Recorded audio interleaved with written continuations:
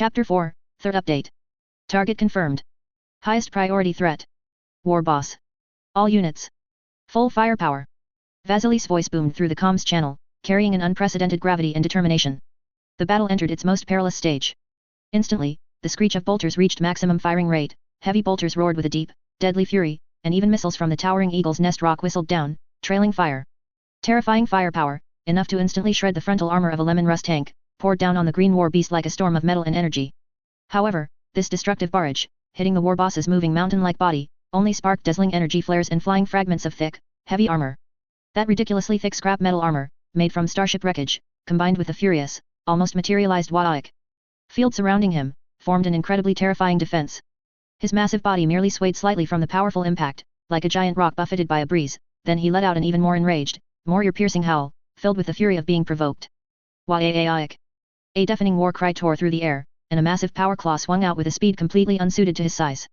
A distorted, space-ripping crimson energy blade swept out with the claw strike, carrying the might to destroy everything. Scatter! Scatter quickly! Sergeant Vasily warned sharply, his voice carrying a rare urgency. But the warning came a half-step too late. Two Ash Knights warriors, charging at the very front, attempting to close in with Astartes' bravery and the sharpness of chainsword to create an opening for subsequent firepower, were directly hit by this devastating energy claw strike. Their hardened ceramite armor, before this absolute power, was easily torn, twisted, and melted like flimsy paper. The enormous kinetic energy, like an invisible battering ram, smashed their bodies away like ragdolls, sending them crashing heavily against the hard cave wall behind, emitting a grating sound of metal and rock violently colliding and shattering. Blinding electrical sparks, like dying fireflies, frantically burst from the terrifying, gaping holes in their armor. Blood and shattered organ tissue instantly gushed out under immense pressure, staining the armor lining and the cold rock. But at the very moment of these fatal wounds, which would instantly kill any mortal, the Belisarius furnace, implanted deep within their gene seed and closely linked to their life support systems, was violently activated by the drastic fluctuations in their vital signs. A powerful torrent of life-active regenerative substance was urgently pumped into their collapsing circulatory systems. Through the gaps in their shattered armor, one could clearly see the tissues at the edge of the wounds rapidly contracting and staunching blood flow under the frantic action of powerful biohormones and nanomachines. Torn muscle fibers and broken bones were undergoing a brutal and rapid self-repair, driven by the immense life force forcibly infused by the furnace, forcibly fighting against the devastating injuries.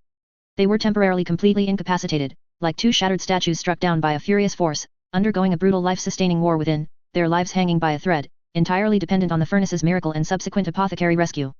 In the comms channel, Sergeant Ivanov's anxious shouts from B-Team interspersed with the gunfire. Eagle's Nest rock, full suppression.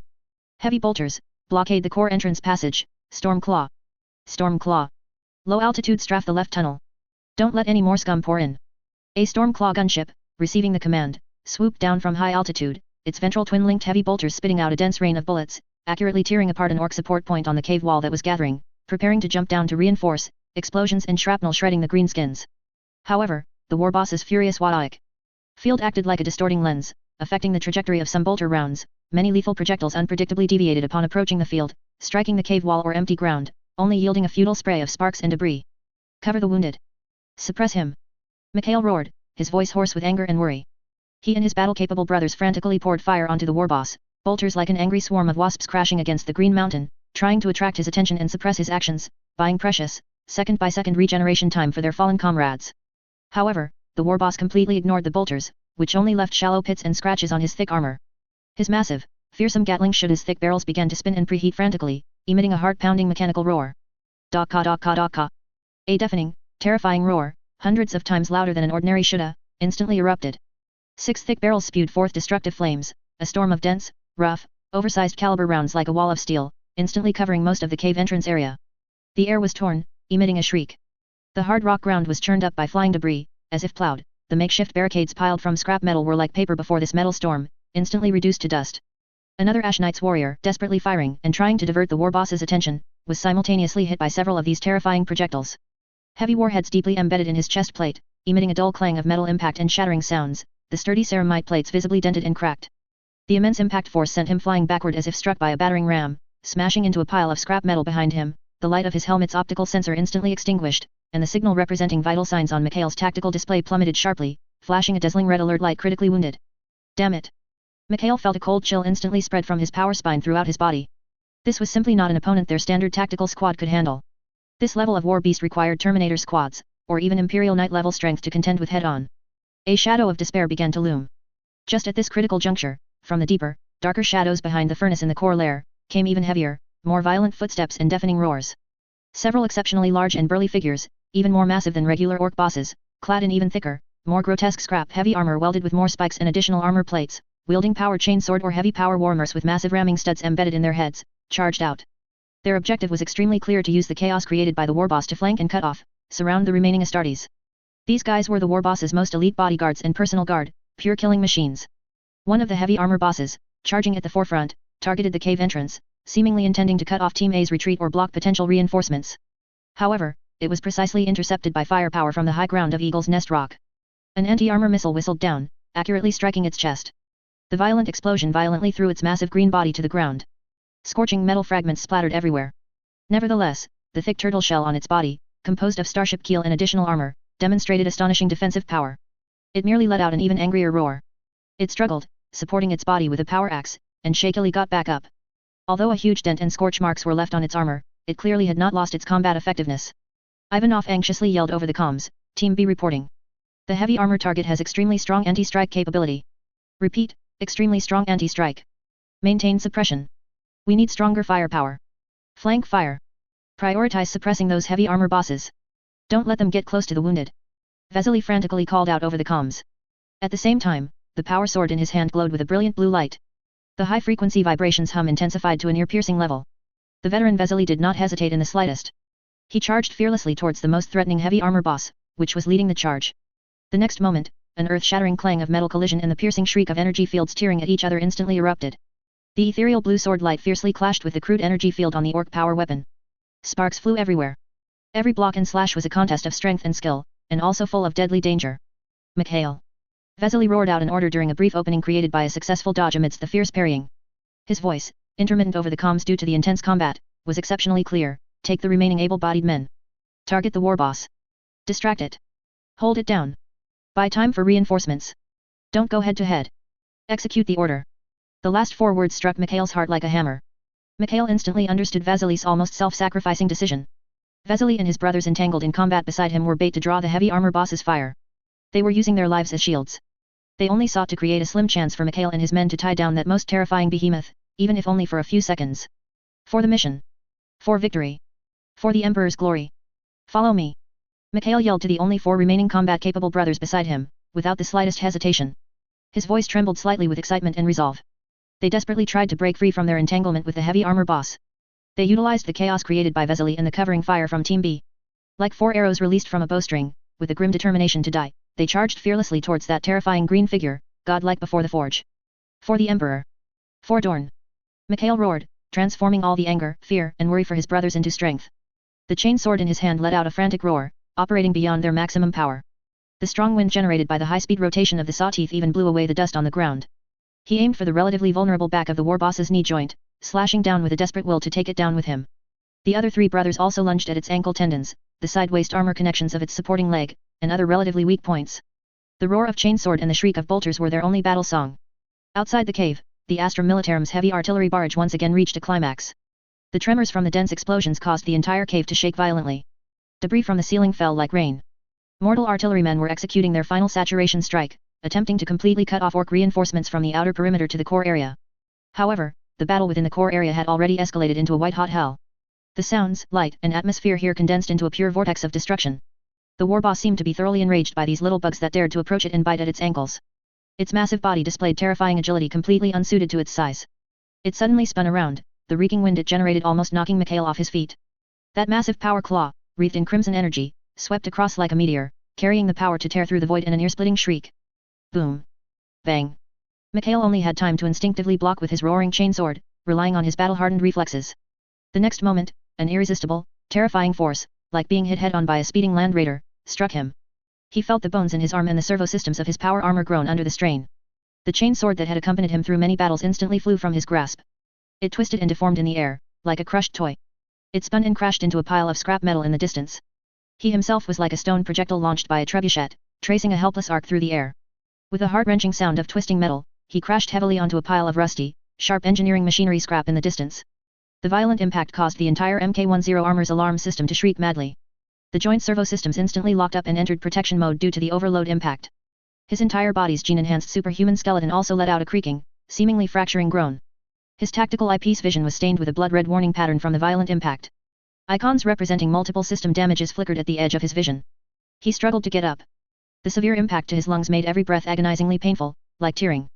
He inhaled hot air mixed with heavy metal dust and the smell of blood. This triggered a brief, violent, suffocating cough. The inside of his helmet visor instantly became covered with a mist of blood. He could only watch in despair as his brothers, under the war boss's furious subsequent attacks, like swatting flies, were easily flung away like fragile dolls. He even saw them brutally trampled by its massive metal foot. The sound of bones shattering clearly reached his damaged auditory sensors, even through the noisy battlefield. The comms channel was instantly filled with his brother's pained grunts and the alarms indicating rapidly dropping vital signs. The war boss easily dealt with the other little bugs. Its small, crimson eyes, filled with cruel satisfaction and destructive desire, locked onto the only target still struggling on the scrap heap, trying to restart its servo systems Mikhail like a searchlight. It let out a deafening roar of victory. Its massive power claw was raised high. A deadly crimson energy blade condensed and extended at the tip of the claw. The energy blade hummed like the opening of a hellish forge. It aimed directly at the almost immobile Mikhail. The cold shadow of death instantly descended, as if solid. The shadow cut off all sound and light. Chapter 499, Kill War Boss instantly. Mikhail's heart was filled with a cold, pure despair. He tried to reach for the spare bolt pistol at his waist. But his arm was completely bound by the locked servo joints and the excruciating pain from his nerves. Even this tiny movement became incredibly difficult. He could only watch as the destructive giant claw descended with unparalleled force. It was preparing to crush him, along with the scrap metal beneath him, into cosmic dust. Just as the giant claw, imbued with absolute destructive power, tore through the air, only a few meters from Mikhail's chest armor, and death was already within reach. Woo boom! A piercing shriek, so extreme it seemed to tear the soul, came without warning from directly above the cave ceiling. This sound surpassed the roar of any engine or weapon on the battlefield. It carried the texture of pure physical laws being violently broken. Immediately followed by a deafening, terrifying impact sound, like a planetary collision. The entire core area shook violently as if a severe earthquake had occurred. Large sections of rock from the cave ceiling collapsed and fell like a torrential rain.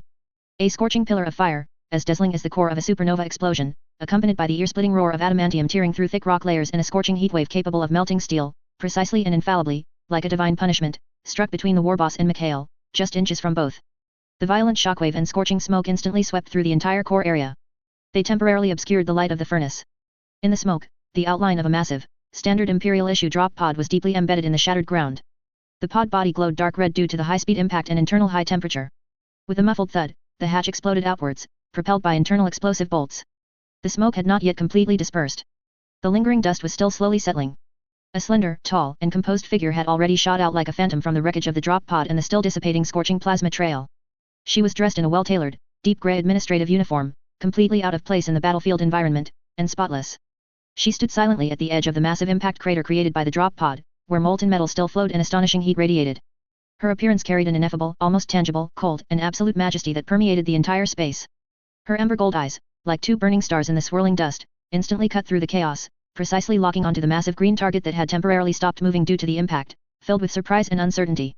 That pressure was as heavy as a mountain, as biting as cold ice. It caused even the rampaging orcs on the battlefield to momentarily choke. It was Hather Lupka, Broken Tooth's planetary governor's office's chief administrative secretary. Mikhail's mind was a roaring blank. His power armor's cognitive system seemed to temporarily crash due to this extreme absurdity. How could she be here? In the heart of the battlefield. Appearing in such a way, descending from the sky like a divine soldier. This completely overturned all his perceptions of this civilian official. The war boss was also stunned by the sudden meteorite from the sky and the tiny figure that emerged from it. Its simple brain was clearly unable to comprehend this scene. But immediately, offended fury overcame its confusion. It let out an even more violent, more piercing roar. It abandoned the nearby Mikhail. The massive power claw, with the power to tear space and crush everything, stirred up a foul wind and slammed fiercely towards the tiny human who dared to appear before it in such a manner and challenge its authority. The air was rapidly compressed, emitting a sharp crack. Hather Lupka carried no visible firearms or heavy weapons. Facing the giant claw capable of crushing adamantium fortresses, she merely casually, even gracefully, sidestepped and glided. Her movements were utterly fluid and natural.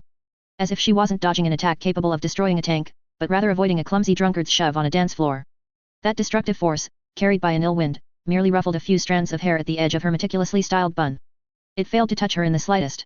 In the tiny moment when the war boss inevitably lost its balance due to its full force attack missing, Hather moved. Her movements were so fast they completely exceeded the maximum dynamic capture limit of Mikhail's power armor's optical system. Only a blurry afterimage remained on the tactical display. Like a cold flash of pure speed tearing through the gloomy cave.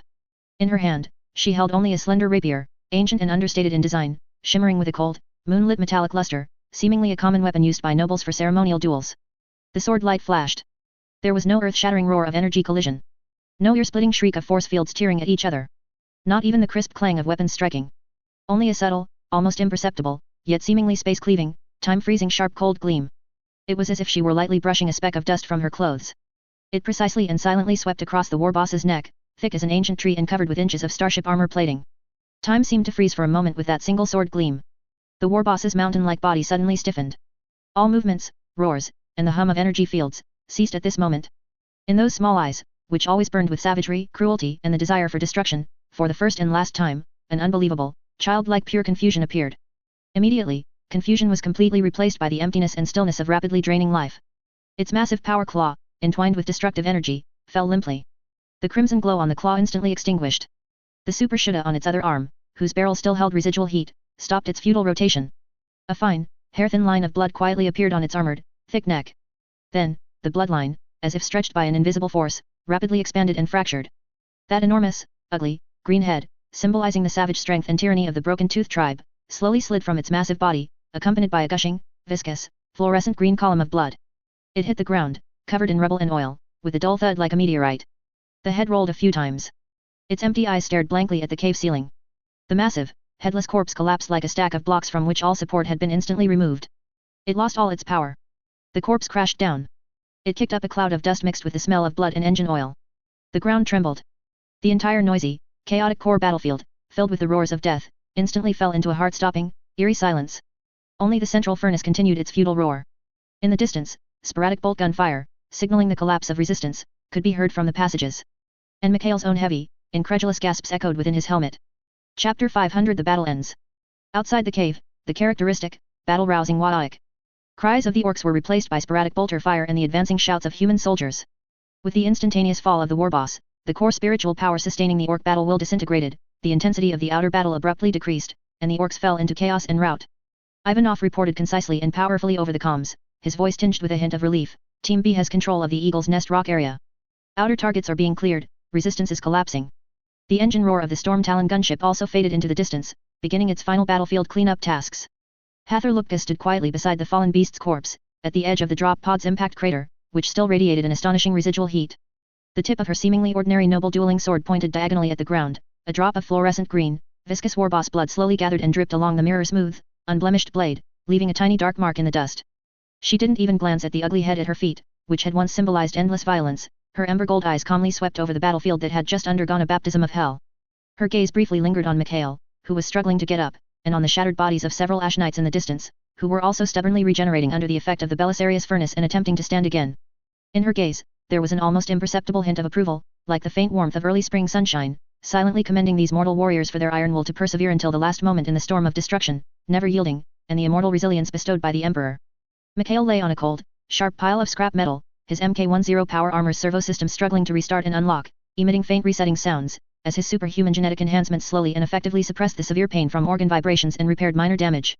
But he had seen the incredible, counterintuitive scene that had just unfolded with absolute clarity. Administrative secretary? A clerk in the governor's office? No. That instantaneous display of speed beyond physical laws, terrifyingly exquisite skill, and absolute power like crushing an ant when facing a war beast. That was not human. Not mortal. That was an existence far beyond his comprehension as an Astartes, completely overturning all his perceptions. Cold despair was replaced by a deeper reverence, stemming from the instinct of life, and an unspeakable, soul-level shock and realization. Hather's gaze finally rested on Mikhail, her eyes clear and profound, like ancient, unchanging stars, yet seemingly piercing through the damaged ceramite armor, life support systems, muscles, and bones, directly projecting onto his soul, which was violently fluctuating from severe injury, shock, and intense cognitive impact. Compared to the war bosses she had personally slain during the distant Great Crusade era against the Orc Empire, this fellow was a joke not big enough, not green enough, and certainly not Warhammer enough.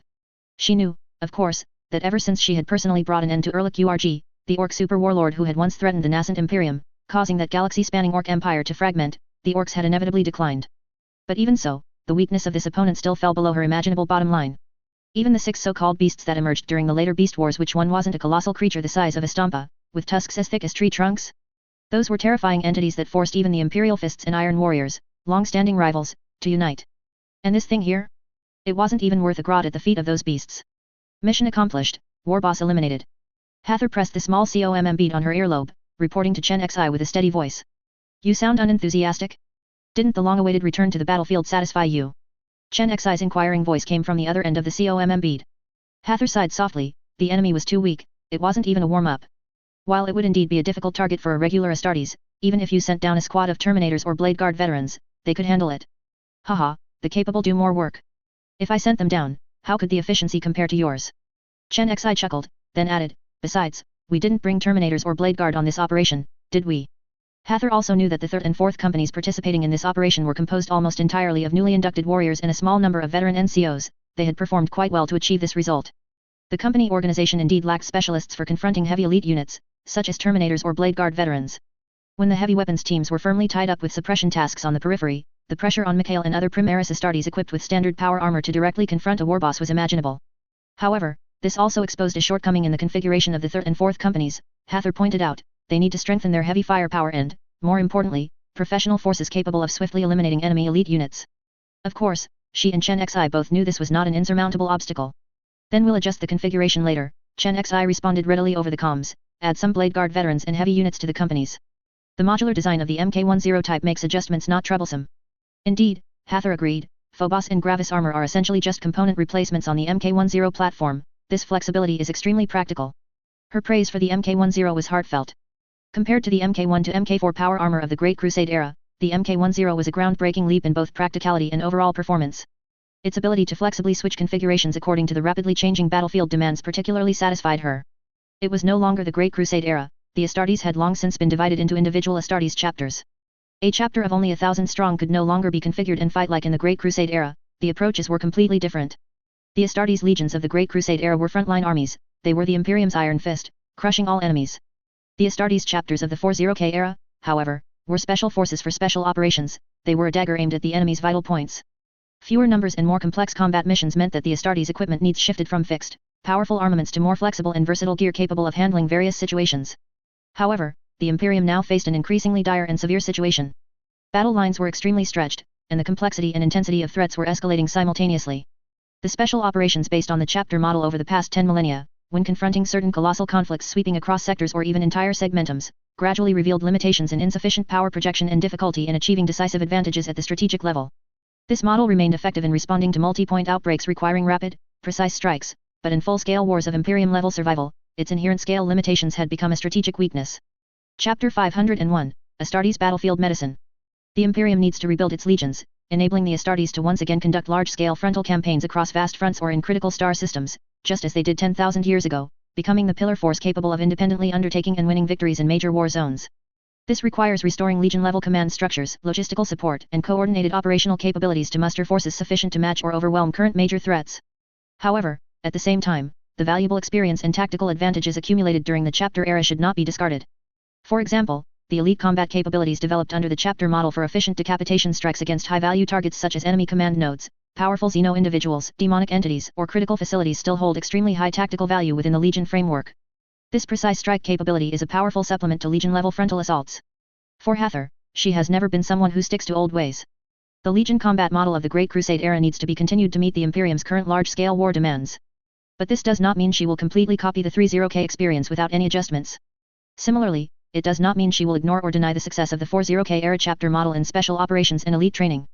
The future Astartes force structure must be a fusion, possessing Legion-level scale, strategic mobility, and frontal decisive battle capability, while retaining and strengthening the tactical flexibility, independent operational discipline, and elite forces for executing difficult special missions, especially against enemy elite units, cultivated in the chapter model.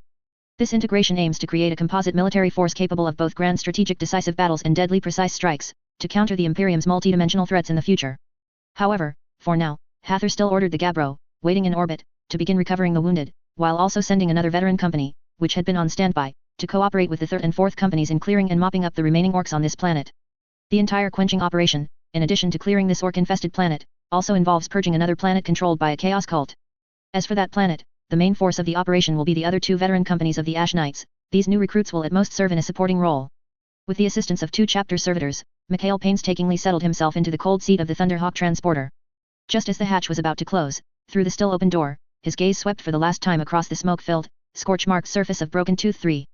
On that scorched earth where they had just fought and retreated, several figures firmly captured his attention. It was the chapter apothecary and his spiraling acolyte. The apothecary's power armor was not significantly different from that of a regular Ash Knight, save for the left shoulder pad painted a striking blood red, and the right shoulder pad emblazoned with a red, spiral rod of Hermes emblem.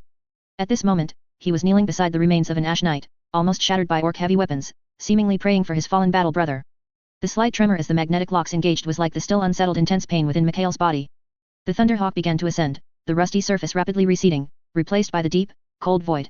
His Thunderhawk was not the only one in the returning formation.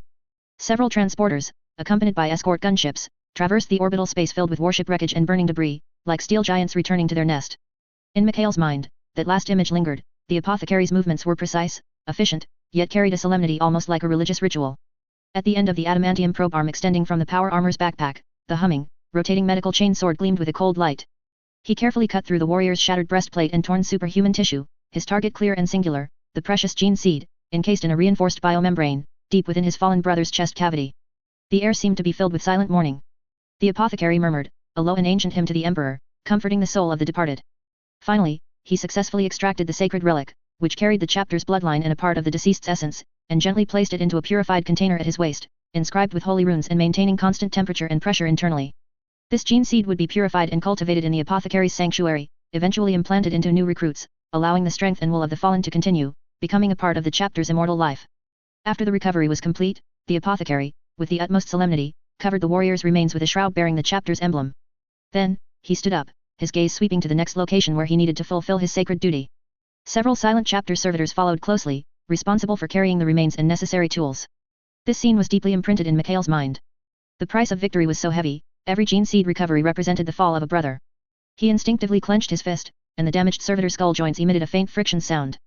Back in the massive hangar of the Gabbro, filled with the strong smell of machine oil and promethium, they were met by a medical team already on standby. A hospitaller, dressed in a plain white nun's robe and with a solemn expression, led several silent medical servitors and chapter servitors in classifying the wounded brought back by the Thunderhawk transporters. Mikhail and the other injured warriors from the operation were carefully lifted from the Thunderhawk by medical servitors and placed on anti-gravity hovering stretchers. The gruesome, large dent on his breastplate, and the constant flashing crimson alert runes from the internal sensors, led the hospitaller to mark him as emergency treatment level. He was quickly transported to the chapter medical bay located deep within the warship. The air here was filled with a unique scent, a mixture of disinfectant, embalming grease, and rust-like blood. Precise servitor skulls floated and traversed at low altitude like silent sentinels, their slender mechanical arms flashing with cold scanning beams or gripping gleaming surgical instruments. Huge cogitator screens were embedded in the walls, cold blue data streams pouring down like waterfalls, monitoring the life force of every injured person. The hospitaller responsible for Mikhail was ready. Over her originally pristine white nun's robe, she wore a sterile surgical gown stained with the blood of brothers, solemn yet tinged with a hint of sorrow. Mikhail was secured to a cold adamantium operating table. At the hospitaler's concise command, a medical servitor emitted a piercing hum with a power cutter, precisely peeling away his severely deformed breastplate, exposing the swollen, purplish chest cavity and fractured, twisted ribs beneath. Intense pain surged, but Mikhail only gritted his teeth, a silent endurance rolling in his throat. The hospitaller leaned over, personally inserting several thick needles connected to complex life support lines into his tough major blood vessels. Pale golden nutrient fluid, potent coagulants, and regenerative catalysts began to inject into his superhuman body, commencing his treatment. Chapter 502, Dreadnought Sarcophagus, Third Update. Adjacent to the surgery area was the severe injury monitoring ward. When Mikhail was brought here, he glimpsed several familiar figures. They were the brothers who had charged the war boss with him, and the two warriors severely wounded by the war boss's power claw. They lay in individual life support pods, their bodies covered in tubes, immersed in a pale green nutrient solution. The powerful regenerative capabilities brought by the Belisarius furnace were still at work, and the wounds slowly writhed and healed visibly to the naked eye, but the process was clearly extremely painful. Aside from the beeping of instruments, the air was filled only with the heavy, suppressed gasps of the injured, filtered by their breathing masks. To ensure Mikhail could rest and recover better, a medical servitor injected him with a sleep-inducing agent. Soon, Mikhail fell into a deep slumber.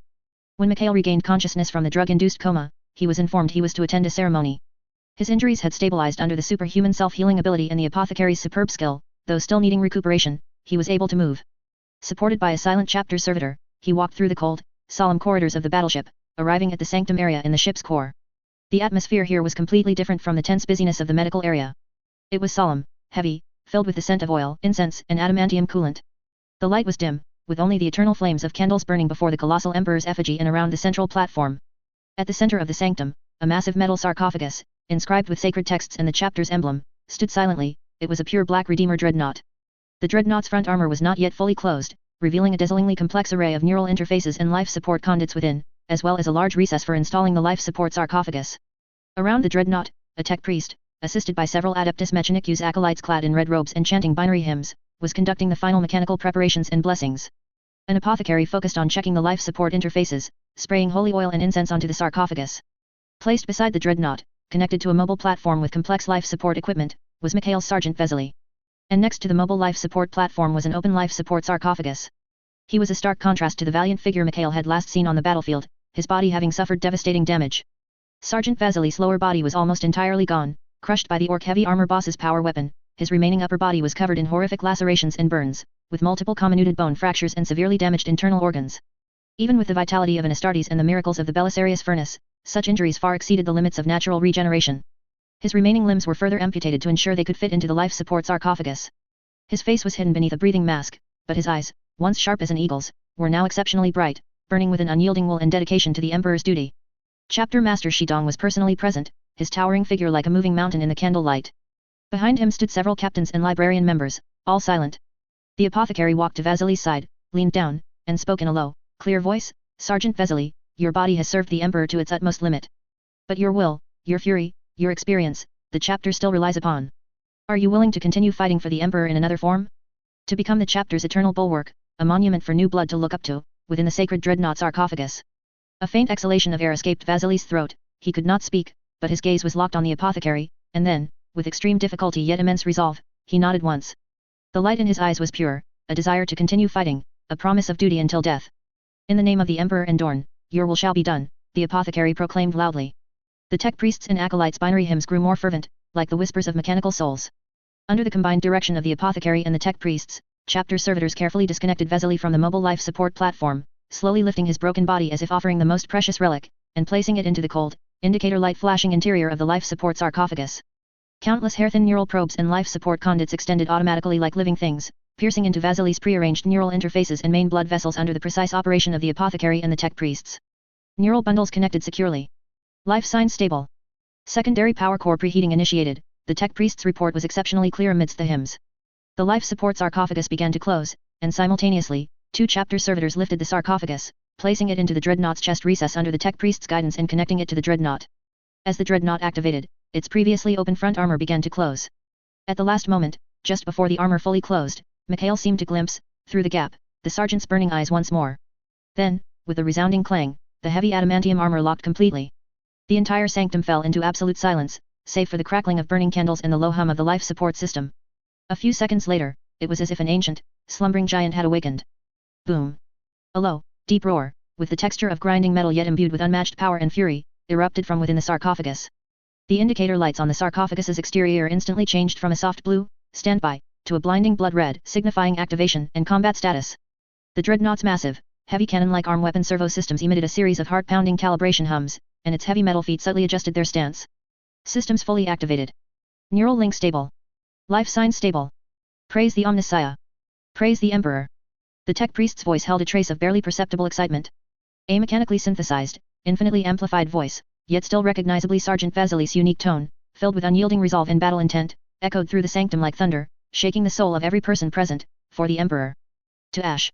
This was no longer the voice of a mortal, it was an oath forged of steel and fury, the roar of an immortal warrior. The newly born dreadnought Vesely officially became a living relic of the Ashen Knights chapter, an eternal war machine. Mikhail stood among the crowd, his chest surging with inexpressible emotions. There was profound respect for Sergeant Vesely, deep awe for death and transformation, and, even more, a heavy sense of mission. He looked down at the black and white Maltese cross insignia on his chest, which had been cleaned and shown anew in the medical pot. A warrior's life is the Emperor's currency, and the Ash Knight's flame shall never be extinguished, whether among the living or the dreadnoughts. Chapter 503, Post-Battle Summary. The bridge of the Gabbro was bathed in the eerie, cool, blue light of the Cognito Hazard Array. The air was thick with the slightly acrid smell of burning promethium, the metallic tang of coolant, and the sacred scent of incense. Outside the massive viewport, the star of the Broken Tooth star system emitted a dim yellow glow, illuminating the holographic star map suspended in the center of the bridge. On that war-torn planet, the crimson light representing intense combat was gradually fading, leaving only the outline of scorched earth. Loken's tall figure stood before the tactical hollow table, the servo joints of his power armor emitting a low hum as he retrieved data. His helmet was tucked under his arm, and his voice was low and precise. "Operation Anvil has concluded, and the specific battle statistics have been compiled," he said, his fingertip tracing the holographic interface as cold data and casualty reports cascaded down. Ash Knight's 3rd and 4th Neophyte companies, a total of 200 battle brothers committed, 13 killed in action. May their souls return to the Golden Throne. Additionally, 40 were gravely wounded, all of whom have received effective treatment. However, 3 of them suffered wounds too severe and have been transferred to Dreadnought sarcophagi to continue serving the Emperor. The assisting Astra Militarum Rostov 17th, 18th, and 19th Regiments sustained a 25% casualty rate, successfully consolidating the landing zone and completing the outer suppression. Their sacrifice will be remembered. He paused slightly, his gaze sweeping over the remaining conflict markers on the star map, then continued, there are 3 primary tactical deficiencies exposed in this operation. Firstly, the neophyte companies lacked effective immediate countermeasures against elite units such as orc war bosses and heavy armor bosses, and their heavy firepower configuration was insufficient. Secondly, when encountering sudden high-intensity threats, the battlefield coordination chain reacted sluggishly, and the speed of information transmission and decision-making at the command level was inadequate. Thirdly, neophytes still lack the ability to identify and respond to sudden threats in complex situations. Loken's voice fell, precisely pinpointing the core deficiency of Mikhail's squad: the neophyte company's lack of heavy firepower, making them unable to withstand the furious charge of the war boss, Broken Tooth. Hather looked stood with her hands clasped behind her back, her dark grey administrative uniform accentuating her tall figure. Her gaze pierced through appearances, sharp as a knife, as she stood by the star map, scrutinizing the planetary projection before her, appearing to Loken just as the War Master had 10,000 years ago. The firepower deficiency you pointed out is crucial, Loken. Hather's voice was steady and authoritative. That single word, Loken, caused Loken's pupils to contract instantly. The approval of the Ulaner triumph collided violently with the shadows of the Terra City walls, then was suppressed by cold vigilance. Hather operated the hollow table, bringing up a segment of battlefield recording, the scene focusing on the moment the warboss charged furiously through the defensive line, shrugging off bolter fire. Loken, the core issue is precisely as you emphasized, the standard firepower of neophyte companies cannot suppress heavily armored elites. Hather's fingertip tapped the warboss's thick armor. Bolters and chainsword lack stopping power and armor penetration depth. When a warboss charges, the defensive line lacks a heavy firepower anchor point capable of directly confronting its spearhead. The scene switched to another battlefield recording from Eagle's Nest Rock. A Gravis pattern Eradicator squad's heavy bolter timely concentrated fire, and the heavy armor boss's charge abruptly stalled. Eagle's Nest Rock proves, Hather's tone was cold, that countering heavily armored elites requires immediate, concentrated heavy firepower with armor-piercing capability, and even more so, heavily armored units capable of withstanding counterattacks and stabilizing the defensive line to support such firepower output. Loken remained silent as a statue, his voice steady, yet always maintaining his suspicion and vigilance towards Hather. You believe tactical content needs to be adjusted? No, Hather stated unequivocally. Her gaze lingered briefly on Loken's faceplate, a flicker of an unreadable light passing through, then returning to its cold intensity. Basic training is the skeleton needs flesh and soul. Her fingertip traced the Ague-7 and Broken Tooth markers on the star map. The soul is forged in the crucible of real combat, and now we need to fill the skeleton with flesh. The solution is a structural adjustment, assign dedicated Sword Brethren veteran squads as the core to each neophyte company, integrating Gravis pattern heavy units, allowing the company to both attack and defend. She emphasized, Gravis pattern heavy armor provides Terminator-grade defense, and powerful power packs support sustained heavy firepower output. They are the new pillars of company operations, using heavy armor to withstand fierce assaults and heavy firepower for precise kills. Her gaze was as sharp as a sword, piercing through the star map. Let new blood fight in true elite confrontations, alongside Sword Brethren veterans and Gravis heavy armor units. Learn firsthand how to establish stable firing points relying on heavy armored units, how to coordinate heavy firepower for precise strikes under high pressure, and how to proactively maintain the lifeline against elites in the gaps between commands. This is the crucible to compensate for firepower deficiencies and temper the chapter's resilience.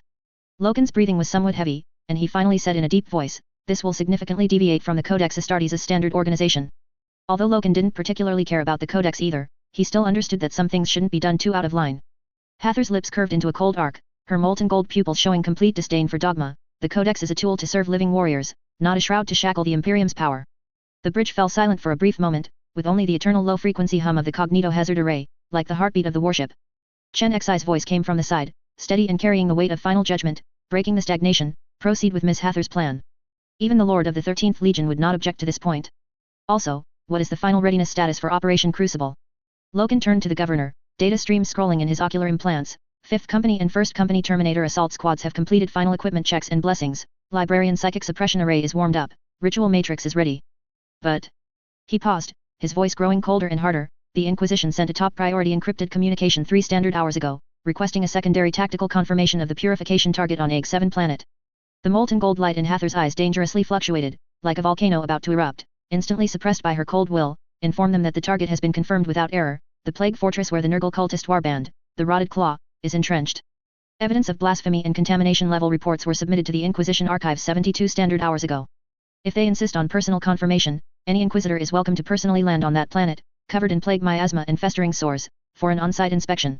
Chen Xi let out a soft, unidentifiable chuckle, raising a hand to halt any further argument. I will handle the Inquisition's inquiry. Loken, transmit the order. Librarian Ahriman is to immediately begin the psychic suppression ritual. the fleet is to maintain silent running. Upon reaching high orbit of RIfxFe, no secondary confirmation is needed, proceed directly with orbital insertion. Time is the Emperor's will. Understood, Governor. Loken bowed his head in acknowledgement, then turned and walked towards the comms array, his heavy footsteps echoing on the adamantium deck. Hather's gaze locked once more on RIfxFe, which glowed with an ominous purplish-black light on the star map. The simulated image of the planetary surface showed rolling yellow-green toxic clouds and festering land, like a suppurating scar on the cosmos trunk. The true crucible was about to be ignited. Chapter 504, Orbital Drop.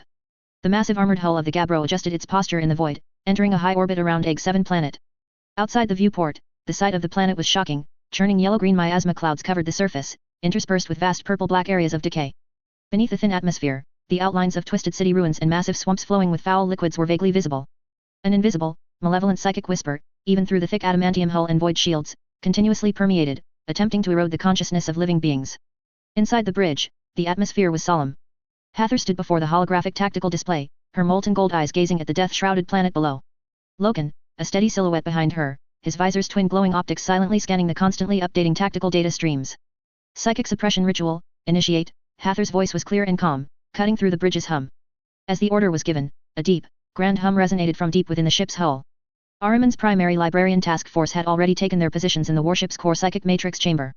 Giant runic arrays lit up on the deck, precise psychic amplification devices operated efficiently, and the librarian's low chants converged into a powerful, stable psychic torrent, specifically aimed at countering the planet's warp contamination. This resilient psychic power, like an invisible searchlight beam, was precisely projected from the Gabbro, piercing into RIfxFe planet's churning toxic clouds. The yellow-green miasma violently churned and dissipated in the areas where it contacted the beam. The suffocating chaotic psychic field on the planet's surface, formed by Nurgle's power, was forcibly suppressed by this mighty imperial psychic force, temporarily carving out a relatively stable operational space. The contamination was like viscous oil covering water, but at least it provided a foothold for the landing forces. Orbital drop commenced.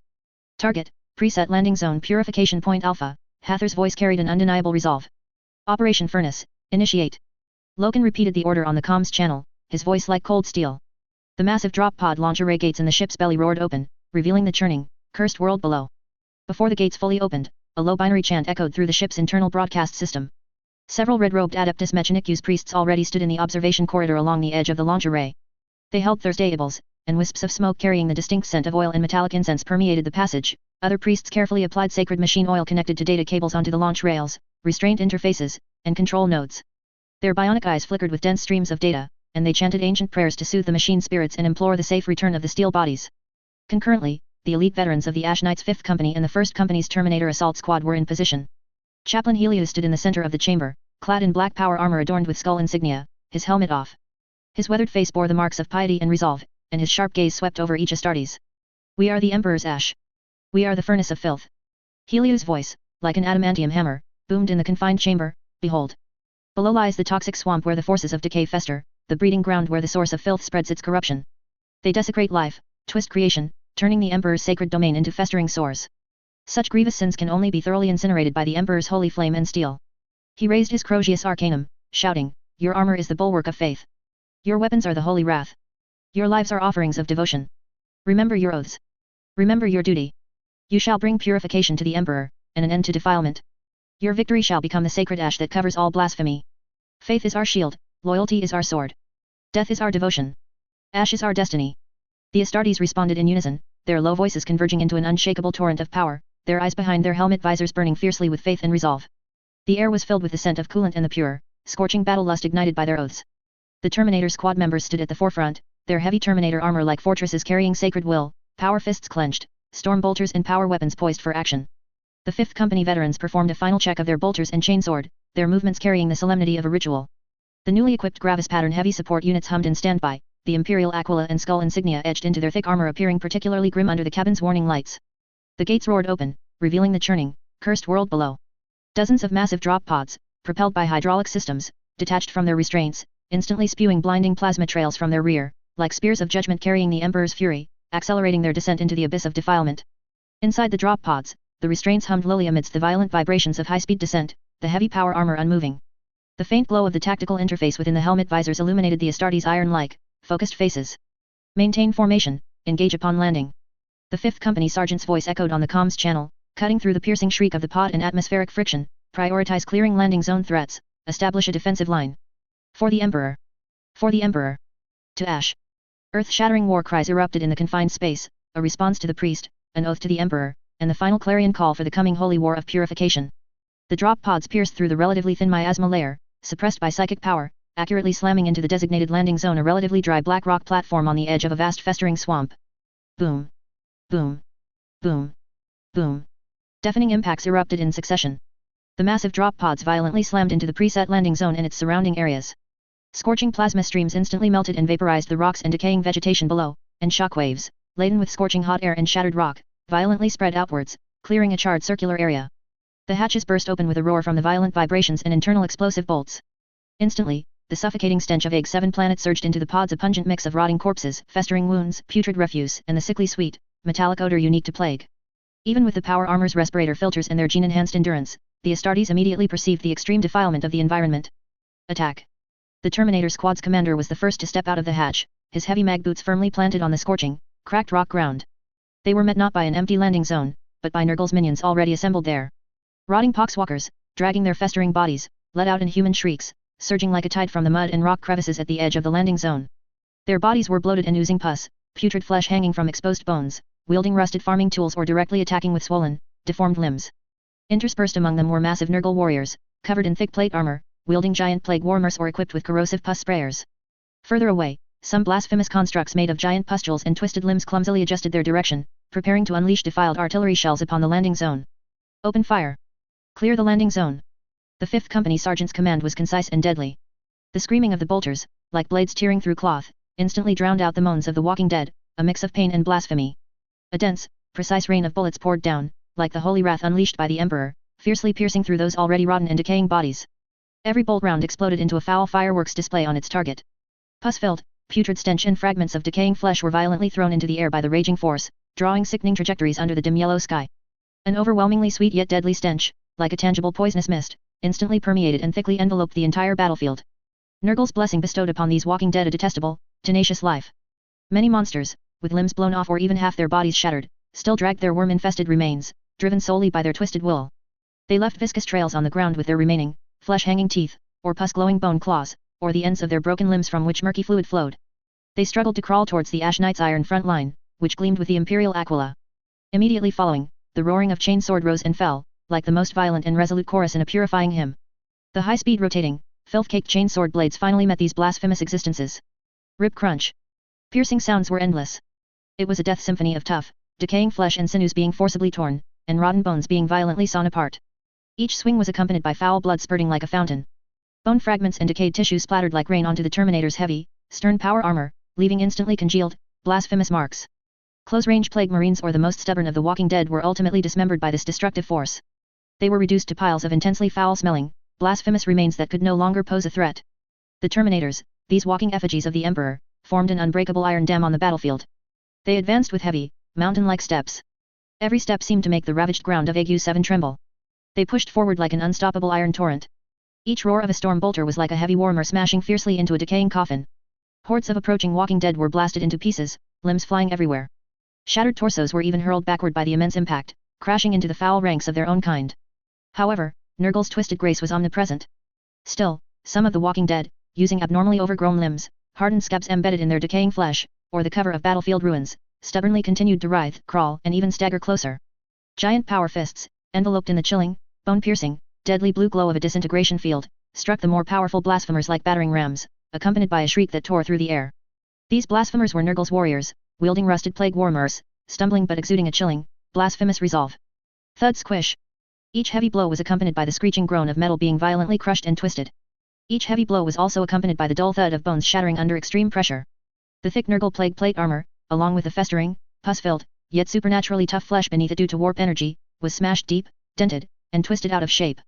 Foul, viscous, and living like writhing pus blood, like a violently burst giant abscess, spurted wildly from the deformed armor seams. The pus blood splattered onto the Terminator's gleaming armor, emitting a sizzling, corrosive sound. The vitality of these plague marines was abnormally tenacious. Even with their chest armor caved in and their internal organs turned to pulp beneath a fist, they often only stumbled back a few steps. They squeezed out indistinct, malicious roars from deep within their rotten throats. Relying on the unnatural support of their grotesquely overgrown bones and decaying muscles, after a brief pause, they would again swing their weapons, oblivious to pain and heedless of destruction. Dragging their even more shattered, filth-dripping bodies, carrying an even denser, almost suffocating stench and a pure blasphemous will, they again surged forward like an unstoppable wave of decay. Every kill by the Terminators had to be a more thorough, more brutal, and more destructive strike. As if to completely erase their very existence from the material universe. Left flank. Plague Bubo Cannon. Focus fire. Watch their decaying flesh armor. The crimson glow of a Terminator squad member's helmet optics locked firmly onto the target. A cold, emotionless voice exploded in the internal comms channel. A hint of solemnity hidden beneath it, like a turbulent current surging beneath ice. Those blasphemous turrets, formed from writhing decaying flesh, rock-hard pus stabs, and grotesquely protruding bone spurs, possessed a twisted, resilient defense far beyond that of ordinary Walking Dead or Plague Marines. Several 5th Company heavy weapon veterans, clad in Gravis pattern heavy power armor, responded immediately as if answering a holy summons. Their heavy magnetic boots crushed the foul rocks and congealed decaying fluids beneath their feet. Each step emitted a dull squish of rock cracking under immense pressure, mixed with the squeezing of viscous fluids. They swiftly and steadily stabilized their position, standing shoulder to shoulder to form a mobile iron fortress. On their thick shoulder and chest plates, coolant circulated in complex pipe circuits, gleaming with a cold, faint light. Under the eerie light of Egg 7 planet, forever shrouded in a sickly yellow-green mist, they appeared exceptionally grim and cold. Like arbiters who had just emerged from a sacred forge. Gravis armor granted them mountain-like protection and rock-solid stability, surpassing standard power armor. Making them an irreplaceable heavy fire support pillar on the battlefield. Heavy weapon veteran Brock, code-named Broken Hammer, had a sharp, black broken warmer insignia clearly visible on the side of his heavy Gravis armor's shoulder plate, a symbol of his honor. His thick arms were as steady as a rock, and the hydraulic joints hummed lowly with his movements. At this moment, this strength perfectly controlled the ferocious recoil of the Punisher heavy bolter. With each shot, the heavy armor frame trembled, and the already crushed rock powder mixed with foul blood on the ground was again shaken into a spray. His target was the nearest blasphemous bubo cannon. The swollen bubo was emitting a chilling, pulsating green light, like a dying heartbeat, reaching critical charge. The surface of the bubo was almost transparent, with swirling, highly toxic pus clearly visible. For Dorn. For the Emperor. Brock's roar in the comms channel was muffled yet resolute, every word seeming to be squeezed out of an iron chest cavity, carrying a rough texture. He pulled the trigger, boom. Boom. Boom. Boom. The roar of the heavy bolter was not a simple gunshot, but a continuous, deep, earth-shaking bellow, like an ancient titan beast sharpening its destructive fangs in an abyssal forge. A deadly metal storm composed of countless high-velocity, rotating heavy bolters imbued with destructive kinetic energy precisely tore, gnawed, and penetrated the thick, elastic, and constantly writhing, blasphemous armor of the plague pustule cannon. This was not inanimate steel, but living tissue twisted, bred, and covered with slimy scabs by Nurgle's evil power. The powerful warheads easily tore open the constantly regenerating, foul-smelling scabs on the surface, deeply embedding themselves into the pulsating, pus-filled living tissue beneath. Each hit exploded into a wound the size of a communion plate, with edges of charred, smoking putrid flesh, emitting the pungent smell of burning protein. Foul, viscous fluids, mixed with countless madly wriggling maggots and shattered bone splinters, erupted violently like a punctured abscess. These blasphemous bodily fluids splashed onto the charred ground, making a sizzling corrosive sound, and rising into wisps of yellowish-green smoke with a sweet, putrid odor. The pustule cannon's colossal trunk, composed of decaying flesh and twisted metal, convulsed violently in pain, like a giant, dying creature. It let out a series of horrifying wails, like a rotting leviathan beast struggling in a toxic swamp, its voice wet and thick with a suffocating stickiness. However, under the twisted blessing of Father Nurgle's foul power, its core structure displayed a blasphemous resilience. Brock's sharp tactical lenses clearly captured the abominable scene. Several heavy bolter rounds, powerful enough to penetrate light armored vehicles, were actually deflected by that thick layer of foul-smelling, slimy corrupted fascia and overgrown bone plates. Only a few charred scorch marks and shallow, almost negligible, dents were left on it. Stubborn scum. The Emperor's wrath will purify you. Brock gritted his steel teeth under his sealed faceplate, his cheek muscles tensed like rock. He held his breath, channeling the extraordinary power of an Astartes monk throughout his power armor-enhanced arms and the stabilizing servo systems in his shoulders, firmly suppressing the violently throbbing, heavy gun body with an iron will. Each recoil of the bolter was like a bound beast crashing forward. He precisely controlled the firing rhythm, each burst as deadly as surgical strike. Beside him, another heavy firepower veteran, equally steady as a mountain, his heavy bolter's roar perfectly intertwined with his own, forming a destructive duet, like two holy blacksmiths forging a piece of blasphemous, stubborn iron. After several rounds of precise, furious, and relentless concentrated fire, like thunderous hammer blows, this blasphemous creation finally let out a final shriek, piercing mortal eardrums, filled with pain and malevolence. Its core structure completely collapsed under the accumulated destructive energy from within and external impacts, convulsing violently like a giant pus-filled sack punctured by holy flame, then slumping down. The massive body disintegrated into a pile of pungent, smoking, sizzling rotten flesh and twisted, deformed blasphemous metal wreckage, with foul fluids flowing everywhere, becoming another blemish on this corrupted battlefield. On the other side, the Terminator squad leader, Qasim, the Anvil, heard a low, powerful hum from his heavy Terminator armor's servo system, like an engine warming up.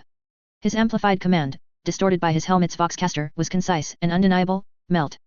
Purge that blasphemous node. Target the core, sustained illumination. His helmet's sensor array locked onto a pustule cannon that was clumsily turning, attempting to aim at the 5th Company infantry, who were establishing a defensive node using the remains of a drop pod. The Terminator warrior, codenamed Furnace, immediately responded. The heavy meltagun was held as steady as a rock, supported by his power armor. The muzzle gathered an unbearable, scorching light, and in the next instant, a dazzling, scorching, almost pure white spear of divine wrath containing terrifying energy that condensed the temperature of a stellar core into a single beam instantly tore through the air, precisely and continuously striking the swollen, glistening, giant sword-like core of that pustule cannon. Sizzle splat. A teeth-grinding, horrifying sound of flesh and metal being instantly vaporized by extreme heat erupted. The sustained scorching for several seconds triggered the most violent reaction from the blasphemous matter. The core swelled and pulsed madly like a living abscess thrown into a furnace, its surface carbonizing and cracking at a visible rate, while the viscous yellowish-green pus inside churned and boiled wildly under unimaginable heat, emitting 100 times more intense, poisonous sweetness and the mixed stench of burnt rotten flesh. Finally, with a dull, squelching bang, like wet leather being torn by immense force, the core, along with the boiling plague pus inside, was completely vaporized. A large, continuously swirling, rapidly expanding cloud of yellowish-green toxic vapor rose from the spot, its stench so intense that even through the Terminator armor's advanced triple filtration system, the environmental sensors inside Furnace's helmet emitted a sharp warning. A fine layer of highly corrosive acidic condensate instantly formed on his lenses. Target purified. Filth incinerated, he reported steadily, his voice carrying a cold satisfaction at the complete eradication of the blasphemous object, and the absolute confirmation of a warrior of the Emperor completing his duty. The battle at the landing zone instantly reached its white-hot climax.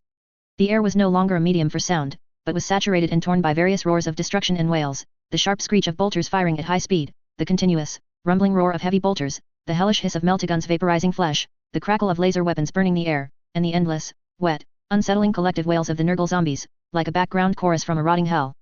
The Ash Knights formed a tight circular defensive line, using the drop pod wreckage, which emitted pungent residual smoke and a burnt smell, as temporary cover. The veterans of the 5th Company displayed unparalleled experience and discipline, their bolters delivering precise, deadly bursts. Every bolter round was carefully considered, specifically aimed at the swollen, deformed heads of plague warriors attempting to approach and spray deadly pus, or at the slightly larger, abnormally moving corrupted monsters within the zombie hordes, suspected of serving as low-level command nodes.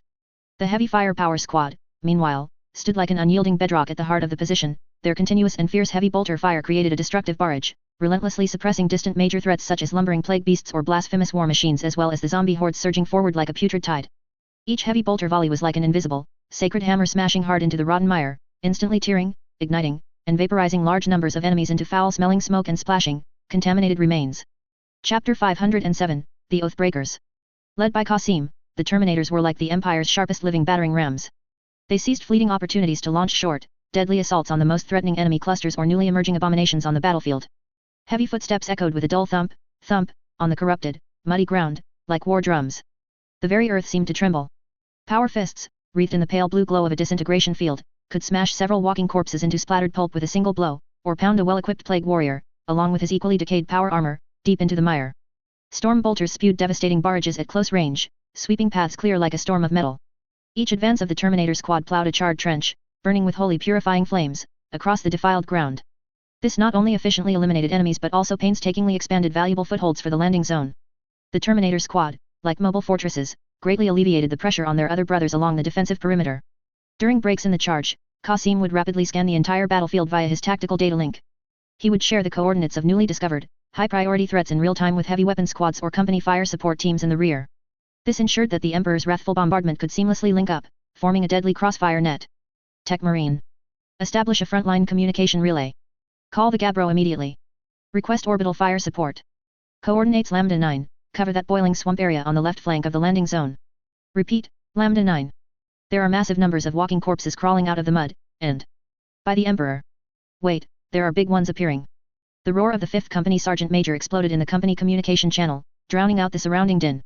As he roared, he used his bolter to deliver a textbook-perfect 3-round burst, blasting the swollen, deformed head of a plague warrior who was attempting to aim his pus sprayer into a burst of rotting flesh and shattered bone. His warning was confirmed before he even finished speaking by a more intense, more nauseating, and almost tangible wave of unholy psychic pressure, the soul-rotting stench emanating from powerful Chaos Space Marines. Just at the edge of that massive, corrupted swamp on the left flank, bubbling with viscous yellow-green liquid, several colossal, twisted figures, radiating despair and decay, slowly emerged from the foul mud and miasma, their heavy steps making the earth groan. Merely sensing their presence was enough to make the fire of hatred, representing humanity's fury and the Emperor's abhorrence, burn fiercely in the chest of every Ash Knights.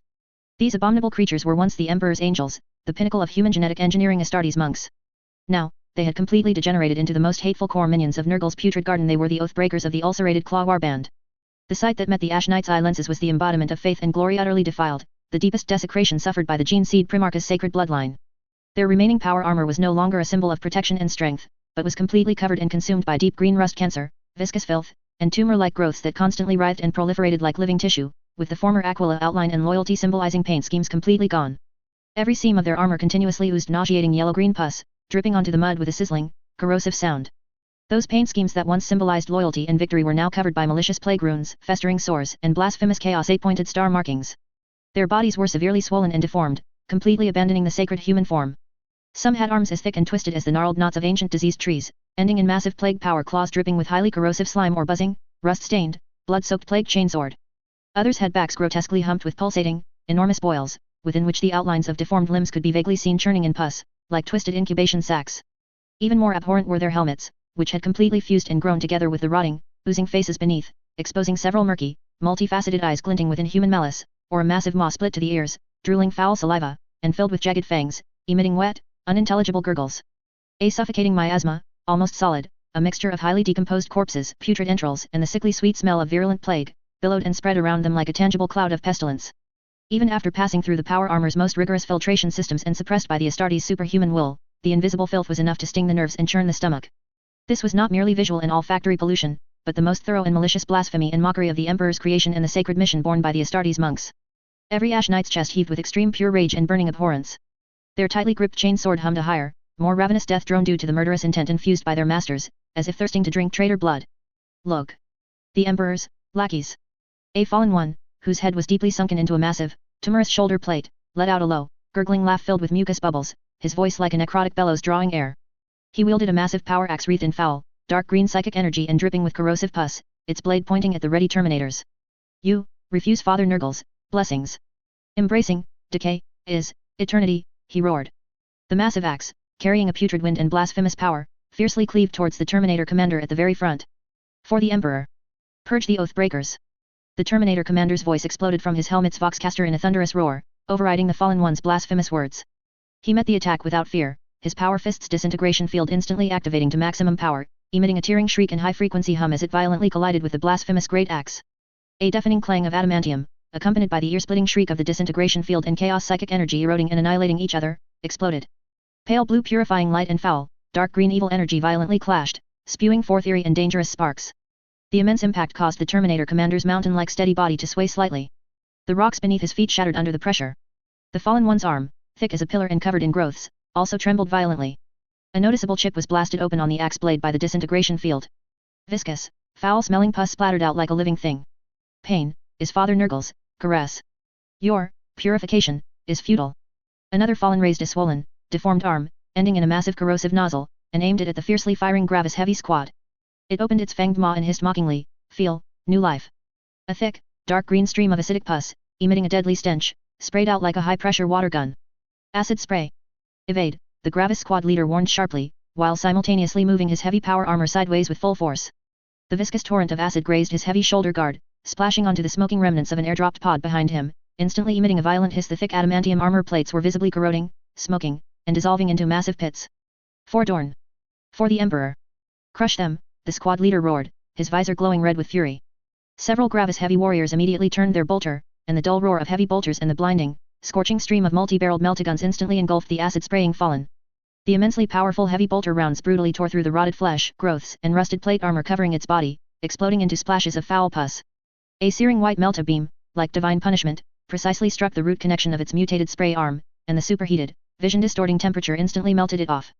The fallen let out a painful, distorted, utterly inhuman shriek, and scalding, foul blood and swirling steam gushed from its severed arm. However, it did not fall. The intense pain instead ignited an even more ferocious savagery, and with its remaining weapon and mutated limbs, it uttered even more malicious curses and launched a more violent attack on the Ash Knights, its extraordinary tenacious vitality astonishing. Just at this critical moment, a low-altitude shriek pierced the polluted air. Several Thunderhawk gunships, like enraged steel raptors, with long blue exhaust trails from their engine nozzles, swooped down from the rolling toxic clouds. The twin-linked autocannons under their wings sprayed a dense rain of bullets, precisely raking the hordes of walking dead attempting to outflank the Ash Knights and the surrounding mire where the fallen were, exploding into death blossoms of mixed rotting flesh, foul blood, and putrid mud. Missiles slung under their bellies trailed smoke, whistling as they slammed into the blasphemous constructs writhing in the distance, preparing to launch foul projectiles, and violent explosions instantly turned them into burning wrecks. The gunship's broadside guns also joined the suppression, their searing ammunition belts like precise whips, violently lashing at the relatively fragile joints and armor connections of the fallen, splashing out large quantities of rusted fragments and foul tissue fluid, effectively disrupting their movements. Immediately thereafter, judgment from the heavens descended.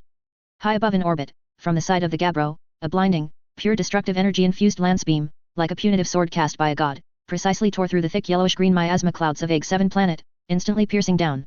The target was directly at the coordinates called in by the Master Sergeant, the Lambda 9 boiling rot marsh. Boom! A terrifying roar, beyond description, shook the entire battlefield, as if the planet itself was wailing. The lance's impact point instantly transformed into a boiling furnace of destruction, hundreds of meters in diameter. Blinding white light devoured everything, followed by an overwhelming shockwave and a colossal mushroom cloud rising skyward, mixed with scorching steam, boiling sewage mud, fragments of rotting limbs, and utterly vaporized matter. The mire in that area, like a boiled abscess, was instantly evaporated, melted, and turned into a deep, bottomless vitrified pit emitting a pungent scorched smell. All the surging walking dead and any other fallen potentially lurking, along with the blasphemous land itself, were utterly obliterated by this imperial wrath from beyond the stars. The shockwave generated by the explosion even spread to the edge of the entire landing zone, blowing away the outer walking dead and causing the fiercely battling fallen to momentarily falter. The lingering power of the orbital strike, like an invisible giant hammer, bought precious breathing room for the hard-pressed Ash Knights. Under the tenacious resistance of the Terminators and Gravis heavy units, the low-altitude precise strafing of the Thunderhawk gunships, and the world-destroying support of the orbital lance, the first wave of the fallen Astartes assault was forcibly halted. Although they were like unkillable monsters, each severe blow only enraged them further. The Ash Knight's stable line, exquisite coordination, and destructive support from the sky and ground prevented the enemy from advancing further. The landing zone's perimeter was slowly expanded through the fierce battle of iron and fire, lance, and acid. The scorched rocky ground was covered with the foul remains of Nurgle's minions, mixed with traces of purification flames and massive radial cracks caused by the orbital strike. The Ash Knight's black and white power armor was stained with foul pus and blood, scorch marks, acid-corroded spots, and splashed mud, but their line was as unyielding as a reef. The pre-designated Purification Point Alpha landing zone, after a bloody battle, was finally seized inch by inch and secured. Landing zone secured. Hather's voice resonated in the highest command channel, calm, clear, and extremely penetrating, instantly overriding the battlefield's explosions, engine shrieks, and the whispers of chaos psychic interference. All units, proceed along the predetermined routes to the primary objective, Purulent Fortress. Her command was concise and powerful, without the slightest hesitation, directly pointing to the final goal. Following this, her instructions cut into critical nodes with surgical precision. Librarian Ahriman, maintain psychic suppression intensity, prioritize suppressing enemy sorcerers. Loken, evaluate the first phase of unit coordination effectiveness, focusing on analyzing the fallen threat level and abnormal resilience. Received. Loken's low voice sounded beside her, completely unruffled. His gaze beneath his faceplate was as sharp as a hawk's, coldly sweeping across the battlefield below, whether the coordination between firing points was seamless, whether commands were quickly understood and perfectly executed, the unit's reaction speed and tactical responses to fallen assaults, the fluidity and suppressive power of heavy units and Terminator assault squads in combined operations, the precision of orbital artillery support timing and its destructive effects, the actual suppression efficiency of Thunderhawk gunship's low-altitude intervention. All details were under his cold scrutiny. What weighed even heavier on his mind were the characteristics displayed by Nurgle's creations, their bizarre resilience to attacks, the unsettling speed of wound healing, and that twisted yet incredibly tenacious vitality. His observation particularly focused on the fallen Astartes. They ignored light weapon bombardments, could directly clash with Terminators, and even after enduring heavy firepower and the lingering effects of orbital strikes, they could still maintain a furious counterattack posture. For this reforged blade, the true test had only just begun. Their ultimate goal was the core of the fortress, hidden deep within the plague-ridden land, emitting an even stronger stench of decay and blasphemous psychic energy. Purulent Fortress. Chapter 509, The Primarch returns. Inside the bridge of the Gabbro, outside the massive observation window, the swirling yellow-green miasma clouds of the Egg-7 planet resembled a festering mound, emitting a nauseating psychic stench. The lighting inside the bridge remained constant, with only the holographic tactical display and countless control panels emitting a cold, hard glow. The air was a mix of promethium fuel, ozone, and the cold scent of adamantium plating, subtly permeated by the blasphemous whispers from the battlefield below. On the holographic star map, the cluster of light points representing the Ash Knights had consolidated in the area marked Purification Point Alpha. They were now advancing steadily into the planet's depths in a tight wedge formation. Awaiting them ahead was the massive structure, marked in deep red and code-named Purulent Fortress, resembling a hideous scar on the planet. Around the fortress, a twisted, oily energy field enveloped it like a living thing. Within the energy field, countless blasphemous runes pulsed ceaselessly like living entities. Chen Xi stood tall before the tactical display, the Inquisitor rose on his governor's uniform gleaming with a metallic luster under the cold light. His gaze penetrated the holographic image, intently locked on the foul force field surrounding the fortress, a field almost solidified, woven from the planetary shield and chaos sorcery. On the tactical data pad beside him, data streamed rapidly, energy readings, shield decay curves, orbital strike simulation results, every item pointed to the same grim conclusion. He raised his hand, his finger steadily touching the image of the fortress shield, causing ripples to spread across the distorted light film. His deep voice clearly cut through the hum of the bridge, reaching Hather's ears. Accompanying his words, a set of glaring red assessment data was brought up, projected between the two. This fortress's defenses are extraordinary. It has a planetary-level shield base, overlaid with a distorted reinforcement field of chaos sorcery. Our orbital bombardment energy is dispersed, absorbed, and even twisted by it, with an effective conversion rate of less than 5%. Conventional orbital firepower cannot effectively penetrate this barrier at all. He turned to Hather, his eyes as deep and calm as an abyss. We need more powerful shield-breaking methods. Evaluate if it's worth deploying the Knight family's forces. Or, immediately mobilize the Titan Legion's fire support. Their heavy firepower arrays are designed to crush such defenses. Hather was dressed in a sharp, dark grey administrative uniform, but the aura she exuded at this moment far surpassed her official duties. Her molten gold eyes were also tightly fixed on the fortress on the star map. Hearing Chen Xi's analysis, her lips pressed into a cold, hard line. Knights? Titans. Her voice sounded calm, but every word carried the decisiveness of a legion commander, without any procrastination. The mobilization procedures are too cumbersome, and coordination is time-consuming. For the Knight family to gather and the Titan Legion to deploy, it would take weeks. We don't have that time to wait. She turned her face slightly, her incredibly sharp golden eyes looking directly at Chen Xi, as if able to see through appearances. Governor, the most effective and direct way to deal with such a core of filth deeply rooted in corrupted land is often not by slowly bombarding it with long-range heavy artillery. Chen Xi's brow did not twitch, only a flicker of understanding crossed the depths of his eyes. He nodded slightly and asked, "What is your plan?" Hather's lips curled upward very quickly, forming a cold, brief arc, yet one imbued with a familiar power, a resolute determination belonging to a certain brother known for his ferocity. It's simple. Her voice was as crisp as if she were issuing a direct combat order, just like Angren would do. Before her words had even faded, her gaze sharply shifted behind her, falling upon Loken, who stood silently like a statue, her command concise and direct, "My gear. Is it ready?" "Ready." A short, clear, and firm reply came from behind Loken's visored head. Egg 7 planet surface, outer area of purification point Alpha. The scorched, broken ground was covered with congealed foul blood and various burnt debris. The air was filled with the pungent smell of rotting flesh, char, lingering gunpowder smoke, and a thick, suffocating psychic hum of blasphemous whispers, which seemed to pierce the bone marrow, causing intense discomfort deep within the soul. The Ash Knight's 5th Company warriors and the 1st Company's Terminator assault squad had completed their preparations. They silently formed a spearhead formation on the scorched earth, their armored ranks grim. The low hum of power packs merged into a continuous background sound, while Chainsword emitted a low growl, poised for action. The visors on all the warriors' helmets were firmly locked on the distant horizon. There stood the purulent fortress, resembling a giant rotten tumor. Its foul psychic glow was like a lighthouse in the darkness, strikingly clear under the dim yellow sky. The fortress was covered by an oily, sickly green energy barrier, interwoven with blasphemous runes. This barrier was as tough as the skin of an abscess, tightly encasing the core of evil within. Suddenly, a sharp, tearing shriek from the murky sky bore down violently. A Thunderhawk gunship, painted in the Ash Knight's distinctive black and white quartered livery, appeared. Its engine nozzles trailed blazing blue plasma flames, as it fiercely penetrated the swirling toxic miasma clouds at high altitude in an almost extreme vertical dive.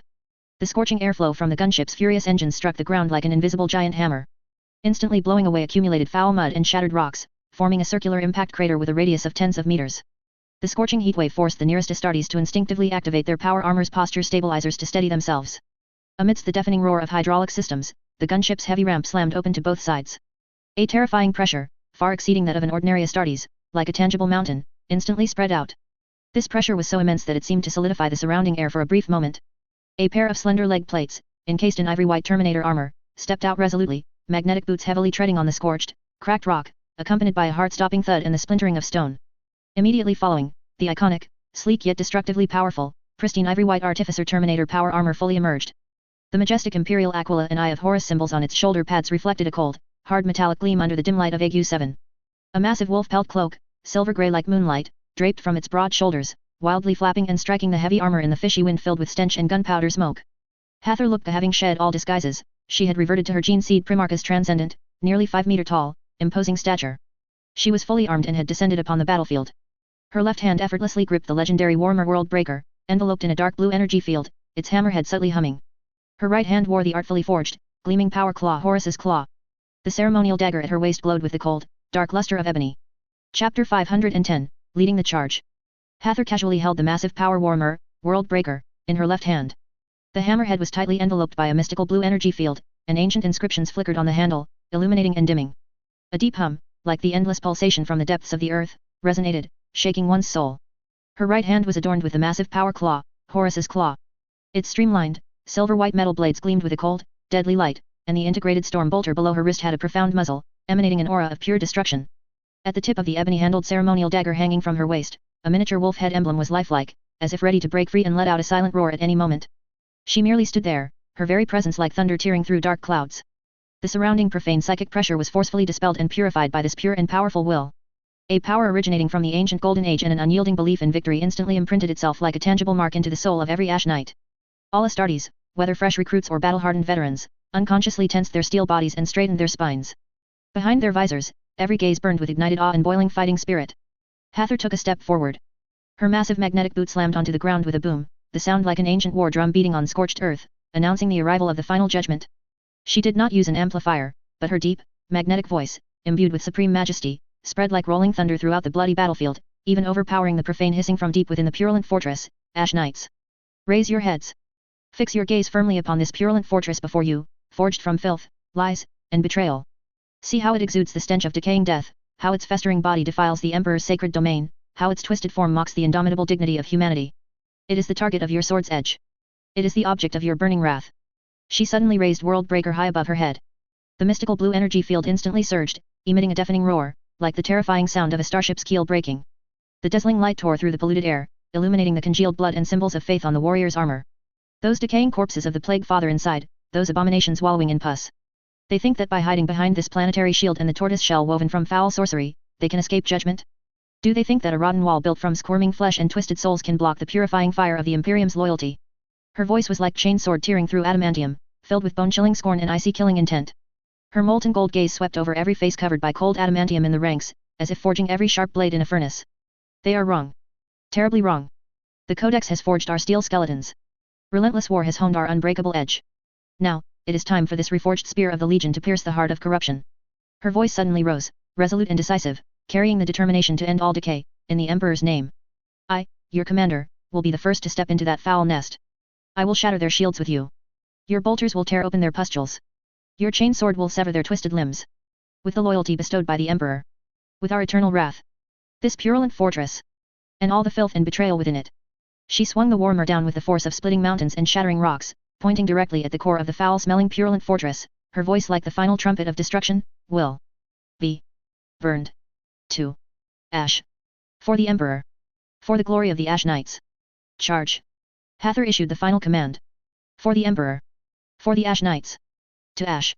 A thunderous war cry erupted like a destructive tsunami. The power packs of all Ash Knights roared violently, chain sword roared to life, and bolters were simultaneously cocked. Hather took the lead, her massive body transforming into a silver-white hurricane of destruction, rushing towards the purulent fortress at an incredible speed. She did not even make the slightest detour, her target directly the main gate of the purulent fortress, which was composed of huge corrupted bones and squirming metal, oozing pus. Worldbreaker dragged a mystical blue energy trail, and wherever it passed, the ground cracked, and low-level Nurgle demons and zombies in the way were instantly crushed as if by an invisible giant hammer, turning into a sky-splattering mess of foul flesh and mud. Charge! The 5th Company Sergeant roared, and the steel torrent formed by the Ash Knights followed that unstoppable figure, launching a desperate charge. Deep within the purulent fortress, in the profane hall. The air here was filled with an indescribable stench, thick with visible yellowish-green spore clouds. In the center of the hall, a massive profane altar, made of rotting flesh, squirming organs, and rusted metal, emitted nauseating psychic fluctuations, constantly strengthening the purulent fortress's sorceress shield. Beside the altar, the colossal Nurgle Daemon Prince, grotesque, clad in rusted plague plate armor and wearing a helmet with huge rotting horns, was emitting satisfied grunts. He was surrounded by a buzzing cloud of plague flies, and his massive plague scythe dripped corrosive pus. However, when the roar and killing intent of the Ash Knight's charge, led by Hather, penetrated the layers of corrupting barriers, a hint of solemnity flashed in Grotesque's cloudy compound eyes. Annoying, insects, need, stronger, cleansing. His viscous voice echoed in the foul hall. He slammed his plague scythe onto the ground, emitting a dull thud. Following that, his massive yet agile corrupted body began to shuffle around the altar, each step treading upon pre-drawn profane runes depicted with congealed pus and decaying grease. He chanted profane incantations, his voice like millions of maggots writhing in slime, or like phlegm clogging a dying person's windpipe, every syllable filled with the utmost distortion of life and order. As his ritual progressed, the massive, squirming mass of rotting flesh in the center of the altar began to pulsate violently, like a huge, dying heart. Countless foul pus was drawn from the grooves around the altar and injected into the core of the rotting flesh.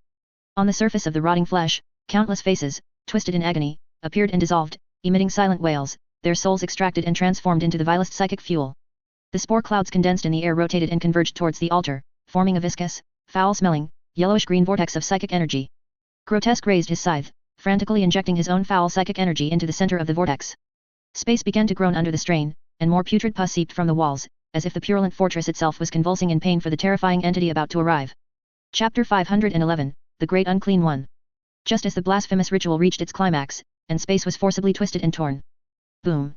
Hathor, like a hammer of divine punishment, plummeted into the hall directly from the breach she had violently torn open above the fortress. The terrifying impact caused the entire hall to tremble violently, the corrupted floor beneath her feet instantly covered in a web of cracks, and even the blasphemous altar shook violently, causing a slight disruption in the ritual's energy flow. A new toy.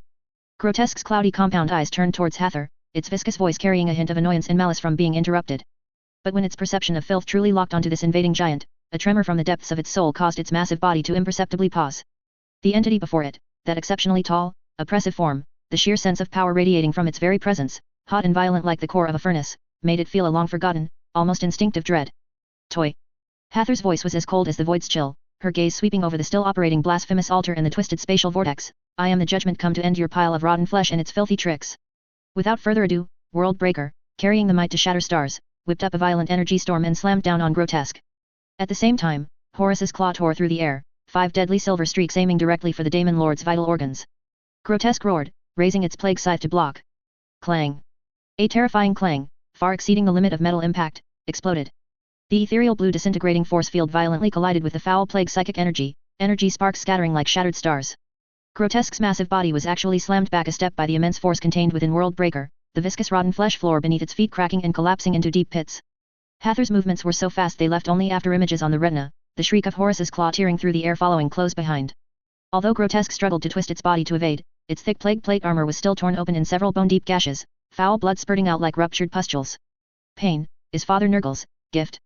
Grotesque roared madly in agony, the corrupted flesh at its wounds writhing and proliferating wildly, attempting to heal. Ignoring its injuries, it swung its scythe, unleashing a wave of foul blade light in a fierce counterattack, while simultaneously, from the gap in its rotten torso, large clouds of highly toxic plague spores, like rolling waves of yellowish-green dense fog, spewed forth and surged towards Hathor. However, the corner of its compound eye remained fixed on the altar. Hathor's overwhelming strength and speed, while enraging the Daemon Lord, also left an indelible, primal dread deep within its heart.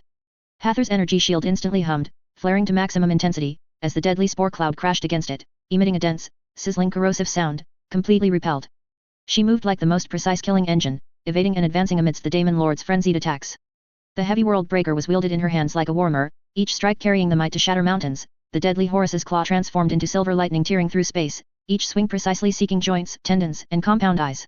The hall became a crucible of destruction, the deafening crashes of adamantium warhammer and corrupted scythe, the ear-splitting shriek of energy annihilation tearing through the air, the daemon's furious roars intertwined with the Primarch's cold, iron-like shouts, reverberating. Walls cracked and peeled in large sections under the violent energy impact, and blasphemous statues were directly pulverized into dust by flying debris and shockwaves. Just as Hathor pressed forward, attempting to completely suppress Grotesque with her furious assault, and simultaneously prepared to destroy the humming blasphemous altar, Grotesque suddenly took a direct claw strike, using the force to rapidly retreat a step, and violently sprayed a thick stream of pus blood, saturated with its own primal filth and demonic power, onto the altar's core runes. Ritual complete. Welcome, Father Nurgle's bounty. Grotesque let out a joyous, hoarse roar. The altar's light suddenly surged, stinging the eyes with its intensity. Accompanied by a viscous, massive sound that froze the soul, as if countless flesh and blood were being forcibly torn apart simultaneously, space was completely ripped open like a rotten sore. A terrifying, bloated giant shadow, so massive it almost filled half the hall, the great unclean one, father of pustules Kugath, enveloped in a plague wind capable of instantly rusting metal and dissolving flesh, forcibly squeezed out from the churning warp rift. Its rotten body oozed eternal pus, and its massive plague sword and rust-encrusted great hook exuded a destructive, blasphemous psychic glow. Its appearance instantly exacerbated the hall's corruption, the plague in the air so thick it almost dripped. Countless nurglings cheered as they crawled out of its pustules. However, when Kugath's multiple, pus-dripping compound eyes on its bloated head focused on Hathor, its sickly joy, which had been overflowing from its arrival, instantly solidified. That tall, sturdy form like a living fortress, and the pure, scorching, destructive energy emanating from the other party, like a stellar furnace about to explode. This was the Primarch's oppressive aura. The resilience derived from Father Nurgle's blessing deep within its foul soul felt a tangible threat for the first time. This power was so immense and direct, as if it could utterly incinerate the corrupted resilience it prided itself on. A name almost escaped its lips, accompanied by churning bile. Mortarion. The gene seed Primarch of the Death Guard, Father Nurgle's favored son. But the entity before it, female? This cognitive dissonance, like a clean flower growing from rotten flesh, caused Kugath's consciousness, composed of countless foul thoughts, to momentarily halt. The core of this power, the echo of this gene seed, was so clear, yet its external form was completely different from the pale giant emitting desperate toxic mist that it knew.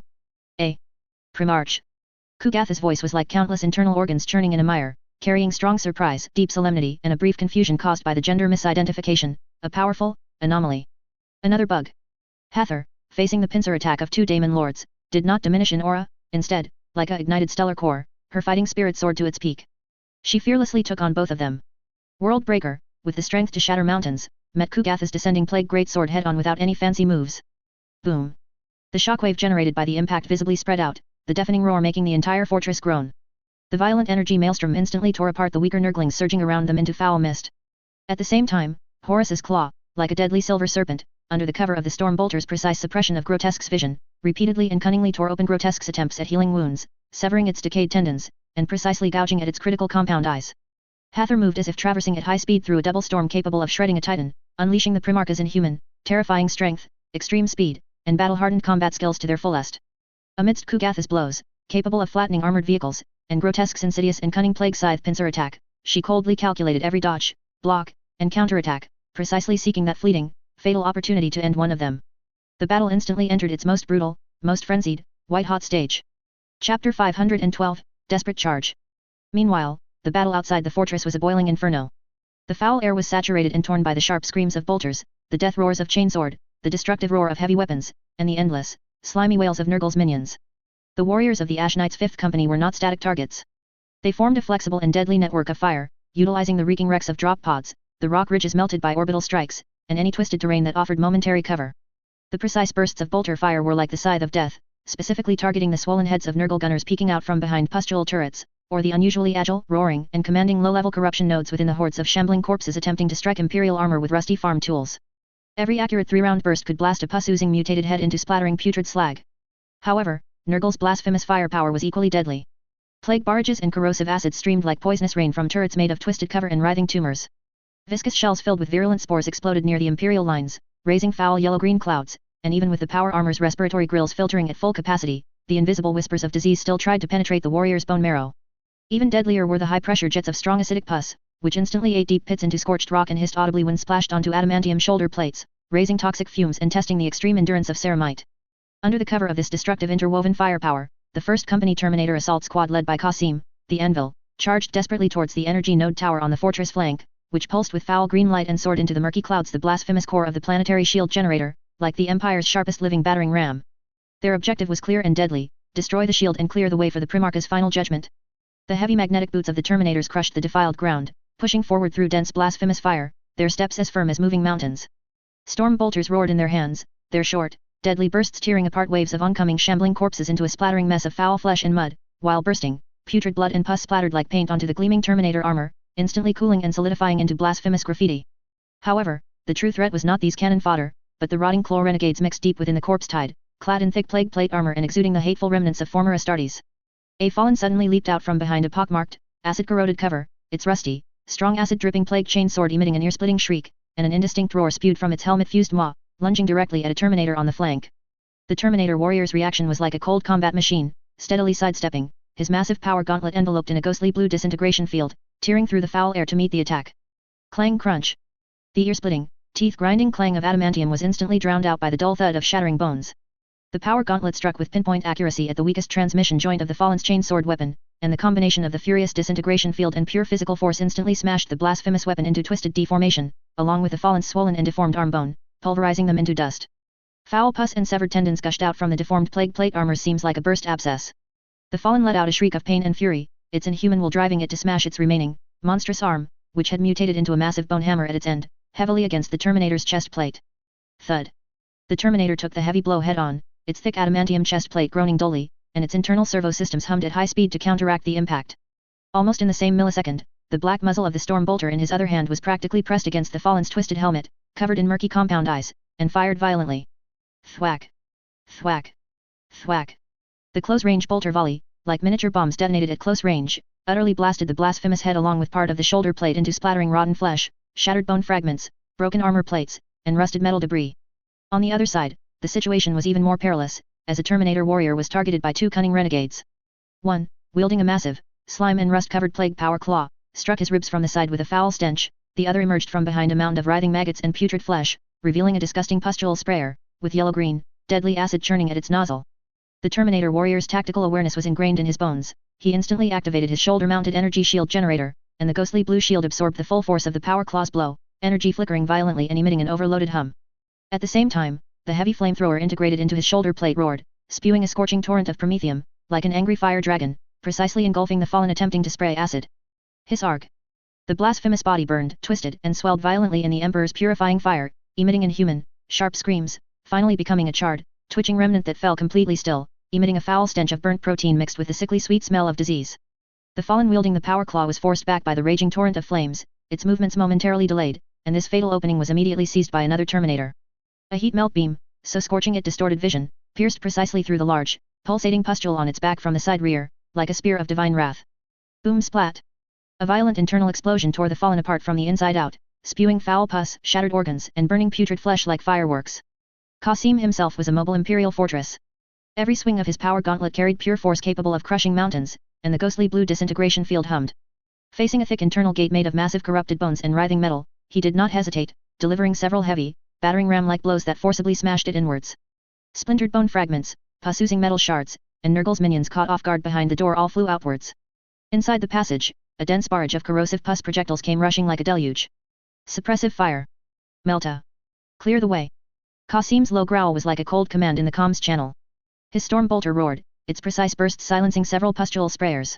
The Terminator warrior wielding the Melta weapon immediately stepped forward, his heavy Melta gun as steady as a rock with his armor's support, and its muzzle gathered an unbearable, scorching light. The next instant, a dazzlingly hot, almost pure white beam, like divine punishment, instantly tore through the air, vaporizing the obstacle ahead composed of viscous fungal growth, overgrown tumors, and piled blasphemous remains along with several stubborn Nurgle warriors behind it, who were raising their rusty weapons. Chapter 513, Slaying the Demon Lord, 3rd update. Every step forward towards the shield generator was soaked in the blood of the loyalists and tempered by their will. A Terminator was hit by several streams of strong acid pus from a sudden concentrated fire on his flank, his thick shoulder plate let out a wailing sizzle under the intense corrosion, rapidly thinning and perforating, as poisonous yellow-green vapor hissed and seeped into the joint gaps. But his iron will was not corroded, instead, he let out an even more furious roar, plunging his high-speed rotating chainsword fiercely into the bloated, pus-oozing abdomen of a plague warrior who had seized the opportunity to pounce. The high-speed saw teeth churned wildly, splattering foul blood and minced flesh, until the chainsword power system let out its final mournful wail under the acid's erosion, completely failing. Only then was he forcibly dragged back to a relatively safe area under the cover of his brother's crossfire. No one hesitated, no one retreated. They tore apart the Defiant with chainsword, answered blasphemous howls with the roar of their bolter, endured vile attacks with their heavy armor, and crushed all obstacles with their iron will. There was only one goal: that shield generator pulsating with ominous green light. Qasim's roar, like a thunderclap, exploded in the Terminator squad's internal communication channel, for the Emperor. For the Primarch. The target is right ahead. Plant the thermal meltdown bomb. Destroy that source of blasphemy. Several Terminators, like the most precise machines, advanced steadily, enduring sporadic corrosive projectiles and the scratching of the walking dead. They accurately and firmly affixed the immensely powerful thermal meltdown bomb, like a brand, onto the massive, pulsating core structure of the shield generator, which was covered in thick scabs and writhing, thick blood vessels. Crimson countdown numbers lit up coldly, like a declaration of death. At the very same moment, deep within the tower where the shield generator was located, the thermal meltdown bomb's destructive energy erupted like a miniature sun. 10,000-degree high temperatures instantly melted and vaporized the massive core structure, and blinding white light consumed everything. The beams supporting the tower, made of corrupted metal and overgrown bone, twisted and broke in the high heat, emitting a grating groan, and the entire tower collapsed inward with a deafening roar, turning into a ruin of spewing flames and toxic smoke, flowing with molten metal. The oily, tough green light shield covering the fortress shattered like a broken glass dome, flickering violently before completely disintegrating and dissipating. Meanwhile, deep within the fortress's pus hall, the core runes of the blasphemous magic circle, which had been bombarded by the combined efforts of the Librarian squad, let out a soul-piercing shriek amidst blinding golden psychic flashes. The bones forming the circle snapped inch by inch into dust, the glowing plague runes instantly dimmed and shattered into ash, and the boiling pus pool suddenly collapsed, churning and settling. The energy flow maintaining the sorceress shield was forcibly cut off, and a powerful psychic backlash shockwave, like an invisible heavy hammer, violently spread, knocking the remaining Nurgle sorcerers flying backward, their bloated bodies erupting with even more foul sores. Two earth-shattering roars, one real and one ethereal, almost overlapped, violently tearing at the structure of the entire purulent fortress. The last two layers of barriers enveloping the purulent fortress from above, the sturdy planetary-grade physical shield and the distorted chaos sorceress force field, were simultaneously and completely torn to shreds by the Ash Knight's precisely synchronized lethal strikes from inside and out. Inside the purulent hall, the sudden disappearance of the sorceress shield caused Grotesque's foul psychic connection to abruptly falter, and the buzzing cloud of plague flies surrounding it also experienced a brief moment of confusion. This fatal energy fluctuation was crystal clear in Hather's molten gold sharp gaze. A chance. Cold killing intent erupted in her chest. The Horus's claw swiftly lunged upwards at an extremely tricky angle, its adamantium blade claws fiercely striking the hilt of Grotesque's plague scythe, which had been delayed by half a second due to the psychic fluctuation. The immense force knocked the scythe aside, exposing the demon lord's previously torn chest wound, which had not yet been fully covered by decaying flesh. Almost simultaneously with the blade claw's block, the storm bolter at her wrist instantly spat out a deadly tongue of flame. A burst of high-explosive armor-piercing rounds precisely drilled deep into that gaping wound. Splish! Splish! Splish boom! The warheads violently exploded within Grotesque's decaying chest cavity, splattering putrid, viscous tissue fluid, shattered bone fragments, and dark green evil energy pus mixed with internal organ fragments.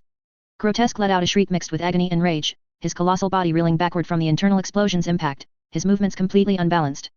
Hathor did not pause for a moment, the terrifying Primarch-level power throughout her body transferred through her spine to her arm, all poured into her tightly gripped world breaker. The ethereal blue disintegration field enveloping the Warhammer's surface was instantly compressed to its limit, emitting a high-pitched, ear-piercing shriek and hum. The next moment, this massive Warhammer, symbolizing destruction, tore through the foul air with a supersonic trajectory, carrying the absolute power to crush mountains, and struck with unparalleled precision at the very center of Grotesque's enormous head, which was covered in a twisted, horned helmet. Bang crack splish! A terrifying explosion so muffled it made the entire hall's foundation tremble.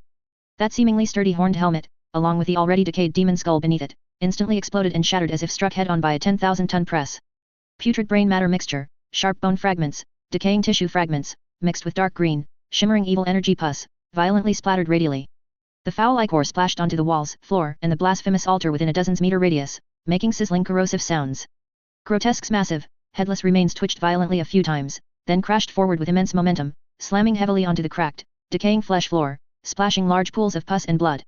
Then this vile creation rapidly disintegrated and dissolved, turning into swirling yellow-green smoke and foul-smelling residue, finally completely dissipating back into the abyss of the warp. Roar! The instantaneous demise of its ally made the great unclean one, Kyuguk, let out a deafening roar, filled with endless rage and malice. Its mountain-like bloated body erupted with astonishing speed utterly disproportionate to its size, its massive plague sword, imbued with vile power capable of corrupting continents, tore through the air with a piercing shriek, sweeping horizontally towards Hathor, who had just delivered the fatal blow and seemed to be in a brief moment of power recovery. Hathor's eyes were as sharp as blades. Facing this destructive sweep, she had no intention of taking it head-on. The Primarch's extraordinary reflexes and muscles instantly erupted. She abruptly performed an extreme tactical roll to the side and back, the servo systems of her master-crafted Terminator armor emitting a shrill hum to aid her evasion. Rumble! The massive plague sword, carrying 10,000 tons of force, fiercely struck the spot where she had just stood, splitting the solid corrupted ground open into a massive, bottomless crack, its edges oozing with vile energy and strong acid pus. Splashing corrosive pus splattered onto the back of the Terminator armor along Hathor's rolling path, making sizzling sounds and leaving mottled corrosive marks.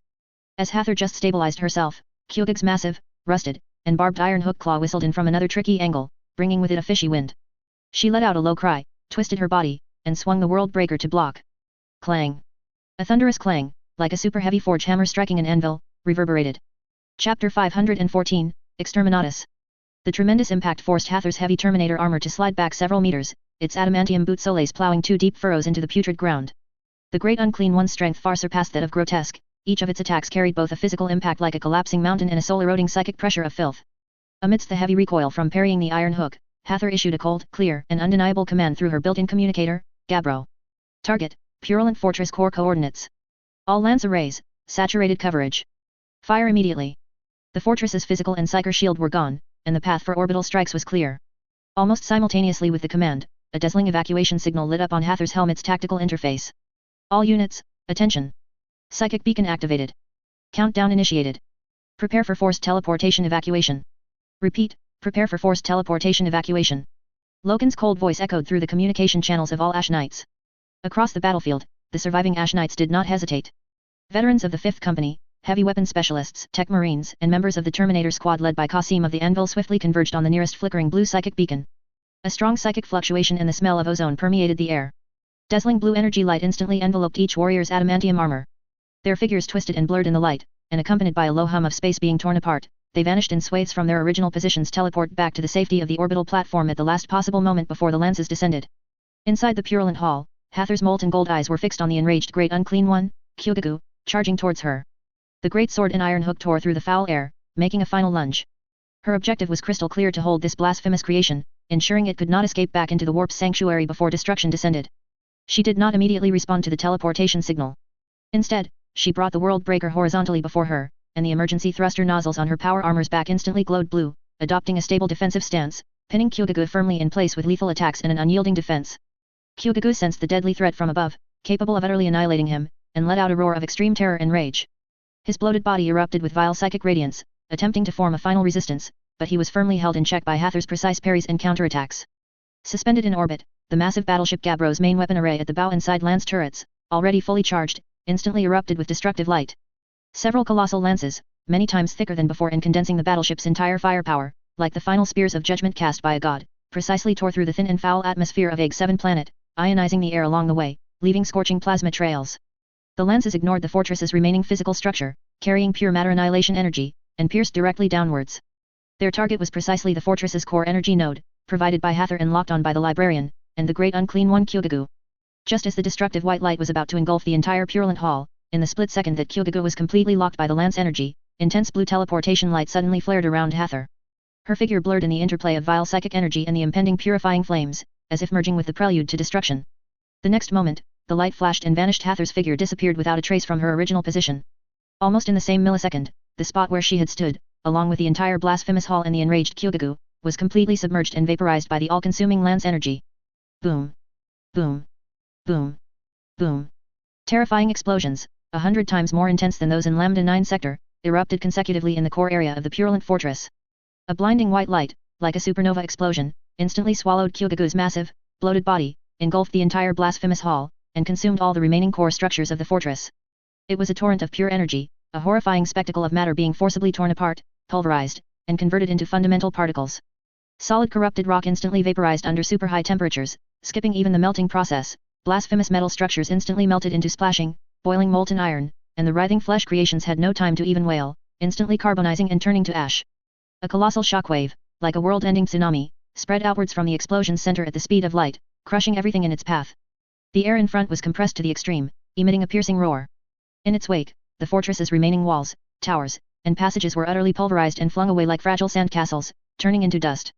The entire planet's crust groaned under the series of strikes. A gigantic mushroom cloud, mixed with molten matter, purifying flames, foul steam, and deadly radioactive dust, soared into the sky. The violent force ripped open a massive, temporarily clean void in the perpetually swirling yellowish-green miasma clouds above RIfxFe planet, revealing the cold vacuum of space beyond. Inside the massive and bustling hangar of the Gabbro, accompanied by a hum of spatial tearing and dazzling blue light, Hather's towering figure instantly appeared on the teleportation platform. Her silver-grey wolf fur cloak fluttered slightly, and her ivory-white Terminator armor was covered in fresh scorch marks, slag, and still wet, foul-smelling Nurgle blood. The first thing she did upon returning was to immediately fix her gaze on the massive, open launch bay at the front of the hangar. There, through the thick energy shield, she and the newly teleport-knights witnessed the world-ending scene on the planet's surface below. The destructive light gradually dimmed, the violent shockwaves subsided, and the purulent fortress, once standing like a planetary tumor, had utterly vanished. In its place remained only a colossal crater, hundreds of meters deep, with molten glass and boiling sewage flowing along its edges, and its walls glowing with the dark red luster of high-temperature scorching. At the bottom of the crater, charred and twisted demonic metal remnants and fiercely burning Emperor's purifying fire remained, like the eye of hell. The air was filled with the acrid smell of high-temperature scorched rock, the pungent scent of ozone, and a chilling, blank silence, a result of everything being forcibly erased by absolute violence. All of this was clearly projected before the silent assembled personnel in the hangar through the ship's optical arrays and the open launch bay. The Ash Knights silently watched this world-ending scene, their gazes beneath their adamantium faceplates filled with primal shock and awe at absolute power. They looked at the figure beside them, who had just returned from the heart of the demonic battlefield, her armor still emanating the scent of foul blood and war. Loken stood silently at the front of the formation, his helmeted head slightly turned, cold assessment data rapidly scrolling across his ocular display. Finally, all data reset to 0, leaving only a cold acknowledgement of ultimate violent efficiency. The tempering of the forge, in the most direct, most violent, and most indisputable manner, declared victory. The ashes of the Imperium covered and purified the filth of Nurgle. Chapter 515 He is not a god. Hours later, on the bridge of the Gabbro, Chen Xi looked out through the bridge's viewport, gazing at the planet below, which was already a sea of fire. Returning to the battlefield in the true sense, how do you feel? Chen Xi heard footsteps behind him but didn't turn around. War, it never changes. Hather responded to Chen Xi's question, walking to his side and standing shoulder to shoulder with him. I never thought that after 10,000 years, the Imperium of Man, its wars, and its enemies would have become like this. Hather had by then resumed her administrative secretary attire, and her words were filled with emotion and a hint of regret. She asked Chen Xi with some emotion, if he had made a different choice 10,000 years ago, would the Imperium of Man be different today? Although Hather was not Horus himself, seeing the Imperium of Man in such a state after 10,000 years, especially the existence of those fallen space marines, made her feel particularly sad and regretful. She regretted the fall and betrayal 10,000 years ago, which ultimately led to all of this. This made her wonder if the Imperium of Man would have been different if Horus had made a different choice 10,000 years ago. No, because this is the destiny of humanity. However, Chen Xi shook his head, denying Hather's conjecture. What did you say? Hather's eyes widened instantly. Chen Xi's words struck her like lightning. To Hather, she had always believed that the Imperium of Man had become this way entirely because of Horus's fall and betrayal. That's why she wondered if the Imperium of Man would be different if Horus hadn't betrayed humanity and the Emperor, yet she never expected Chen Xi to say that this was the destiny of humanity. This made her unable to imagine, if this was the destiny of humanity, then what was everything they did 10,000 years ago for? Chen Xi glanced at Hather, then raised a soundproof barrier on the bridge, and then he used a psychic spell to seal off the surroundings, making it impossible for anyone to peer in. Before he began to explain the reason to Hather, 8 of the most powerful gods will be born in the warp, each representing 8 different domains.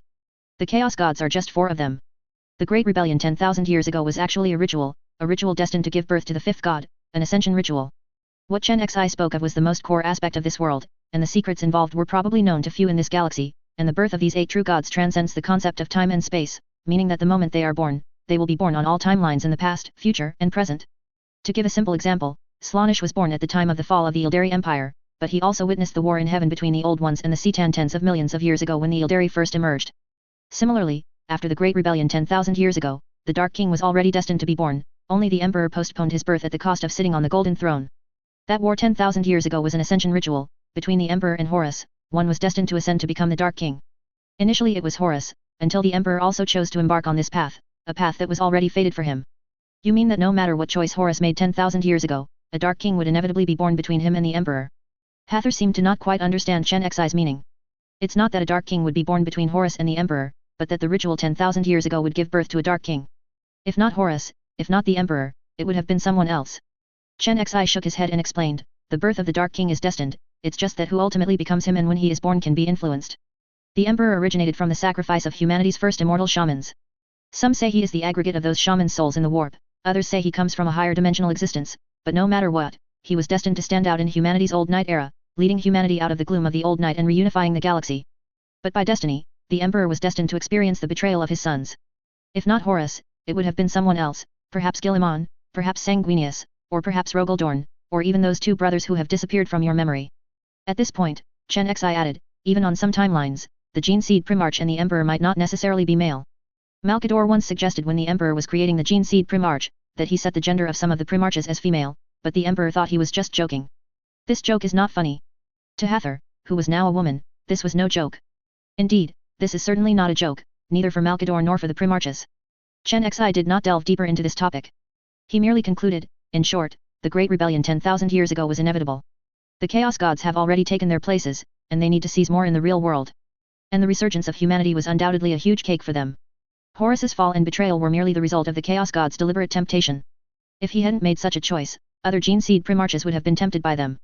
The Great Rebellion itself was unavoidable. Hearing this, Hather could only sigh. She remembered clearly the conduct of her brothers. Although their fall might not have caused such extensive destruction, Hather had no doubt that they would fall. Alas! Hather sighed, seemingly lamenting the Great Rebellion 10,000 years ago, and perhaps also lamenting the destiny of humanity. However, at this moment, she suddenly thought of something and asked Chen Xi, 10,000 years ago, humanity's destiny was swayed by the Chaos Gods. And now, the Imperium of Man has no leadership from the Emperor and the Gene Seed Primarch. Do we truly have hope of resisting the Chaos Gods? This was Hather's most pressing concern now. Although she knew her brothers would return in 20 years, 10,000 years ago, all 18 of her brothers and the Emperor were present, yet they could not resist the Chaos Gods, ultimately leading to the Great Rebellion. Could they truly resist the threat of chaos now? However, facing this question, Chen Xi seemed to have heard a joke. After laughing heartily, he said to Hather in a joking tone, 10,000 years ago, the Emperor walked the world, and at that time, he was not a god. And today, 10,000 years later, the Emperor sits upon the Golden Throne, and he says he is not a god. Chapter 516 Military Reform. Is the Emperor a god? For Chen Xi and Hather, this was not a philosophical question to be debated, but a cold and cruel reality hanging over the human race. The withered being on the Golden Throne might still be struggling at the boundary of mortality and divinity, vehemently denying his godhood. But Chen Xi knew, and was certain Hather also understood the end was already fated. One day, the Golden Throne would no longer be a cage, and the decaying remains upon it would completely transform, becoming the all-consuming Dark King. That moment would be the death knell for human civilization. This was not speculation, but a trajectory of fate as irresistible as stellar gravity. It was like the suffocating vision in the lion's dream. The fishing emperor sat in a fragile boat, blood pouring from his body into the deep waters of chaos. That blood attracted countless twisted, greedy shadows from the deep, stirring restlessly, coveting this fatal temptation. However, the emperor's lingering, ancient and terrifying majesty still acted as invisible shackles, deterring the demons of the abyss, preventing them from easily overturning this solitary boat carrying the last hope. This balance, fragile as a spider's silk, would eventually be eroded by the blood flowing from him. The debate over whether the Emperor is a god is useless in reality. Chen Xi's voice broke the silence of the bridge, sharp and decisive like an adamantium ram. His gaze, sharp as a torch, turned to Hathor beside him, pulling the ethereal theology back to the iron and blood reality. We have more pressing issues to decide: the reorganization and reinforcement of the chapter. As his words fell, the psychic barrier that had enveloped them, shielding them from prying eyes, silently dissipated like ripples, and the hum of the high-frequency silent field abruptly ceased. Heavy footsteps approached from afar, metal decking echoing clearly. Loken, Sigismund, Ventanus, and Ahriman all walked over, and together with Chapter Master Shidong, the core command of the Ash Knights was now assembled. The air seemed to solidify, leaving only the low hum of the life support system and the faint whirring of the adamantium armor's servo joints. An invisible pressure permeated the space. Every word spoken next would determine the future form of this force and its role in the coming storm of annihilation. The cold light of the bridge illuminated Hathor's sharply defined profile. The heavy thoughts about the Emperor and the Dark King were precisely cut off by her, as if she were closing a tactical data stream. Seeing this, Hathor quickly suppressed her surging questions, pulling all her thoughts back to the critical matter Chen Xi had raised. Specific plan? How do you intend to reorganize the chapter? Her voice was steady and direct, without a trace of hesitation. Reorganizing the chapter was something every commander present had already anticipated. The scale of the Ash Knights had long exceeded the limits of the Codex Astartes. The existence of 4,000 Astartes monks was an unavoidable reality. More importantly, from Governor Chen Xi to Hathor, and then to Chapter Master Shidong and his core command, everyone clearly realized that the current chapter model, based on the Codex Astartes and primarily composed of small tactical units, was proving inadequate in the face of the Empire's increasing decay, ever-lengthening front lines, and rapidly escalating threat levels in future battlefields. Insufficient power projection, limited strategic coordination, and difficulty in forming decisive advantages against large-scale, high-intensity conflicts. These drawbacks were particularly evident during the tempering plan combat operations. Reorganization was by no means a whim, but an inevitable choice based on harsh reality and future predictions, an urgent need to maintain the chapter's combat effectiveness and even the Empire's continued existence. Precisely because of this, issues such as firepower shortfalls, command delays, and coordination gaps between new and veteran soldiers, exposed during the recently concluded Anvil and Forge operations, provided the most direct impetus and clearest directions for improvement for this long-brewing reform. The reorganization, finally, moved from paper-based simulations to the post-combat decision-making table. However, most commanders had anticipated that a detailed discussion would only take place after the troops had withdrawn to rear bases, completed rest and recuperation, and assessed battle damage. Chen Xi's current urgency, convening a high-level meeting even while the fires of war on the planet below had not fully extinguished and smoke still intertwined outside the bridge's viewport, even going so far as to urgently recall Commander Ventanus, who was stationed in the rear star system, to participate. This sense of urgency caught some off guard. On the bridge, the cold blue light outlined the frozen post-battle data of the Broken Tooth star system and Egg 7 planet. Chen Xi stood solemnly before the holographic star map, his fingertip tracing a light point, resting on the marked area where the battle had just concluded. Based on the battlefield feedback from tempering operations, Chen Xi's voice was steady as his gaze swept over the crowd gathered around the star map. The modular design of Mk10 power armor undeniably grants it battlefield configuration flexibility. But my view is, specialized personnel for specialized tasks yield higher efficiency. He paused for a moment, allowing everyone to clearly hear his words and to carefully evaluate and consider them. For each company, clearly assign 3 specialized combat units: Heavy, Tactical, and Vanguard. Let warriors focus their energy and skills on the extreme mastery of a single function. Efficiency. Ventanus looked up, his fingers rapidly sliding across a datapad, pulling up several battlefield records. Governor Chen Xi, I understand the advantages of specialization. However, during the tempering operation, it was the real-time role switching within the squads that saved the defensive line when they were ambushed by the Broken Tooth chieftain. The mobility of Phobos armor allowed the sergeants to quickly fill firepower gaps. If only single-function squads had been present at that time, that would have been a more brutal slaughter. Sigismund's voice, like an adamantium hammer striking down, interrupted Ventanus, expecting lightly armored units equipped with Phobos armor to directly confront a war master. Ventanus, you and I have both seen how Terminator companies of the Great Crusade era crushed such foes. Real-time switching. That's only if the enemy gives you time. On a true battlefield, things change in an instant. When heavily armored enemies ambush an infiltration squad, what they need isn't to temporarily swap armor themselves, but for a squad of heavy brothers, specialized in destruction, to immediately drop down from above.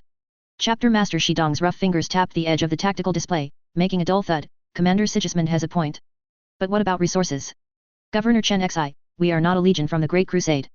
Equipping every company with specialized heavy units?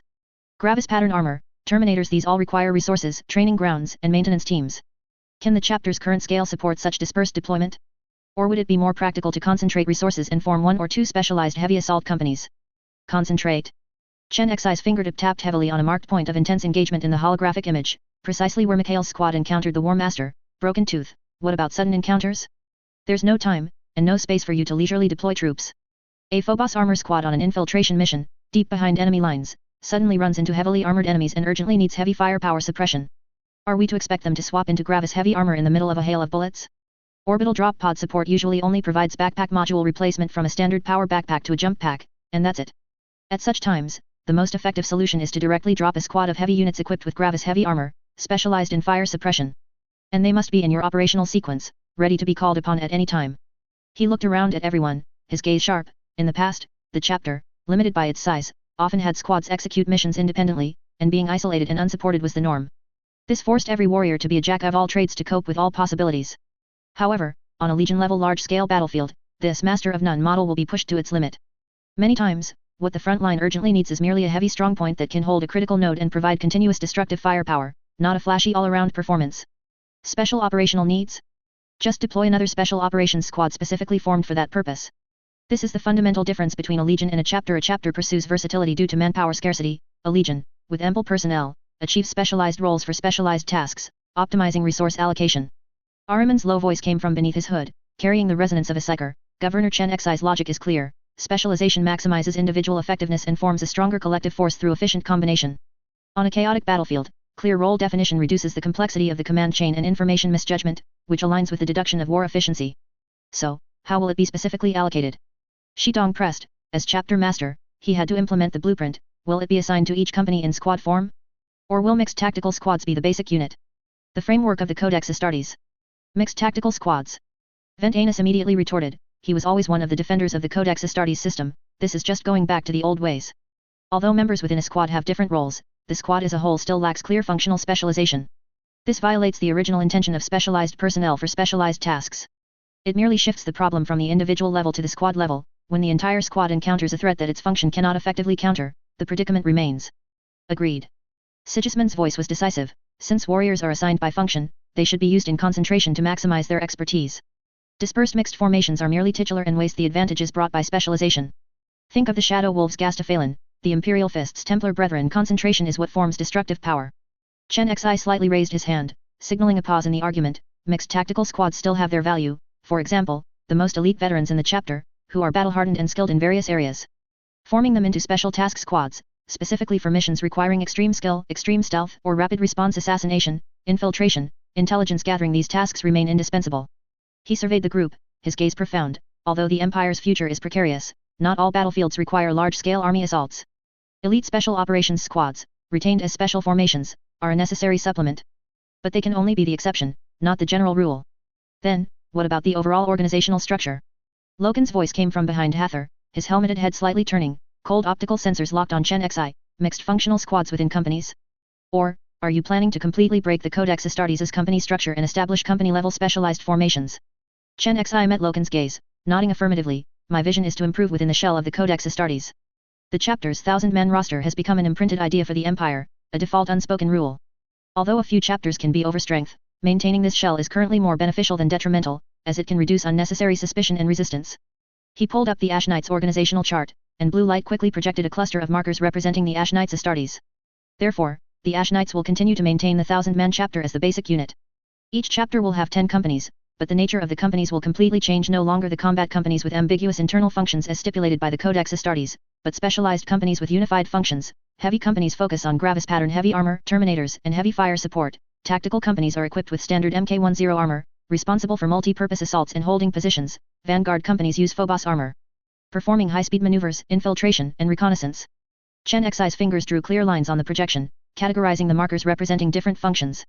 Furthermore, based on the experience of Strike Force coordinated operations during the tempering operation, his voice carried the precision of constructing a war machine. Within each chapter, 2 to 3 standing strike forces will be established.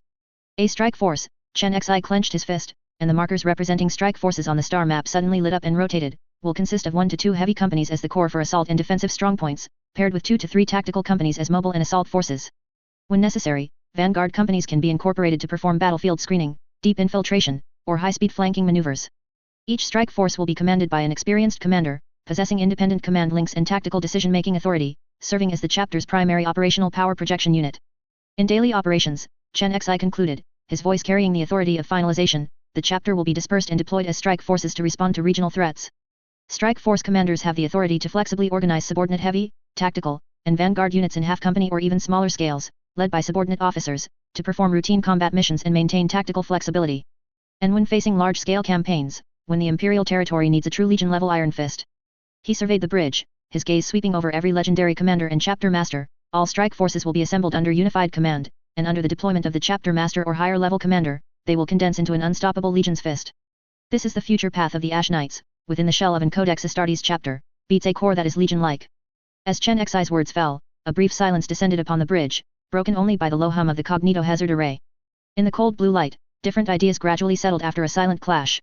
Shi Dong's tightly furrowed brows scrutinized the feasibility of the plan, Ventanas silently noted key points, Codex Astartes tenets clashing fiercely with the new framework in his mind. A hint of approval for the efficient concentration of power appeared on Sigismund's adamantium-like face, the shadow beneath Ahriman's hood subtly shifted, as if conducting deeper deductions. Logan's helmeted head turned slightly again, cold optical sensors evaluating the will and power behind this reform. Finally resting on Hather's calm and majestic figure. Hather looked stepped forward, her molten gold eyes sweeping over the newly formed strike force markers on the holographic star map, her voice carrying the War Master's decisiveness and a hint of anticipation for the future. Very good. The shackles of the Codex Astartes must be broken, and the structure of power needs to be reshaped. This plan is the starting point for the return of the Legion's soul in a new era. I approve. Chapter 517, Psyker Titan Research. At the orbital spaceport of Rostov 2, a majestic Inquisition black ship docked at its berth on the orbital ring. Chen Xi walked out from the massive hull of the Inquisition black ship along the connecting passage, stepping onto the cold metal deck of the Rostov main star's orbital ring spaceport area. The scent of gunpowder from the broken tooth star system seemed to still linger deep in his consciousness, but the bustling and orderly scene of the orbital ring spaceport immediately filled his vision. Colossal mechanical arms were loading and unloading cargo, and shuttles were precisely taking off and landing on designated flight paths. The air was filled with the familiar smell of oil, promethium fuel, and ozone, a mixture that instantly pulled him back to the power core of the subsector. He did not linger. A specially modified shuttle with thickened armor was already waiting at an adjacent dedicated berth. Once inside the shuttle, Chen Xi immediately began to review the report summary from the Forge World of Rostov 3. It contained the latest progress on the Psyker Titan research project, overseen by Archmagos Call. On his personal data slate, Call's report data stream scrolled steadily. His wording, as always, was imbued with fervent praise for the god of machines and reverence for the mysteries of the divine machine, but the report also clearly highlighted several key breakthroughs, especially in the optimization of rune energy channeling and the efficiency of Psyker Princeps neural synchronization. Hather, Chen Xi connected to the encrypted channel, and Hather's figure immediately appeared in the holographic projection. She was on the bridge of the Gabbro, dressed in an administrative secretary uniform, but her upright posture and light golden eyes naturally exuded the commanding presence of a commander seasoned by battle. Governor, Hather nodded slightly. I have arrived at Rostov 2, Chen Xi's voice was steady. The subsequent purification and resource recovery of the broken tooth star system, as well as the specific execution of the Legion reorganization, require your command. Proceed according to the framework we previously agreed upon. Time is pressing, the Ash Knights must quickly transform into an Iron Fist capable of exerting Legion-level power in the new era of warfare. The problems exposed by the quenching plan must be thoroughly resolved in this adjustment. Understood, Hather nodded slightly, a hint of understanding for the heavy burden on Chen Xi's shoulders flashing in her light golden eyes. Her voice carried a weighty sense of responsibility. The soul of the Legion shall be rekindled. I will handle matters concerning the Ash Knights. The over-establishment and effective Legion-level reorganization of the Ash Knights was already a consensus reached by the two of them. It was most fitting for her, a commander with a special status and extensive experience, to oversee its specific execution. Keep in touch, Chen Xi closed the communication. The shuttle's engines let out a low growl, steadily detaching from the berth, merging into the busy traffic flow of the orbital ring spaceport, and soaring out of the immense shadow of the orbital ring into the deep void of the Rostov system. After a brief period of normal flight, accompanied by the low hum of tearing space and the blue light of the protective field activating, the shuttle initiated its warp jump engines, instantly plunging into the surging warp rift, speeding towards the Forge World of Rostov 3, a star-like body resembling a giant mechanical beehive. Rostov 3 Forge World, Deep Forging Factory, Psyker Titan Research Station Core Area. The air, mixed with the scent of burning promethium, ozone, and suspended metallic particles, exuded a unique aroma of an industrial sanctuary. The heavy adamantium gate silently slid open, and Chen Xi stepped into the core area amidst the heavy footsteps of the Adeptus Militaris and the vigilant red light scans of the combat servitor skulls. This place was more like a research sanctuary that paradoxically unified efficient operation with ancient mysteries, rather than a traditional temple. The low binary chanting was not prayer, but a continuous stream of data transmission, like an eternally echoing background noise. Countless servitor skulls, like a precise swarm, flew around the towering War Master class Psyker Titan, their probing beams leaving fleeting trails on the Titan's ethereal blue runic armor. Each skin was a digital pilgrimage to the sacred creation. The colossal space was segmented by temporarily erected metal scaffolding and crisscrossing thick energy conduits and data cables, enveloping the research subject like a steel jungle. The air was filled with multi-layered hums, the low-frequency roar of giant analysis arrays, the continuous hum of energy stabilizers, the subtle ticking of precision sensors, and the gurgling sound of coolant flowing through pipes. These sounds intertwined into a symphony of research. Archmagos Call and Sage Olegana were already waiting at the entrance. Call's mechanical eye gleamed with excited red light, and several mechanical tendrils danced rapidly like a conductor over a suspended data slate, retrieving vast amounts of information. Olegana, on the other hand, appeared more serene and introverted, her mechanical eye constantly adjusted its focus, rapidly capturing environmental parameters. When she saw Chen Xi, her optical lens flickered slightly. Governor, welcome to the research frontier. Call's synthesized voice was filled with the fervor of a technological explorer, his religious fanaticism for the god of machines transformed into a desire for pure knowledge. He led Chen Xi towards the core observation platform, a command island surrounded by a waterfall of real-time data streams and complex holographic projections. The center of the projection clearly showed highlighted areas on the Titan's ankles, knees, and parts of its torso armor, with complex energy flow diagrams and runic structure analysis models constantly refreshing and calculating on the light screen. How is the progress, great sage, Sage Olegana? Chen Xi's gaze swept over the runic arrays on the Titan's armor, which flowed with ethereal blue energy, appearing faintly, like living circuits. Finally, his gaze fell on Olegana, with a questioning look reserved for friends. The results are significant, Governor. Call's synthesized voice suddenly rose, revealing an uncontrollable excitement.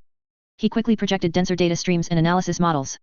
After continuous deep scanning and analysis, combined with cross-referencing ancient Martian databases, especially fragmented records concerning the Omen's assembly, we have achieved a critical breakthrough in understanding the core operational mechanism of the RIfxFe anima device.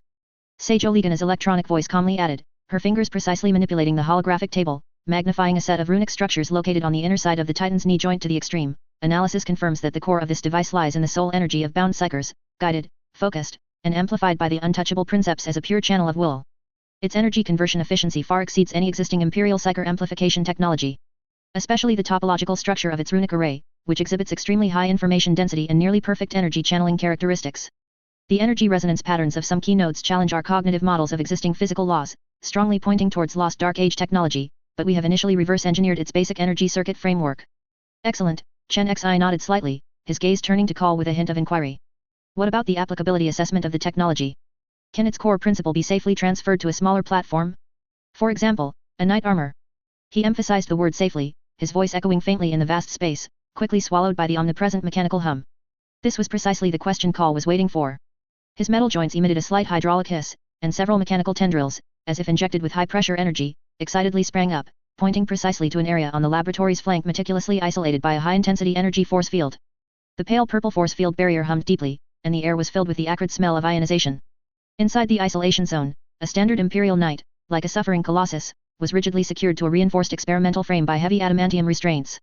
Its cockpit area had been violently torn open, exposing complex wiring that extended like dissected nerve bundles, flickering with unstable electrical sparks, connected to a crudely replicated prototype of a psyker containment unit. The metal cage-like structure internally pulsed with extremely unstable, seemingly ready to explode, eerie blue light, and a prototype of a replicated RIfxFe anima core device being debugged by multiple precise mechanical arms.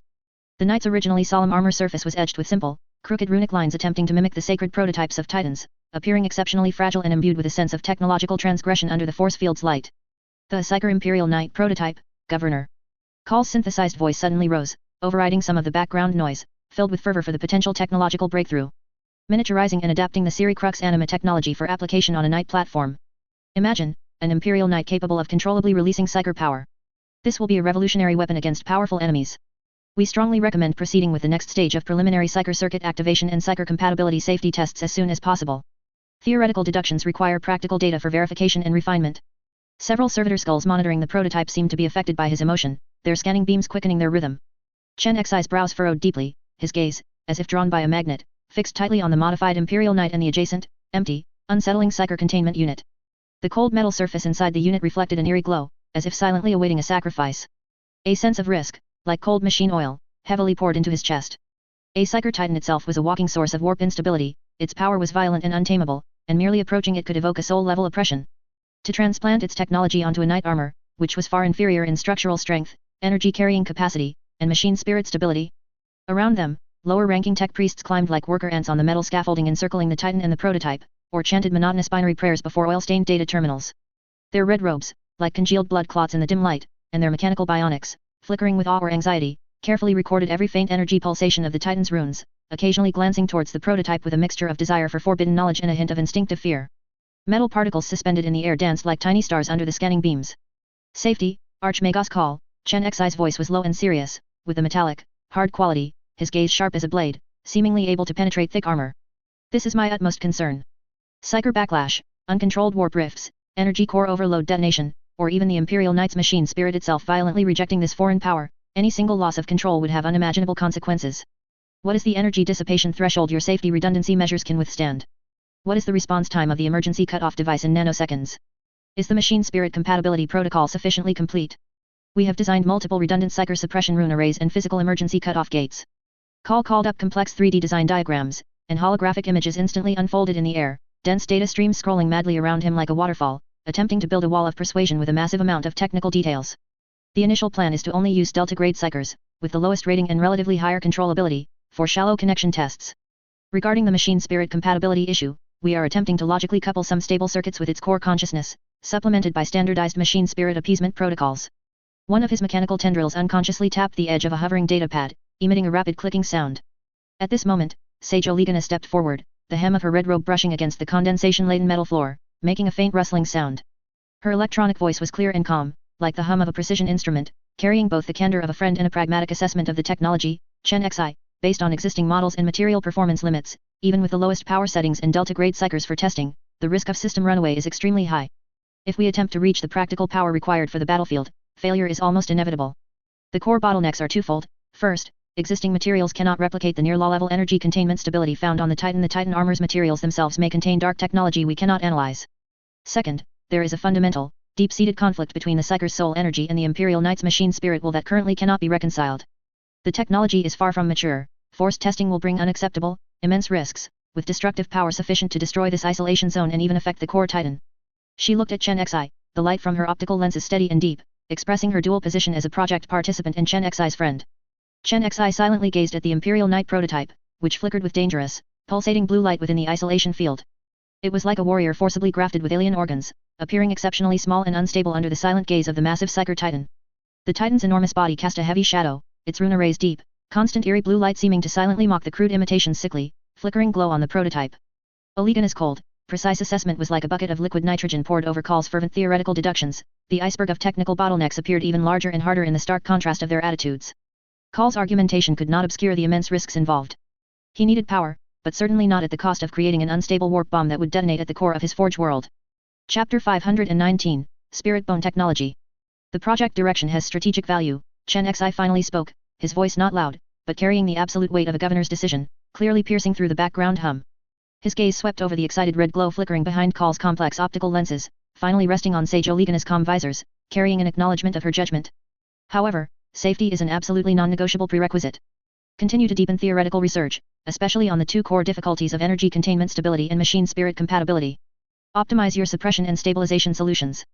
Before submitting a comprehensive safety assessment report that convinces me and can reduce the risk of loss of control to an extremely low level, the Imperial Knight project is not allowed to conduct any activation tests involving live psychers or substantial energy output.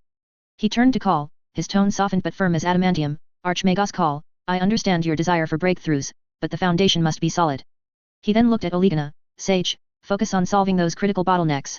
In Call's complex multi-compound eye array, the red light flickered rapidly several times, and the internal lens group emitted subtle calibration sounds, as if performing massive data calculations. Finally, his vocalizer emitted a low hum mixed with binary static. I understand your caution, Governor. Practice is the sole criterion for testing truth, but the foundation indeed needs to be consolidated. We will redouble our efforts to seek technological breakthroughs. The movements of his several auxiliary mechanical arms seemed to carry a slight delay after computational overload. The mechanical hum in the core area of the research station seemed even heavier. The low growl of the giant analysis array, the roar of coolant rushing through thick pipes, and the friction of servo joints intertwined into a single sound. Data streams still cast shifting light and shadow in the dim space. Servitor skulls circled the silent steel giant tirelessly like devout monks, their scanning beams leaving fleeting traces like the radiance of prayers on ancient, mysterious runes. Low-ranking priests chanted binary hymns in low voices at their respective posts, treating every observed bite and every ripple of energy as a sacred offering to the god of machines, continuing to explore the alluring and dangerous forbidden knowledge hidden deep within the Titan armor and the crude prototype's rudimentary form. Days later, Chen Xi was in the governor's office study, dealing with mountains of administrative data slates. Outside the window were the never-ending lights of the hive city on the main planet of Rostov. Inside was cold rationality and heavy responsibility. The bottleneck in the Psyker Titan research and the enormous risks of the Imperial Knight project weighed heavily on his mind like a dark shadow.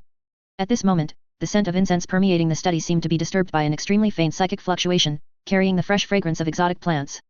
Chen Xi looked up and, without surprise, saw Valis Moore's figure, as if woven from shadows, silently appearing by the viewing window in a corner of the study. Her silver-white hair flowed with a moonlit sheen in the indoor light, and her molten gold eyes calmly observed Chen Xi. Do Eldar seers always like to arrive uninvited like this? Chen Xi put down the data slate, his tone flat, betraying no emotion. He was not surprised that Valis could bypass the governor's office security. This seer's psychic attainments were unfathomable. Human portals, for travelers who weave through the webway and listen to the whispers beyond the veil, are not always impregnable mazes. Valis's voice was clear and ethereal, like the distant whispers of stars. She turned around, her gaze seemingly piercing through Chen Xi, seeing the tangled thoughts deep within his soul. I sensed a mist of confusion, and a ravenous cry for power. Deep within your steel temple, where prayers of iron and fire echo.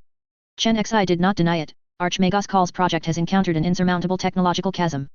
The power humanity attempts to wield, its essence may be more elusive than we perceive. Elusive. Valis's lips curved into an extremely faint arc, as if she had discerned the tangled threads of fate. Rather, your human methods are too rigid and lack resonance. You attempt to confine and drive the unrestrained song of life, which flows like the tide of the soul sea, with cold metal cages and brutal chains of will. This is like trying to cage a nascent star with a rusty iron cage. The result is either the cage breaking and the star perishing, or its light being suffocated and distorted, drawing the hungry, pain-feeding shadows from beyond the veil to covet the fractured seams. She took 2 light steps forward, as if gliding through the web of fate, and a soft yet resilient milky white glow naturally swirled around her fingertips.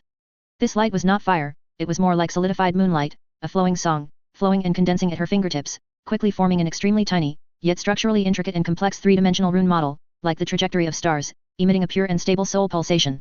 We Eldar, breathe and share destiny with the soul sea, having experienced countless cycles of stars. Our spirit bone. Valis's gaze fell upon the milky white model at her fingertips, carrying a deep reverence for ancient artifice. Is not a mineral from the earth, nor metal forged by mundane fire. It is the crystallization of the song of will resonating with the essence of the soul sea, it is the manifestation of a living melody upon the veil of reality. It is inherently the most perfect resonance chamber for the flame of life, the most obedient conduit for melody, the most resilient thread of fate. It is gentle as the light of a mother star, yet tenacious as an ancient vow, capable of bearing the immense power of a stellar explosion, and also able to blend seamlessly with the soul song of its wielder, becoming one. Chen Xi's gaze was instantly drawn to the milky white spirit bone model. He could clearly feel the contained qualities within it, distinctly different from the rampant psychic energy in the titan of power that was restrained, highly ordered, and full of resilience. You mean? Chen Xi's voice carried a hint of inquiry. I can share the basic song of the spirit bone, its whispering growth, its weaving rhythm. Valis looked directly at Chen Xi, her molten gold eyes showing a resolve born of having to bow to fate for the sake of the greater survival. It can fundamentally untie the dead knot of your material constraints, allowing the flow of energy to surge like the most harmonious melody. Its stability and efficiency are a dream unattainable by your rigid iron laws and imposed shackles. More importantly, the spirit bone model at her fingertips glowed, simulating its integration into a structure similar to the core of a knight armor. The spirit bone itself is the echo of the soul. It can awaken the dormant soul resonance deep within your steel giants, making them more easily listen, understand, and ultimately accept this new power, viewing it as an extension of their own bloodline, rather than an intrusive discord or curse. This reaches the essence of the steel heart far more effectively than your crude pacification incantations and cold coupling protocols. Valis paused, then added, her tone returning to that detached coolness of one who surveys the mortal realm. Of course, this is merely the prelude to the song. To truly wield this war epic of steel and soul resonance, your human artisans, those whose souls still possess craftsmanship and resonate with soul resonance, must sculpt it with their hearts, not merely with cold logic. And, a knight whose soul is blazing enough to ignite the forge, and whose will is as resilient as an ancient stellar core, to become the chanter of this epic. Chapter 520. In the study, the air gradually grew heavy. In the pure sky of Rostov too, the enormous, pristine white figure of the orbital ring stretched across the horizon, while the vibrant ecological dome and bustling urban area presented a serene and peaceful scene, starkly contrasting with the increasingly solidified atmosphere in the study.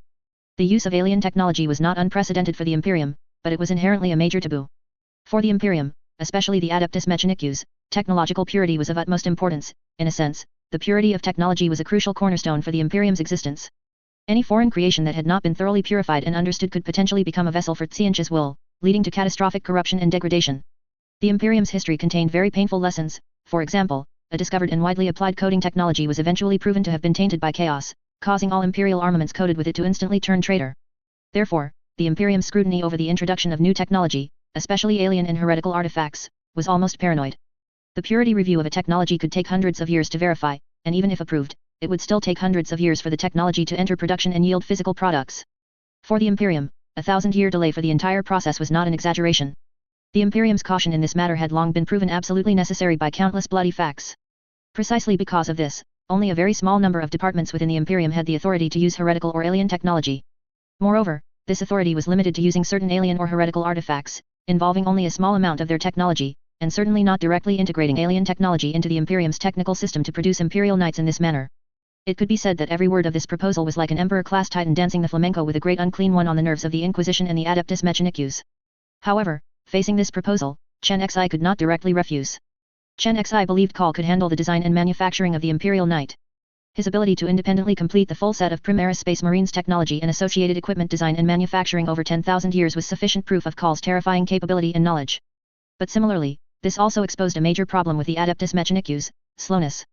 And with the Adeptus Mechanicus's conservatism towards unknown technology and their cumbersome ritualistic research processes, they might spend centuries solving technical problems, and the final results would more likely be shelved in archives due to impracticality, becoming yet another forgotten technology. Chen Xi did not have 10,000 years to wait for a technological breakthrough, nor did he have 1,000 years to wait for a technical review. He did not even have 100 years for technology to go into production. He only had 20 years. After 20 years, the Great Rift would open, and then everything would be too late. Adopting Valus's proposal was completely different. The Eldar's mature spirit bone technology was sufficient to realize the Imperial Knight in a short period. Human Governor, I understand your concerns. Eldar and humans walk different paths. Her voice resonated directly in his mind, carrying the Eldar's characteristic aloofness. But now, the shadow of chaos threatens all living beings. What I offer is the most direct and efficient solution to your current predicament. Valus slightly raised her hand, and an almost imperceptible stream of light seemed to flit across the spirit bone ornament she wore on her fingertip. Spirit bone, her thought flowed into Chen Xi's consciousness like cold, clear spring water, is not merely a mineral or a synthetic material as you understand it. It is the crystallization of our Eldar life and soul force, inherently possessing the purest and most harmonious resonance with warp energy. Any existing material in your Imperium, whether refined ceramite, complex plasteel, or the Adeptus Mechanicus's bioalloys, is like coarse gravel compared to pure crystal in terms of psychic conductivity when stacked against even the most basic spirit bone. They cause loss, impedance, and even dangerous resonance distortions. She paused briefly, and an invisible psychic disturbance caused more pronounced, wave-like ripples in the air around her. More importantly, its stability. The structure of spirit bone is inherently capable of anchoring the surging tides of the warp, resisting the whispers and erosion of chaos. It will not easily disintegrate or produce uncontrollable feedback under your so-called forbidden psychic impacts. Your technological bottleneck, Valus's consciousness focused, imbued with undeniable certainty, lies in forcibly attempting to wield a power you do not fully comprehend with incompatible materials, the result of which is inevitably inefficient, dangerous, and possesses a fatal upper limit. Spirit bone, however, is not wielded, it is itself an extension and vessel of that power. This innate advantage stemming from the essence of life is something that human technology, no matter how much it advances, cannot replace in the foreseeable future. What it can bring you is the breakthrough of that fragile barrier you are desperately propping up with flesh and steel. She took a step forward. As for guarantees, her tone was unruffled. There are no absolute guarantees, human governor. Technology itself is neither good nor evil, the key lies in the user and the protective measures. What I can provide are the fundamental principles of spirit bone technology, as well as the keynote design solutions for its integration with human mechanical structures. Subsequent analysis, protective layer construction, risk assessment, and control. This is the work of your Adeptus Mechanicus priests. This is an exchange, not a gift. Chen Xi remained silent, his fingers unconsciously tracing patterns on the smooth tabletop.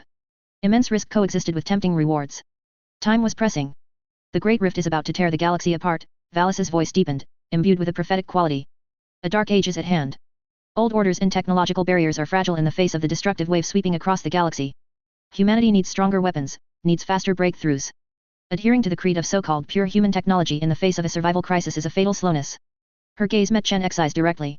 Spirit bone can accelerate your Imperial Knight project, allowing it to become a weapon against the darkness more quickly. That is my reason. The study fell silent again, with only the faint, low hum of the distant city audible.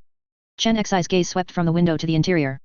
Valus's words coldly illuminated the reality. The threat of the Great Rift was imminent, and the pace of conventional research could not cope. Spirit bone technology, this key from an alien source, carrying unknown risks yet incredibly sharp, might be the only option to break the deadlock. Valus, prophet of the moons, Chen Xi finally spoke, his voice carrying the governor's resolve. I accept your proposal. He raised his hand, gesturing, but it is limited to the psychic conduction and stable matrix-related technology required for the Imperial Knight project fundamental principles, and the core solutions for integration with human machinery. This must be transmitted at the highest security level. The technical analysis, risk assessment, and actual integration work must be led and controlled by my people. This is the bottom line. Valus nodded slightly, and the ethereal blue spirit bone model hovering at her fingertips instantly vanished. A wise choice, human governor. The data stream will be encrypted and transmitted as per your request. May the fruits of this fusion bring power to your battlefields. Before her words finished, her figure began to fade, ultimately leaving only a faint trace of dissipated energy. Chapter 521. Chen Xi's orders, along with the relevant technical data, were delivered to Archmagos Call and Sage Oligana. The highest level directives and the prompt cursor indicating the completion of the massive alien data stream transfer silently extinguished on the main data panel in front of Sage Oligana, like a stone dropped into a deep pool, leaving only a brief ripple. Call's massive mechanical body emitted a low, high-frequency hum, a sound not purely of mechanical friction, but interspersed with intense, high-speed binary data streams, like an ancient hymn forcibly distorted within a metal cavity. His complex multi-compound eye array instantly locked onto Olegana, his crimson mechanical bionic eyes flickering with dangerous and complex light, a mixture of extreme repulsion and a forcibly suppressed, technical curiosity for the unknown creation. His synthesized voice, distorted and raised by intense emotional impact, declared, "Spirit bone technology. This is a severe challenge to the core principles of the Mars Treaty. It is a potential defilement of the God of Machines' sacred concept of creation." Several of his mechanical tendrils sprang up like startled vipers, pointing at the holographic projection of the alien runic structure model, which emitted a soft, milky white glow. "Sage Olegana, have your logic circuits been interfered with by the alien data stream? You should be clearer than anyone about its risks. The energy characteristics of Yildari creations. Their operational basis is rooted in the resonance of warp laws, which presents a fundamental, almost irreconcilable conflict with our mechanical architecture based on sacred physical laws. Contamination risk, uncontrollable energy dissipation thresholds, potential warp anchor effects. Each uncontrolled variable has destructive power sufficient to trigger a regional disaster, even affecting the Psyker Titan itself. Did your logical evaluation module ignore these fatal parameters in the core threat matrix calculations?" Call's questioning was like a cold hammer of judgment. Every bite carried extreme aversion to alien technology and a ruthless extrapolation of uncontrolled consequences, but deep down, that hint of technical curiosity, forcibly suppressed by reason, still flickered faintly like embers in an unextinguished engine core. Olegana's electronic synthesized voice sounded slightly softer than usual, the low hum characteristic of her logic engine operating at high speed clearly discernible, as if the escapement mechanism inside a precise clock was working steadily. "Archmagos Call, the unpredictable risks of alien technology are an objective fact, and this point is beyond dispute, we fully agree." Her mechanical bionic eyes slightly adjusted their focus, projecting the spirit bone model's data stream onto the isolation force field barrier between them, but the governor's core instruction is to assess its feasibility. Thorough, detailed fundamental data analysis is the prerequisite for any meaningful risk assessment, for judging its defilement nature and degree, and it is the only way we can provide solid evidence to the governor. The analysis work will be conducted in the highest level silent furnace isolation zone of the Forge Temple, implementing triple physical adamantium gate isolation, 7 layers of Psyker suppression field superposition, real-time warp contamination particle scanning arrays, and energy recoil simulation sandboxes. The conclusion of feasibility must be based on the data supporting the analysis results, not on a preconceived stance. She slightly increased the clarity of her electronic voice, emphasizing, "The governor's ultimate activation prohibition is the most important guarantee for ensuring the project's safety boundaries, and it is the final gate of our logical defense line." Call's hum grew deeper, carrying a profound distrust of the so-called safety measures. "Silent furnace? Against Eldar technology, which is rooted in the essence of the warp, like a living song, its isolation effectiveness is questionable. No matter how precise a data simulation sandbox is, it cannot fully replicate the violent psychic fluctuations of soul confinement units in a real battlefield, or the chaotic harmonic resonance that might occur between the warp energy source and the introduced spirit bone variable. One undetected phase shift, one minor psychic frequency harmonic distortion, the entire energy core could instantly transform into a permanent rift tearing the veil of reality." His warning was like cold steel needles, piercing every weak link in Olegana's logical deduction. This risk level far exceeds the scope of conventional Titan weapon development. Its potential destructive power is enough to erase the entire research station and even the deep-level forge from the real universe. The project's tolerance limit is far below this. Olegana's response maintained logical rigor, but her voice carried a subtle sense of resonance, as if responding to Call's deep concern about the risks. "The risks you describe do exist, and the destruction model extrapolation is valid. I understand your concerns, Archmagos Call. However, the lengthy iterative cycle of conventional research and development processes cannot meet the urgent timetable for addressing the Great Rift threat prophesied. The governor's directive has clearly set the project priority as sector highest. The theoretical advantages of the spirit bone in psychic conductivity efficiency, energy containment stability, and potential machine-spirit compatibility are the only possible way to solve the current bottleneck, as revealed by known intelligence." She brought up the comparative data on energy dissipation from the Psyker Titan's knee joint rune array. "My task is, to analyze its core principles, attempt to design a theoretically feasible safe integration path, and verify its safety boundary threshold through extreme simulation. If the final analysis and assessment show that the risk is uncontrollable or the theoretical benefit is below the critical value, the integration plan will be logically rejected. This is an inevitable outcome." Her electronic voice took on a more persuasive, rather than cold, emphasis. "However, refusing to conduct basic analysis and assessment purely to avoid risk is tantamount to actively abandoning a potential path to technological breakthrough. This not only violates the core objective of the governor's directive but also conflicts with the project's highest priority. Our duty requires us to explore this path, even if it is fraught with thorns. Please execute the resource deployment directive, Archmagos Call. The time window is closing." Call emitted an even more complex, lengthy, and internally contradictory hum, internal gear sets emitting grating calibration friction sounds, finally transforming into a cold signal confirming obedience. "Resource deployment directive, executing. Highest secrecy protocol silent covenant activated, permissions locked to you, me, and designated tech priests." His mechanical head turned to her, his crimson gaze still sharp, but the pure anger within it had been replaced by a heavy, complex emotion mixed with worry and a forced acknowledgement of the necessity of technological exploration. "Sage Olegana, may your analysis process always adhere to the last line of defense of the principle of technological purity. Remember, in this domain, one failure will cost far more than the termination of the project. It will be an annihilation that devours all investment and hope."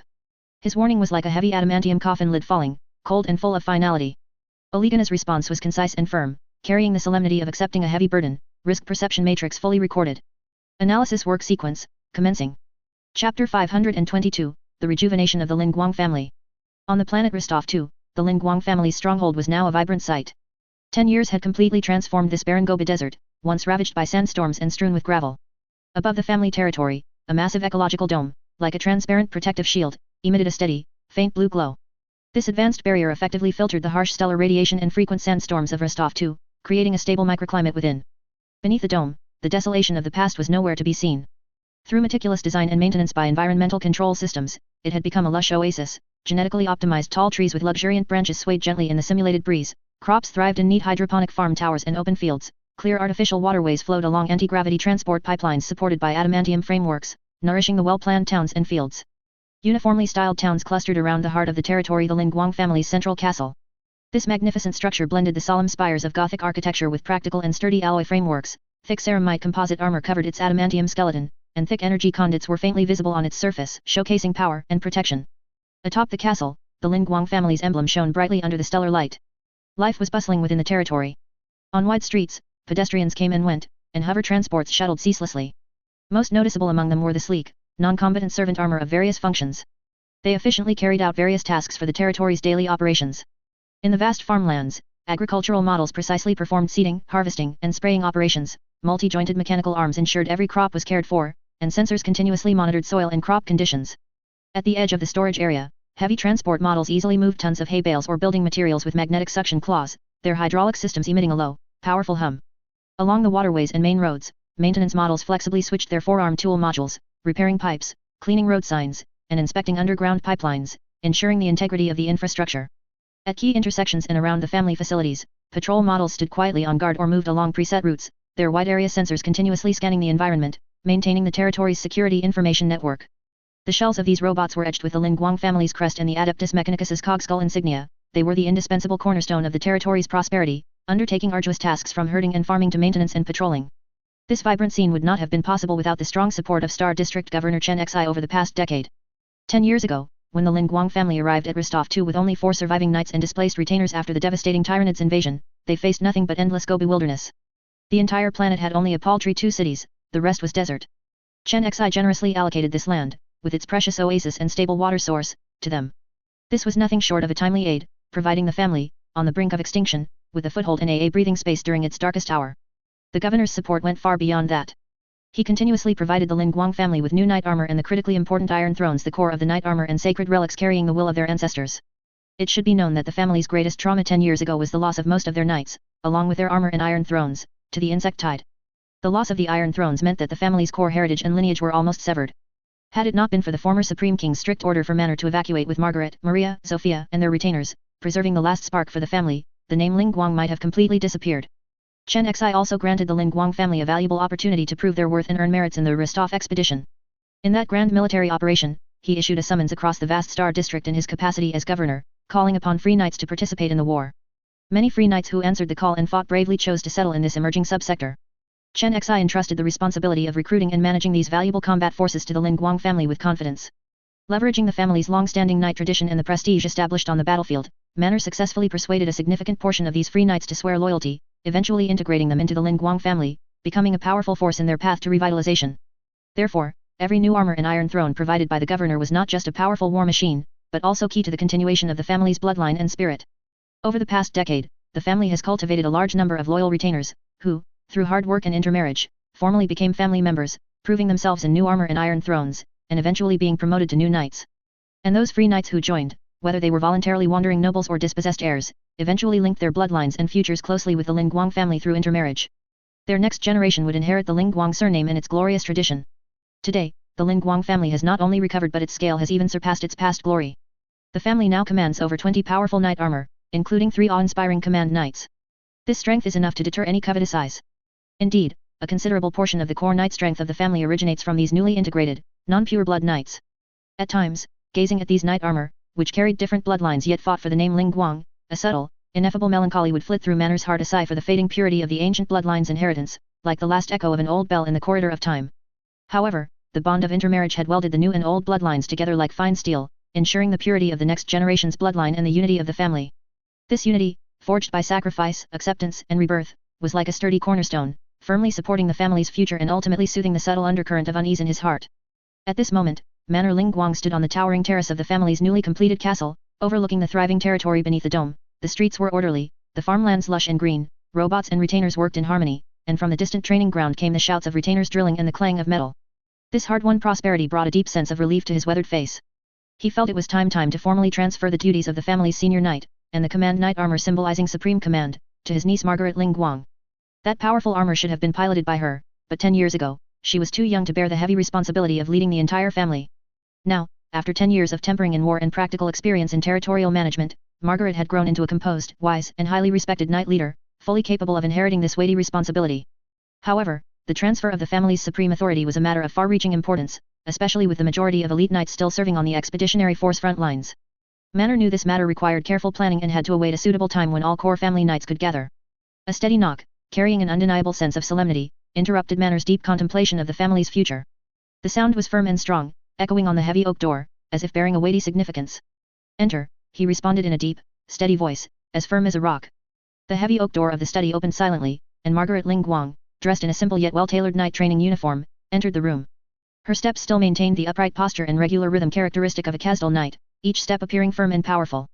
However, her slightly hurried, not yet fully composed breathing, and the unrolled parchment scroll in her hand, bearing the prominent governor's insignia, clearly indicated that an extraordinary message had arrived. Manor slowly turned around, his grey-blue eyes gently falling upon his niece, the future heir of the family. "Margaret, what makes your steps hurried and your breath unsettled? There's no need to rush, just tell me slowly." His tone carried the concern of an elder, and also the composure and tolerance of a family head. Margaret stood before her uncle, her right hand precisely and firmly placed on her left chest, performing an impeccable knight's salute. Her voice rang out clearly and respectfully, "Senior knight of the Ling Guang family, my esteemed uncle. I have just received a direct decree from Subsector Governor Chen Xi." She gestured slightly to the scroll in her hand. "His Excellency the Governor wishes for our Ling Guang family to select several elite knights as soon as possible, and several relic maintenance specialists to accompany them, to immediately depart for the core forging factory of the Ristov 3 Forge World. Sage Oligana and Archmagos Kal are leading a critically important research project, and they have explicitly stated that they require the assistance of a knight family. His Excellency the Governor earnestly hopes that we can provide this support. The Governor needs the strength of a knight family. Sage Oligana and Archmagos Kal's research project." Manor's brow furrowed almost imperceptibly, and a deep confusion appeared on his dignified face. He found it truly difficult to imagine what unique and necessary assistance members of the Ling Guang family, who upheld the ancient way of the knight, could provide deep within the Adeptus Mechanicus Sage's sanctuaries, filled with binary canticles, strong oil fumes, and unfathomable technological mysteries. The profound and cold logical domain of a forge world seemed to have a chasm-like gap with the path of iron-blooded honor flowing in the knight's bloodline. However, the loyalty to the governor's command, etched into his bones, and the reverence for the sage's nearly godlike status, prevented any thought of doubt from arising in Manor's heart.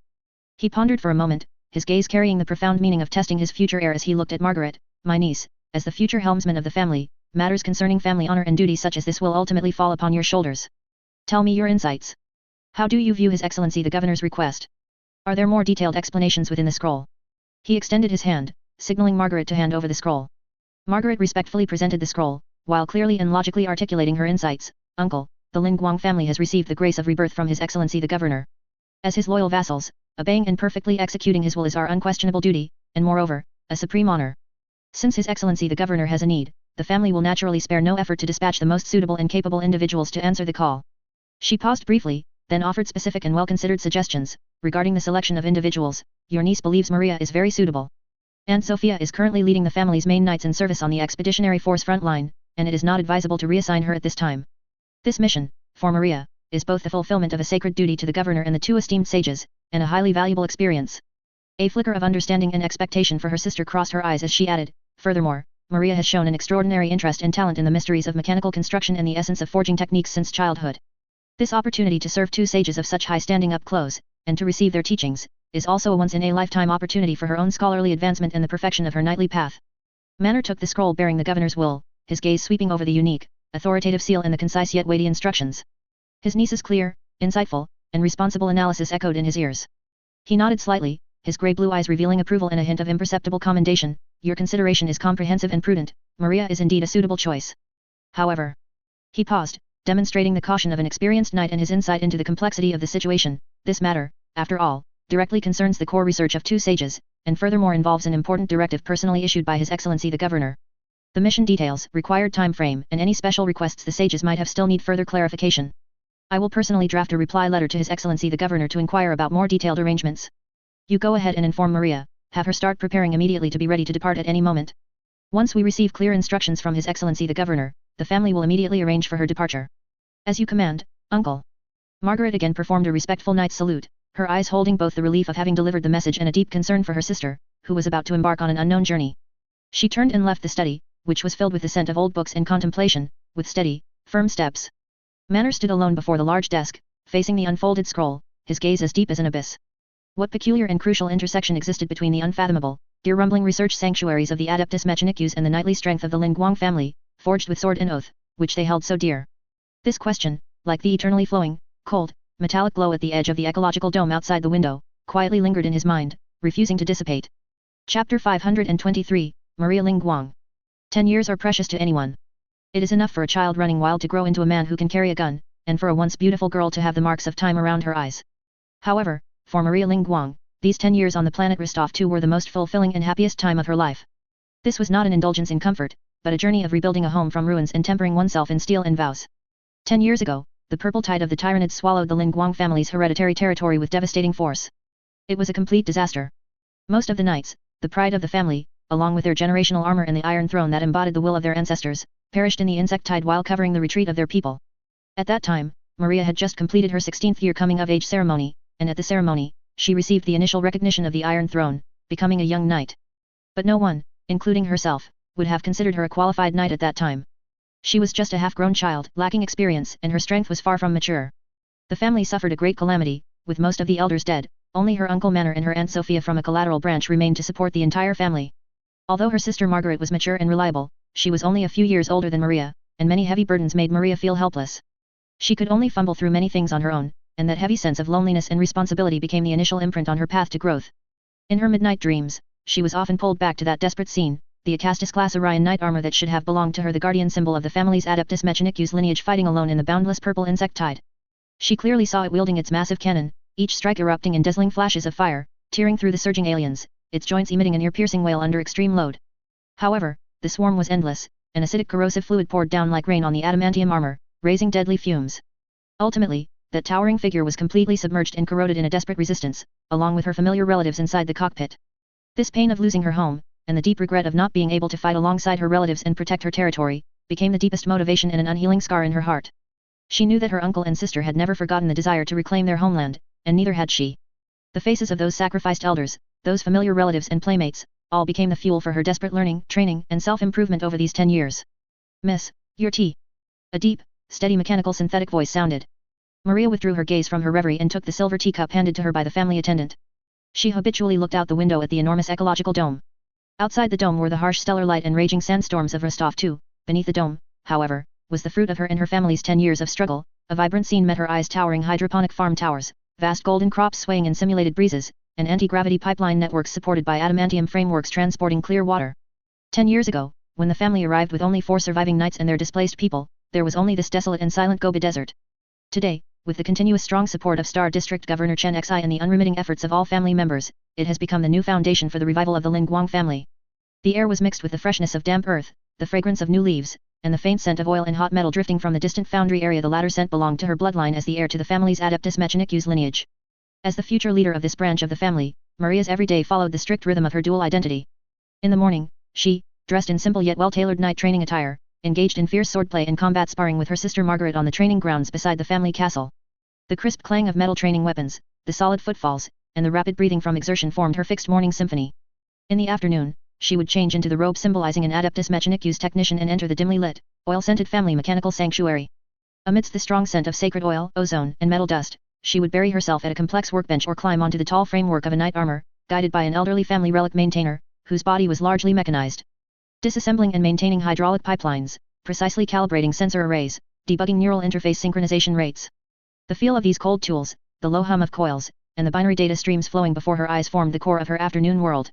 She absorbed knowledge ravenously and spent long hours communicating with her Iron Throne, accumulating the practical combat intuition of a knight under the infusion of ancestral experience. She had followed her aunt or sister onto the battlefield and earned some honors, evidenced by the several Imperial Aquila medals and family bravery badges pinned to her chest. But in Maria's own view, these were far from enough. Her growth was not fast enough, not extensive enough. Her sister Margaret was already a steady, wise, and highly respected knight leader, capable of inheriting the family's senior knight position, but what about herself? Her uncle, aunt, and sister still seemed to treat her as a child who needed looking after, rather than an adult capable of standing on her own. She was the youngest in the family, true, but she was already a knight recognized by the Iron Throne. She yearned to prove herself, to share the family's burden, and this anxiety and yearning, like tiny gears, turned day and night in her heart. Maria was immersed in the servo system optimization plan displayed on the datapad, with cold logical diagrams intertwined with the warm scent of oil in the mechanical sanctuary. The attendant armor's steady, unmodulated synthetic voice sounded, "Miss Maria, your armor Lingung Sentry self-check procedure is complete, status, excellent. It has been deployed to training platform 3 as scheduled and is on standby." She put down the datapad, her fingertips still feeling the slight coolness of the screen. Leaving the sanctuary, which was permeated with the scent of incense and metal, Maria entered the long corridor connecting to the outdoor training ground. Sunlight streamed through the tall arched windows, casting bright patches on the polished alloy floor. At the end of the corridor, the expansive view of the training ground suddenly opened up. In the center of the field, her mount stood majestically like a silent guardian. The newly replaced ceramite armor plates reflected a cold, solid sheen in the sunlight. Maria walked quickly towards the armor's foot, reaching out to lightly brush her fingertips over the cold adamantium surface. She could feel the subtle raised and recessed textures of the etched prayer runes, and the steady, powerful pulse of the dormant machine spirit transmitted through the armor beneath her palm. Every touch made her feel at ease and made her yearn even more to pilot it and prove herself. Is today's schedule a coordinated tactical drill with Sister Margaret? She turned her head to ask the attendant armor, her fingertips instinctively resting on an armor seam where a trace of fresh, clear sacred oil had seeped out, a minor flaw after routine maintenance that needed to be recorded. "No, miss." The attendant armor's visual sensors blinked with a steady green light, "but Miss Margaret is waiting for you in your private study. She carries a command scroll from His Excellency the Governor." Maria's heart skipped a beat instantly. The Governor's command? Directly for her? She nodded, trying to maintain her composure, and turned to walk deeper into the castle, her steps a little faster than usual, the sound of her boot heels striking the ground echoing subtly in the corridor. Passing through the corridor, which was guarded by statues of past family senior knights and hung with ancient battle flags, she pushed open the heavy oak door of her study. Chapter 524, The Maiden's Mission. Margaret Linguang stood by the window, her golden hair meticulously tied back, and her dark blue knight's uniform impeccably pressed, making her appear as straight and tall as a spear. In her hand, she held an unfurled parchment scroll with gilded edges, the prominent Star District Governor's emblem clearly visible in the afternoon sun, exuding undeniable authority. Hearing the door open, she turned, her gaze, sharp as tempered steel, fell upon her sister, carrying her usual scrutiny, and a hint of imperceptible inquiry. "Sister." Maria closed the door, trying to keep her voice steady, but her eyes were fixed on the scroll. "Is that the Star District Governor's decree? Is it about me?"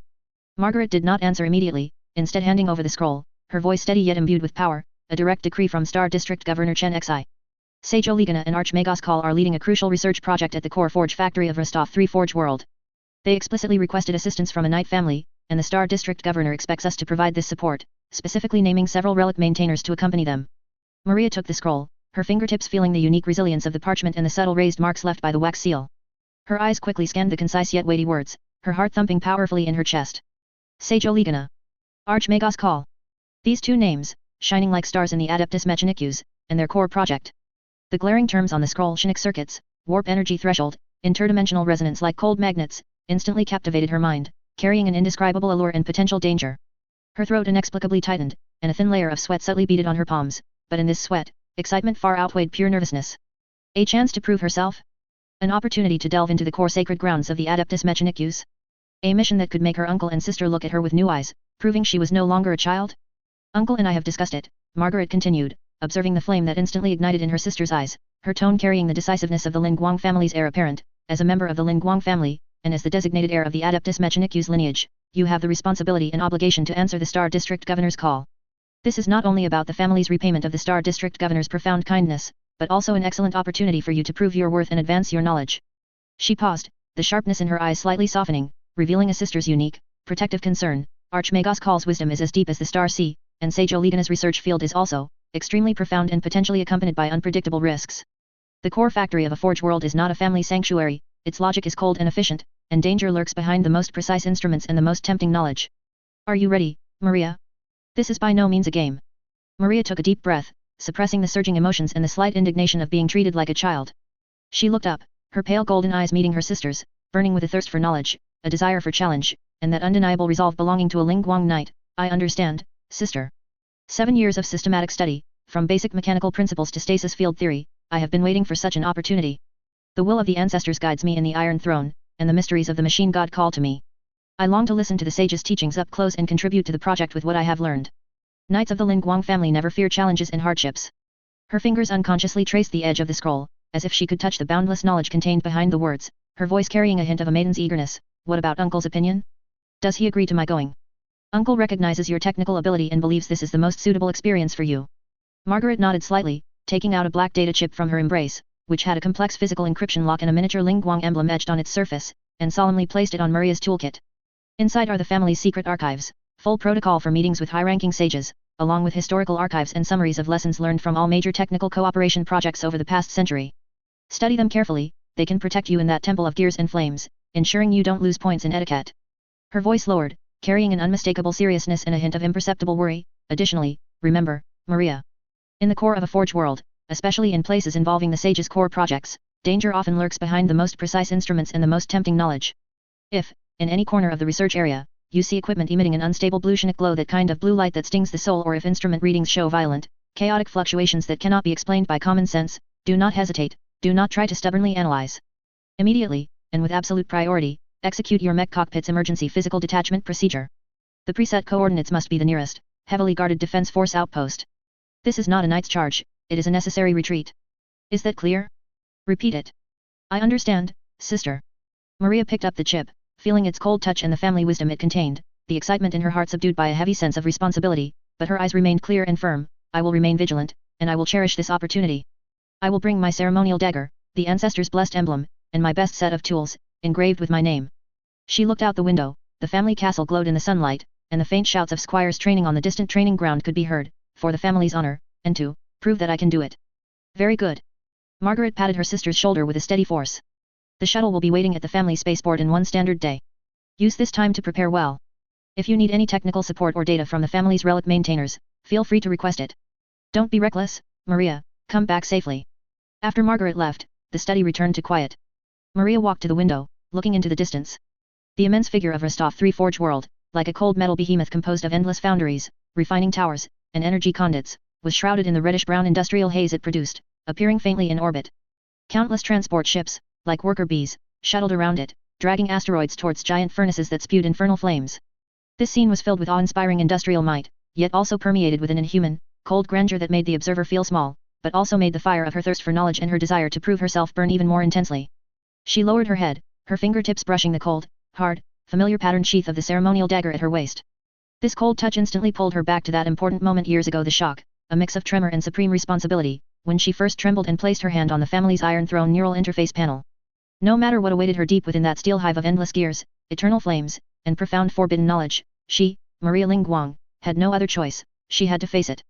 The honor of the family, her personal path of the machine, and that stubborn desire to be recognized converged at this moment. This time, she would no longer be the child who could only be protected and evacuated. Chapter 525, Discussions in the 3K Era. In Chen Xi's living room, a few people were casually lounging on sofas and armchairs, the air filled with a relaxed comfort. 32 was almost swallowed by the single armchair, a plump orange cat curled up on her lap, dozing. Her fingers idly combed through the cat's fur, her movements so slow they seemed about to stop. On the long sofa, Twilight leaned against one armrest, an empty soda can clutched between her fingers, unconsciously twirling it. In another armchair, Gutierrez sat with a straight back, yet his expression held a hint of languor and relaxation. Chen Xi, in the single armchair diagonally opposite, naturally leaned forward slightly. Several cans of soda were scattered on the coffee table, one of them open, occasionally emitting faint hissing sounds. On a low stool a bit further away, Mai sat cross-legged, a data pad on her lap, her fingers occasionally swiping across it, noting something down. However, the topic of their discussion was in stark contrast to the lazy afternoon. It was about the development of the distant and brutal Warhammer 40K world. Although such discussions could also happen in the 40K world, everyone was scattered across the galaxy, relying on intermittent communication through devices like astropathic relays. It was far from being able to converse face-to-face as they could now, having returned to their homes in the 3K era. More importantly, in this era, everyone had reverted to their ordinary appearances.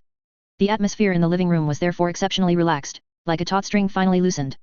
Chen Xi's gaze fell on 32, who was petting the cat opposite him, and he cut straight to the chase. 32, what stage has the Imperial Knight project reached? Please elaborate on the key milestones and bottlenecks.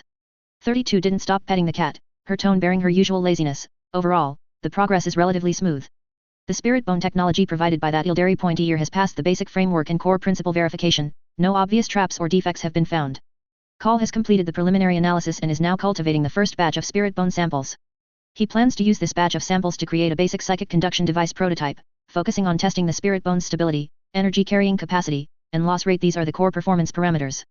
This is the foundation of foundations. Chen Xi nodded. It sounds like the basic link is fine. But the research and development progress must be strictly controlled. I need a clear timetable. Within 10 years, the first complete prototype of an Imperial Knight must roll off the line, possessing basic combat capabilities for live combat testing. 10 years. 32 finally stopped petting the cat, her brows slightly furrowed, and she shook her head directly. This time frame will probably be very difficult to achieve.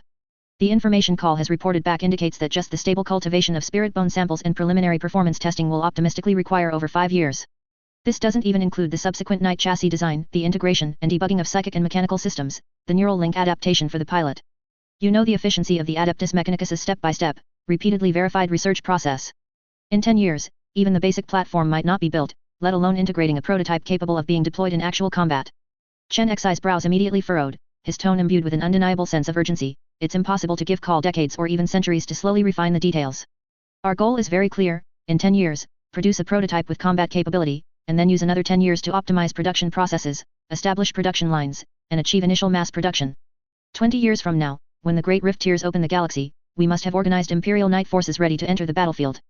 The normal efficiency of the Adeptus Mechanicus does not meet our current strategic demands. He emphasized the words strategic demands, his gaze sweeping over everyone. Think about the scene after the Great Rift opens. We need forces that can immediately step up. Realizing that accelerating research and development went hand in hand with logistical pressure, Chen Xi's gaze sharply swept over the others present. Research bottlenecks are one aspect, but the bigger problem lies ahead. What practical methods do you have to accelerate the research process? At the same time, our overall development momentum is good, but the shortboard of logistical supply is becoming increasingly apparent. The Legion-wide reorganization of the Ash Knights has already begun, and existing logistical reserves, weapons, ammunition, spare parts, power armor consumables can barely support the current scale. But if we continue to expand the army as planned, or once there is high-intensity, sustained combat attrition, the supply chain will immediately collapse. We must tackle both the research and production capacity issues simultaneously. Twilight, toying with the empty soda can, proposed a solution. The most direct method is to place orders with other Forge worlds to share the production pressure. For example, Ryza or Lucius, their production capacity in certain areas should still have a surplus. We can try to contact them, using rare technologies acquired from expeditions as bargaining chips, in exchange for them to manufacture some non-core but high-demand general components. No, the risk is too high, Gutierrez immediately rejected, his voice steady and strong. Ordering through Forge worlds means going through the Imperial official military procurement channels. Small, sporadic orders might be explained away as battle damage replenishment or special needs of a chapter. However, once the quantity we need is large, and it's a continuous, large-scale procurement, especially highly sensitive materials of Astartes grade, this absolutely cannot escape the eyes of the Inquisition. They will pounce on us to investigate like sharks smelling blood. Those Forge worlds are not monolithic either. There's no guarantee that someone looking to climb the ranks won't inform on us. He paused, explaining further. Strictly speaking, the current operations in the Rostov subsector are already playing a dangerous game. Under the righteous banner of the Rostov expedition, we are massively expanding the number of Space Marine, frantically procuring military equipment, and expanding Forge world factories. In peacetime, the Inquisition and the High Lords of Terra would have already dispatched fleets to inquire.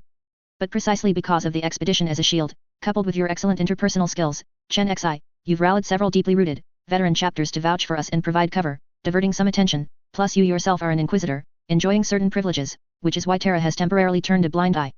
Don't forget, you genuinely destroyed a powerful space Necron dynasty and unearthed many valuable technological relics, which pleased certain powerful figures on Mars, and to a certain extent, they acquiesced to our development.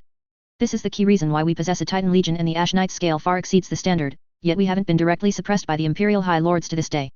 But all this tolerance is built on our moderate and successful foundation. Massively outsourcing military equipment production is tantamount to actively handing over leverage.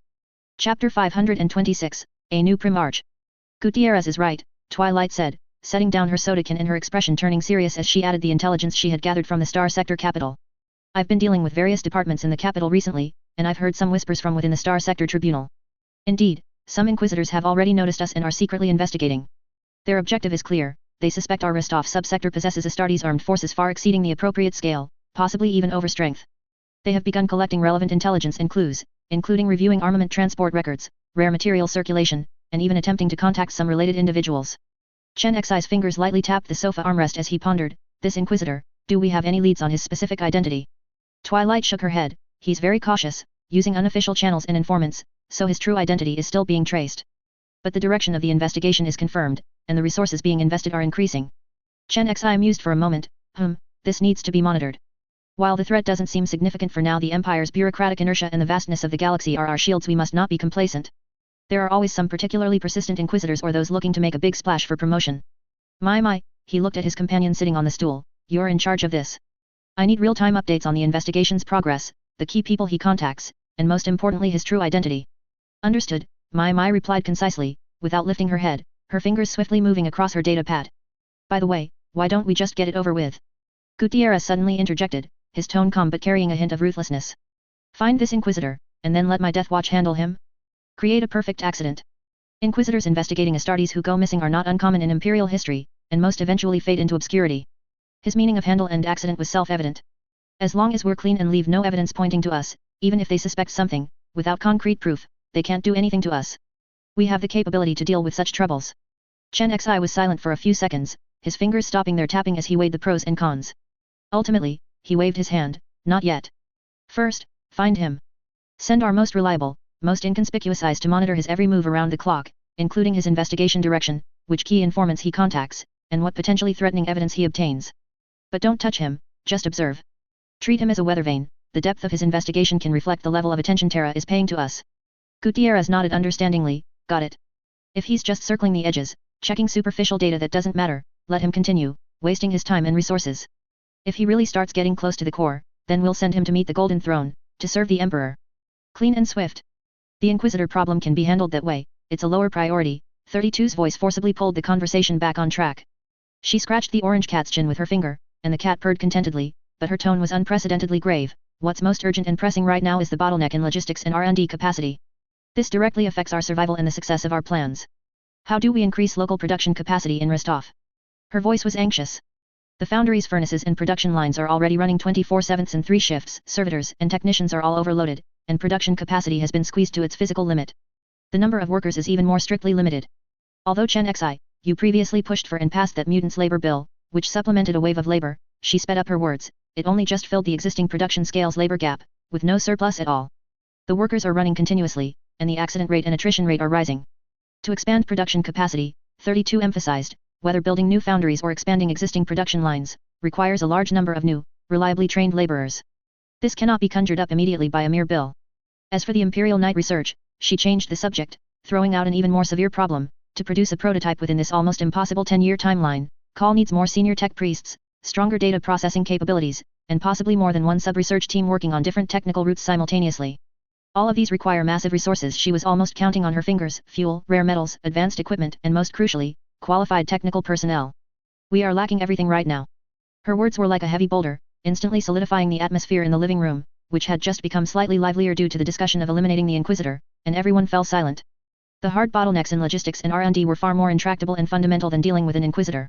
This is indeed the most core and urgent constraint we currently face, the weakest link in our entire plan. Chen Xi leaned back on the sofa, his brows tightly furrowed, his fingers unconsciously tapping rapidly on the armrest, a habit of his when deep in thought and suppressing anxiety.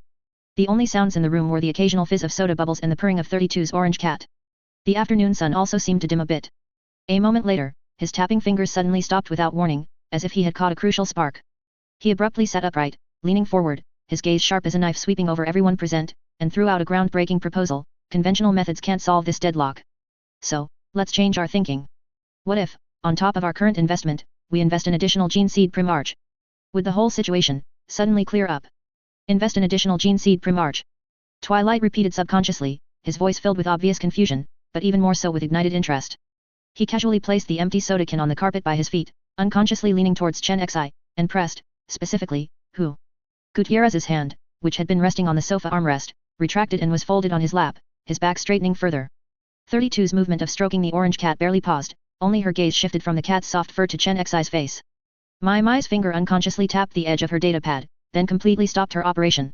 The living room fell silent for a moment.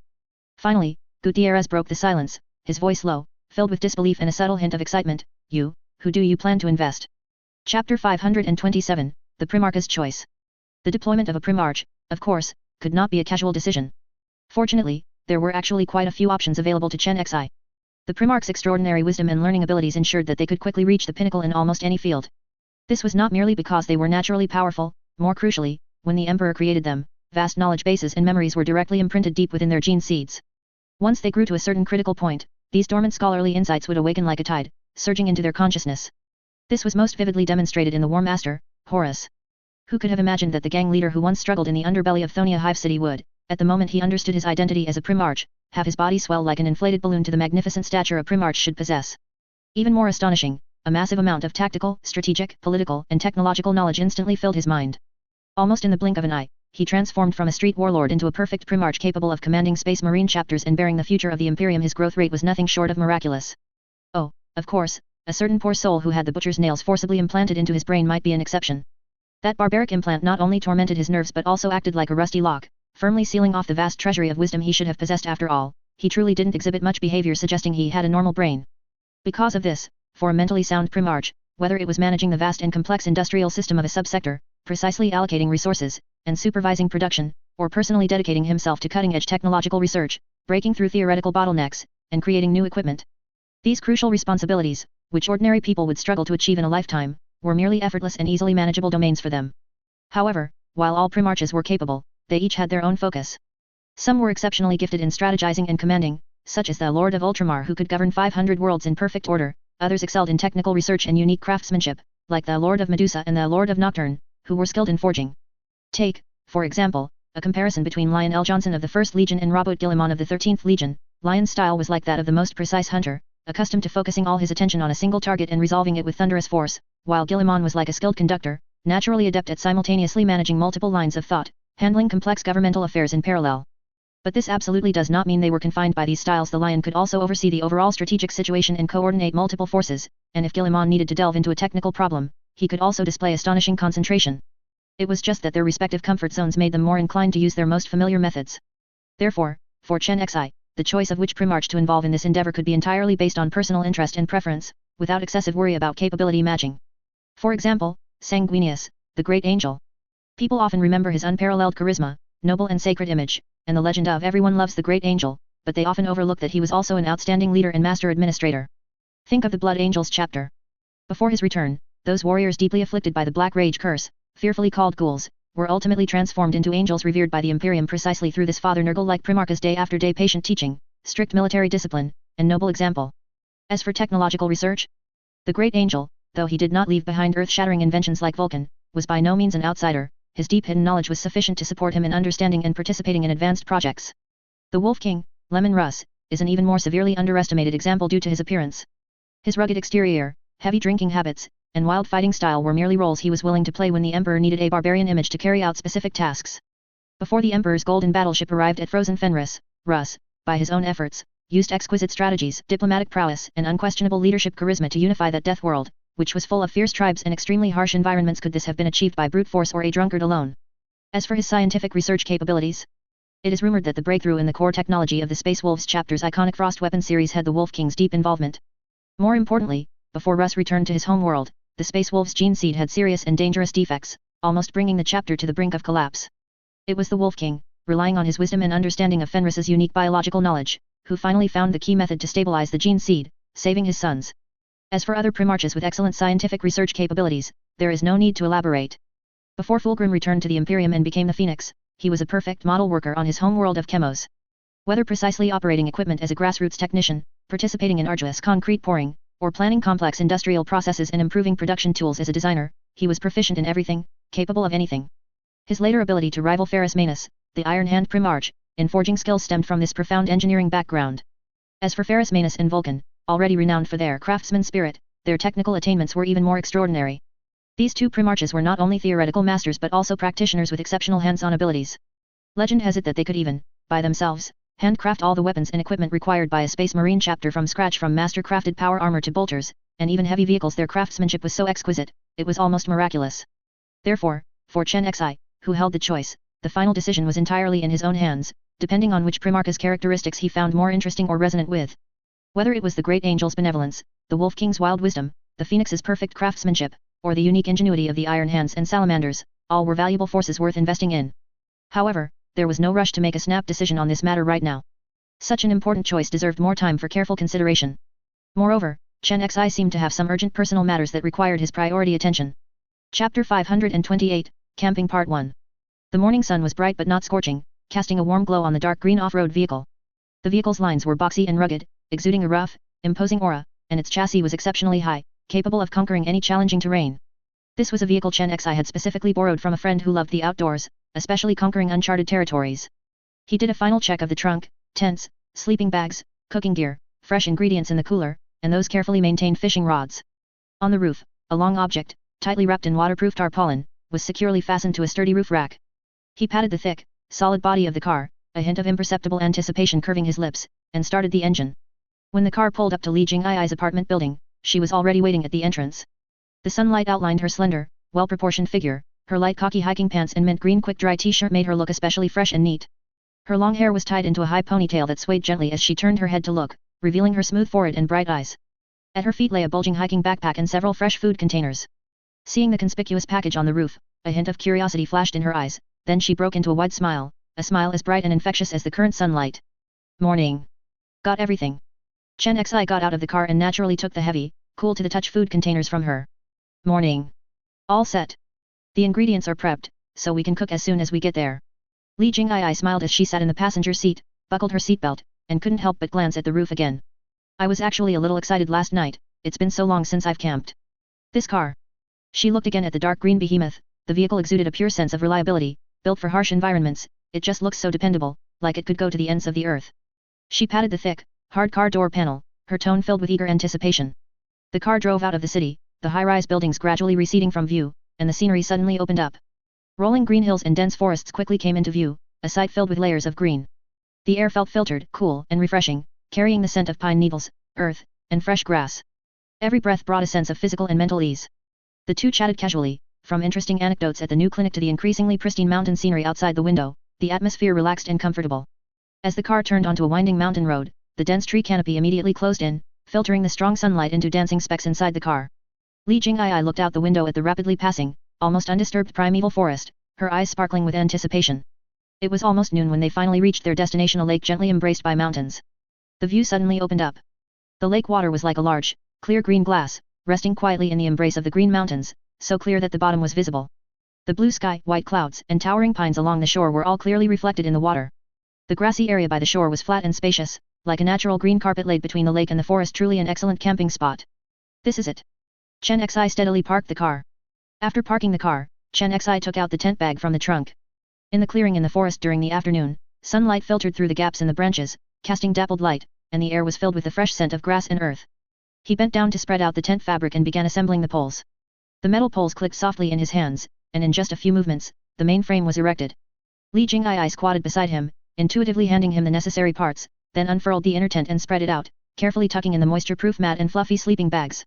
The sunlight filtered through the tree shadows danced on their shoulders and arms, like a group of lively golden sprites.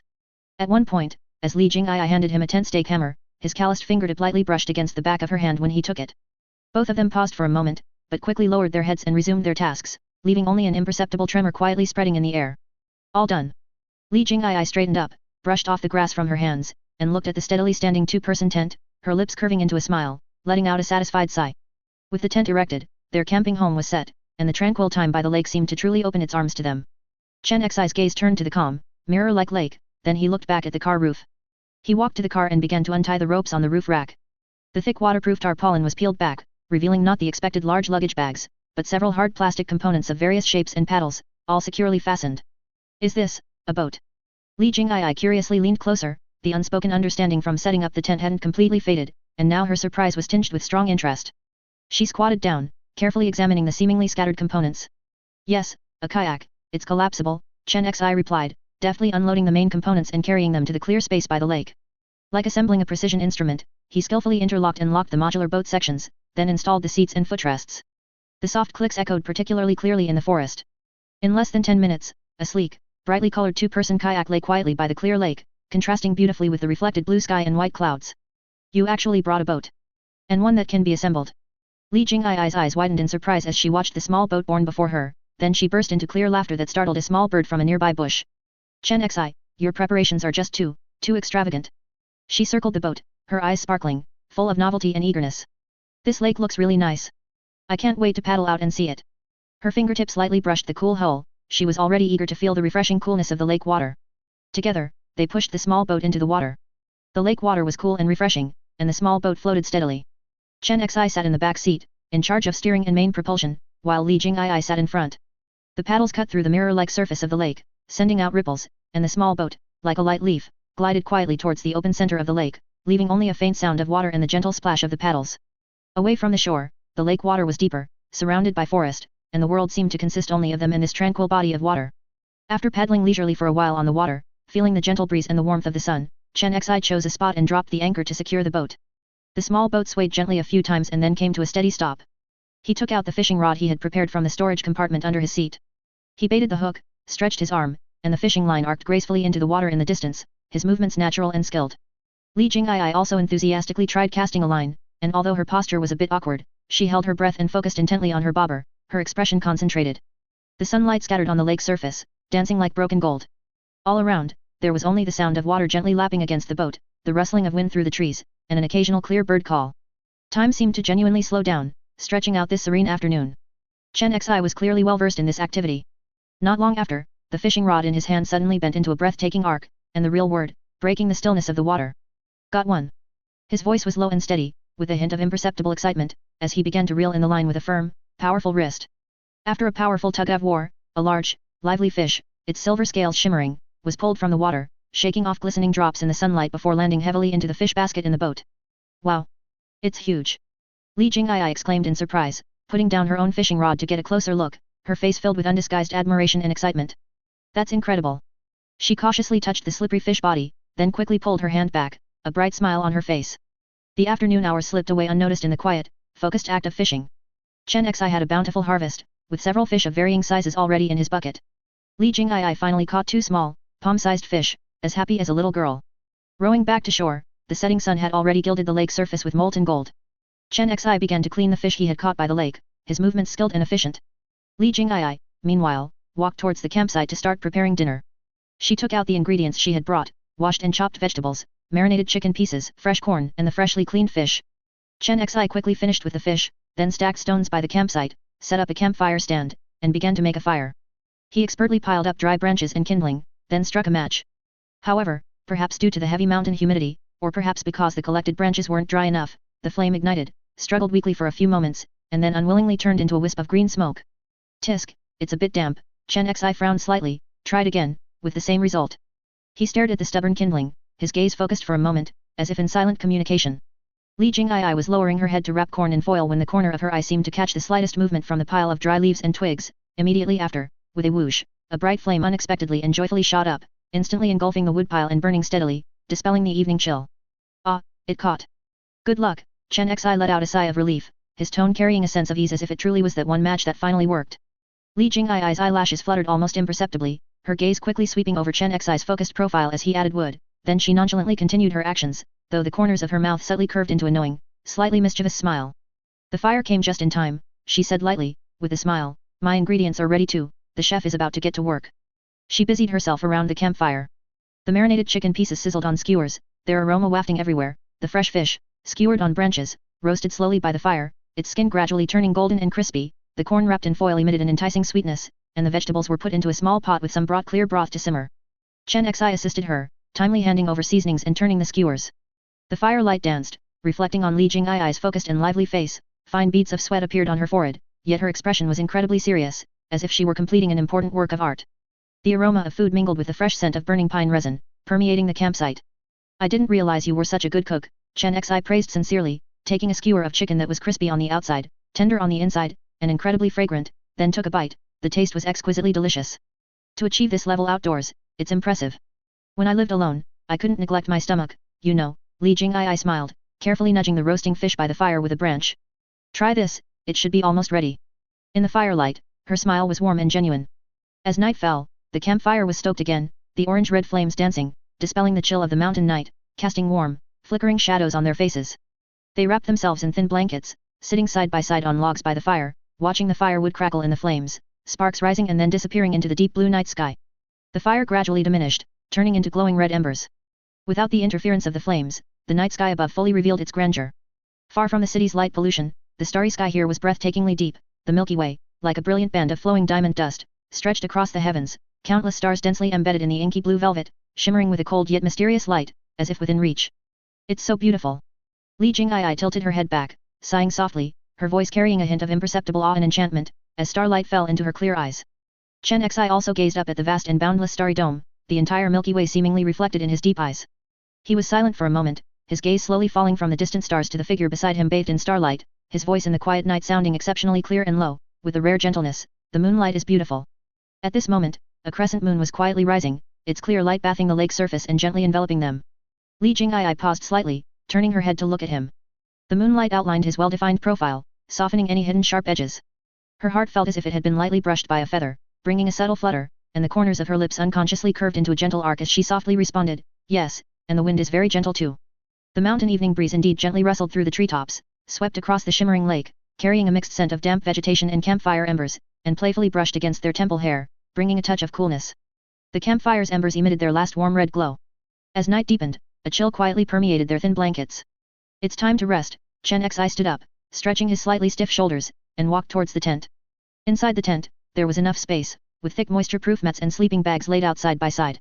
They each slipped into their sleeping bags, the soft zipping sound unusually clear in the darkness. Outside, there was the rhythmic sound of the lake water gently kissing the shore, and the tireless symphony of insects. The wilderness's silence seemed to amplify all senses, the quiet whispers by the campfire and the gazes under the starlight filled the tent with an indescribable warmth and tranquility. Li Jingyi gently turned over in her sleeping bag, facing Chen Xi's direction. In the darkness, she could hear his steady breathing. After a while, she felt a slight rustling from the sleeping bag beside her, he seemed to have adjusted his posture as well. In the darkness, a warm hand, with a hint of hesitation, gently fumbled and then rested on the back of her hand, which was placed on the edge of her sleeping bag. His palm was broad, with thin calluses, and its touch was warm and strong. Li Jingyi's heart skipped a beat, she didn't move, nor did she pull her hand away, but simply turned her hand to gently clasp his, her fingertips unconsciously curling in his palm. The warmth of their palms touching instantly dispelled the slight chill of the night, and also conveyed unspoken messages. Without more words, they drew closer in silent understanding. Chen Xi's arm, with its reassuring strength, gently wrapped around her waist over the sleeping bag. Li Jingyi relaxed and leaned back slightly, her back pressing against his firm, warm chest. Through 2 layers of sleeping bags, she could clearly feel his steady, strong heartbeat. Their body temperatures mingled, and the rhythm of their breathing in the small space gradually became harmonious and synchronized. In the distance, a water bird seemed startled by something, letting out a clear, short cry, soaring over the lake, and then quickly returning to profound silence. The campsite by the lake was completely embraced by the mountains, leaving only the steady sound of their intertwined breathing and the eternal gentle murmur of the lake water outside the tent. Chapter 530. 17. You've been smiling all day. Did something good happen? Did you eat magpie droppings? Yuri put his space marine down on the sandbox beside him and looked at Chen Xi, who was nestled in the spectator's sofa, a smile never leaving his face. He couldn't help but complain. The club was filled with the crisp clatter of dice and trays, the soft rustle of moving pieces, and the low exclamations of players, some excited, some frustrated. On the huge sandbox table, 2 vastly different Warhammer 40K armies were locked in a fierce, inextricable battle, miniature models of energy weapons and chainsword intertwined amidst meticulously arranged ruined terrain. Banners of various warbands hung on the club walls, and beautifully painted finished models were displayed in cabinets. Hearing this, Chen Xi lazily propped himself up from the sofa, as if just realizing his facial muscles were a bit sore, but his smile deepened. Mind your own business, can't you? Anyway, something good happened, that's for sure. He most likely has good news. Hai Tu, who had just finished commanding a charge and was waiting for his opponent's turn to end, revealed without looking up, while fiddling with a few standby orc boys beside him. 2 days ago, I saw with my own eyes, he was eating at a western restaurant with a very beautiful girl. The atmosphere, tisk tisk, pink bubbles were practically overflowing. Whoa! The power of this news was no less than a melt-a-gun shot, instantly attracting all the heads of those around, whether spectating or preparing for the next deployment. A group of Imperial loyalists or Chaos worshippers, most of whom were still single, immediately gathered around, chattering, "Who is it? Which family's girl? Is she pretty? Do you have photos? Send them to the group chat immediately." Core question. Does she play Warhammer? Is she one of us? Which warband is she from? The air in the club was instantly filled with the smoke of gossip, and even the battle on the sandbox was temporarily forgotten. Stop, stop, stop. Hold it. Chen Xi was surrounded, raising his hands in a gesture of surrender, laughing helplessly, the ink's just on the brush, I haven't even started writing yet. If it really happens, I promise to bring her over for organizational review, alright? Now, can you let me off?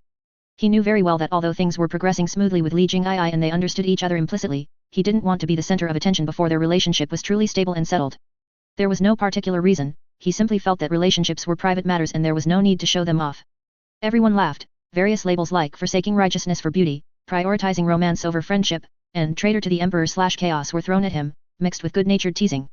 After the laughter and commotion died down, on the other side of the sandbox, Lao Meng, who had just taken out a crucial enemy vehicle with a precise sniper shot, proudly put away his dice and gestured towards Chen Xi across the battlefield, his tone a bit serious. Hey, 17, don't just keep grinning. Have you heard any rumors about the September 3rd parade? Chen Xi raised an eyebrow, leaned forward, resting his elbows on his knees, and looked at Lao Meng playfully. Rumors? What kind of rumors do you mean? Do you know there's a parade on the 3rd of next month to commemorate the victory of the anti-Japanese war? That's been broadcast on news broadcast. Or are you saying? He deliberately drew out his words, his gaze drifting to Lu Yi, who was quietly making final checks on his Astra Militarum in the corner. You want to know some inside information? Then you shouldn't ask me, you should ask Lu Yi. He has wide connections, maybe he can get some hints. Lu Yi, who was called out, didn't even lift his head, merely carefully adjusting the gear decoration on an Adeptus Militaris shoulder pad with tweezers, his voice calm and unruffled. Don't flatter me. This level of event has very high security clearance.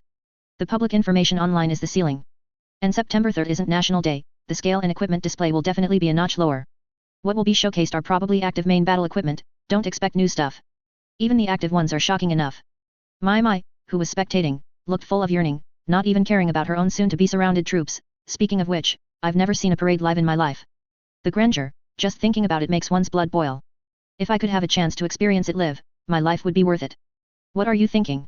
Yuri unceremoniously interrupted his fantasy. You want to attend the ceremony live? Unless you're qualified to go up to the city gate tower. Is that a place for ordinary commoners like us to stand? After rebutting my, his eyes darted around, then he put on a playful smile and looked at Chen Xi, half seriously testing, but 17, you're always resourceful. You even managed to get VIP tickets for the last airshow. This time, for the parade. Is there even a tiny possibility that you could also get a seat at the venue or something? Even if it's just standing by the edge of the square. He was purely habitual in his teasing and curiosity, not holding out any hope. However, that familiar smile, tinged with a bit of mystery and smugness, slowly spread across Chen Xi's face again. Yuri's heart skipped a beat, and the chess piece in his hand almost fell onto the sandbox. His eyes widened, his voice cracking. No way. You can really go? You're kidding, right? Well, Chen Xi slowly straightened up, that barely concealed smugness finally surfacing. My luck's pretty good, I actually got an invitation. I can't go up to the city gate tower, but getting a seat on the viewing stand and experiencing the atmosphere live shouldn't be a problem. Holy shit. Yuri's mouth was wide enough to fit a dreadnought, his whole body like it had been hit head-on by a Titan's main cannon. Brother, you can really go. This news was like a vortex grenade detonating in the club, instantly unleashing everyone's envy, jealousy, and resentment. 32 was so excited he almost overturned the chessboard, wailing and beating his chest. It's over, it's over. Class is completely solidified. You, kid, now have houses, girls, and money, and now you can even go to the parade. 17, you are no longer the good comrade who used to squat outside the club with us, eating pancakes and staying up all night pushing pieces. You have betrayed the organization. You have betrayed our sacred revolutionary camaraderie. Enough, don't put such a big hat on me, Chen Xi said, waving his hand with a smile, knowing when to stop. It's just good luck, benefiting from some acquaintances, nothing worth mentioning. As the few of them were in the midst of a new round of class criticism surrounding Chen Xi, Gutierrez, who had been silent, suddenly leaned in, lowering his voice, and asked with a hint of cautious anticipation, Chen Xi, your invitation, can it bring a family member? Like, a really close brother? Probably not. Chen Xi spread his hands helplessly, indicating he couldn't help. Even if it allowed guests, the spots would definitely be very precious. I'd definitely prioritize bringing my parents. Bringing brothers? That would be too peculiar, wouldn't it? This immediately drew an even more exaggerated chorus of wails and a rising tide of calling him dad sounds. If you can take me to see the parade live, I'd willingly call you godfather.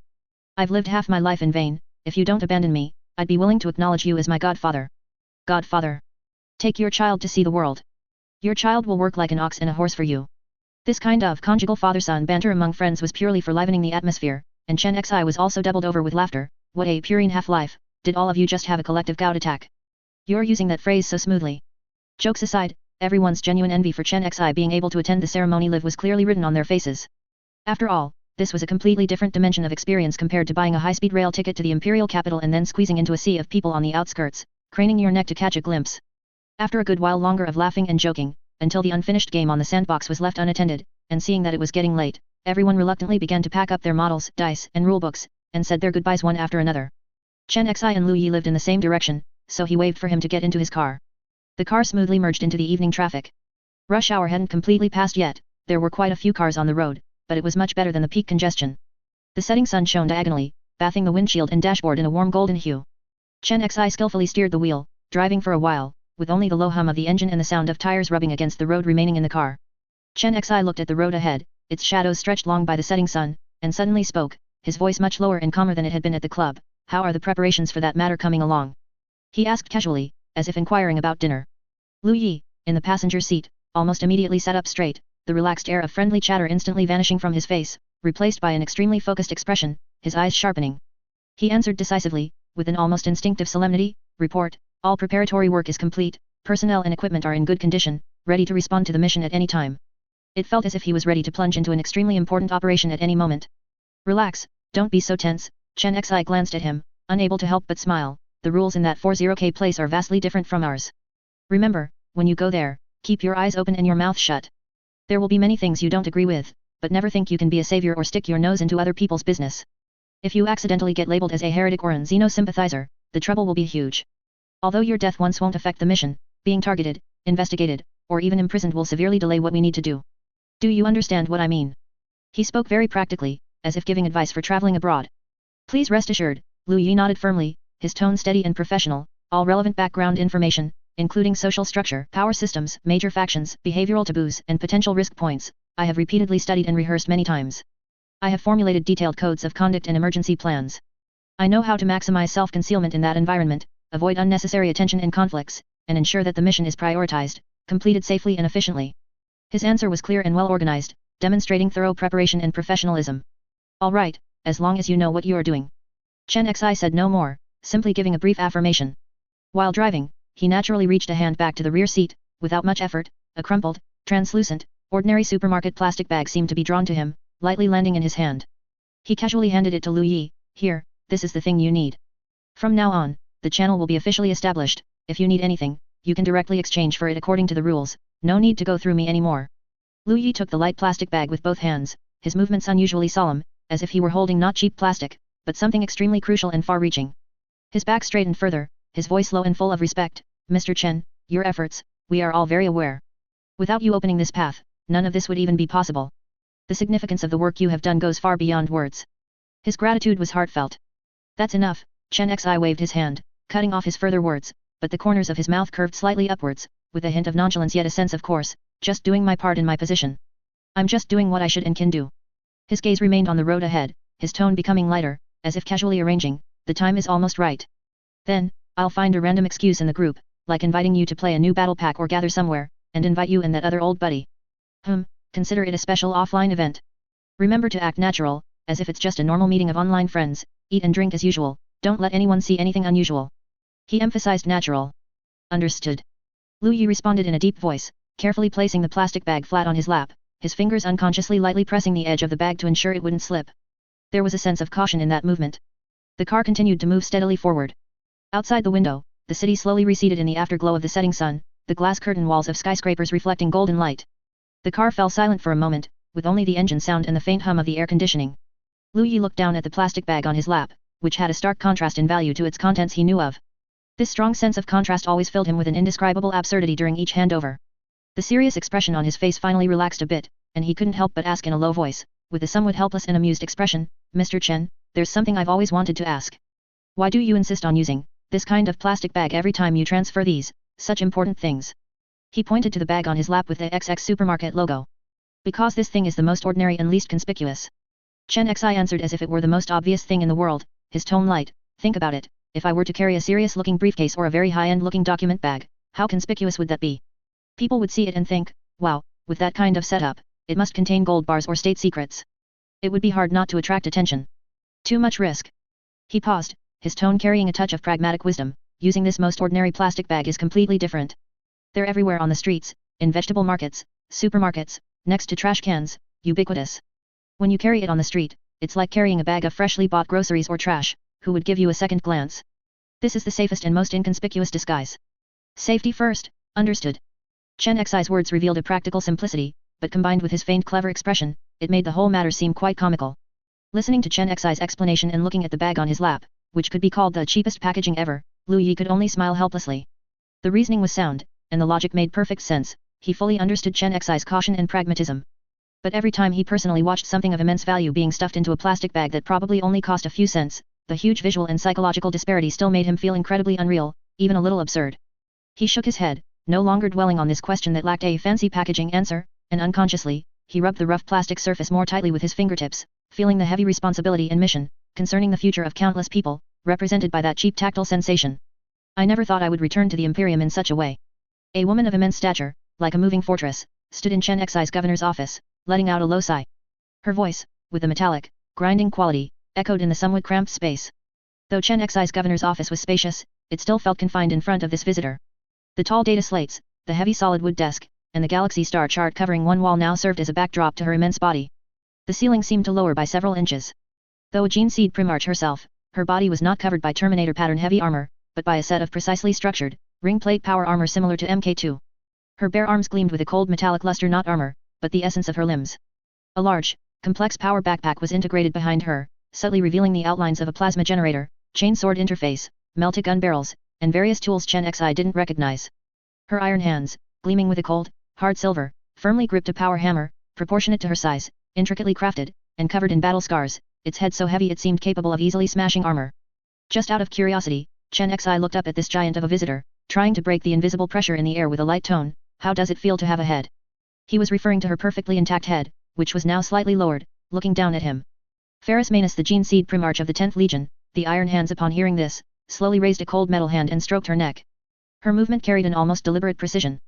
After a brief silence, she spoke, her voice low and distant. The searing pain when Fulgrim beheaded me, it feels like it was just a moment ago. Wandering headless, or existing with a head, the fundamental difference, perhaps, is not as great as imagined. Her gaze seemed to pierce through the walls, falling upon a distant and bloody past. If only I had been more restrained then, or detected Fulgrim's change earlier, perhaps the outcome would have been different. This answer, filled with deep regret and self-reflection, made the smile on Chen Xi's face instantly freeze. Although he knew these deployed pieces had their own memories and thoughts, that tone of sighing. Huang Laohan isn't secretly causing trouble, is he?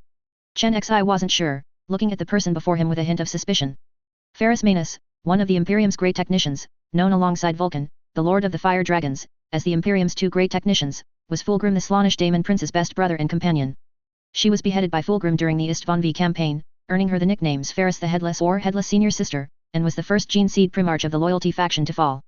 Chen Xi ultimately chose to deploy her piece precisely because of the urgent need for advanced technological research and development. He needed her wisdom and experience. As for why he didn't choose Vulcan, the Lord of the Fire Dragons, or the Twisted One, referring to Perturabo, it was mainly due to concerns about the impact of deploying a Primarch. Vulcan is a Loyalty faction Primarch, while Perturabo is a fallen one. Both are still alive. Vulcan's whereabouts are a mystery. Perturabo is confirmed to be a Daemon Prince, with no definitive records of their deaths. Chen Xi didn't know what would happen if he rashly deployed their corresponding pieces. On the Loyalty faction's side, the situation might be relatively controllable. At most, Huang Laohan would let the original consciousness go online for a substitute play. Guilliman might feel extremely uncomfortable with a sudden female body, but as the Imperial Regent, he would prioritize the greater good and likely adapt eventually.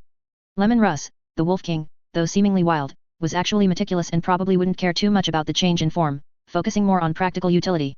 The Khan might use his characteristic sharp remarks to tease, the eagle-like man has become an eagle-like sister, but with his free-spirited nature, he wouldn't truly obstruct it. Lionel Johnson's personality had become much more composed after 10,000 years of slumber. He might be silently annoyed but wouldn't turn hostile. Sanguinius. Chen Xi shook his head, thinking of the perfect Primarch's possible reaction. As for the others, their reactions would likely be similar. However, the Chaos faction was an entirely different scenario. Chen Xi certainly didn't want to face Fulgrim, who might enthusiastically invite, or rather, compel, him to join an endless debauched feast. Angren, who would wield his blood axe, only wanting to chop him into pieces. Mortarion, shrouded in deadly plague and despair, and the unpredictable, easily offended Perturabo. That would absolutely be a catastrophic situation. The past is ultimately past. Chen Xi cleared his throat, trying to pull the conversation back to reality. The Great Rebellion is dust from 10,000 years ago. Ferrus, we must focus on the present. He emphasized the word present. No need for honorifics, just call me Ferrus. Ferrus replied, gently placing the massive hammer she held onto the thick alloy floor, producing a dull thud. Her large body sat cross-legged, yet even so, her gaze was almost level with the standing Chen Xi. I have a preliminary understanding of the current situation. The Imperium stands on the edge of a precipice. A new dark age of calamity comparable to the old night is about to descend. And this time, a sharp light flashed in her silver eyes. Our father can no longer turn the tide again. Indeed, Chen Xi nodded, acknowledging Ferrus's grim assessment, but then his tone became firm. But we are not without hope. The Emperor sent me to this world precisely to find that sliver of hope in the darkness. After 10 years of management, I have laid a foundation in the Rostov subsector. Although limited in scale, I now possess several thousand Astartes monks, and a legion composed of millions of mortals. If we truly face the dark old night, this force will become the spark to protect the Imperium. He changed the subject, stating the core dilemma. However, our biggest constraint now is industrial capacity. The speed of military equipment production cannot keep up with demand, severely limiting the expansion of our power. This is precisely where I urgently need your help, Ferris. I need you to help me elevate the industrial capabilities of the entire Rostov subsector, to lay the foundation for a future great crusade capable of turning the tide. Ferris nodded slowly, showing no surprise. I understand. As a Primarch who had personally participated in and deeply understood the logistical essence of the Emperor's Great Crusade, she knew the rules of the war machine's operation all too well. This is a very practical and urgent need. War is never just about the bravery of frontline soldiers. The combat power an army can exert is fundamentally rooted in the solidity of its logistical support. Her words carried the conviction of a Great Crusade veteran, and a faint light flickered in her silver eyes. Even when the Emperor launched the Great Crusade, it could not have been done without the full support of the Lunar Gene Cult, the Mars Mechanics, and the Saturnine Techno Cult, which allowed for the accumulation of the immense power needed to sustain Legion-level consumption. Her gaze turned to Chen Xi, with a hint of approval. To be able to support several thousand Astartes and millions of mortal troops with the production capacity of just one subsector, this is already a very remarkable achievement. Barely maintaining it, Chen Xi nodded slightly, a hint of self-deprecation in his tone. That's why I need your help even more. Just tell me what you need. I might not be able to help you with much else. Ferris exercised her distinctive silver iron fists, the metal knuckles producing clear, strong clanging sounds, but when it comes to technical matters, I should be able to solve a thing or two. This was precisely Chen Xi's core purpose in deploying her. Chapter 533, See Horus Again. Chen Xi got straight to the point. I am currently secretly advancing a Imperial Knight research and development project. Its core idea is to simplify and decentralize some of the Psyker Titan's technology, adapting it to the Imperial Knight armor. The great sage of the Adeptus Mechanicus, who is cooperating with me, has already built a prototype, but it is stuck on several key technical bottlenecks that my research team will find difficult to break through in the short term. He paused, his tone cautious. An Eldar prophet, for her own purposes, has provided me with their spirit bone technology. This technology is expected to solve the core problem we are currently facing. However, I can never trust the Eldar. Therefore, I need you to personally intervene, take full control of the entire research project, and conduct an in-depth analysis to ensure that this external technology does not embed any hidden dangers. Imperial Knight, integrating spirit bone technology. Ferris repeated softly, her cold metal fingers unconsciously tapping her knee armor, emitting a faint clicking sound, indicating that she was rapidly considering the technical challenges and possibilities. A moment later, she looked up. It sounds like a very challenging project. When do you need it to be put into use? Within 10 years, I must see the technology verification machine completed and capable of combat. Within 20 years, the technology must be mature and capable of stable mass production. Chen Xi looked directly at the 5-meter-tall Primarch, his gaze firm, because the great event we prophesied is due to arrive in 20 years. Ferris did not immediately make a guarantee. She reached out and gripped the hammer handle, and with a slight hum of the servo motor, she stood up, massive and agile, easily resting the giant hammer on her broad metal shoulder armor. I cannot guarantee absolute on-time completion, but I will do my best. Her voice carried an ironclad promise. The goal is to have a combat-ready Imperial Knight force for you during the great event 20 years from now. Ferris's low voice was abruptly interrupted. Hiss. A harsh sound of air pressure relief echoed. The heavy, blast-proof alloy door of the governor's office, designed to withstand heavy firepower, slid smoothly inwards. A figure walked in. It was Hathor. At this moment, she was not the awe-inspiring Gene Seed Primarch on the battlefield. She had reigned in her power, maintaining a mortal physique. Dressed in a well-tailored dark grey administrative secretary's uniform, outlining a capable figure, she carried a data slate, her posture as if on routine official business. Ferris's cold, silver eyes, like precise scanning arrays, almost habitually swept towards the newcomer at the door. The moment their gazes met, everything froze. Ferris's massive body suddenly stiffened. It was an instinctive, overwhelming recognition, originating from the deepest core of her existence. A recognition program deeply embedded in her genetic code, etched into 10 millennia of blood-feud memories, was forcibly activated in a flash of lightning, completed the comparison, and yielded the conclusion that made her every atom roar. That secretary's uniform? It instantly vanished in Ferris's perception. That deliberately maintained mortal posture? It became an absurd illusion. Her vision, her perception, her superhuman insight as a Primarch, pierced through all appearances, locking onto a unique core essence deep within that body, the source she had once been so familiar with, fought alongside, and ultimately received the most fatal betrayal from. Horus. A roar, accumulated over 10 millennia of blood feud, filled with the agony of betrayal and a pure desire for destruction, exploded like thunder in the office. Ferris's silver eyes instantly ignited with terrifying, almost melting cold light. The power hammer on her broad shoulder armor shrieked with its servo mechanisms, and the heavy hammerhead, with a tearing howl through the air, instantly pointed at the figure at the door. The destructive energy circuits wrapped around the hammerhead suddenly overloaded, and dazzling, armor-melting arcs of electricity crackled, leaping and exploding between the hammerhead and the adamantium floor like dancing vipers. The raging killing intent instantly materialized, like an invisible heavy pressure, completely crushing all previous discussions about technology and the future in the office. Her massive body, composed of metal and tough flesh, trembled violently with extreme rage, and the power pack on her back emitted a dull and dangerous roar, like a war engine completely ignited, ready to spew destructive flames at any moment. Horus! A roar filled with 10 millennia of pent-up fury and shock, exploded like thunder in the office. Ferris's silver eyes instantly erupted with terrifying cold light, the power hammer on her shoulder pointed like lightning at the door as if drawn by magnetism, the destructive energy circuits wrapped around the hammerhead suddenly lit up, and dazzling arcs of electricity wildly leaped and hissed between the hammerhead and the ground. The furious killing intent, like a tangible shockwave, instantly filled the entire space, tearing apart the previous rational atmosphere of technical discussion. Her massive metal body trembled slightly with extreme rage, and her power pack emitted an ominous low growl. Time seemed to freeze the moment Ferris recognized Hather. The governor's office, which had been discussing future plans just a second ago, was immediately enveloped in an extremely tense, volatile, and destructive energy, mixed with an indescribable awkwardness. Two former siblings, reunited in such an unexpected and utterly different form, with one holding a deadly weapon pointed at the other. Chen Xi's heart sank. Ferris! Stop! Chen Xi's roar erupted almost simultaneously with Ferris's, but the power contained within them was vastly different. An invisible, irresistible psychic shockwave suddenly spread out from him, not an attack, but pure, powerful suppression. The air seemed to be filled with heavy lead, gravity instantly doubled, and all light objects in the office data slates, scattered documents, even the air itself suddenly paused. This power was precise and overbearing, aimed directly at the Primarch's impending wrath. Ferris, who was about to unleash a thunderous strike, her massive body suddenly halted. It was not a physical obstruction, but a powerful mental restraint, like invisible iron bands instantly tightening around her will and movements. The wildly leaping arcs of electricity on the hammerhead seemed to be choked, suddenly dimming and extinguishing. The rage burning in her silver eyes was forcibly suppressed, transforming into shock and disbelief, as she turned with difficulty towards Chen Xi. The sheer power of this psychic force far exceeded her estimation, making her instantly realize that this governor before her was no ordinary person, and further revealing the unfathomable depth of the will behind him. Look carefully, Ferris. Chen Xi's voice, imbued with psychic authority, clearly penetrated the frozen air, reaching Ferris's chaotic core. She is not Horus. At least, not the Horus of the past anymore. He pointed at Hather, who was equally startled by the sudden situation, at the door. Chapter 534 The Primarch's Forbearance. Hather clearly recognized Ferris as well, her expression a mix of complexity, wariness, and a hint of bewilderment. She instinctively took half a step back, her body slightly tensed in a defensive posture, clutching the data pad to her chest like a fragile shield. She showed no intention of attacking, nor did she summon a weapon. Her secretary uniform looked somewhat thin at the moment, highlighting the confusion in her eyes. Her name is Hather.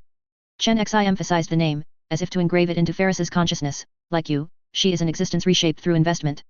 Her memories, her form, even her gender, have been reshaped. She now stands on our side, a warrior of the Emperor, a guardian of the Rostov subsector. Horus Lupercal, that son of war who instigated rebellion and betrayed the Emperor, has been buried with the sins of 10,000 years ago. Chen Xi's words were like cold iron hammers, striking repeatedly at Ferris's boiling rage. Her sharp silver eyes stared intently at Hather, from her mortal body, her feminine features, to the wariness in her eyes, a wariness utterly different from Horus's arrogant ambition. The familiar yet detested face deep within her memory overlapped and separated from the face before her. A tremendous sense of absurdity and an unresolvable feeling of estrangement impacted her. The administrative secretary's uniform, to Ferris, now seemed like an ironic disguise. She has Horus's soul. Ferris's voice was low and hoarse, filled with suppressed anger and incomprehension. The powerful psychic suppression prevented her from moving smoothly, but her will still resisted stubbornly. That aura. I won't mistake it. The mark may exist, but the essence is different. Chen Xi stood her ground, continuously outputting psychic pressure to ensure Ferris could not make any drastic moves. Just like you, Ferris Manus, you returned with the memory of being beheaded, but are you the Primarch who died at Istvan V? Not entirely. You are both new individuals, carrying traces of the past, yet walking on entirely new paths. Hather chose loyalty, chose to resist chaos. She and we are on the same side. The office fell into a dead silence, broken only by the low hum of the power armor's power pack and Ferris's heavy, bellows-like breathing. Hather remained silent, her gaze shifting complexly between Chen Xi and Ferris. She could clearly feel Ferris's almost tangible hatred and suspicion, the deep-seated vendetta from Istvan V 10,000 years ago, the humiliation of being betrayed and beheaded by her most trusted brother. These were not easily erased by a few words. She instinctively adjusted the lapel of her uniform, a subtle movement that revealed her inner turmoil. Chen Xi stared intently at Ferris, easing the psychic suppression but maintaining her mental vigilance. Put down your weapon, Ferris.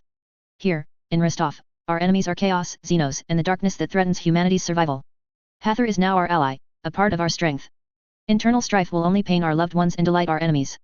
Ferris's chest heaved violently, her silver iron fists clenched, her knuckles emitting a grating metallic sound. She stared intently at Hather, as if trying to see through her, through the administrative secretary's uniform, to directly confront the mark that burned her soul. 10,000 years of resentment, the pain of a brother's betrayal, the humiliation of being beheaded, countless intense emotions churned and clashed within her iron will. Reason told her that Chen Xi's words made sense, but emotionally, the deep-seated hatred burned her soul like lava, almost breaking through Chen Xi's psychic restraint. Finally, the hammerhead pointed at Hather lowered extremely slowly, extremely reluctantly, thudding heavily onto the floor with a dull sound, as if it were her unwilling sigh. The energy circuits on the hammer body completely dimmed, like her forcibly suppressed rage at this moment. Her hand, gripping the hammer handle, had knuckles that gleamed with an even deeper metallic coldness from the excessive force. Ally? Humph. Ferris let out a cold snort filled with sarcasm and icy anger. She sharply turned her head away, no longer looking at Hather, as if another glance would pollute her senses. She spun around abruptly, the heavy power armor joints emitting violent friction and the screech of servomotors, indicating her extreme inner turmoil. Chen Xi, she said, her back to the governor and Hather, her voice as cold as an icy abyss, I will complete the technical requirements. But regarding her. She paused, the name like a thorn stuck in her throat, don't expect me to act as if nothing happened. My workplace, every word was squeezed out of her teeth, with a metallic hardness, does not wish for unrelated personnel to disturb it. Before her words finished, Ferris's massive body, like a moving mountain, surged towards the door. Hather instinctively stepped aside, her movements showing the agility of an administrative officer. Ferris did not look at her again, nor did she wait for the blast door to fully open, she simply used her metal-covered giant hand to roughly shove the heavy alloy door panel aside. Clang! With a deafening crash, the sturdy alloy door panel was slammed against the wall, the door frame seemingly groaning under the strain, leaving a clear dent. Ferris's figure, carrying towering rage and a cold sense of repulsion, vanished outside the door. Her heavy footsteps, like war drums, quickly faded away, leaving behind the office in a desolate silence, permeated with awkwardness and a strong scent of gunpowder. Chen Xi slowly exhaled a turbid breath, retracted his released psychic energy, and wearily rubbed his throbbing temples. While preventing a Primarch-level conflict was good, Ferris's undisguised disgust and clear demarcation of boundaries at the end, future cooperation would likely be fraught with thorns. Hather stood in place, looking at the still trembling doorframe and the dent on the door, then turned to Chen Xi, a helpless and bitter smile on her face. She instinctively smoothed down the hem of her uniform, which had become slightly disheveled from stepping back. It seems, this new colleague has quite a strong opinion of me, Governor. Give her time, Hather. Chen Xi waved his hand wearily, his gaze still fixed on the empty doorway, his brow furrowed. 10,000 years of hatred, it's not so easily put aside. As long as she can do her job well, the rest, for now, it can only be this way. He knew in his heart that this was merely the brief calm before the storm, the chasm between the two Primarches, forged by betrayal and death, was far from being filled. Chapter 535, A Once Prosperous Era. The appearance of the second Gene Seed Primarch, Ferris Manus, did not significantly affect the surface operations of the Rostov subsector. In stark contrast to Hather's style of full intervention and drastic administrative takeover, Ferris's role was more like a deep, subterranean current. Her influence was primarily manifested in technological innovation and production capacity release. Such changes often require time to precipitate before their true scale becomes apparent, rather than being immediately effective. Thus, it was not until 3 months later that Chen Xi, through a detailed report submitted by Hather, clearly grasped the actual benefits brought by this Iron Hands Primarch. The production efficiency of the foundries has currently increased by approximately 15%, Hather, still in her well-tailored administrative secretary uniform, reported precisely to Chen Xi, holding a tablet displaying data streams. Her posture was erect, and her tone was steady and professional. Ferris has optimized several key production lines, significantly reducing the reliance on manual labor in the production process. The liberated workforce has been reallocated to other positions, thereby promoting an overall climb in production capacity. Chen Xi was not surprised by this result. He nodded slightly, his fingertips unconsciously tapping the table. If she couldn't even achieve this basic level of efficiency improvement, then she wouldn't be the Iron Hands Primarch he knew, renowned for her mechanical talent and rational efficiency. Has Ferris herself said anything? Chen Xi paused slightly, a hint of imperceptible caution in his tone. The shadow of their unpleasant last meeting still lingered, and he had to consider whether this strong-willed Primarch held any grudges. He looked up at Hather, his gaze questioning. Hather naturally understood what Chen Xi was truly concerned about, but she seemed to deliberately avoid a direct answer regarding emotions. She adjusted her grip on the data pad, her gaze fixed on the screen. Ferris did indeed express dissatisfaction with the current state of the Adeptus Mechanicus. She believes that the Adeptus Mechanicus's current worship of the Omnissiah is overly fanatical, to the extent that it severely neglects the study and exploration of the essence of technology. She looked up, meeting Chen Xi's gaze, and added, as you know, in the era of the 30th millennium, while the Adeptus Mechanicus also revered technology and machinery as divine, there was still a fundamental difference between its religious atmosphere and the current, almost frenzied piety. At that time, the tech priests were more like a group of tireless technological archaeologists and engineers. Their primary goal was to collect scattered ancient knowledge, organize, research, and reverse engineer it, hoping to recreate the lost glorious years of humanity. She paused, her brow subtly furrowing, and the current Adeptus Mechanicus, begging your pardon, but my impression of them is more like a group of lunatics who only know how to prostrate themselves before cold machine casings and chant rigid prayers. The advancement of technology seems no longer their primary goal. Chen Xi nodded understandingly, letting out a sigh tinged with historical weight. 10,000 years is truly too long. Even the once glorious imperium of man, after the brief golden age following the Great Crusade, has irrevocably fallen to its current state. The Adeptus Mechanicus evolving into its current form is not surprising. In fact, it could be said that within the broader context of the Imperium's overall corruption, they are already relatively stable. Moreover, there are different factions within the Adeptus Mechanicus, and some branches' religious colors might be. Just as he was about to continue commenting on this difference, his words were suddenly interrupted by Hathor. Her body leaned slightly forward, her sharp eyes fixed on Chen Xi. Wait. You just said the peaceful and prosperous era after the Great Crusade. But wasn't the Great Crusade immediately followed by the Great Rebellion, a bloody civil war that swept across the entire Imperium? Where was this peaceful and prosperous era you speak of? Her tone was full of confusion, as if Chen Xi was describing a parallel universe completely contrary to her understanding. Chen Xi was slightly taken aback, clearly not expecting Hathor to react so strongly to this historical point. He collected his thoughts and explained, after the Great Rebellion was finally suppressed, roughly from M31 extending into M32, spanning nearly 1500 years. During that period, the Imperium, under the joint leadership of the surviving Gene Seed Primarchs, did indeed enter a relatively peaceful, prosperous, and stable period. It can be said that at that time, the Imperium and human civilization partially realized the blueprint you envisioned during the Great Crusade. He saw a mixture of shock and a hint of hope on Hathor's face, and continued to elaborate. At that time, the Gene Seed Primarchs were still present, imperial technology flourished, and rationality and scientific spirit were championed. The entire social atmosphere was positive and vibrant. The peace lasted so long that Primarchs like Guilliman even began to worry that the vast Astartes legions themselves would become a threat to the Imperium's stability, which led to the legion splitting and secondary founding in M32. Chen Xi's tone carried a hint of historical lament. It's just that, perhaps even Guilliman himself never anticipated that shortly after he completed the compilation of the Codex Astartes and promoted the splitting of the legions, he would be gravely wounded with a slashed throat in a duel with Fulgrim. Ultimately, like his father, he slept for a full 10,000 years in a stasis field. And the other surviving Gene Seed Primarchs also successively departed or went missing for various reasons. The vast Imperium was left without a single Primarch to hold the fort. When the last Primarch, Vulcan, disappeared during the Beast War, the Imperium's highest authority completely fell into the hands of mortal bureaucrats. As for the speed of their corruption and decay, he paused, it was actually slower than imagined. The Imperium's complete corruption and decay, its true slide into the abyss of religious fanaticism, intellectual stagnation, and technological stagnation, roughly occurred during the long period from M35 to M38. The ecclesiarchy's influence rose and completely controlled the minds of the populace. The entire Imperium hurtled towards theocracy and obscurantism, ultimately solidifying into the massive and decaying husk we see today. As Chen Xi calmly outlined the tumultuous changes of the Imperium over these 10,000 years, Hathor fell into a long silence. Her gaze seemed to penetrate the air before her, cast towards that distant and unfamiliar future. Her face was a complex tapestry of emotions: bewilderment at the pain of rebellion being diluted by time, regret for the fleeting golden age, and, most profoundly, deep sorrow for the Imperium's ultimate descent. Originally, she had thought the Imperium's decline was a direct consequence of the Horus Rebellion. Now she understood that the rebellion was more like a cruel starting point. And the truly long corruption was completed step by mortals themselves in the darkness after the Primarchs successively departed. However, Chen Xi's steady voice broke the silence, pulling Hathor back to reality from her heavy historical thoughts. Those are all dust from thousands of years ago. Rather than dwelling on the past, we should focus on the present. He looked at Hathor's eyes, which had refocused but still carried a hint of historical burden, and his tone became serious and pragmatic. The issue between you and Ferris ultimately needs to be resolved. This concerns not just her, but also how you will face Guilliman and other Primarchs who may appear in the future. He leaned slightly forward, his gaze piercing, with an undeniable resolve. I cannot hide your identity forever. When the Great Rift tears open the veil of the galaxy and war sweeps over everything, I will need you as a Gene Seed Primarch to step back onto the battlefield. Chapter 536, Progressing Forward. Although Chen Xi very much wanted to resolve the issue between Hathor and Ferris, it was clearly not an easy matter, involving deep-seated pasts and complex emotional entanglements. Many people say that Horus was the first loyal Primarch to die, but this statement is not entirely accurate.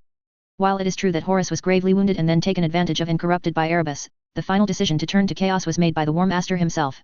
This is not surprising, as he had long been dissatisfied with the Imperium's political system and the Emperor's various actions, especially the complete erasure of the 2nd and 11th Legions, which was like an eternal thorn stuck in his heart that could never be pulled out. It must be said that in this matter, Malkador and the Emperor's handling was somewhat overly simplistic and crude. Although there are claims that a significant portion of these actions originated from Rogel Dorn's suggestions, it is well known that Rogel Dorn is a stubborn and unyielding stone. Expecting him to be versed in human relations is like expecting the Emperor to be a loving father. While the Chaos Gods certainly played a role in pushing Horus towards his fall, the core idea that the Emperor betrayed him and the ideals they fought to establish together was indeed born within Horus's heart. All the Chaos Gods did was amplify and distort the seed of doubt until it consumed everything.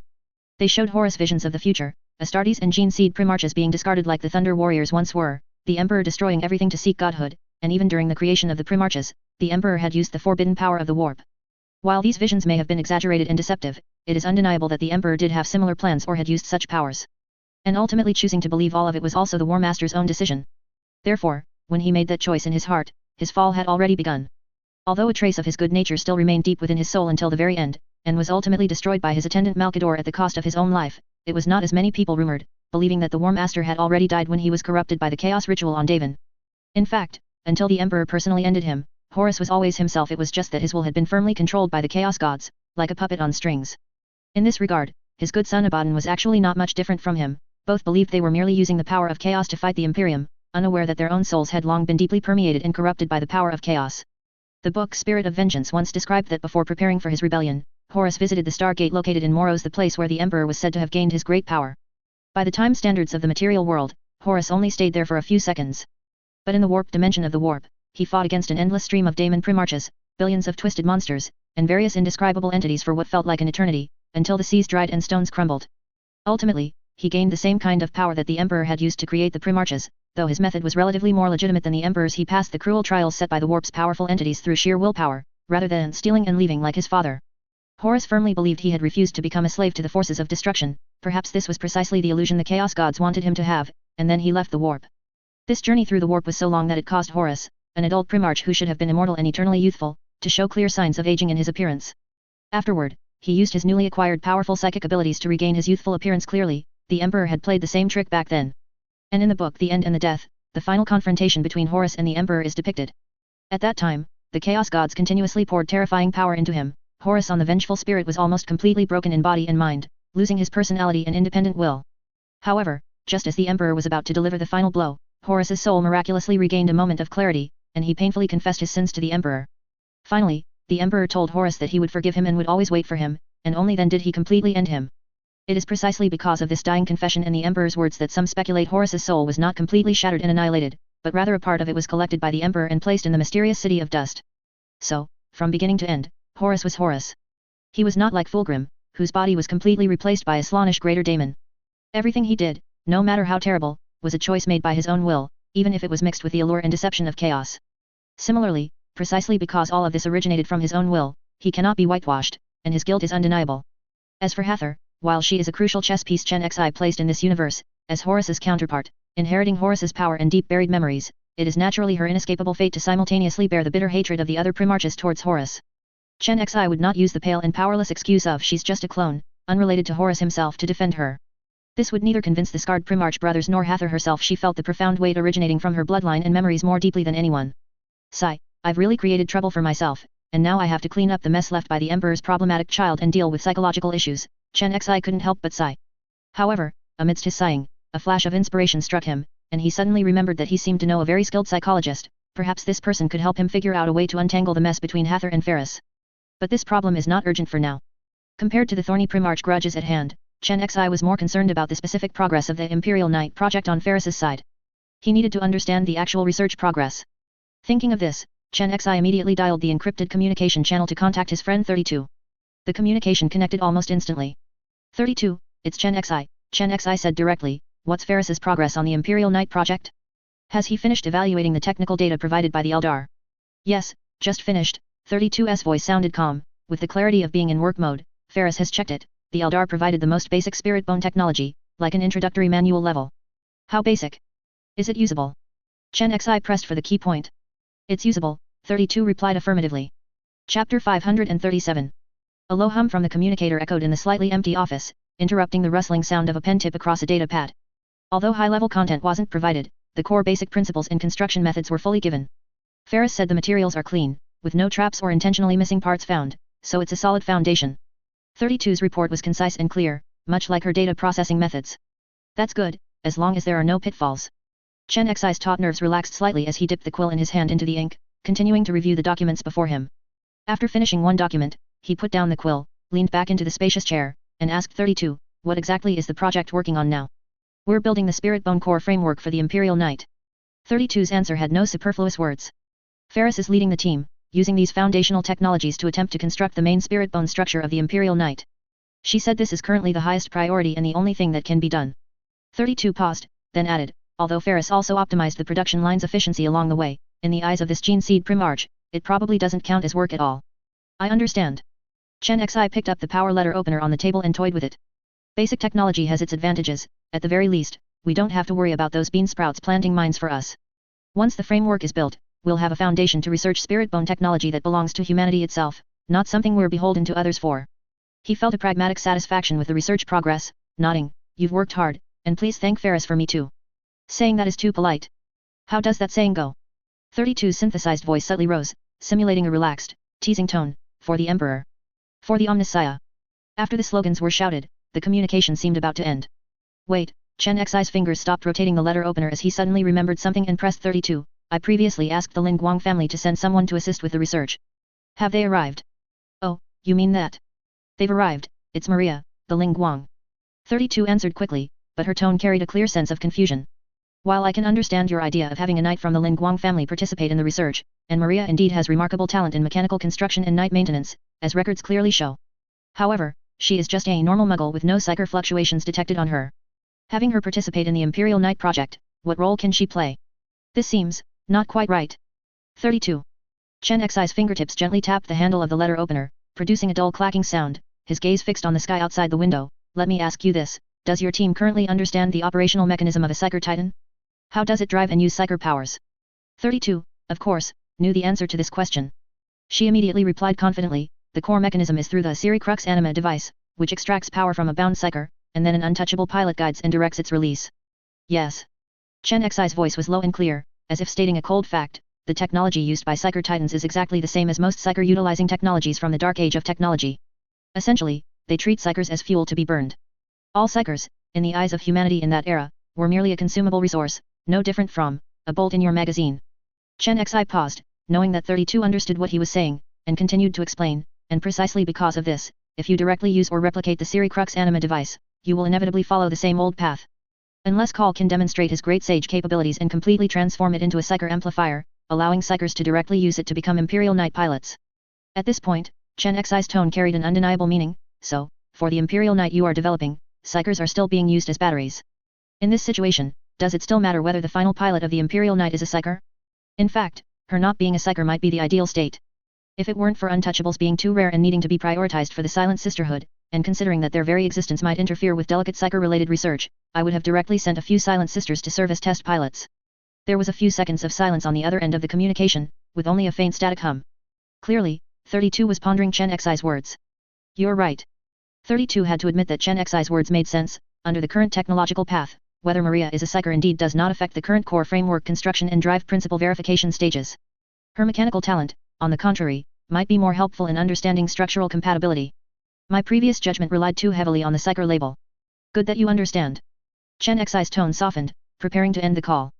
Wait, this time it was 32 who made a request. Since you mentioned the Silent Sisters, once the core framework is built and we enter the power system integration and actual drive testing phase, could one be arranged to come over? After all, according to the original design blueprints, the control core of the RIfxFe anima device theoretically relies on the presence of an untouchable to safely release the extracted psyker power. We need an untouchable for testing. Chen Xi's gaze swept over the mountain of pending tasks on his desk, finally returning to the communicator. I understand. You keep a close eye on the project's progress, pay attention to any critical junctures or unexpected situations, and communicate with me at any time. As for the Silent Sister, I will try to coordinate and see if I can send one over to you as soon as possible. Understood. 32's response was crisp and decisive, and the communication was immediately cut off. The hum disappeared, and the office returned to silence, with only the low hiss of the ventilation system.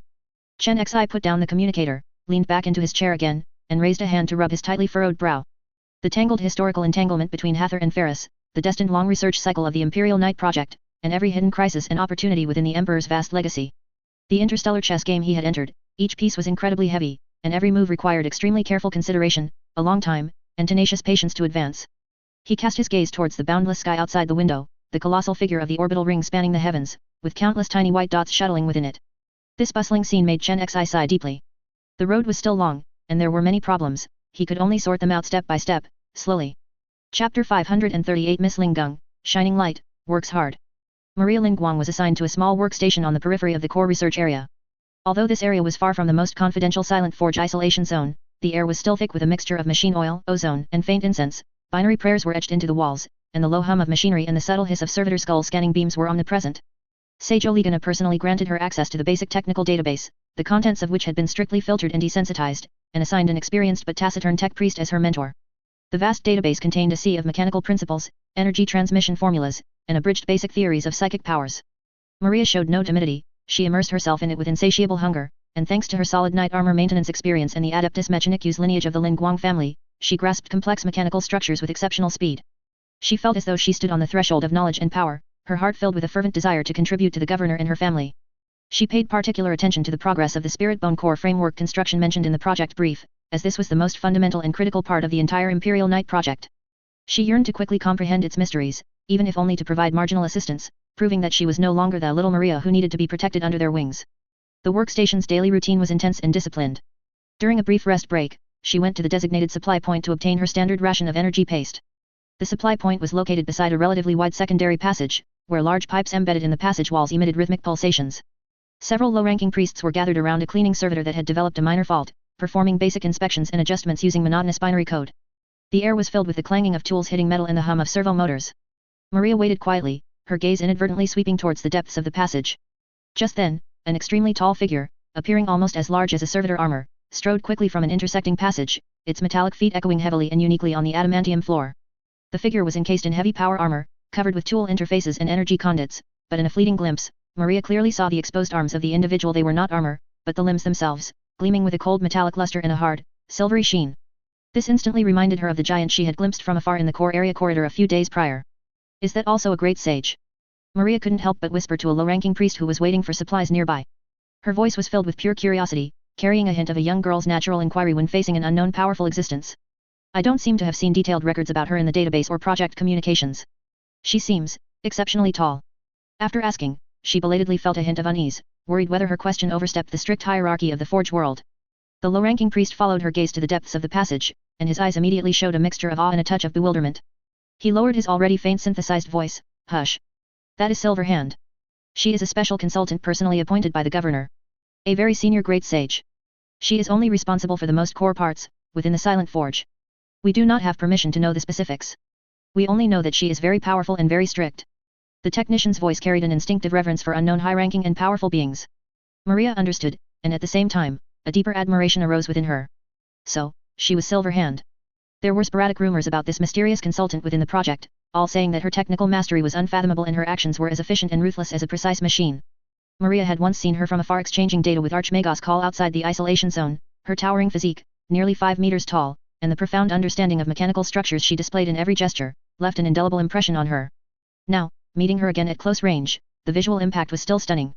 She thought, this Silverhand great sage must be a great sage-level figure invited by the governor from some hidden forge world. Her massive metallic body and the complex power backpack integration interfaces faintly visible behind her proclaimed her extraordinary power. No wonder she could lead such a crucial project. Being able to work on the same project as such a figure, even if only watching from afar, filled her with an inexplicable excitement. She took the energy paste and quickly returned to her workstation. In the cramped personal cubicle, there was only a hard sleeping board and an integrated workbench. After a day of study, Maria did not rest immediately. Instead, she carefully took out a hard-covered notebook wrapped in soft cloth and an old-fashioned quill pen from her satchel. These were her personal belongings she brought from home, carrying her habit of recording night training insights and youthful thoughts from her girlhood. In the Forge world, dominated by cold logic and data streams, this small, private, outdated method was her anchor for maintaining herself. She took a deep breath, opened the notebook, and under the faint illumination of the workbench lamp, the tip of the quill pen glided across the paper, making a soft rustling sound. Restov 3, Forge Core Outlying Workstation. Today, I saw that Silverhand great sage again. Oh my, she's so tall. Taller than any tech priest I've ever seen, more towering. Why is her figure so enormous? Is it some kind of modification surgery? She looks really amazing. Cold metal arms, the floor shakes when she walks. The low-ranking priest said she is a great sage specially invited by the governor, only responsible for the most core spirit bone framework. So amazing. The materials Sage Olegana provided are so much that my head feels like it can't hold it all. Those energy flow formulas make my eyes swim, but every time I understand a small part, my heart feels particularly settled, like I've tightened another screw on the Shining Light Sentinel. Are Archmagos Call and Silverhand building the spirit bone like building blocks? I really want to know what that scene looks like. It must be spectacular. Uncle and sister asked me to help, but what I'm doing now feels so far from the real core. The way that low-ranking priest looked at me, he probably thinks I'm just a noble young lady here for a gilded experience, right? A bit unwilling. But Maria Lingguang, remember why you are here. You are a knight of the Lingguang family, sent here because the governor trusts you. You cannot disgrace the family, much less betray the governor's expectations. Sister said that a knight's duty is to complete every assigned task, no matter how big or small. Right now, understanding these fundamentals is my battlefield. The governor needs imperial knights, and the family needs to prove its worth. I will conquer this knowledge like a knight charging. One day, I too will truly touch the power of that core, just like Silverhand. May the will of the ancestors and the light of the machine god guide me forward. After writing the last sentence, a knight's prayer-like ending, Maria gently blew the ink dry, closed the notebook, and carefully put it away. Her fingertips brushed the embossed Lin Guang family crest on the cover. That heavy sense of responsibility and longing for the pinnacle of technology became incredibly clear and fervent in her heart. The fleeting glimpse of Silverhand and the rumors she heard earlier made her even more captivated by the core progress of the project.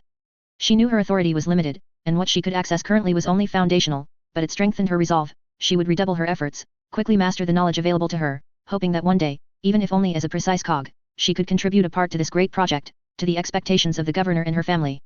In the young knight's chest, not only curiosity for the unknown pulsed, but also the burning flame of proving herself and defending honor.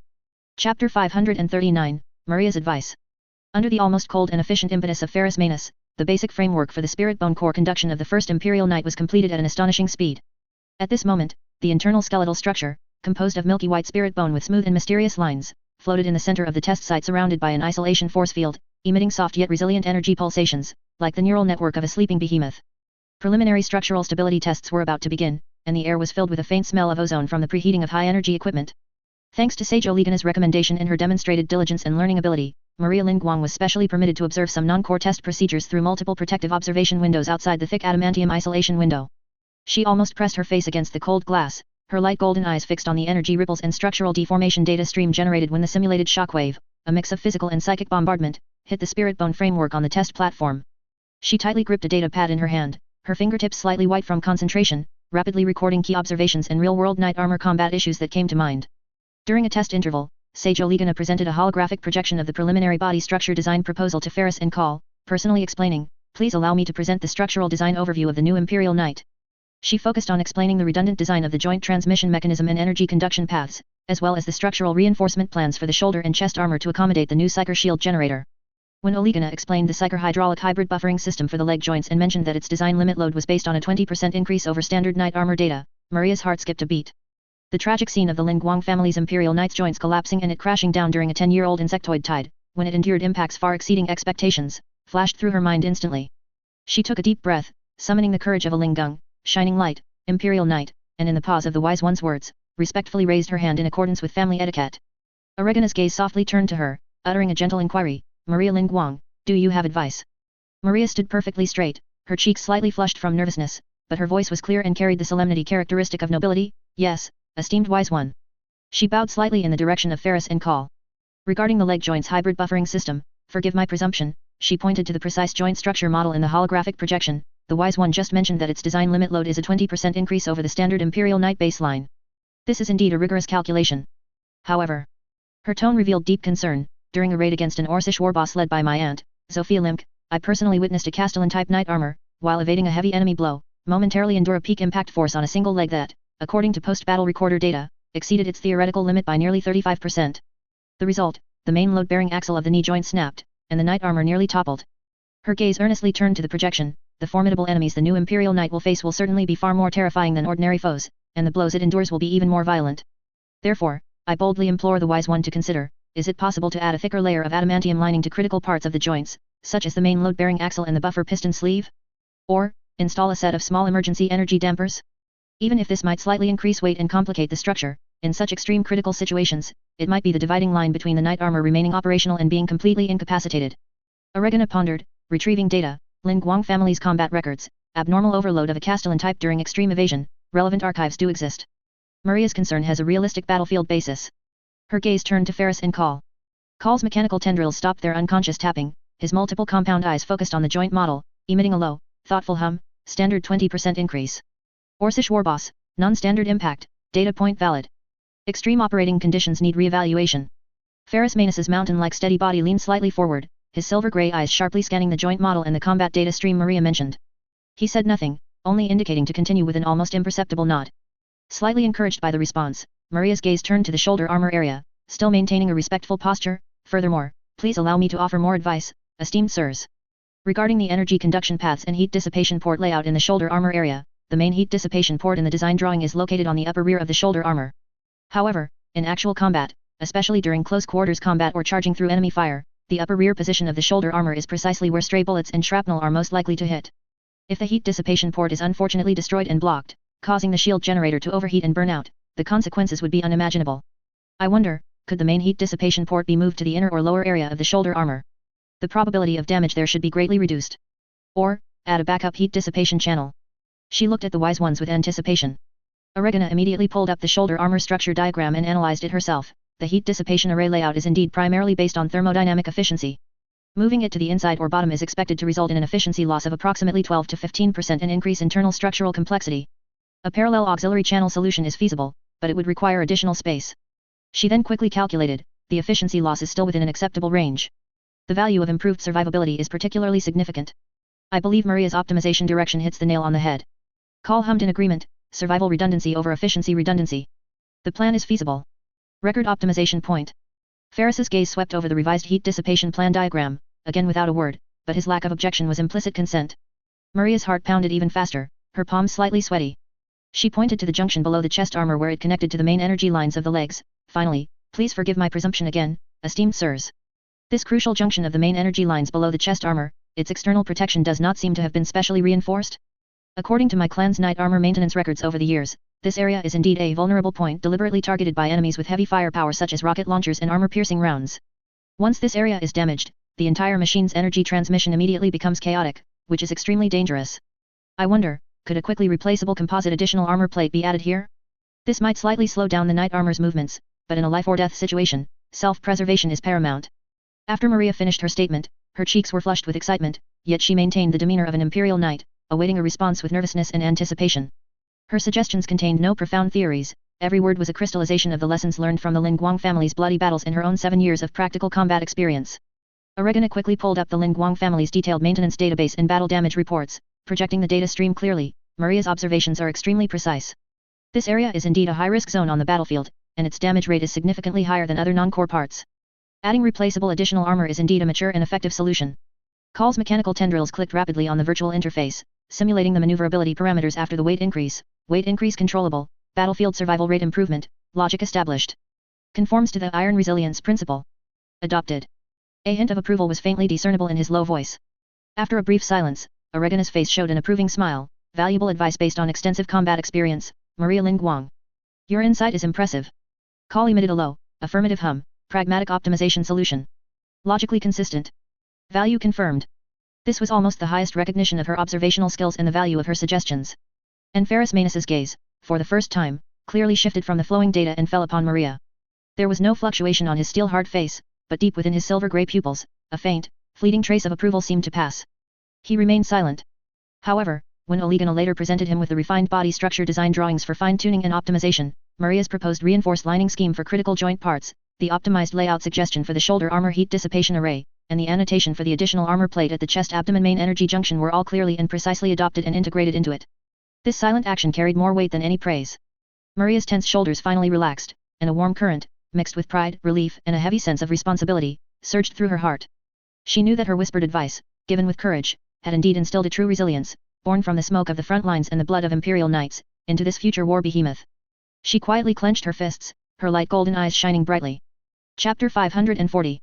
Deep within the silent forge, a massive isolation field hummed with a low thrum, an invisible barrier tightly enveloping the central testing ground, cutting it off from all external prying and interference. The core framework, constructed from a pale spirit bone, floated at the center of the field. Its lines were fluid, possessing an inhuman geometric beauty, and it emanated a soft yet resilient energy pulsation, like the slow beating of neural pathways within a slumbering giant. The air was filled with the pungent smell of ozone, interweaving with the low hum of energy conduits preheating, which resembled the resonance of countless tiny metal flakes, stimulating the senses. Test sequence initiated. Simulating Orc War Boss level physical/psychic mixed impact. 3, 2, 1. Release. The moment the command fell, an invisible force, yet one containing destructive energy, violently slammed into the spirit bone framework. This force was a terrifying mix of pure physical kinetic energy and chaotic, distorted psychic turbulence. The force field barrier violently fluctuated, giving rise to layers of rapidly spreading energy ripples. On the giant monitoring screens surrounding the testing ground, a torrential downpour of data cascaded, and countless runes and charts refreshed at high speed. The main body of the framework exhibited immense resilience, remaining stable under an impact capable of tearing steel. A pale glow flowed over the bone structure, diverting, dispersing, and neutralizing the vast majority of the destructive energy. However, at several critical interface nodes where the adamantium armor and ceramite reinforcement layers connected with the spirit bone framework, an anomaly suddenly occurred. Blinding energy arcs erupted abruptly, like lightning breaking free from its restraints. Minute, spiderweb-like cracks, resembling ice rapidly fracturing, instantly spread across the tough adamantium surface, accompanied by a metallic tearing sound that was almost drowned out by the impact's roar, yet was exceptionally piercing. Structural integrity 99.7%. Interface stress severely over limit. Warning. Energy frequency conflict. The synthesized voice of a high-ranking tech priest suddenly rose, carrying an undeniable, sharp alarm tone, like an irritating binary buzz. The encrypted data channel was instantly overwhelmed by a surge of conflicting information. The technical team's opinions quickly fractured into sharply opposing camps. One side adamantly advocated immediately increasing the thickness of the adamantium layer to resist the impact with pure physical strength. The other insisted on readjusting the frequency and phase parameters of the spirit bone energy flow, attempting to weaken the intensity of the conflict at its source. Even more radical individuals proposed completely overturning the existing design and reconstructing the entire connection structure, at the cost of valuable time and resources. Right at the center of this information storm composed of logic, data, and anxiety, Maria's heart sank sharply. The form of the energy burst at the interface, and the unique pattern of cracks that instantly spread across the adamantium surface. This scene was identical to the one she had repeatedly studied and become very familiar with in her family's inherited combat record archives. That was precisely the sign of a knight armor's main load-bearing joint being on the verge of complete collapse when subjected to a heavy blow far exceeding its design limits on the battlefield. A cold shiver immediately ran through her as Aunt Sophia's low, hoarse narration, accompanied by the massive roar of metal breaking in the recorder, the joint fractured, and the giant crashed down, clearly resurfaced in her mind. Also surfacing was a dusty blueprint from deep within the Knight family's Mechanicum vault, Lingung, Shining Light, Family Energy Resonant Diversion Structure. This was a unique technology that the family's ancestral relic keepers had painstakingly developed over generations of effort, through countless failures and the painful lessons of Knight armor joint explosions, to resolve similar destructive overload impacts. The instinct for survival stemming from countless simulated training sessions and the mercenary's intuition gained from skirting the edge of battle and the heavy sense of responsibility for the project's success or failure, overcame her last shred of hesitation. Maria took a sharp breath, suppressing the tightness in her throat, her fingers already flashing across the data slate at her waist. The virtual keyboard's light flickered rapidly under her fingertips. Relying on her almost instinctive deep memory of that secret structure and a solid foundation in mechanical engineering, she condensed and organized the core schematic, key energy node parameters, and unique stress diversion path network into a concise core data summary at an astonishing speed. Her breathing was slightly short due to intense concentration, and tiny beads of sweat even appeared on the tip of her nose, but her eyes, fixed on the screen, were exceptionally bright, filled with a desperate determination. She unhesitatingly accessed the highest level encrypted channel within the project, pressing firmly on the confirm button to send this data package, which embodied her family's wisdom, directly to Sage Oligana's core processor. Before the cold attachment identifier, she appended a brief explanation, Wise 1, regarding the anomalous energy conflict at the interface. The Lingung, Shining Light, family possesses an ancient energy resonant diversion structure design. Its core principle lies in utilizing specific geometric resonant cavities and energy phase shifts to actively guide and disperse destructive energy of specific frequencies within the shockwave, effectively alleviating local stress peaks. The core principle and key data summary are attached. I humbly request your review of its potential applicability to the current interface. On the command platform, Sage Oligana's mechanical bionic eye, embedded with complex optical arrays, instantly captured this non-standard data stream from the Knight family. Behind the lens, countless minute light paths rapidly flickered, intersected, and compared, processing this information imbued with a strong sense of pragmatism and the marks of battlefield tempering.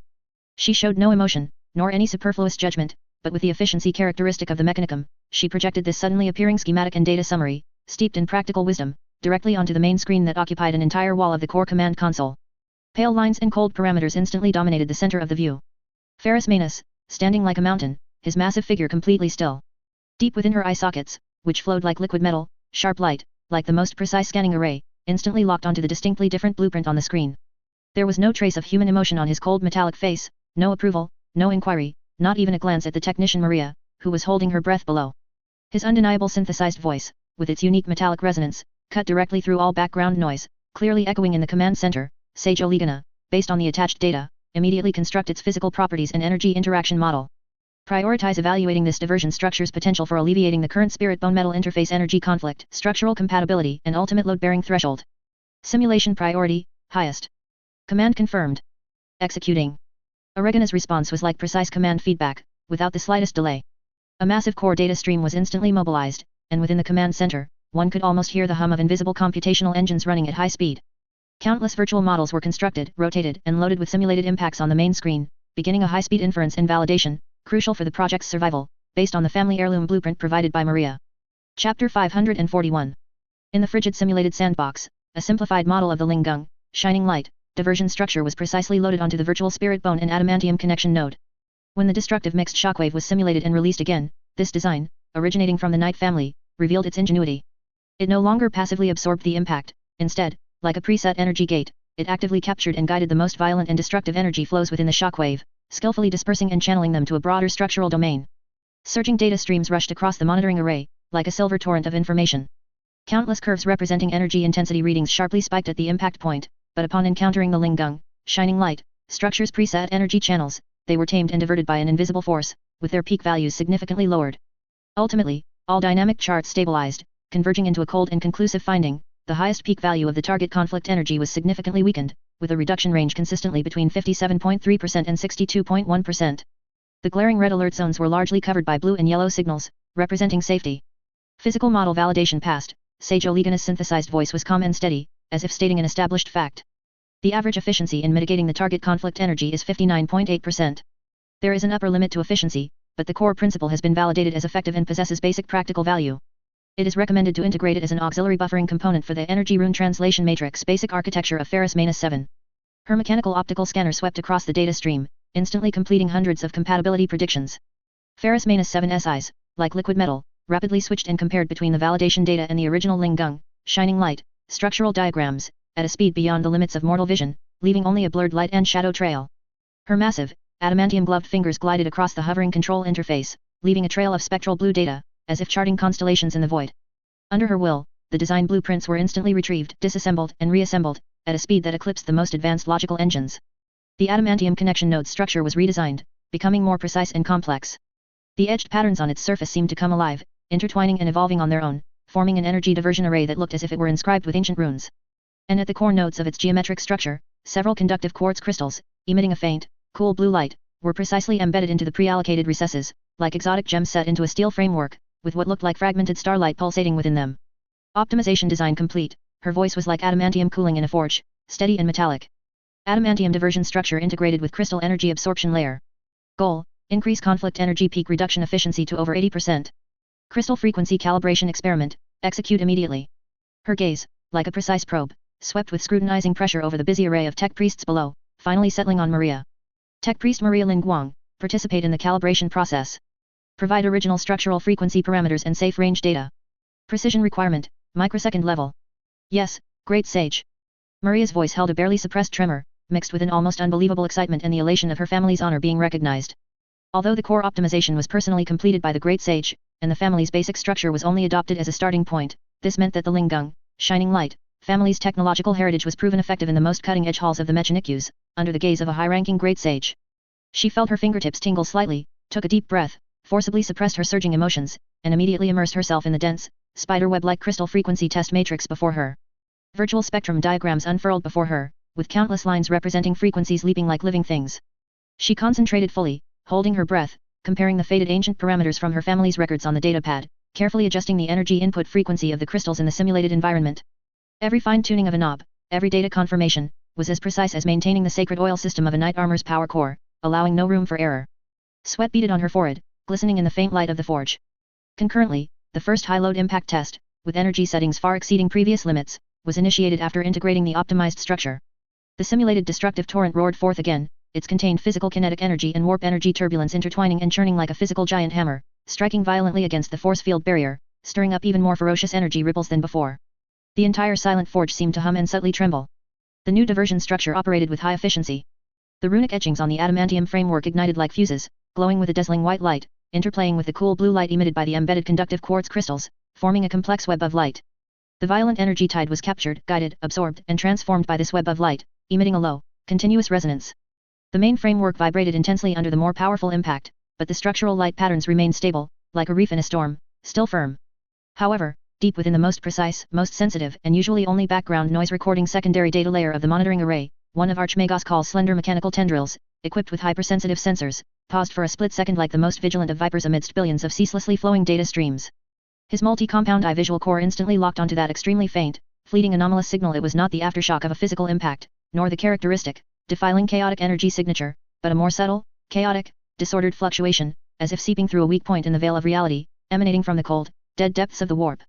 It was like a sharp, jarring noise within a vast background of energy static, or a strange shadow flitting beneath a calm lake surface, appearing and vanishing instantly, then completely submerged in the ocean of energy, so fast that one might wonder if it was an illusion. Abnormal energy signal detected. Call's low hum sounded in the encrypted channel, his unique frequency pattern betraying a high, almost instinctual, algorithmic level of vigilance, which was extremely rare for him. Brief appearance, characteristics, analysis in progress, low probability of chaotic contamination, suspected association. Energy harmonics show unnatural distortion. Marked as anomalous signal, alpha. Timestamp recorded, precise to nanoseconds. His many other tendrils simultaneously began operating at high speed, attempting to salvage the vanished fragment from the turbulence of the data ocean. Capture complete signal trajectory. Establish an independent isolated cache. Mark as Warp Echo, 001. Elevate internal warp fluctuation monitoring level to Gamma level alert. Ferris Manus 7's command, cold as the vacuum of space, followed without the slightest delay, each word like a cold rivet driven into reality. Deep within her silver-grey metallic pupils, a flash of absolute zero cold light flickered and vanished. The shadow from the warp, like a persistent disease, had never truly left this galaxy scorched by eternal war. Every technological breakthrough, every exploration of the boundaries of power, could inadvertently pry open a tiny, yet potentially fatal, rift for the eternal, malevolent whispers from the void. The air within the forge, which had momentarily relaxed due to the test's success, instantly solidified again, and an invisible pressure descended once more, as if tangible. Chapter 542. A matte black transport ship, devoid of any markings, descended like a ghost upon the outermost quarantine port of the forge world Ristov 3. Cold metal decks stretched beneath the colossal dome, and the air was thick with the pungent, acrid scent of ozone mixed with machine oil. The hatch slid open with a hydraulic hiss, and a slender figure, cloaked in a heavy, grey robe adorned with dim runes, silently stepped onto the adamantium floor.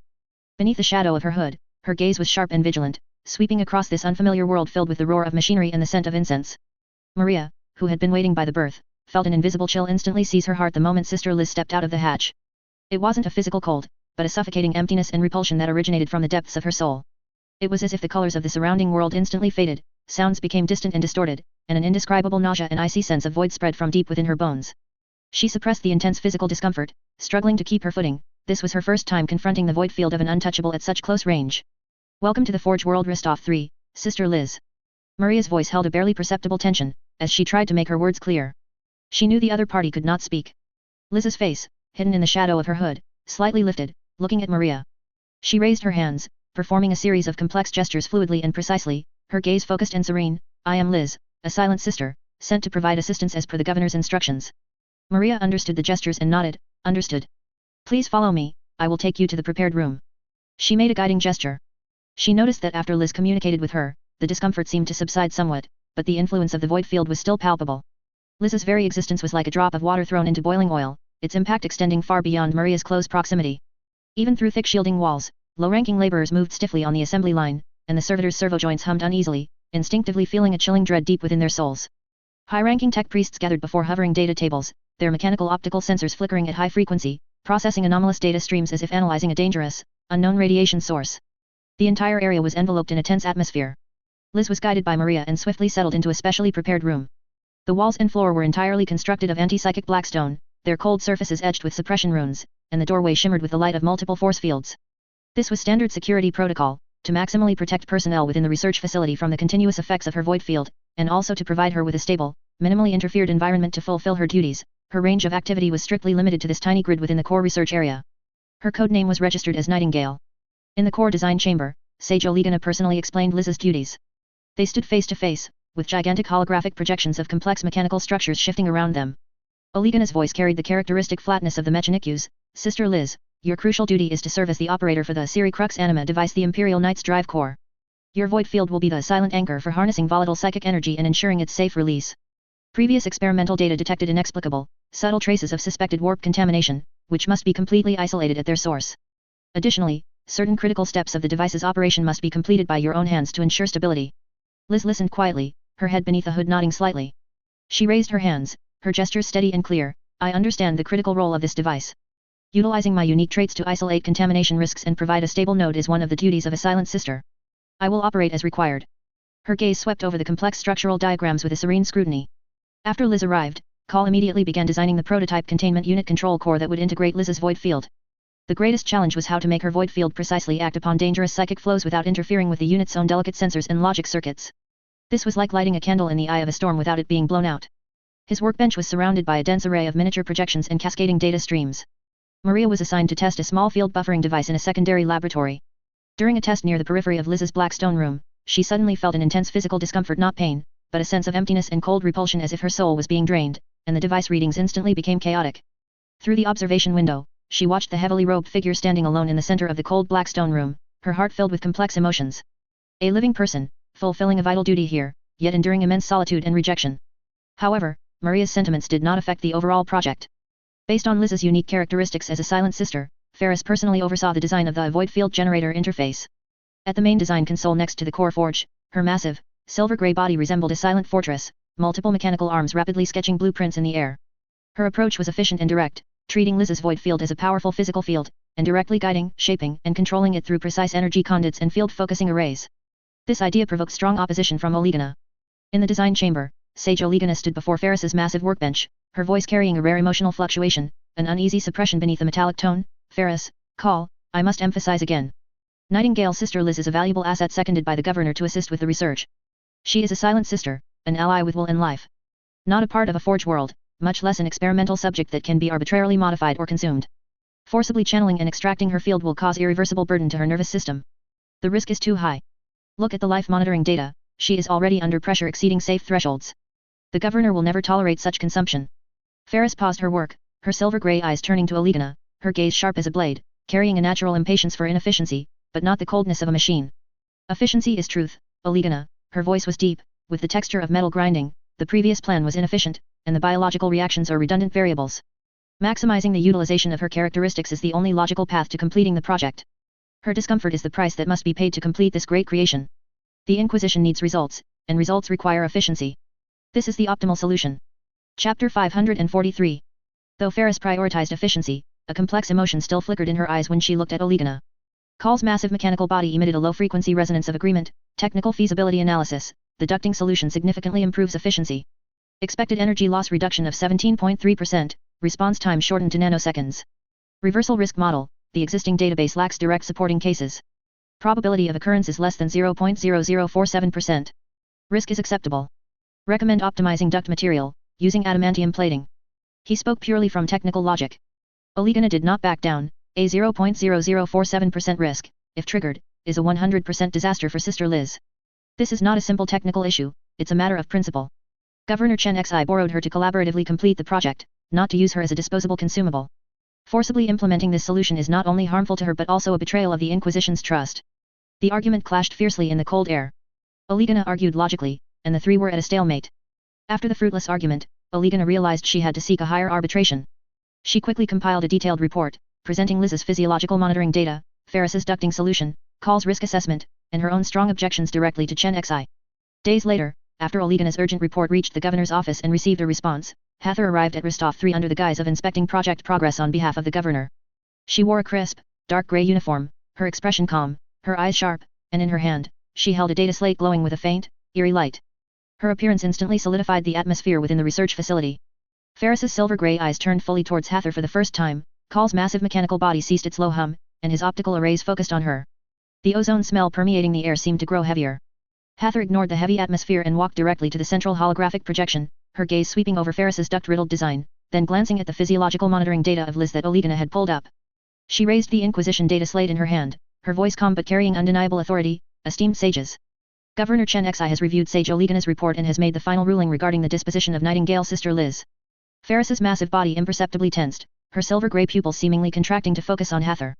Hather's voice echoed clearly in the silent design room. Sister Liz, as a silent sister and under the direct protection of the Inquisition, her personal safety and integrity will hold the highest priority. She is not the property of the forge world, nor is she a consumable experimental part or tool. She paused, her gaze shifting to Ferris, her tone turning cold. The governor explicitly prohibits any solution that involves physically ducting, instrumentalizing, or irreversibly interfering with her vital essence. Her null field is a valuable resource, but its bearer herself is a more valuable, irreplaceable ally. Any attempt to partify her will be regarded as malicious damage to Inquisition assets and may lead to the immediate termination of the cooperation agreement, as well as more severe consequences. The design room was dead silent, save for the low hiss of the ventilation system. Ferris's face was like cast iron, devoid of any expression, but her metal knuckles tightened suddenly, letting out a soft click, striking the adamantium tabletop heavily and leaving a tiny indentation. Hather acted as if she hadn't seen it and continued. The governor acknowledges the necessity of the project and the core role of the null field as a silent anchor. However, the solution must be sought with the premise of ensuring Sister Liz's safety, relative comfort under Forge World standards, and subjective agency. She must be the operator, not a part to be operated on. Sage Olegana's concerns are fully justified. Sage Call's efficiency model must include untouchable vital sign safety threshold as a hard constraint. Her gaze locked onto Ferris again. Ferris, the core logic of your plan needs to be completely reconfigured. Hather gently placed the data slate on the central control console, its faint glow flickering. This is Governor Chen Xi's official order. The project continues, but the instrumentalization solution is immediately abolished. Esteemed sages, please replan the integration solution for the silent anchor within the framework that meets the governor's requirements. With the command delivered, Hathor nodded slightly, preparing to turn and leave. Wait. Ferris's voice was like two rough metal plates grinding together, low and suppressed. Hathor stopped, looking at her calmly. Ferris's massive body slowly turned towards Hathor, cold fury burning in her silver-grey eyes. It was no longer the calm impatience seen when facing technical disagreements, but a blood feud and humiliation, accumulated over 10 millennia, forcibly suppressed until now. You, a traitorous soul in a secretary's skin, what right do you have to dictate here, to interfere with my work with so-called orders? To interfere with the logic of the Forge world? Her voice had the resonance of metal, every word like a hammer blow on the adamantium floor. Your very existence is a blasphemy against reason. What do you know of efficiency? What do you know of cost? You only know betrayal. Just like 10 millennia ago. The air in the design room seemed to solidify. Olegana's data stream instantly halted, and Call's optical arrays flickered rapidly. Hathor stood silently, enduring Ferris's almost tangible rage and bone-deep hatred. Her calm expression did not change in the slightest, but deep within her eyes, something seemed to settle. Ferris, Hathor's voice remained steady, yet it carried an undeniable penetrative power. What I am conveying now is Governor Chen Xi's will. This has nothing to do with personal grievances, nor with old matters from 10 millennia ago. Your emotions are interfering with your professional judgment regarding the current task. Emotions. Ferris let out a cold snort full of sarcasm and anger, her voice like the roar of an overloaded engine. Facing you, I have only one emotion: absolute desire for destruction. Your very existence is interference. The governor's will? He is merely blinded by your hypocritical facade. You are not worthy of standing here, not worthy of serving the Imperium anymore. Hathor's gaze finally sharpened, like a drawn blade. She did not avoid Ferris's destructive gaze but met it head-on. Ferris, her voice was not loud, yet it carried a peculiar, chilling power that seemed to penetrate the soul. Put away your useless roaring. This is the Ristov Forge world, not Ist von V. Your duty is to complete the task entrusted by the governor, not to wallow in an unchangeable past. If you cannot control your emotions and let them affect your work, then you are truly betraying the trust the governor has placed in you, betraying the duty you are currently assigned. Chapter 544, Fight to the Death. An invisible, overwhelming pressure suddenly radiated outwards from Hathor. This was not an attack, but a pure and powerful suppression that instantly bound Ferris's will, actions, and even soul. The air solidified abruptly, gravity multiplied, and the ground groaned under the immense strain. Ferris's massive body jolted, and the servo mechanisms on her shoulder armor emitted a sharp, forcibly suppressed shriek, like the wail of a beast. The raging fury in her eyes was forcibly suppressed by this psychic might, transforming into a contortion mixed with shock and unwillingness. The muscles of her silver-grey metallic face were taut, every atom resisting the powerful restraint acting upon her core existence. This power far exceeded Ferris's estimation. It was certainly not something an ordinary governor's secretary could possess. This instantly made her wary. The terrifying strength of this brother disguised as an administrator might be even more unfathomable than the Horus she remembered. Understand the situation, Ferris. Hathor's voice was like a glacier cracking, carrying the soul-piercing majesty of psychic amplification, cutting through the congealed air. I am Hathor, the governor's administrative secretary, one of the guardians of the Ristov subsector. Horus Lupercal has long been buried beneath the dust of history, decaying along with his ambition and betrayal. Her gaze, like a tangible lightning bolt, pierced Ferris. Your hatred, your deep-seated disgust for the past carried by this body of mine, I understand and accept. This is the judgment you deserve. But... Hathor's voice suddenly rose. This is not an excuse for you to act recklessly, neglect public duty for personal reasons, or even attempt to damage Inquisition assets during the governor's crucial projects. Your anger should not be paid for by the future of the Imperium. Excuse. The future of the Imperium. Ferris roared like a beast under the psychic suppression, her silver-grey iron fists clenched, knuckles grinding with an ear-splitting metallic screech from the excessive force, and a low, dangerous growl emanated from within her power armor's backpack. Horus. Traitor. You defiled the Imperium. You tore it apart. Your very existence is the greatest threat to the Imperium's future. How dare you question me with it? She tried to break free, each exertion causing the adamantium floor beneath her feet to crack in a spider-web pattern. Hathor watched Ferris, struggling like a trapped beast, knowing that her former brother would never easily let go of her hatred. The problem had to be resolved. She could not allow Ferris to continue with this hatred that could explode at any moment. This would both ruin Chen Xi's career and block that slim chance. She gritted her teeth, as if making a final decision, and said to Sage Olegana beside her, Sage Olegana, I trouble you to contact Governor Chen Xi. Tell him that I, Hathor Lupka, and Ferris Manus will engage in a fight to the death. This will settle 10,000 years of accumulated grievances, leaving no future troubles. Fight to the death. Sage Olegana's mechanical eyes instantly contracted, data streams flickering wildly, but she immediately understood the crucial point and nodded quickly. Understood, I will contact Governor Chen Xi immediately. At the same time, Hathor's gaze locked back onto Ferris, her voice cold and resolute. Ferris Manus. I know you wish you could grind me to dust. I give you this chance. Just you and I. A duel. No restrictions on methods, no restrictions on weapons, until one side is completely defeated. Let this fight to the death settle everything between us. Good. As you wish, traitor. A fight to the death. A terrifying ferocity erupted in Ferris's eyes, and with almost no hesitation, She immediately accepted this bloody invitation. The volcano, suppressed for 10,000 years, had finally found an outlet to erupt. Instantly, the atmosphere in the entire core design room tensed to the extreme, and the invisible killing intent almost solidified. Just then, Governor Chen Xi's voice clearly came from the communicator in Sage Oligana's hand, carrying deep weariness and an undeniable resolve. A forced melon is not sweet, and forcibly suppressing your conflict is not a long-term solution. Since you have decided to resolve it in the most primitive and direct way, then it's settled. This is the only time you can cause trouble. After this battle, no matter the outcome, neither party shall, based on today's events or the old grievances of 10,000 years ago, provoke the other again. You set the time and place, and then, settle the score.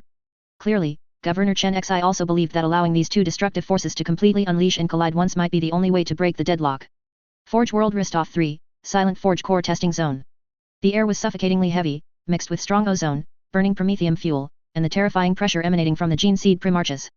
Tall cold light sources cast pale beams from the dome, illuminating this huge and empty steel arena. In the center of the arena, two figures, like moving mountains, stood in distant confrontation, their mere presence distorting the surrounding space. Hather looked had shed all her administrative secretary's disguise. Immaculate ivory white Terminator power armor covered her 5-meter-tall majestic body, every plate reflecting a cold sheen, and a silver-gray wolf fur cape draped down. In her left hand, she tightly gripped the World Breaker Warhammer, its heavy hammerhead enveloped in a deep blue disintegration field, emitting a low, dangerous energy hum. Her right hand, the Horus's claw, gleamed with cold light, its 5 adamantium claws slightly opening and closing, tearing the air with faint shrieks. Her molten gold eyes calmly watched Ferris opposite her, the invisible aura of the War Master now fully unleashed, pressing down on the entire space. Ferris Manus stood like an adamantium iron tower, her segmented power armor heavy and precise, servo hums low at the joints, her living metal arms gleaming with a cold, flowing silver under the lights.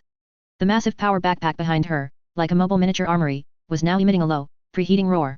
Her huge metallic hand tightly gripped a battle-scarred colossal power hammer, the Forge Hammer, its hammerhead enveloped in a pale, high-frequency vibrating energy field, emitting a heart-pounding hum. In her silver-gray eyes, there was not a single ripple, only 10,000 years of accumulated cold fury and a pure will to destroy. Thick defensive force field barriers isolated the observers at a safe distance. Governor Chen Xi's gaze was solemn, Sage Oligana's mechanical eyes flickered rapidly, Archmagos Call's massive mechanical body had countless hypersensitive sensors silently extended, Chapter Master Shidong of the Ashen Knights chapter and a host of the chapter's senior commanders were all present, their gazes fixed on the arena. The air solidified, leaving only the low hum of energy circuits and the heavy, war drum-like pulsations of the two Primarchs' hearts. She moved. Ferris struck first. Her mountain-like body erupted with terrifying speed. She stomped her legs violently, and the special adamantium floor instantly shattered and sank. The heavy forge hammer tore through the air, emitting a deafening shriek. The hammerhead, wreathed in a pale, destructive energy field, became a blur, carrying the immense force to shatter stars, directly aimed at Hather's head. Chapter 545, Shadow Wolves and Iron Hands. The moment the Warmer's was about to touch the edge of the wolf fur cloak, Hather's figure suddenly blurred. Only a faint afterimage was left in her original spot. Boom. An earth-shattering roar. The massive Warmer missed by mere millimeters. The special alloy ground at the impact point exploded and collapsed, forming a huge crater several meters in diameter. Hot air currents, carrying molten metal fragments, violently burst forth, and the shockwave slammed into the black stone field, creating a ripple. Having missed her strike, Ferris showed no hesitation. Her right arm, covered in living metal, swept back at an extreme speed, the Warhammer's handle, enveloped in a force field, transformed into a terrifying giant pillar, tearing through the air with a shrill whistling sound, sweeping fiercely behind her. Clang!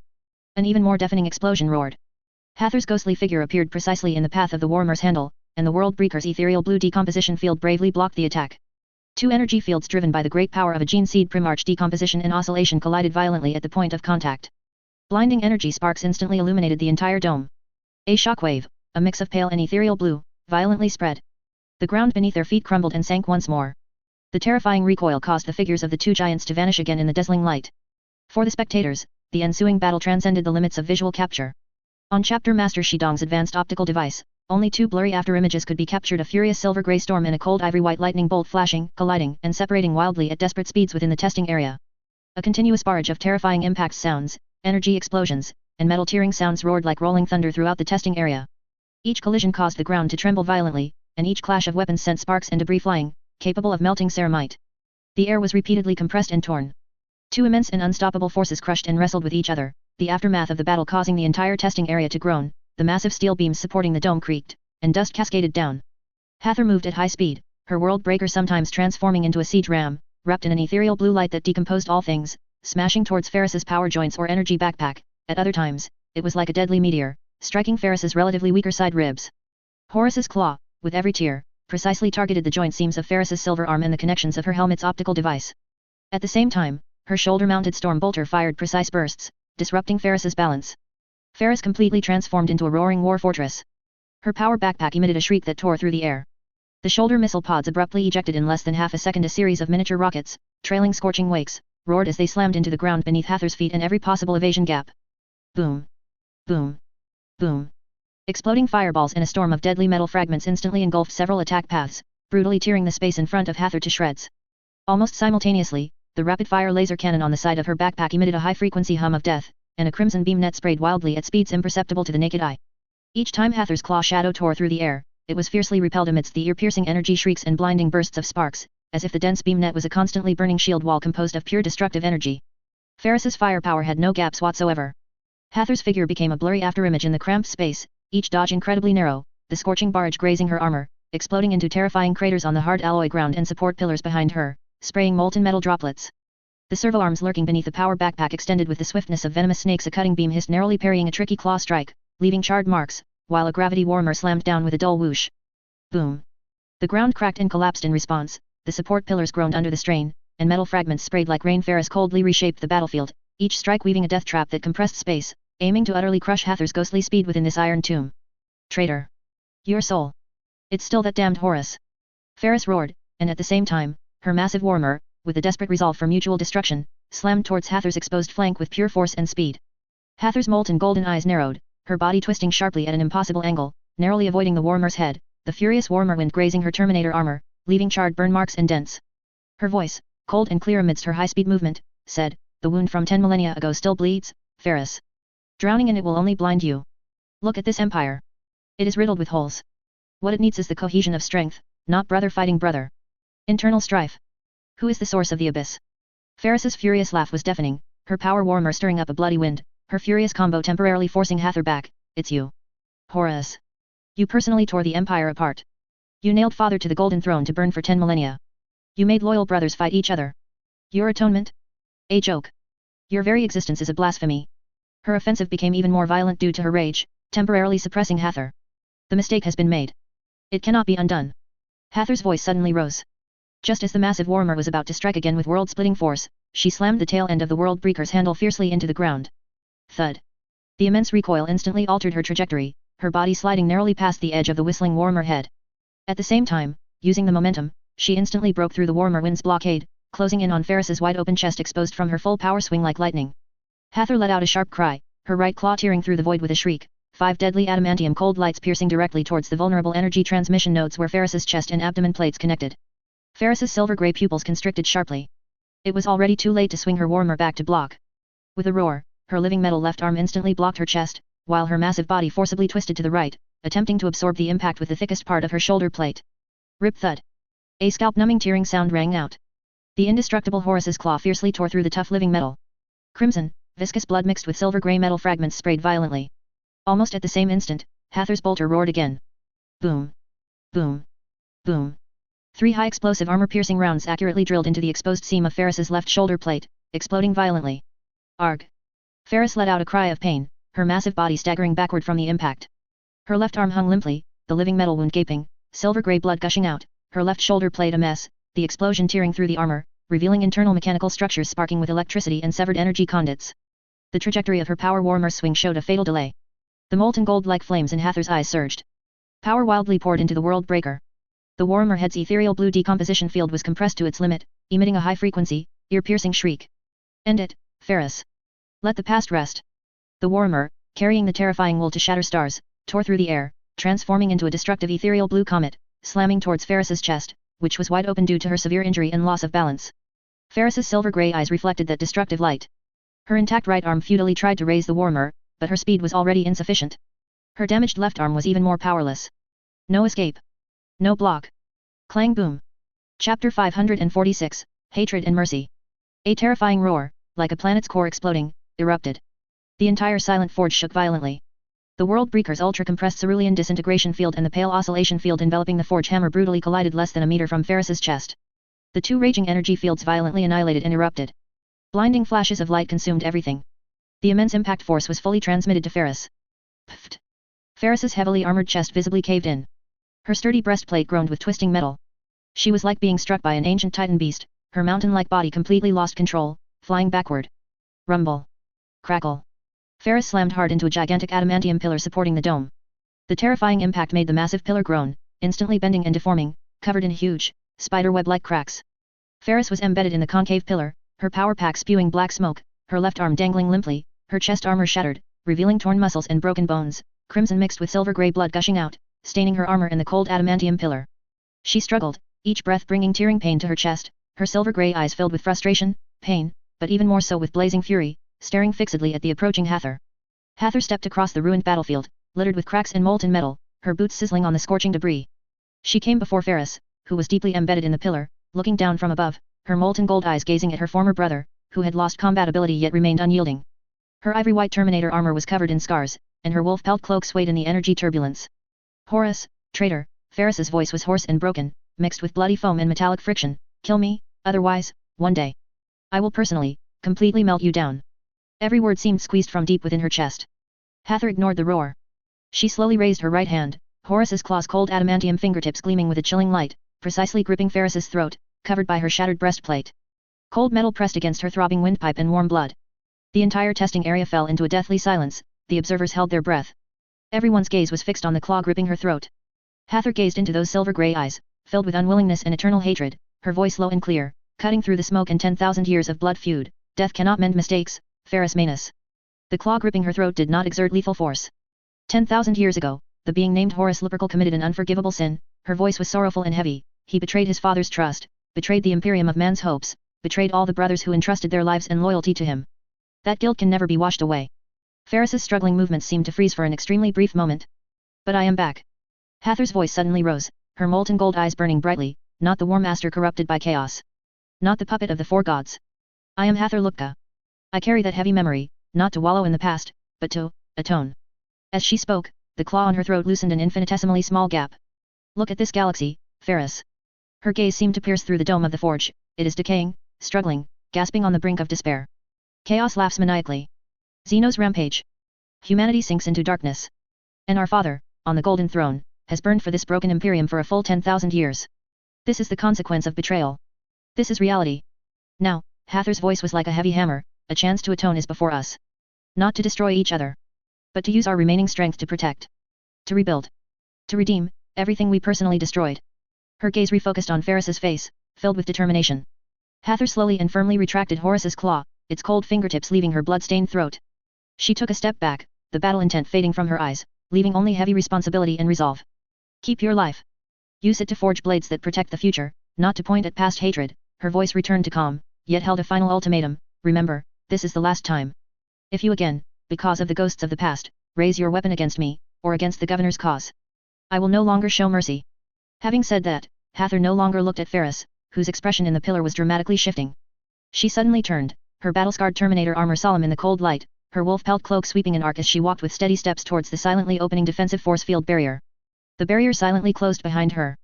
Ferris Manus was deeply embedded in the twisted adamantium pillar, blood, crimson and silver-gray intertwined, dripped from her shattered breastplate, sizzling on the floor. Her silver-gray eyes stared fixedly at the passage Hather had left through, as if to brand it deep into her soul. Her intact right hand clenched tightly, her knuckles emitting a harsh metallic scraping sound, deeply embedding a piece of metal shrapnel into her palm. 10,000 years of blood feud roared and churned in her chest, the impulse to destroy almost reigniting her engines. But Hather's final words, about the Imperium's current state, about her father's burning, about atonement, were like the hardest rivets, hammered into the core of her seething rage. Atonement, for mistakes. Ferris's voice was hoarse and broken. She abruptly closed her eyes, her metal-covered chest heaving violently, pulling at her wounds and bringing intense pain. When she opened them again, the surging killing intent had not vanished, but it was covered and suppressed by a thicker, colder, and harder layer of iron wool. She laboriously, little by little, pulled her broken body from the concave support pillar. Shattered armor fragments fell, and she ignored the flowing blood and pain, her silver-gray gaze finally fixed on the cold passage where Hather had disappeared. There, only smoke lingered. Ferris did not look at anyone, not Chen Xi, not Oligana or Call, nor even a glance at the forge hammer lying quietly on the edge of the crater in the distance. She dragged her broken body, taking heavy and stumbling steps, each one leaving a footprint mixed with blood and metal fragments on the adamantium floor, heading towards the repair passage opposite to the direction Hather had left. Her lonely and heavy footsteps echoed hollowly under the silent dome, finally disappearing completely into the deep shadows of the passage. Chapter 547, Chen Xi's Worries. The heavy vessel, emblazoned with the solemn mark of the Inquisition, traversed the unpredictable currents of the warp like a silent leviathan. Inside the bridge, dim red light illuminated busy servitor skulls and pensive tech priests. The low, continuous hum of the Geller field generator was the only background sound, isolating them from the rolling, reality-defiling unnatural colors outside the viewports. In the swirling vortex of violet and dark green, the outline of huge, blurry eyes occasionally coalesced, only to dissipate instantly under the steady thrust of the engines. The air was cold, a mix of promethium incense, ozone, and metal, permeated by an oppressive feeling that seeped into the bones and lingered. Deep within the bridge, away from the clamor of the main console, Chen Xi stood before a massive tactical holographic projection table. The star map rotated silently, with the Rostov subsector's light points flickering steadily within it, like isolated islands in a dark ocean. The cold light of the projection reflected on his calm face, yet a heavy worry gathered between his brows, churning like the nebula outside the window. His fingertips unconsciously tapped lightly on the icon of Rostov 3 Forge World, making a faint clicking sound the only outward rhythm of his thought process. A slight hydraulic hiss sounded, and the heavy adamantium hatch slid open. Hathor walked in. She had shed the Terminator power armor that symbolized her power and past, changing back into her signature dark gray administrative secretary uniform, tailored to fit and outlining her capable figure. However, the intangible majesty of a gene seed primarch was not diminished in the slightest. Instead, under this deliberate restraint, it revealed a more restrained tension. Her steps were steady, her boot heels striking the adamantium floor with clear, regular sounds. She walked to Chen Xi's side, looking with him at the star system composed of data. Her gaze was serene, the microlight of the star map reflected deep within her molten gold eyes. "How is Ferris doing?" Chen Xi's voice broke the silence. He did not turn around, his gaze still fixed on the mark of Rostov 3. "Sage Olegana has sent the latest report." Hathor's voice was steady and clear, as if stating a routine briefing, yet carrying an undeniable weight. "Life signs are stable, deep scans detected no permanent organic damage or neural link disruptions. Repair surgery is proceeding methodically within her sealed repair bay, and basic mobility is expected to be restored in 1 week." She paused, then added. "She has completely locked herself in a Silent Forge's independent repair bay, refusing all visitation requests, including from Olegana. The repair work is being independently completed by her own multi-purpose servitor arms and built-in medical system. Outside the bay, only energy consumption data and traces of waste disposal remain."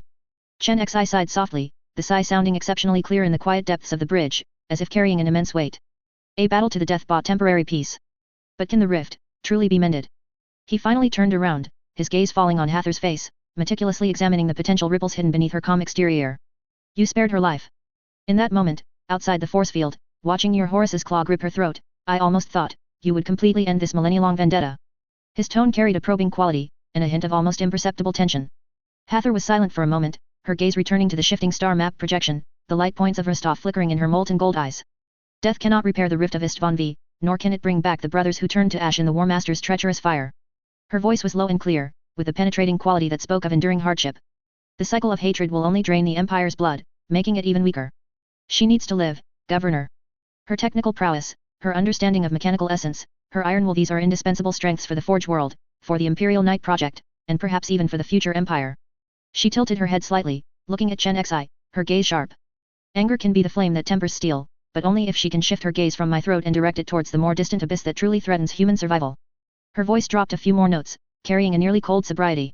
"Moreover, killing Ferris would only make it harder for the other surviving brothers to accept my existence, blocking any possibility of reconciliation in your plans." This was Chen Xi's deepest worry, like a cold, massive stone. He walked to the control panel at the edge of the projection table, his fingertips tracing the cold metal surface, bringing a touch of real sensation. "That's precisely what I'm worried about, Hathor. Ferris is just a beginning, a signal flare." He brought up a mark on the star map, a light point labeled Makraj was magnified. "Gilliman." When he uttered this name, his tone was as heavy as if he were moving a piece of adamantium. When he finally awakens from the eternal slumber of the stasis field, and opens his eyes, what he will see is the current decay of the Empire, the bloated bureaucracy, the fanaticism of the ecclesiarchy, and the actions of me, a governor who controls a subsector without the approval of the High Lords of Terra. Then, he will see you, in this form, standing by my side. Chen Xi's fingertips rested on Gilliman's name. His hatred for Horus is probably deeper, more rational, and more lethal than Ferris. That is the searing pain of ideals betrayed, the Empire torn apart, and kin fighting kin, which, after millennia of precipitation, has long solidified into a cold cornerstone. He shook his head slightly. The star map zoomed out with his operation, and another light point was illuminated Caliban. "And Lionel Johnson," Chen Xi continued. "If he awakens from a millennia-long slumber to find the Empire fragmented, the throne world precarious, and Horus the embodiment of betrayal actually serving a local governor. He imagined the possible reaction of that primarch, who held loyalty and purity as his highest tenets. With his almost obsessive standards for order and legitimacy, would he tolerate it? The Khan might jest with his peculiar, elusive, wind-like words, but deep down? Lemon Russ, seemingly wild and unrestrained, is more meticulous and profound in thought than anyone. Sanguinius. When he mentioned this most perfect brother, who fell at Horus's hand, Chen Xi's voice choked. He closed his eyes, as if stung by the imagined perfect face and the tragic fall, and said no more. That pain was the ultimate, unhealing wound among the Primarchs. Every surviving loyal Primarch is a dormant volcano, outwardly silent, but with a core churning with millennia of pain, heavy memories and an inescapable responsibility to the Empire. Chen Xi's voice carried a deep weariness. Chapter 548, Hope and Despair. Your existence, Hathor, is a living, unavoidable scar for each and every one of them. It is the embodiment of betrayal, pain, and loss. Ferris started it, unleashing millennia of pent-up rage in the most violent, primal way possible. But what about next time? When the next brother returns and senses your presence? Must every reunion end in a fight to the death? How much precious time and energy do we still have to expend on this kind of internal strife, this brotherly conflict? The Empire cannot withstand such attrition. Hathor listened quietly to Chen Xi's concerns, her face still calm and unperturbed. But Chen Xi keenly sensed an extremely subtle ripple in her psychic field, like an undercurrent suddenly sweeping beneath a calm sea. Hatred is a shackles of the soul, Governor. It heavily binds the living and eternally torments the memories of the dead. I understand them, and even accept any form of judgment from them. Her gaze, like a tempered blade, met Chen Xi's worried eyes. But I will not sit idly by, nor will I allow the hatred towards me to destroy everything you have painstakingly built, to destroy the glimmer of hope that the Rostov subsector might bring to this dark age. If they insist on drawing their swords against me, her voice was terrifyingly calm, yet it contained an iron-like resolve. I will once again wield the world breaker in Horus's claw. Not to wash away the unpardonable old sins, but to protect this faint light you have ignited, to protect the order upon which millions of lives in this sector depend. Her gaze returned to the rotating star map. The light point of Rostov glowed steadily in her eyes. As for how to face them, Governor, perhaps we should change our approach. Instead of worrying about how they view this body of mine, which carries sin, we should consider what we can do for them, for this crumbling empire. She pointed to Guilliman's marker on the star map. If Guilliman awakens, he will face a mess on the verge of complete collapse. He will need strength, reliable allies, and a solid foundation to support his massive reconstruction plan. The Rostov subsector is that cornerstone. Our well-trained army, our continuously improving industrial capacity, the potentially game-changing weapons we are developing, even that Imperial Knight prototype, which blends danger and hope. She paused, her gaze firmly fixed on Chen Xi. And my strength. These will all be bargaining chips desperately needed by the regent of the Empire. The key is not who I am, but what I can do, and whether we can prove that the core objective of everything we do is for the survival of the Empire, for the future of humanity, and not for any personal ambition or selfish desire. Chen Xi's gaze lingered for a long time on the slowly rotating star map. That faint light representing Rostov seemed so small yet so tenacious against the vast dark background. The future of the Empire. His voice carried a deep sense of powerlessness, as if evaluating a massive vessel slowly sinking into the cold void. It is no longer the flagship that cut through waves during the Great Crusade. The glory of the Golden Age has long faded into a discolored fresco. The ideals of the Great Crusade were steeped, cooled, and solidified by the blood of betrayal. What remains now is blind fanaticism under the shroud of theocracy, deep-rooted corruption within the bureaucracy, irreversible technological regression, and endless, all-consuming, brutal warfare. His finger traced the jagged borders of the Empire's territory on the star map. We are like a few sailors on deck desperately patching holes, using every material we can find, trying to delay its ultimate sinking. But we don't even know from which direction the next fatal giant wave will strike, or in what form it will descend. Warren's warning, the dangerous technology hidden in the ruins, the major event countdown hanging over our heads, and the ever-present Inquisition eyes and ears on this bridge. He glanced around at the silent, watchful figures deep within the bridge. Every step is like walking on thin ice. Every decision could trigger unpredictable chain reactions. He looked at Hathor, his eyes complex, a mixture of trust, worry, and confusion about the future. Sometimes, Hathor, I truly don't know if we are mending a doomed ship, or futilely, building a sandcastle destined to be washed away by the next wave. Do the chess pieces we've deployed bring hope for survival in the darkness, or a deeper, more uncontrollable chaos? Hathor walked to the other side of the star map table, facing Chen Xi across the map. Her figure, illuminated by the faint blue light of the star map, appeared particularly tall and solitary, like a statue guarding a lighthouse. Hope is born from the abyss of despair, Governor. Her voice was steady and powerful, like a hammer striking steel. Even if we ultimately determine that this giant vessel, the Empire, is destined to sink, our duty is not to watch it slide into the abyss. What we must do is to make it fire its last and most powerful cannon before it sinks, to buy more time for those lives on board who have not yet been swallowed by darkness and are still struggling to survive, to create as large a sanctuary as possible, and even to point out a possible path to survival for those who come after. Her finger precisely touched the location of the Rostov subsector on the star map, her fingertip seemingly condensing a faint but stubborn light. As for chaos, any effort to change the status quo will inevitably be accompanied by chaos. But after chaos, there can also be the difficult beginning of a new order. We cannot predict the future landscape of the galaxy, but we can choose to grasp the sword in our hands in the present and point its blade at the true enemies, the corruption of chaos, the threat of Xenos, and the Empire's own deep-seated decay. No matter how the future unfolds, no matter how other brothers may view me, I will stand by your side, Governor, fulfilling my duty until the very last moment. The Empire does not need flawless saints, but warriors who can still discern direction and dare to wield their swords in the boundless darkness. A long silence fell deep within the bridge. Only the low, steady hum of the ship's engines and the silent, grotesque roar of the subspace storm outside the viewport formed a grand and eerie backdrop. Chen Xi's gaze shifted from the faint light on the star map, representing responsibility and hope, and turned once again to the ever-changing void outside the viewport, a void containing endless unknowns and dangers. Hather's words, like a cold iron anchor, sank heavily and steadily into the sea of doubt churning in his heart, temporarily stabilizing the small boat named Resolve. The road ahead was still fraught with thorns. Powerful enemies surrounded them. The shadow of brotherly strife hung high like a sword of Damocles. The fate of the Empire, this giant vessel, was even more obscure, the clouds of sinking seemingly never dispersed. But at least at this moment, during the lonely journey through warp travel, he was not alone. Chapter 549, Deliberate Misdirection. The air in the bridge was thick and heavy, with only the low hum of the engines resonating deep within the deck, and the faint electrical hiss of the internal components of the holographic star map projector. Chen Xi's gaze shifted from the rotating star map, settling on the pure void darkness outside the thick viewport, a darkness cut by the edges of the warship's armor. Hather's words, like a heavy piece of metal, plunged into his swirling thoughts, temporarily suppressing the turmoil within them. Yes, pointing to the true enemy, Chen Xi repeated softly, his eyes once again becoming as sharp and steady as a blade. Prepare yourself, Hather. We're returning to Rostov too. We still have many swords to sharpen and many holes to plug. Before this ship sinks, no matter where it's going, we must make it burn the brightest. The instant his voice fell, several lines of crimson encrypted runes silently appeared on the edge of the tactical holographic projection table, beginning to scroll upwards. Mai's intelligence stream had accessed the bridge's highest security channel. Target confirmed, Inquisitor Kasim Warren. Monitoring node, Rostov 3 Forge World, Outer Industrial Zone/Hab Hive. Incident A, Warren's informant, codenamed Raven 7, has contacted the target logistics Lieutenant Ptolemy Varin of the Rostov Defense Forces 3rd Regiment. Contact point, a deserted small hangar in lower deck H7, where items were secretly passed through a ventilation duct maintenance opening. Target background, this lieutenant was briefly responsible for material coordination at the Ashen Knights chapter's temporary outpost during a rotation of support for the Rostov expedition, does not involve core secrets. Transmitted content, an encrypted data packet, low-level encryption, decryption in progress. The content is highly suspected to be a request for copies of material flow records handled by the lieutenant during his logistics support for the Ashen Knights within a specific time frame. Incident B, the same informant, Raven 7, is active in the Anvil and Spark Tavern in the outer labor gathering area, exchanging small amounts of credits for information. The focus of his inquiries is the specific flow of various products from the Rostov Forge world.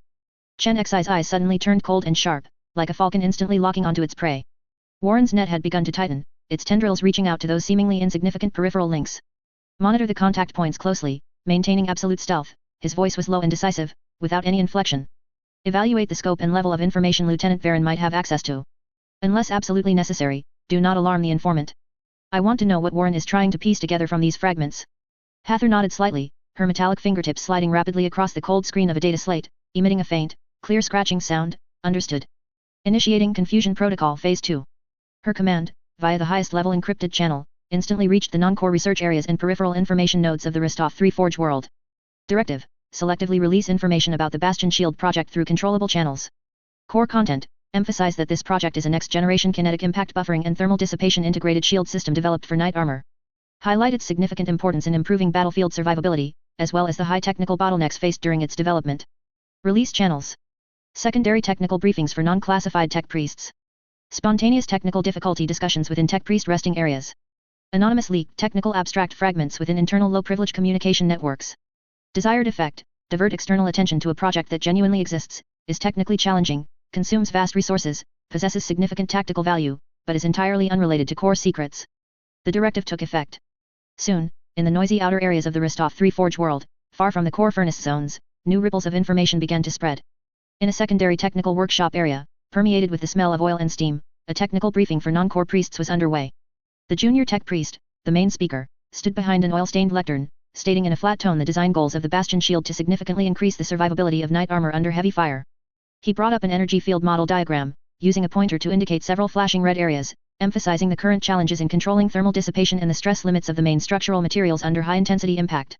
Most of the priests below wore worn red robes, some recorded on data slates, others wrote with quills on parchment, and occasionally, low binary hums of communication arose, discussing the specific heat dissipation channel designs in the model diagram. In the tech priest resting area, filled with faint ozone and oil smells, several red-robed figures gathered around a data screen. The screen repeatedly played a simulated test recording, a test knight armor enduring simulated artillery fire with its energy shield active, the shield flickering violently before collapsing. One of the priests pointed to the moment the shield failed in the recording, saying in an uninflected, mechanical voice, "Kinetic conversion efficiency cannot break through the critical threshold. The core bottleneck of the Bastion shield remains here. The redundant design of the main heat dissipation channel still seems insufficient to cope with peak combat loads."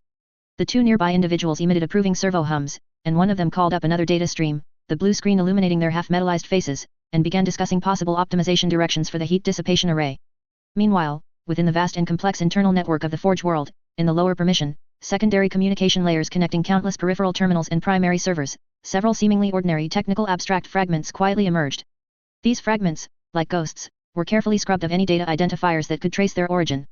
The content itself was fragmented and scattered, like remnants peeled from a complete report, yet its direction was exceptionally clear. They revealed the existence of a project codenamed Bastion Shield, and unequivocally stated its core objective to provide an unprecedented protective barrier for powerful knight armor.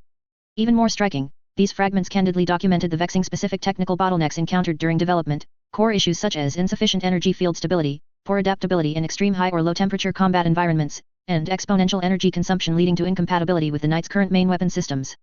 These fragments, bearing the mark of secrecy, quickly circulated quietly among technical apprentices in non-core positions, low-level record keepers buried in data all day, and maintenance workers scurrying between peripheral equipment. They were copied, forwarded, and whispered about during short breaks, in noisy maintenance passages, or in less encrypted internal communication channels, gradually becoming a mysterious topic of conversation during tedious and demanding work. Thus, beneath the vast shadow of this rigorously hierarchical, steel behemoth-like Forge world, a stream of information about a genuinely existing, highly technically complex, resource-intensive, and tactically disruptive top-secret project began to flow and spread slowly along preset, unofficial channels that bypassed core monitoring nodes. These carefully released information fragments, like enticing bait cast into murky industrial wastewater, floated silently, awaiting the arrival and capture of invisible probes already set to the predetermined frequency. Chapter 550. The metal doors of the Anvil and Spark Tavern hissed heavily as their hydraulic mechanisms engaged, drawing in the clamor of the starport and the sulphurous scent peculiar to a Forge world. The man codenamed Raven 7 huddled in the furthest booth, his worn work uniform sleeves deliberately covering the identification marks on his wrist guard, his rough fingers tracing chaotic patterns on the greasy tabletop, a cipher he used to memorize key information. The air was thick with three pungent odors, the chemical sweetness of cheap grog, the unique blend of incense and holy oil, and the lingering sweat and machine oil smell of the lower-class laborers. Behind the bar, the servitor bartender's optical sensors flickered red, pushing frothy synthetic spirits to customers, its metal arm joints grinding with a jarring, gear-slipping sound. Raven 7's gaze, like a bolter fitted with a scope, precisely locked onto every figure entering and exiting the tavern. Low-ranking tech acolytes in red robes chanted binary prayers in a corner, while dock workers grumbled in hoarse voices about cargo delays caused by orc pirates. But what he truly focused on were the low-level technomads whose sleeves were stained with fine oil, and who carried data slates or tool belts at their waists. They were the information pipelines flowing from the core Forge world areas to the periphery. Another one, the strongest you've got, he gestured to a passing servitor bartender, discreetly sliding 3 credit chips into its palm. This was his 5th time appearing here in 3 days, always ordering the same cheap grog, yet never drinking more than 3 sips. The trick to disguise lay in repetition, repeating until those around him grew accustomed to his presence, like ignoring the pealing prayers on the wall. The argument at the next table suddenly escalated, attracting the attention of half the tavern. 2 low-ranking tech priests in worn red robes were arguing fiercely. One, with a freshly healed weld scar on his face and a mechanical eye flickering with evaluative red light, spoke in a harsh, buzzing synthetic voice, "Logical error. Prototype operating parameters are below expected standards. Scrapyard duty log records, silent furnace zone output 3 batches of melted alloy substrate, residue analysis shows fragments of energy buffer matrix components. Omniscia above, material matrix shows irreversible meltdown, efficiency rating, slag grade." The other, younger tech priests, whose new data cable interface gleamed with a cold silver light under the tavern lights, and whose servitor arm joints emitted a slight pressurized hiss, retorted, "Data chain unsynchronized. Correction, this is a Fortress Shield Project Alpha Stage Test article. Design objective, enable Imperial Knight armor to withstand kinetic impact peak equivalent to Orc Warboss Skull Taker. Recent extreme test records, 3 simulated impact sequences, shield field stability maintained at 98.7%. Confirmed, adaptive diversion coding successfully guided kinetic impact vectors to preset heat sink array paths." The older priest's bionic eye glowed more intensely red, his synthetic voice rising a decibel, sharp with data refutation, energy dissipation parameters exceed safety threshold. Secondary servitor array maintenance log feedback, during test sequence, main cooling conduit meltdown rate reached 67%. Resource consumption versus performance output ratio does not conform to Mars Standard Efficiency Manual Chapter 1147 regulations. The young priest's interface silver light flickered rapidly, data streams crossing his pupils. This is a known technical bottleneck. Sage Oligana, may her logic be eternal, personally supervises iteration. Resource investment is a necessary sacrifice. Special alloy consumption alone, when converted, could satisfy the casting requirements for 0.5 units of a lemon rust tank chassis.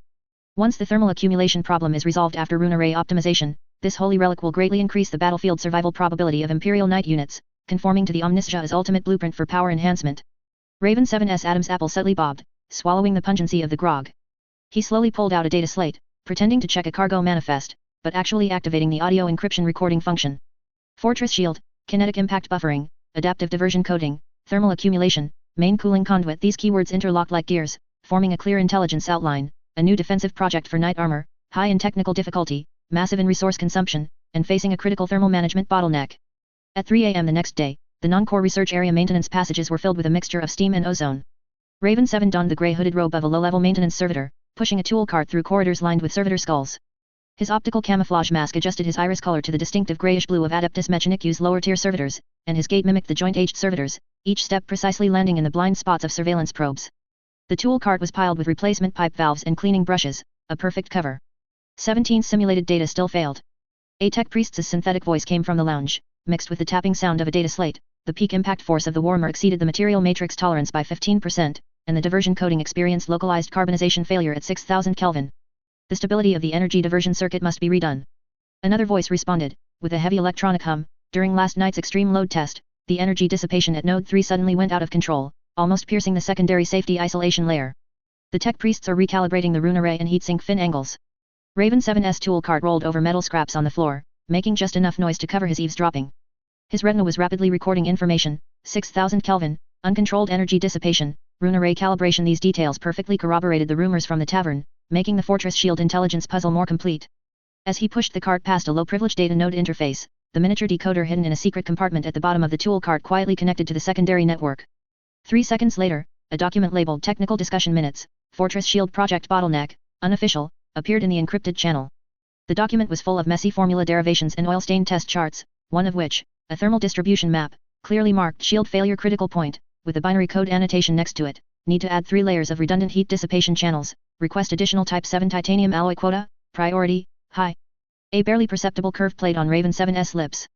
The crude nature and unofficial labeling of this document were precisely its value. Intelligence that was too perfect would be suspicious, while this kind of flawed internal discussion record would make the recipient believe it implicitly. He bundled the document with the Ash Knight's regular material list he had previously exchanged from Lieutenant Varon, the latter detailing the replacement batches of standard armor plates and lubricant models for the past 3 months, which was enough to make the fortress shield resource consumption data appear more credible, without exposing core secrets. As he left the research area, the morning light streamed through the starport's observation windows onto the adamantium floor, reflecting a cold gleam. Raven 7 pulled off his camouflage mask, revealing his sweat-dampened hair, and a faint signal confirmation vibration came from the encrypted communicator behind his ear. He knew that this carefully woven intelligence would be like bait cast into the warp, precisely attracting those overly sharp gazes, while the true quarry had already quietly shifted in the shadows. In this steel world interwoven with tears and prayers, information was like the most dangerous ammunition, needing to hit the target without revealing the shooter's position. Raven 7 straightened the folds of his robe and merged into the flow of people heading to the morning shift, as if he had never been present in this silent hunting game. Chapter 551. The cold void stretched out to eternity beyond the viewport, as the sensor arrays of the Rostov exploration vessel, the Stardust probe, scanned the debris cloud at the edge of the Kuiper belt at Imperial standard frequencies. The ship's silhouette, like a dormant metal insect, lurked in the shadow of an asteroid, its hull's radiation shielding reflecting the faint light of distant stars, and the Adeptus Mechanicus litanies etched on its surface shimmered under the starlight. Servitor skulls hovered silently around the bridge, recording every bit of data from the void.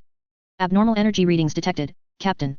The sensor operator's voice carried the metallic resonance characteristic of his bionic limb, his fingers rapidly sliding across a grease-stained data pad. Coordinates, Sector 734. Localized gravitational field distortion detected, approximately 0.3 standard gravity units in amplitude, exhibiting periodic pulsation not matching any known asteroid density perturbation models. The captain frowned, leaning closer to the main screen, where the star chart marked the anomalous area with deep red pulses, its edges flickering with warning runes. Is it an aftershock of a warp ripple? Or a creation of chaos? Negative, Captain. The operator pulled up a complex waveform graph, green data streams interspersed with eerie purple pulses. Non-natural signal synchronously captured. Not an Imperial standard beacon, not identifiable Xenos encoding, more like a sonar pulse composed of geometric patterns, played in a loop, with a stable frequency of 14.7 Hz, possessing clear artificial characteristics. The pulse signal transformed into a three-dimensional projection on the screen, a complex structure interwoven with dodecahedrons and spirals, subtly shifting its angle with each cycle, as if narrating a cold logic beyond language, its geometric properties counterintuitive and awe-inspiring. Deep scan, activate passive mode, power reduced to minimum. The captain's voice tightened, his right hand unconsciously resting on the bolter at his waist. Notify the accompanying tech priests to prepare for unknown construct data recording, and initiate data purification protocols. All personnel to maintain silence. 30 minutes later, a report marked with the highest level of encryption had been transmitted via a directed quantum channel to the Rostov subsector governor's office. Chen Xi stood before the tactical hololithic display, his fingertip hovering over the red dot labeled Precursor 4, the coordinates of the anomalous signal source. The eerie glow emanating from the hololithic projection illuminated his face, interweaving with the orange-red light of the Forge World's furnaces outside the window, creating a bizarre blend of colors. Has the structural analysis been completed? He asked Sage Oligana through the COMM link, the low hum of servitor skulls and the whirring of logic engines audible in the background. Initial passive scans indicate the target's main body is composed of an unknown dark composite material, its surface covered with scale-like or honeycomb-like structural units, exhibiting near-perfect absorption characteristics for visible light and multiple skin wave bands. The Sage's synthesized voice carried a rare, data stream interfered fluctuation. The geometric form exhibits significant non-Euclidean characteristics. The angle between the target's right wingspan and the main body appears simultaneously as 89 degrees and 91 degrees within visual error margins. Logic engines have repeatedly verified this reading violates fundamental spatial geometric laws, suggesting classification as warp-associated or unknown technological construct. Chen Xi's pupils slightly contracted. Such counterintuitive structures frequently appeared in only two scenarios: distorted constructs of deep chaos corruption, or lost dark age of technology legacies. The allure and potential risks of the latter hung over him like a sword of Damocles. Defense System Assessment. 3 graph field generators detected in low-power standby, their energy signatures distinctly different from current Imperial Void shields. Their waveforms more closely resemble vague descriptions of Golden Age Stargate residual signals recorded in the Astropathic Choir archives. Oligana added, no active weapon energy signatures detected, but high-energy plasma flow indications were found within the honeycomb-like structures covering the surface, suspected to be some form of directed energy defense array or propulsion system, whose response speed and energy density far exceed current Imperial technological standards. Any active probing could trigger unknown reactions. Hathor, standing beside the hololithic display, suddenly spoke, her voice deep and carrying a solemnity akin to an archaeologist discovering an ancient tablet. The signal cycle period is 37 minutes and 19 seconds. Database comparison shows this is extremely close to the standard sleep/wake beacon period of Human Federation deep space probes from the old night era with an accuracy within 0.003% error, which cannot be explained by mere coincidence. Her fingertip gently traced the constantly shifting, cold, and precise geometric pulses in the projection, her gaze as focused as if deciphering a lost holy scripture. This set of geometric patterns, its core configuration contains an ancient mathematical harmony, with astonishing phylogenetic similarity to the Fibonacci golden angle spatial positioning encoding commonly used by later Federation probes. It has been there, sleeping for too long, Captain, like a tombstone from the dawn of humanity, forgotten in a void crypt. Chen Xi's gaze sharply turned to her. Hathor, can you be certain? This is a relic of the ancient Human Federation. Hathor met his gaze, slowly shaking her head, her silver hair shimmering with the movement. Certainty is too luxurious a word in the face of historical dust, Governor. The chain of evidence points to it, that period precise to the second, that geometric language born from the mathematical aesthetics of humanity's golden age, even the Astropathic Choir's vague descriptions of graph field technology, all whisper the same name. However, she paused, pointing to the unsettling non-Euclidean structure. This twisted geometry, this perfect material absorption characteristic, and that plasma flow technology far beyond our comprehension, they also seem to come from a side of the Human Federation we have never truly understood, a divergent path that went further and, more bizarrely in technology than any record. It fits the Federation's fingerprint, yet it also exceeds our cognitive boundaries. I can only say this is the most reasonable explanation currently, but Precursor 4 itself is a huge unknown variable. Chen Xi was silent for a moment, his fingertip tapping a rhythmic beat on the cold adamantium tabletop, forming an eerie resonance with the engine's pulsation from deep within the ship. The unknown composite material might solve the Imperial Knight Armor's heat dissipation bottleneck, and its energy absorption characteristics are invaluable. If the graph field technology could be analyzed, it might even completely revolutionize energy shield design. The plasma flow of the propulsion system holds endless possibilities, but the abyss gaze lurking behind that non-Euclidean structure, and the far beyond expected divergent path technology revealed in Hathor's words, made every temptation carry an even more deadly barb. Order the Stardust probe to maintain absolute silent observation status, at maximum stealth distance. Strictly prohibit any form of active contact or increase in skin power. He finally spoke, his tone decisive. Inform the captain they are treading on an unknown razor's edge. The Emperor's gaze and Rostov's fate rest upon their prudence. Any anomaly, report immediately and prepare to withdraw. He turned to the COMM link. Oligana, under the highest secrecy level, form a specialized analysis team. Members must sign a vow of silence. Focus on evaluating material science and energy application potential. Have Archmagos call participate as well. All raw data must undergo triple psychic purification and logical isolation to prevent possible warp contamination or cognitive hazards. Also, contact Gutierrez, have his Death Watch squad prepare. The contingency plan is to be formulated at the highest threat level for contact with unknown high-level non-imperial technological constructs, with the primary objective of purifying any potential heretical contamination or chaos corruption threats. Finally, his gaze swept across the star map. The shadow representing the Inquisitor's area of activity seemed to deepen, and a cold smile touched his lips. This Precursor 4 might just divert the attention of certain overly active eyes. After all, in the territories beyond the Emperor's light, the unknown is always more alluring and more deadly than the known. Let it become their new focus. Chapter 552. The starport of Rostov 3 Forge World was the pulsating heart of the subsector's logistics network. Before the residual heat from the massive transport ship's engines had dissipated, vast quantities of materials, organic food packs from distant agricultural worlds, crude ore mined from nearby mineral planets, and even mysterious alloy ingots marked with arcane runes from beyond the sector were pumped like blood through the starport's intricate network of pipelines and orbital tracks to the insatiable forging factories on the planet's surface. The air was eternally permeated with the scent of machine oil, ozone, metal dust, and a faint but persistent aroma of incense, forming a unique and ineffable Forge World atmosphere. At the bustling heart of this steel jungle, near the heavily fortified security checkpoints leading to the internal forging zones, stood the Gears and Grog Bar. This was one of the few high-end establishments in the starport hub, catering exclusively to transport ship captains, senior cargo supervisors, and distinguished visitors like Maria Lin Guang. The bar's interior was relatively spacious, the heavy adamantium floor had been worn to a dull sheen by countless footsteps, and the plasma tubes suspended from the ceiling emitted a steady, low hum, their light filtering through carefully wiped but still slightly dusty protective covers, casting a stable yet somewhat hazy glow. The metal benches and bar surfaces were polished smooth by the touch of billions, and the chair backs and pillars were etched with faded Adeptus Mechanicus prayers, the most prominent among them being, "Knowledge is power, guard it." In addition to the fundamental Forge World scent, the air was mixed with purified recycled air, the intoxicating aroma of fine synthetic spirits, and the varied body odors and perfumes of crew members from different sectors. In the distance, automated cargo mechanical arms rumbled along elevated tracks, carrying mountains of ammunition crates and servo components, the Imperial Aquila emblem painted on their chassis flashing briefly in the shadows. Maria Lin Guang leaned against a semi-recessed supply station in the corner of the bar. She wore the Lin Guang family's distinctive white, gold-trimmed knight armor, and even in the relatively dim bar light, the exquisite silver Pegasus family crest on her cuff shimmered with an undeniable glow. Her posture was as erect as a javelin, carrying an ingrained knightly alertness. A data slate was held steadily in her hand, its blue screen illuminating her focused, light gold eyes. Under that light, she was reading the encrypted directive she had just received from Sage Oligana. Her shoulder armor still bore fine dust from the testing grounds, and the finely crafted chain pendant at her waist swayed slightly with her almost imperceptible breathing rhythm beneath the hem of her uniform. Directive: Target identity Grook, posing as a rare mineral merchant, has passed starport security and is expected to enter this area. As per plan, release Level 3 misleading information regarding the Fortress Shield project, emphasizing the energy overload protection, technical bottleneck and resource consumption. Your words and actions represent the honor of the Lin Guang family and your loyalty to the Emperor. May the God of Machines bless you. Oligana 7-4-1. She raised her hand, her knuckles quickly tapping across the binary rune array on the side of the supply station, and with a faint mechanical click, a warm, military-grade nutrient paste was dispensed. The metal casing transmitted a steady warmth to her palm, and the Imperial Saint's effigy pressed into its surface was clear and solemn. Just then, the thick, dust-proof sliding door at the bar's entrance hissed with hydraulic activation, and a short, stout man squeezed inside.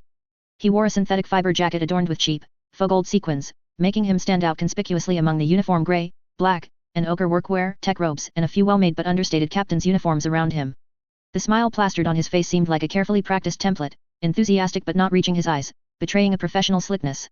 A shrewd, assessing gleam flickered deep in his eyes, sweeping rapidly like a scanning array over everyone in the bar, finally pinpointing Maria's unique Pegasus emblem on her cuff, and the curve of his smile seemed to become even more perfect. Praise the God of Machines, may the light of the Omnissiah guide our every voyage. The man's voice was a deliberately mimicked rasp, like sandpaper rubbing metal. Ah. A noble knight. Please forgive my presumption, but seeing this emblem, you must be a lady of the Lin Guang family, yes? To see such an elegant figure in this place, permeated with machine oil, sweat, and stardust, is truly impressive. Maria unscrewed the seal of the nutrient paste, her movements unhurried, with the trained rhythm characteristic of a knight. Her tone was as calm as a perfectly calibrated servo, exuding the politeness and detachment typical of nobility. Lin Guang family, Maria Lin Guang. I am here awaiting approval for a transfer permit from the Tech Priest Sanctuary. As she spoke, her wrist subtly rotated, tilting the data slate screen outwards at an almost imperceptible angle. On the screen, a complex energy flow simulation was clearly visible, with the title bar prominently displaying Fortress Shield, Energy Buffer Array Performance Test, Iteration 7, and several keynotes in the chart flashed a dazzling, scarlet color indicating overload warnings. Transfer permit? Oh, I understand. Grook subtly stepped half a pace closer, a mixture of cheap perfume, human sweat, and the bar's aroma wafting towards her. He wore the usual merchant's expression of resignation towards tedious procedures. Fortress Shield? That name sounds extraordinary. Lately, in the unloading zone, I always hear crew members whispering about a big project the Forge World is working on that could make the knight armor of the noble knights indestructible. If that really comes to pass, it would be a blessing for the Imperium, good news for fighting heretics and Xenos. Maria took a sip of the nutrient paste, its bland yet efficient taste making her instinctively frown slightly, as if complaining about some trouble caused by technocracy. Her voice was not loud, but it clearly cut through the bar's background noise. The project does exist, but its goal is not indestructibility. Fortress Shield aims to raise the defense threshold of knight armor against heavy kinetic impact. She paused deliberately, lowering her voice a few degrees, with a perfectly calibrated, technical personnel-like exasperation. However, the technical bottleneck is quite tricky. The last extreme load test. She shook her head gently, her fingertip tapping the scarlet warning area on the data slate. Energy overload directly caused 3 main heat dissipation conduits to melt. Sage Oligana was furious, reprimanding us for our insufficient understanding of the mysteries bestowed by the god of machines. The tech priests are now praying day and night, seeking a way to break through the limits of heat dissipation efficiency and material tolerance. Her words naturally blended piety towards the Omnissiah with reverence for technical challenges. Heat dissipation issues. The concern on Grook's face instantly deepened, appearing worried, and his right hand seemed to unconsciously slip deep into the bulging pocket of his jacket where a miniature recording device's microphone was pointed directly at Maria. This is a lifeline on the battlefield. What if the shield overloads and fails at a critical moment? Precisely why every second is precious, Maria cut him off decisively, her gaze sharply sweeping over the precise timer integrated into her wrist armor, the Imperial Aquila reflecting a cold gleam in the dim light. Excuse me, Mr. Grook. The transfer permit approval window is about to close, and the rules of the Tech Priest Sanctuary do not tolerate delay. She ended the conversation with an impeccable, aristocratic nod, then turned smoothly and firmly, walking directly towards the heavily guarded security entrance of the internal forging zone. The moment Maria turned, Grook's professional, enthusiastic smile receded like a tide, leaving only a cold focus. He did not linger but quickly and naturally blended into the crowd near the bar counter. Just as Maria passed the first identity scan, her back to the bar area, undergoing biometric verification, Grook's figure appeared like a phantom beside the supply station where she had just been standing. He feigned adjusting his cuff, and a ring embedded with an inconspicuous data interface quickly and almost silently swept across the simulation diagram left on her data slate screen, completing an extremely brief data contact read. The entire process took no more than a second. Having done all this, the merchant's smile quickly returned to his face, and he turned nonchalantly, disappearing through the bar's entrance with the crowd heading towards the public transport platform. The heavy blast door closed silently behind Maria, completely isolating the starport's clamor from the bar's noise. The cold air in the passage carried the scent of purified metal. At an angle invisible to others, a barely perceptible curve played on her lips. The bait had been cast, bearing the mark of the Lin Guang family and the will of Sage Oligana. Now, she only needed to wait for the target lurking in the undercurrents to follow this carefully woven light of defect and fall into the trap. Chapter 553, Relic Exploration. Passive scan data from the Stardust probe continuously flowed like a cold, never-ending stream, pouring into the core analysis chamber of Rostov 3 Forge World, buried deep beneath its crust. The security here was far more stringent than usual, with massive servitor array clusters continuously emitting a low, constant hum, remarkably clear in the absolute silence of the near vacuum. The air was filled with complex scents, the acrid tang of ozone, the metallic sweetness from evaporating coolant, and the faint, burnt aroma lingering after ancient parchment scrolls were incinerated. The cold adamantium floor absorbed almost every tiny sound, only the flickering orange flames of the holy oil lamps embedded in the thick metal walls stood out in this deathly stillness, casting unsettling, dancing shadows that imbued the entire space with an almost religious solemnity. Sage Oligana stood like a statue cast from data floods and cold steel, at the heart of a light screen composed of layers of suspended data displays. Her highly modified mechanical bionic eye flickered at a speed imperceptible to the naked eye, and deep within her iris, binary data streamed like a waterfall, the subtle whirring of servitor motors almost completely drowned out by the pure hum of information. Several servitor skulls, emblazoned with sacred cogwheel insignias, circled silently around her like the most loyal servants, emitting a continuous, faint computational hum, projecting key information, filtered and processed through multiple layers, precisely onto the giant holographic star chart that occupied an entire wall. The star chart's focal point was the dark object designated Pioneer 4, suspended at the cold, silent edge of the Kuiper belt. In the projection, its structure continued to undergo extremely unsettling distortions and transformations, presenting a geometric form that completely defied human common sense as if the warp and weft of reality at that location had been wantonly crumpled by an invisible giant hand, then casually unfolded, its angles and connections seemingly transcending the confines of three-dimensional space. Energy pulse analysis progress, currently at 87%, a high priest's synthetic voice sounded in the encrypted communication channel, interspersed with faint data overload static, conveying a strange, inhuman quality. The core geometric configuration is currently stable. The energy cycle period has been locked at 37 minutes and 19 seconds, with an error rate below 0.003. This pattern highly matches the deep space stasis beacon template recorded during the Human Federation's Golden Age, with the conformity index assessed as Gamma 7. When he mentioned the word stable, a very faint, but undeniably present, hesitation was detectable in his synthetic voice. Ferris's massive, war statue-like body, as if cast directly from silver-gray adamantium, stood at the shadow's edge of the light screen, her enormous shadow covering almost half of the real-time data analysis area. Her silver eyes, sharp as blades, were fixed like the most precise scanning array on the constantly changing pulse graph on the holographic star chart, a cold pattern composed of intricately interwoven complex polyhedra and spirals, each cycle possessing a nearly cruel mathematical beauty, yet subtly exuding an unnatural, unsettling inherent rhythm. Her voice, with a cold, metallic friction quality, cut off the priest's report, her command clear and direct, its function far exceeds that of a simple stasis beacon. Oligana, execute immediately, separate the core energy carrier waveform.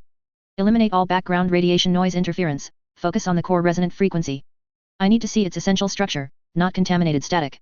Oligana nodded slightly in acknowledgement, her fingertips, covered in delicate metal structures, moved quickly and precisely through the void, calling up a new set of analysis instructions. Redundant interference data streams rapidly peeled away and vanished like a receding tide. The dizzying, almost blasphemous, anomalous structure on the star chart gradually faded and blurred, ultimately leaving only a nearly perfect, stably and regularly pulsating energy line at its core. It was like a cold heart beating rhythmically in the dark void, pure and powerful. Olegana's bionic eye brightness suddenly increased to a dazzling level, and the violent data flow deep within her pupil instantly became exceptionally bright and sharp. She sharply turned to Ferris, her synthetic voice carrying a rare, distinct fluctuation from the impact of core data. Stable resonant field detected.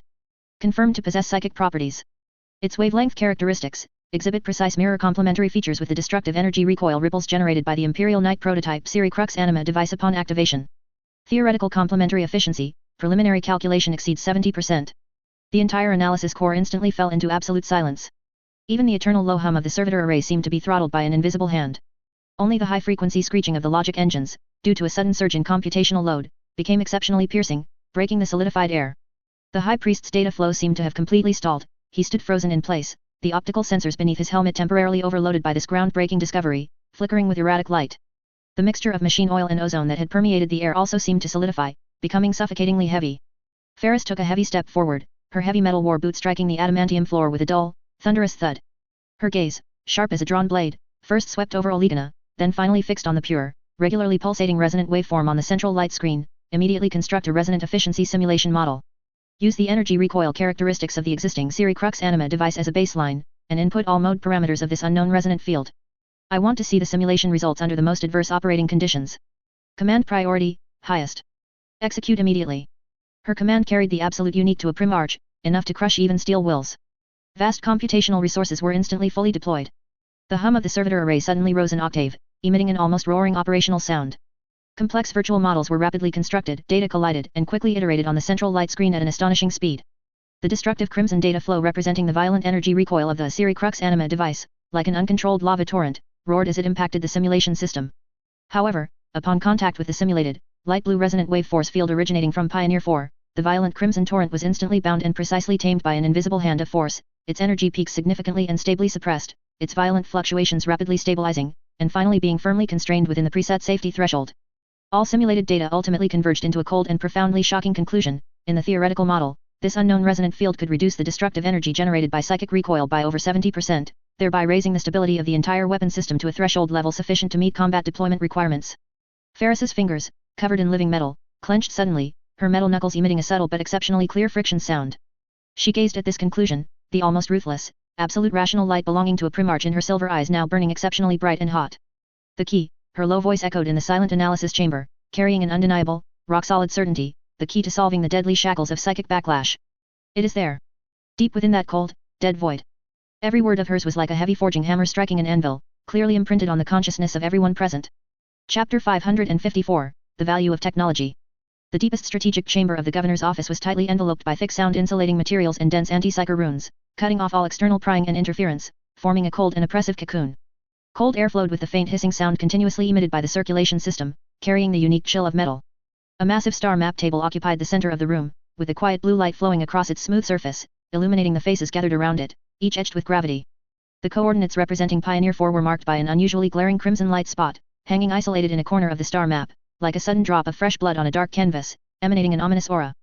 Chen Xi sat at the head of the table, his fingertips unconsciously tapping the cold adamantium surface, producing a steady, soft tap sound that was exceptionally clear in the silence, as if it were the metronome of his thoughts. Hather stood to his left, her dark grey uniform as sharp as if cut by a knife, her molten gold eyes like searchlights locked onto a target, tightly focused on the deep, shadowed area on the star map symbolizing unknown and deadly danger, her brows deeply furrowed, almost twisted into a knot. Ferris stood like a mountain to his right, her silver-grey metallic face showing no emotional fluctuations, only in her sharp silver eyes flickered an almost burning, intense desire for the ultimate technological solution. Sage Olegana's holographic projection hovered at the corner of the table, silent data streams flowing around her like a halo. Mai's encrypted communication window stably flickered with a standby signal light nearby. Olegana's synthesized voice broke the suffocating silence, passive analysis final results compiled. She swiftly and precisely projected the newly discovered resonance field model and its astonishing efficiency data, that conspicuous 70% energy recoil reduction chart above the star map table, right next to the crimson light spot. Technological potential assessment conclusion, far exceeds current Imperial understanding. If successfully reverse-engineered and practically applied, the core bottleneck of the Imperial Knight project, fatal psyker backlash, will be completely overcome. Its influence can extend to all fields involving high-risk psyker operations, including star language reader communication amplifiers, Psyker Titan cores, and even. She paused for a rare half-second, seemingly weighing her words, the stability maintenance of some secondary circuits of the Golden Throne. Ferris's voice was like cold steel rubbing against each other, carrying an undeniable oppressive force. The target's value is indisputable. Obtaining physical samples or core design blueprints is the only option. Any form of delay is a huge waste of the Empire's potential power, and even a blasphemy against the Omniscia's bestowal of such a breakthrough opportunity. Her silver-grey gaze swept across the star map like a physical probe, finally fixing firmly on Chen Xi's face. Grant me authorization and necessary resources, and I will bring back this key. Hathor immediately retorted, her voice clear and strong, with the pragmatism of a staff officer. The technological potential is indeed immense, Ferris. But where is the comprehensive risk assessment? Her finger heavily tapped on the grotesque, distorted, and counterintuitive Pioneer 4 projection on the star map. This spatial configuration, Olegana has clearly confirmed, violates known fundamental physical laws. Nearly perfect energy absorption efficiency? Abnormal plasma flow patterns? Unexplained gravitational well manipulation signs. This is absolutely not characteristic of any known technology from the Human Federation's golden age. It is more like a dangerous detour leading to an unknown abyss, a fringe area we cannot comprehend. It cannot even be ruled out that it is a meticulously arranged bait, a deadly trap. She turned to Chen Xi, her gaze burning, full of warning. Inquisitor Warren's gaze has never truly left Rostov. Such a large-scale, clearly targeted operation is tantamount to lighting the most conspicuous signal flare in front of him. Is the dual political and technological risk worth staking everything on? Governor, one misstep and all is lost. Chen Xi's gaze moved like a pendulum, back and forth between the burning fire of technological desire in Ferris's eyes and Hathor's weighty warnings. On the star map, the shadowed area representing Inquisitor Warren's sphere of influence seemed to grow denser and heavier due to the tense atmosphere. He was silent for several seconds, and the regular, soft tapping of his fingertips abruptly ceased. Only the monotonous, continuous hiss of the circulation system remained in the chamber, like a countdown hourglass. The technological potential is immense, and cannot be ignored. Chen Xi's voice carried the unique weariness of a decision-maker, but also an unwavering resolve. However, operational risks must be subjected to the strictest control. Hathor's concerns hit the nail on the head. His sharp gaze turned to Ferris. Ferris, you will lead the operation. The core objective is clear, bring back verifiable technical samples or core design blueprints. Priority, physical samples over blueprints, and the safety of all personnel above all else. This is not a strong assault, but a theft operation requiring the highest precision. He then turned to Olegana's holographic projection. Olegana will accompany the team. You are responsible for the maintenance and assurance of all technical equipment, real-time analysis of abnormal energy environments on site, and preliminary safe containment procedures for samples. Ensure that all contact point data records are complete and uncontaminated. Your data stream is the eyes of our operation. Finally, his deep gaze returned to Ferris's face, his tone suddenly heavier, each word carrying immense weight. Liz's safety is the highest priority of this operation. She is our ally, an important asset of the Inquisition, and even the embodiment of the void power. She is absolutely not a consumable or an experimental tool. Her unique field is our only reliable barrier against potential unknown contamination or energy erosion. Any attempt to use her as an energy conduit or perform experimental operations is absolutely forbidden. A dedicated emergency device to ensure her safe evacuation must be complete and reliable, and the final activation authority must be fully controlled by her. Ferris, this is an order. No room for flexibility, no excuses. He looked directly into the Primarch's silver-grey eyes, conveying an undeniable will. A fleeting, extremely subtle ripple passed through the depths of Ferris's pupils, like a tiny gear turning within a precise instrument. She met Chen Xi's gaze, as if silently gauging the strength of will behind this command. After a few suffocating seconds of silence, she nodded slightly. Understood. Her voice was still cold as metal, but the invisible, crushing pressure seemed to lessen slightly. Chen Xi immediately turned to Mai's flickering communication window. Mai, immediately execute the upgraded confusion plan. Precisely deliver the core intelligence that the target relic contains a breakthrough stabilization technology that can completely solve the Psyker backlash problem through a preset deep security vulnerability to the Raven 7 node in Inquisitor Warren's core intelligence network. The intelligence description must emphasize the disruptive value of this technology and its decisive strategic significance for the future of the Empire, making it sufficiently enticing and irresistible. The core objective, to firmly lock Warren's attention on the barren asteroid belt pointed to by Raven 7, making him firmly believe that it is our true target, which we are pursuing at all costs, effectively diverting his forces. Command confirmed, Governor. Mai's synthesized voice was steady and efficient. The decoy information chain is ready, and the deployment procedure will start immediately. The target node reaction is expected within 3/4 of an hour. Raven 7 will act as if it has found a treasure, fully pursuing the phantom. Chen Xi's gaze swept over the solemn faces of every member in the chamber one last time, finally resting back on the crimson coordinate light spot on the star map table, which pulsed like a heart. Operation commence. May the Emperor's wisdom guide your path, and may the Omniscia's power protect your safe return. His voice was deep and powerful, carrying the unique heaviness of sending warriors off to an unknown and perilous battlefield. Bring back that key. Chapter 555, Team Departure. Deep within the core giant dock of the Rostov 3-star port, high-intensity lighting arrays, like countless cold stars, illuminated every rivet and weld of the steel behemoth with meticulous clarity. Two massive vessels, like steel beasts dormant on the adamantium deck, radiated distinctly different auras of danger. One was the reinforced strike cruiser, Iron Will, belonging to the Death Watch. Its bow was sharp as a spear, and its heavy armor was covered in subtle battle scars and repair marks, exuding a murderous aura and deadly efficiency forged through countless battles. Next to it was the Adeptus Mechanicus's research transport vessel, Analyzer. Its lines were relatively smoother and more fluid, with its hull covered in dense and complex sensor arrays and faintly shimmering runes, revealing an endless thirst for knowledge and precise computational logic. At this moment, both ships' engines had entered preheating, emitting a low, continuous roar, as if from the Earth's core. The strong vibrations transmitted through the solid deck mixed with the pungent odors of plasma exhaust, oil, and the burnt smell of metal welding. Cold light flowed across the mirror-smooth deck, reflecting the busy, stiff movements of servitors and the hurrying tech priests in their red and grey work uniforms. The humming of various precision instruments blended with the engine's roar, forming a symphony of industry. Ferris's 5-meter-tall, silver-grey body stood like the keel of a ship, an undeniable focal point, on the command platform in the center of the Iron Will's bridge. Her voice, cold, precise, and brooding no doubt, clearly transmitted through the ship's internal broadcast. Attention, all. Mission objective, Kuiper Belt Edge, coordinates Sector 734, unknown construct Pioneer 4. Highest priority, acquire technical samples or core design blueprints of its special psychic resonant field. Operational guidelines, maintain absolute silent contact mode throughout, engine output power at minimum threshold, no active scanning or energy emission of any kind. Threat response protocol level, Gamma, strictly adhere to the standard procedure for contacting unknown advanced non-imperial technological constructs. Any action triggering a preset contamination threshold or encountering active attack will immediately execute the highest priority purification protocol. This priority supersedes sample acquisition itself. Understood. Her sharp, silver eyes, like scanning arrays, slowly swept over the silent, standing at attention operational members below. An invisible pressure, like tangible gravity, made everyone unconsciously straighten their backs. Captain Gutierrez stood like a bedrock at the front of the formation, behind him the battle-hardened Death Watch Titus squad members. They wore heavy power armor, their posture steady and vigilant, like a silent wall of steel.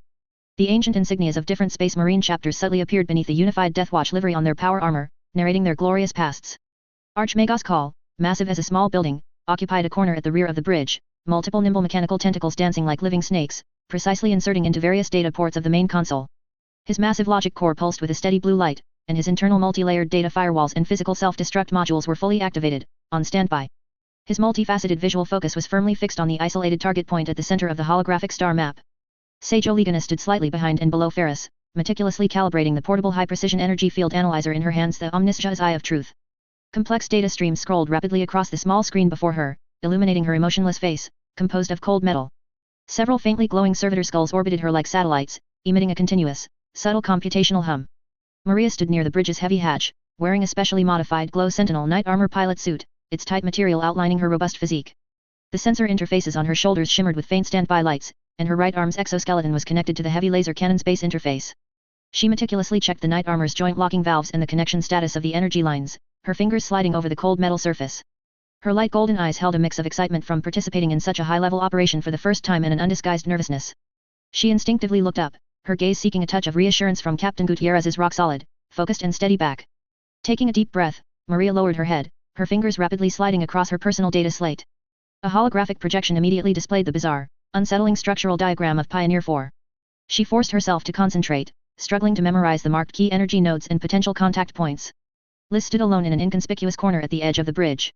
A specially made, small force field circle constructed from anti-psyker black stone glowed faintly on the floor, forming a dim boundary. The heavy silent sister grey robe enveloped her from head to toe, her hood pulled extremely low, revealing only the taut lines of her jaw.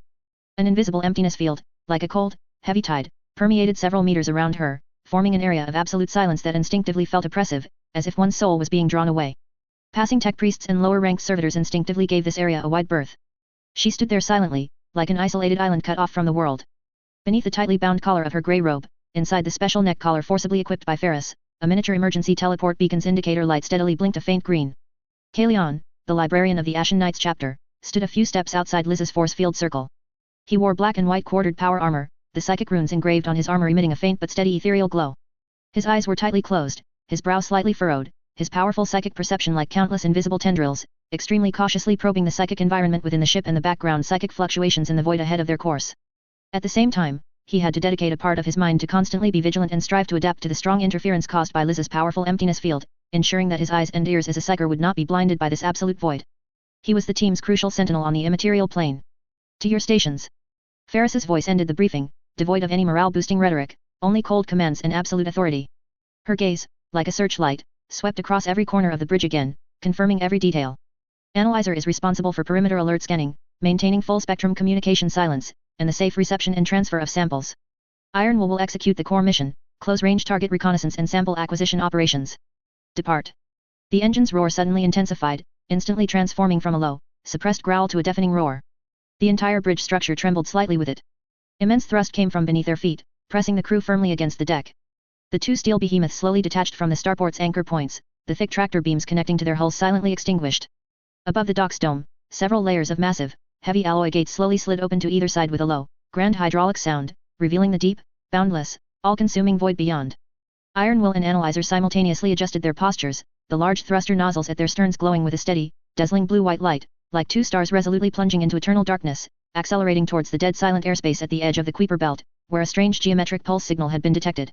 The bridge's main lighting dimmed as the ship entered cruise, leaving only the faint, cold glow from the instrument panels, control consoles, and the central holographic star map. Gutierrez's gaze was as sharp as a hawk's, scanning his team members and the bridge's status. Maria's knuckles, gripping the knight armor control stick, widened from the force. Liz remained motionless within her force field circle, like a frozen statue, only the regular green light at her neck indicating life and readiness. Ferris stood like an unshakable steel monument before the command platform, her silver-gray eyes intently gazing at the all-consuming deep darkness outside the main observation window, and at the twisted geometric construct awaiting them at the end of that darkness. Pioneer 4. The void silently opened its cold and unknown embrace. Chapter 556, The Canyon of Frozen Time and Space. The massive hulls of the Iron Will and the Analyzer, like two cold metal seeds dropped into a boiling furnace, silently pierced the void at the edge of the Kuiper belt, a space torn apart by violent warp energy and physical turbulence. The energy deflection shield generators on the thick armor plating were operating at maximum load, with dense blue-white electrical arcs leaping and flickering across the shield's surface, struggling to resist the invisible tearing forces from all directions. The target, the entrance coordinates to the Pioneer 4 ruins, was guarded by a daunting cosmic scar stretching across the void, the throat of the Pioneer. This was a deep rift formed by the forced distortion and freezing of the very fabric of time and space. Its cliffs were not rock, but solidified, deep blue spatio-temporal matrix, intermingled with ancient asteroids and stellar dust fragments captured by its gravity and deeply embedded within it over billions of years. These materials were not scattered randomly but, under the influence of powerful spatio-temporal distortion fields, had fused and solidified with the frozen spatio-temporal matrix, forming an unnatural composite structure that shimmered with a strange metallic luster. The rift's width was astonishing, its widest point was large enough to accommodate an entire Imperial main fleet passing through in standard combat formation. However, at the entrance, complex, interweaving giant spatio-temporal folds and asteroid clusters compressed it into a narrow and perilous passage, becoming the sole throat leading to the ruins. Inside the bridge, the low resonance of the engines permeated through the thick deck plating, creating a constant, chest-oppressing hum. Interwoven with this were the steady hums from countless servitors, cognito hazard array, and environmental maintenance systems, forming the background sound of the ship's life. The air circulation system filtered the ship's unique scents, ozone, machine oil, metal coolant, and the lingering aroma of Adeptus Mechanicus incense and burning candles. Outside the main observation window, the faint light of distant stars was filtered by the deep blue spatio-temporal barrier of the rift, casting a cold, desolate glimmer. This light reflected off the exposed metallic veins on the cliffs, shimmering with silver-gray, copper-green, and dark gold, forming countless tiny, cold points of light, like scales embedded on the skeleton of a giant beast. The ancient asteroids deeply embedded in the spatio-temporal matrix, covered with thick layers of ice, appeared grey-white or light blue under the faint light, their twisted and deformed outlines resembling the remnants of ancient behemoths solidified in spatio-temporal amber, forming a vast and silent bas-relief sculpted by dead matter and twisted physical laws. Throat of the Pioneer designated airspace reached, relative coordinates stable. Analyzer in position, outer perimeter alert array activated, scan cone coverage extended to maximum safe threshold. The navigator's voice sounded through the ship's intercom, striving to maintain a rigid composure, but a barely perceptible tension in the tail end betrayed the pressure of entering such a desolate domain. Received, Analyzer. Maintain standard escort formation, Delta 3. Advance scan cone, focus on the core passage. Ferris's deep voice echoed on the bridge. He stood at the central command console, his repaired silver power armor gleaming with a cold, hard metallic luster under the dim emergency lighting. His gaze, sharp as an eagle's, quickly swept across the tactical holographic star map floating before him, constantly updating data. Sage Oligana, detailed report on environmental readings. Oligana, located at the technical station on the bridge's flank, her semi-mechanized body almost one with the console. Several mechanical cats, replacing the function of servitor skulls, circled her. The skull-implanted bionic eye array flashed rapidly with eerie green data streams, like countless compound eyes observing simultaneously. Multiple precise servitor arms danced silently behind and beside her, their data probes, analyzers, and calibrators at the ends precisely connecting to countless interfaces on the control panel, emitting subtle clicks and the hum of energy coupling. Energy turbulence levels are escalating exponentially, my lord. Her synthesized voice carried the Adeptus Mechanicus's characteristic, uninflected precision, but her speaking rate was slightly faster. Current reading, Delta 7, peak touching Delta 8 threshold, exceeding mission briefing expectations by 370%. Spectral analysis shows multiple superimposed field effects, high-frequency spatiotemporal ripples, low-order gravitational distortions, unknown spectrum high-energy particle streams. Source unknown, match less than 15.3% with natural phenomena or known Xenos technological signatures recorded in Imperial Astropathic archives. A mechanical arm pointed to the main sensor screen, where chaotic data streams and distorted energy waveforms flowed like a waterfall, active scanning efficiency severely limited. Long-range scanning array signal distortion rate has reached 43.8% and continues to rise. Short-range high-precision scans are completely overwhelmed by intense background noise. Passive receiving sensors are also interfered with by high-intensity, wide-spectrum electromagnetic and warp harmonics, with effective information extraction rates less than 20%. Recommendation: immediately reduce main engine output power to the minimum threshold required to maintain basic attitude and vector control. Switch thruster array to minimum nozzle mode, avoid all unstable spatiotemporal matter structures exceeding 100 metric tons on the path. Any violent maneuver could induce a chain resonance reaction. Ferris nodded slightly, his silver living metal-covered hand rapidly inputting commands on the control panel. Execute, main engine output reduced to 15%. Attitude thrusters remain online. Ferris calling Maria, Knight Armor standby status. On the dedicated Knight Armor deck in the upper deck's hangar, separated by a reinforced field, a Knight Armor in Lin Guang family livery stood like a sleeping steel behemoth, its height almost touching the hangar's dome. Ancient family crests and sacred prayers were etched onto its thick adamantium armor. At the Knight Armor's massive joints, multi-stage hydraulic buffers and servo motors emitted a low hum, like the breathing of a giant beast. Inside the cockpit, Maria's voice came through the helmet's built-in communicator, clear and steady, with the poise and strength characteristic of a noble knight. Knight Armor joints locked, pending release, attitude stable. Melta-cannon core temperature elevated to critical preheat value, Avenger Gatling cannon chain loaded, ion shield generator charged to ready state. Ready to answer your call at any moment, my lord. May the Emperor guide our blades. The Knight Armor's head sensor array flickered with faint red light, like the opened eyes of a sleeping giant beast. Librarian Kalion, psychic level? Report your perception.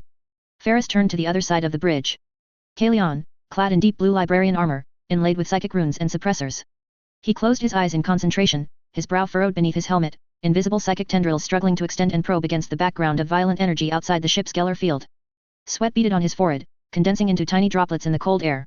The warp veil here is as thin as a cicada's wing, my lord. His deep voice carried the fatigue and solemnity that came with intense mental focus. Amidst the energy turbulence, are ancient, non-human echoes. It's not the whispers of chaos, but it's extremely alien, and contains a cold, immeasurable power. The ruin itself is like a giant temporal ember, emitting a powerful psychic stasis field that has frozen everything within it, including time itself. Sister Liz's void field is our only effective barrier against external warp interference. He opened his bloodshot eyes and looked towards the corner of the bridge. Silent Sister Liz, like a silent statue on the bridge. She wore the Silent Sister's distinctive silver armor, her face mask covering half her face, revealing only a pair of sharp, emotionless eyes like a hawk. Her hands were making a series of complex and rapid, silent gestures, incomprehensible to outsiders. Her gaze, like two cold searchlights, swept back and forth between the main energy reading screen, the tactical star map, and the bizarre sights outside the observation window. Few on the bridge understood the Silent Sisterhood's specialized sign language. With his limited understanding, Carrion could only barely grasp fragmented, vague meanings about anomalous energy node convergence and sudden shifts in spatial ripple frequency from her gestures. Their meaning was obscure and difficult to comprehend, yet it carried an ominous undertone. The analyzer's signal light blinked steadily on the tactical holographic star map. The Iron Will's massive hull, supported by the real-time data stream flowing from Olegana's servo-arm control panel, moved like a giant walking on a knife edge. It cautiously navigated the colossal chasm, deep enough to accommodate a small fleet, composed of frozen time-space, ancient stellar remains, and unknown metals, following the relatively stable energy flow gaps barely discernible by the sensors. The battleship's thruster nozzles glowed with faint blue light, and every minor attitude adjustment tugged at the nerves of everyone on the bridge. The interior of the chasm was not pure vacuum and stillness. Visibly, bizarrely colored energy turbulence filled it like living things. Ghostly blue arcs snaked and leaped like swarms of snakes across the frozen time-space cliffs and asteroid surfaces. Sickly green energy beams, like spectral tentacles, swept erratically through the void, leaving brief visual afterimages. Dark purple energy vortices silently spun and burst, emitting a terrifying hiss of static interference that, even through the thick ship armor and force fields, could be heard as a subtle yet highly penetrating noise on the bridge. The massive time-space ice rock structures continuously accumulated internal stress under the relentless impact of the violent energy flows. Periodically, structures hundreds of meters or even kilometers long would violently shatter, tumbling and colliding silently in the zero-gravity environment. The sharp ice crystals, metal fragments, and time-space matrix shards produced by the shattering flew like dense buckshot at speeds of several kilometers per second, continuously impacting the Iron Will's thick forward and side armor, emitting a fine, teeth-grinding crackle and dull thuds. Hull structure sensors continuously reported minor stress fluctuations, and shield readings slowly decreased due to continuous consumption. Pay attention to the distribution and trajectory of those small star fragments within the cliff structures. Olegana's bionic eye array rapidly focused, magnifying, enhancing, and superimposing analysis of the high-definition images returned by the sensors. Her voice carried the Adeptus Mechanicus Sage's characteristic blend of fascination and vigilance when confronting unknown technology. This is absolutely not natural deposition. Its crystal structure exhibits a highly ordered, almost perfect fractal geometric arrangement, with a very strong mathematical correlation to the chasm's overall macroscopic morphology and localized time-space distortion characteristics. Metal composition analysis is exceptionally complex, containing multiple alloy phases not recorded in imperial mineralogy databases. Conclusion: this chasm is highly likely not a naturally formed geological structure, but rather the product of some incomprehensible, mighty force capable of distorting time-space itself, or a permanent scar left by its energy discharge. Artificially carved. On the bridge, Gutierrez's face showed an expression of disbelief as he listened to Olegana's words. In such a field involving both extreme physical environments and the essence of time-space? What kind of technological means, beyond the limits of our comprehension, would this require? Could it be the legendary humans of the Golden Age? More likely, it's the residual traces of some ancient destructive weapon. Call moved his massive mechanical body, staring at everything outside with an almost obsessive expression, adding in a low voice. He stared intently at the distorted, non-Euclidean entrance outline, vaguely visible behind the energy curtain, his gaze seemingly penetrating the frozen time-space barrier, looking directly into its core. Ancient archives on Mars contain extremely vague, fragmented records mentioning that in the ancient era when the Emperor established the Imperium, there existed terrifying powers in the galaxy capable of tearing the fabric of reality, reshaping star systems, and even temporarily freezing time-space. The mission code name Forerunner itself strongly implies some lost ancient human footprint. Please exercise extreme caution, my lord. What we are approaching may not merely be a ruin, but rather a gigantic graveyard of an ancient interstellar war, or a forgotten, sealed forbidden creation. Its residual force field is still continuously distorting the physical laws of this space itself. Whether it hides lost knowledge or cursed creations, it is the target locked for this operation. Ferris's voice was decisive. Without the slightest waver, Olegana, continuously monitor the energy turbulence interaction effects, especially the coupling reactions with the ship's shields and engines. Carry on, raise psychic warning to the highest level, immediately report any abnormal psychic fluctuations or signs of warp rifts. Maria, keep the knight armor at grade 1 combat readiness, prepared for potential combat. Scan all optical, sensor, and predictive model data, evaluate all potential threat angles, including non-traditional attack paths. Just as the iron will carefully delved into the middle section of the chasm, and the ruins twisted, non-Euclidean entrance outline became increasingly clear behind the swirling energy turbulence curtain, its irregular geometric form like a giant beast slowly opening its maw, ready to devour all things. Warp jump signal detected. Bearing, Gamma 4. Distance, 0.05 astronomical units. Signal source located within the chasm, relative coordinates locked. Energy signature, matching, match complete. It's an Inquisition-level signal identifier.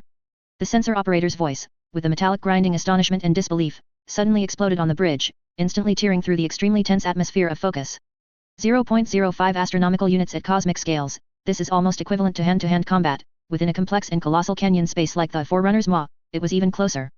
Chapter 558 Inquisitor Warren.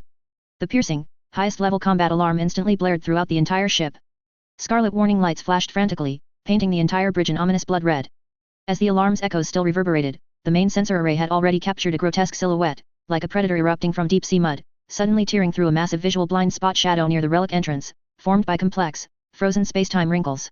Its mass characteristics and unique energy readings were instantly highlighted by the identification system, a Moon-class cruiser, thoroughly and almost savagely modified. The Imperial Navy's original sleek lines were brutally covered with layers upon layers of immensely thick, adamantium add-on armor plates, edged with dense, intricate scriptures of atonement and Inquisition holy seals, making its appearance bloated and oppressive. A colossal, dark red glowing Inquisition eye insignia, like a blasphemous lighthouse in the darkness, was branded on the bow. The ship's sides and belly were covered with thick laser cannon arrays, macro cannon barrels, and multi-barreled torpedo launchers. These deadly weapon ports were now flickering with an ominous, blinding light of peak energy charge. Most striking was a massive, multi-barreled laser cannon array below the bow, its focusing lens like a cold eye of judgment. A thick, high-intensity targeting lock beam had already shot out, clearly penetrating the turbulent energy currents raging ahead, like an invisible noose, firmly ensnaring the midsection of the iron will, which was cautiously navigating the rift. Fire of Absolution. It's Inquisitor Qasim Warren's flagship. Gutierrez's deep voice resonated through the internal combat channel, the servo mechanisms of his adamantium-covered power gauntlet emitting a low, powerful hiss of pressurization, as if a steel fist yearned to strike. The main communication screen on the bridge was abruptly consumed by blinding white light and chaotic static snow, then forcibly stabilized, as the Fire of Absolution bridge view overbearing cut in to occupy the center of the screen, with Inquisitor Qasim Warren's figure standing before it like a judge on the judgment stand. He was clad in night black Inquisitor armor, its surface edged with dizzyingly complex religious scriptures, images of suffering saints, and skull insignias symbolizing purification and judgment. Thick, scarlet lining peeked through the armor's seams, like congealed blood.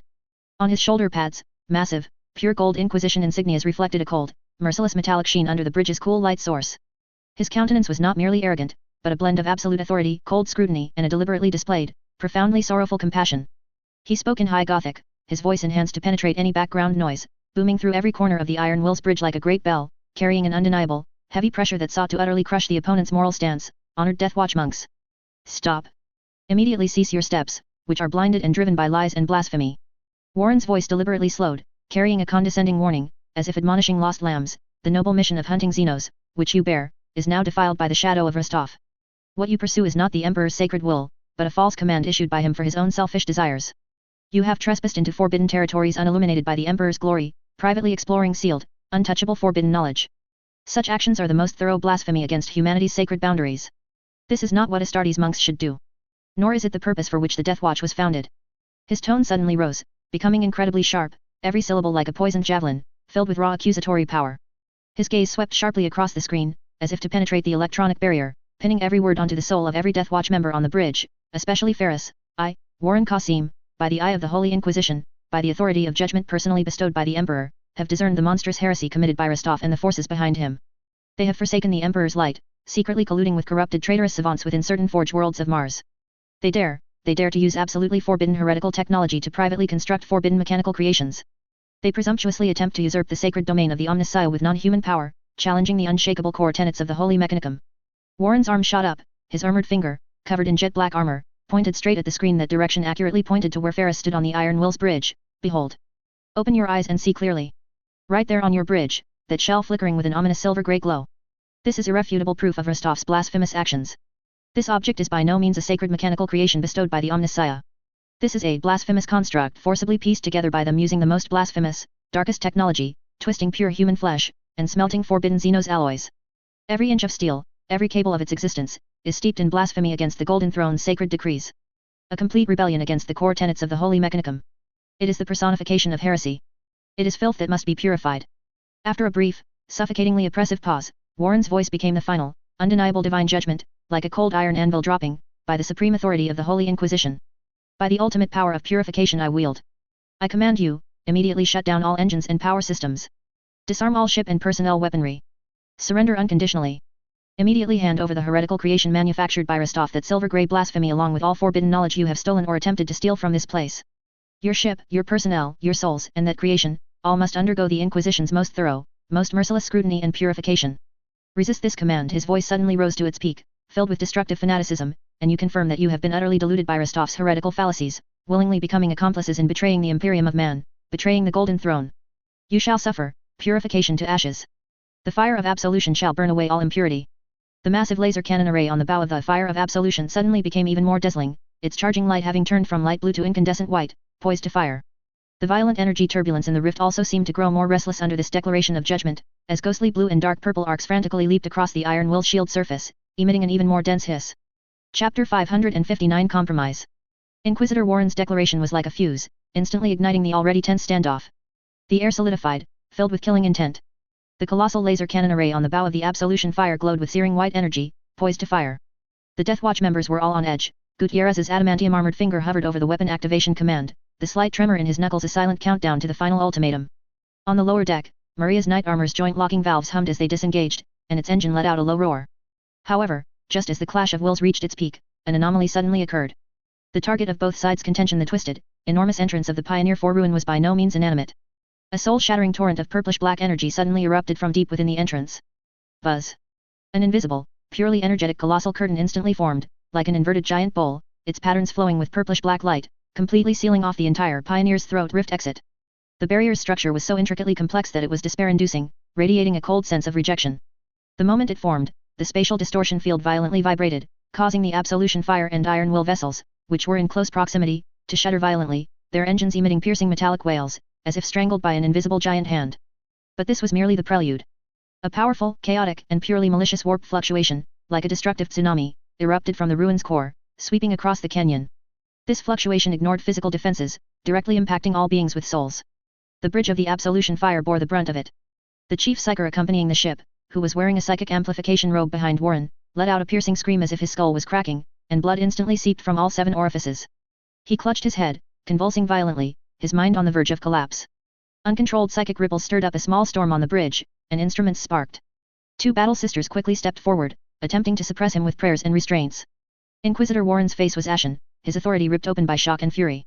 Within the ship's passages, some stormtroopers cried out in terror, as if witnessing abyssal illusions. Their neat formations wavered, and sporadic, undirected bolter shots exploded in the passages, causing chaos and friendly fire. The Battle Sister squad chanted hymns loudly, attempting to stabilize morale, but their hoarse singing seemed pale and powerless under the immense pressure on their souls. Even the most resolute Battle Sisters felt their souls crushed by a giant boulder. Their mental barriers trembled violently, and their hymns became hoarse and intermittent. Their knuckles, gripping their weapons, turned white, cold sweat beaded on their foreheads, barely maintaining formation through sheer iron will. Their combat effectiveness greatly diminished. The bridge of the iron will was similarly engulfed by the terrifying fluctuation. Lights flickered wildly, low-level servitors emitted meaningless wails, and the tech priests' screens displayed flickering gibberish. Sage Olegan's mechanical bionic eye blinked rapidly, and multiple servo arms frantically operated the control console. The moment the fluctuation struck, Liz, who had been like a silent statue at the edge of the bridge, suddenly looked up. Under her hood, her cold eyes erupted with unprecedentedly sharp light. The suffocating void field that had always enveloped her suddenly burst forth. Buzz. A cold, absolute sense of nothingness abruptly spread out from Liz as its core. She forcibly expanded the field to its limit, barely covering the bridge's core command area encompassing Ferris, Olegana, Gutierrez, Carrion the Librarian, and Archmagos Call's critical servo units. This area was instantly enveloped by an indescribable pallor, the air seeming to congeal, and the light dimming. The Deathwatch warriors within this area felt a strong sense of soul stripping, their thoughts cold and sluggish, but this also isolated them from the direct erosion of the chaotic warp fluctuation, and their consciousness returned to a cold core. The uncovered areas outside the bridge were in chaos, with tech servitors and servitors experiencing varying degrees of confusion and functional impairment. My lord. Barrier properties unknown. Structural integrity cannot be estimated. The warp fluctuation source clearly points to the ruin's core, with strong indications that its internal defense mechanisms have been activated or its energy balance severely disrupted. The fluctuation carries characteristics of psychic contamination and reality distortion. Olegana's voice rang out under the field's protection, speaking at an extremely fast pace, her mechanical cat purring with high-speed calculations. Call's massive body vibrated at the edge of the field, his multiple compound eyes flashing blue light, and his deep voice echoed on the encrypted channel. The barrier contains psychic guidance nodes, deeply coupled with physical energy circuits. Preliminary decryption requires injecting precisely frequency-calibrated psychic flow into specific points of the barrier, while simultaneously physically overloading the secondary energy nodes in its external structure. Both must be synchronized to the millisecond. The error tolerance is extremely low. Failure means destruction. In Ferris's silver-gray eyes, the absolute rational light of a gene seed primarch burned coldly. She ignored Warren's face, twisted with shock and fury at the plight of his subordinates on the main communication screen, and ignored the faint explosions and chaos of the Inquisition ships outside the barrier. Her brain, like a precise logical engine, instantly integrated the analytical data from Olegana and Call with the battlefield situation. An extremely dangerous but uniquely feasible plan had already taken shape. Ferris's voice, cold and devoid of emotion, pierced through the field's obstruction via the ship's loudspeaker, echoing through the bridge of the Iron Will and also reaching the absolution fire on the other end of the communication. Inquisitor Warren. The barrier seals off all escape routes. Your psyker has not completely collapsed, he is one of the only keys to opening the barrier. Her gaze seemed to penetrate the screen and energy turbulence, directly meeting the humiliating fire in Warren's eyes. Collaborate. Open the barrier together and enter the ruin. Refuse. Her voice was like a final judgment, and be buried here with your team. Choose. Countdown, 10. Warren's face instantly changed from crimson to ashen. He looked around the bridge, the psyker on the verge of collapse, suppressed by the Battle Sisters, the chaotic friendly fire among the stormtroopers shown on the monitoring screen, the Battle Sisters beside him, their hymns faint, struggling to hold on. Then he looked at that eerie void field within the Iron Will bridge. The well-equipped, perfectly arrayed Deathwatch stood like a rock. Liz, meticulously guarded, was pale as paper, sweat dripping, but her eyes were cold and firm, like the last bedrock anchoring reality. A tremendous sense of humiliation and cold despair seized him. His proudly held Inquisition authority was vulnerable before this ancient, unknown terror. The hope of survival now rested upon those he denounced as heretics. He gritted his teeth, his gums almost bleeding, and let out a low growl like a wounded beast from his throat. As Ferris counted down 5, 4, he, with extreme difficulty, squeezed out a single word through gritted teeth: collaborate. Immediately, he dejectedly waved to the Battle Sister squad leader beside him, who also had a grim face but eyes burning with fanatical faith. The Sister squad leader immediately understood this humiliating compromise and, on his behalf, loudly gave the order, her voice filled with reluctance and indignation, but also with a desperate resolve: Battle Sisters. Protect the technical team and the psyker. Temporarily, suspend the purification of heretics. Obey the Astartes tactical command. Chapter 560, Cooperation. Both sides' landing craft, like fragile pebbles tossed by an unseen giant hand, violently bucked in the turbulent energy currents, finally making a forced landing with ear-piercing metallic grinding and the screech of overloaded engines onto the rugged ground outside the relic's entrance barrier, a surface composed of frozen spatio-temporal matrix, shattered star remains, and solidified molten unknown metal fragments. The cold Imperial Aquila on the Death Watch's silver-grey power armor and the solemn Inquisition symbol on the Inquisition's dark armor formed a clear boundary, and the air was thick with the scent of oil, ozone from high-voltage electric arcs, the smell of still-hot burning metal, fresh blood, and an almost palpable, icy hostility. The eyes behind the helmets of both sides' warriors were filled with undisguised vigilance and animosity. Bolter, melta-guns, and the scorching muzzles of the Sisters of Battle's flamers instinctively rose, pointing at each other. However, the invisible deathly pressure emanating from the massive, ominous purple-black energy barrier ahead, and the low hum that seemed to penetrate the soul, continuously emanating from the depths of the relic, gripped everyone's anger like cold iron tongs. In the face of this overwhelming threat, they had no choice but to focus more attention on this dead land before them, wary of any relic defense mechanisms that might suddenly emerge from the distorted terrain or swirling energy flows. Gutierrez. Immediately organize suppressive fire along the path to the coordinates, clearing all obstacles. Knight Maria. I need your Halo Sentinel for a precise strike, targeting the covering at coordinates Alpha Gamma 7, ensure a direct hit. Sage Oligana. Lead the tech team with the stabilizer core components at full speed to the edge of the barrier, and begin assembly immediately. Librarian Carrion. You must extend a psychic barrier at the edge of Sister Liz's force field, fully assisting the target psyker in stabilizing his collapsing consciousness, providing him with a psychic anchor. Sister Liz, you must hold on, maintain the void field, that is our only sanctuary. Inquisitor Ferris's cold, efficient, and unquestionable commands, like the precise meshing of clockwork gears, echoed urgently in the shared encrypted communication channel, each syllable carrying the absolute authority of a battlefield commander.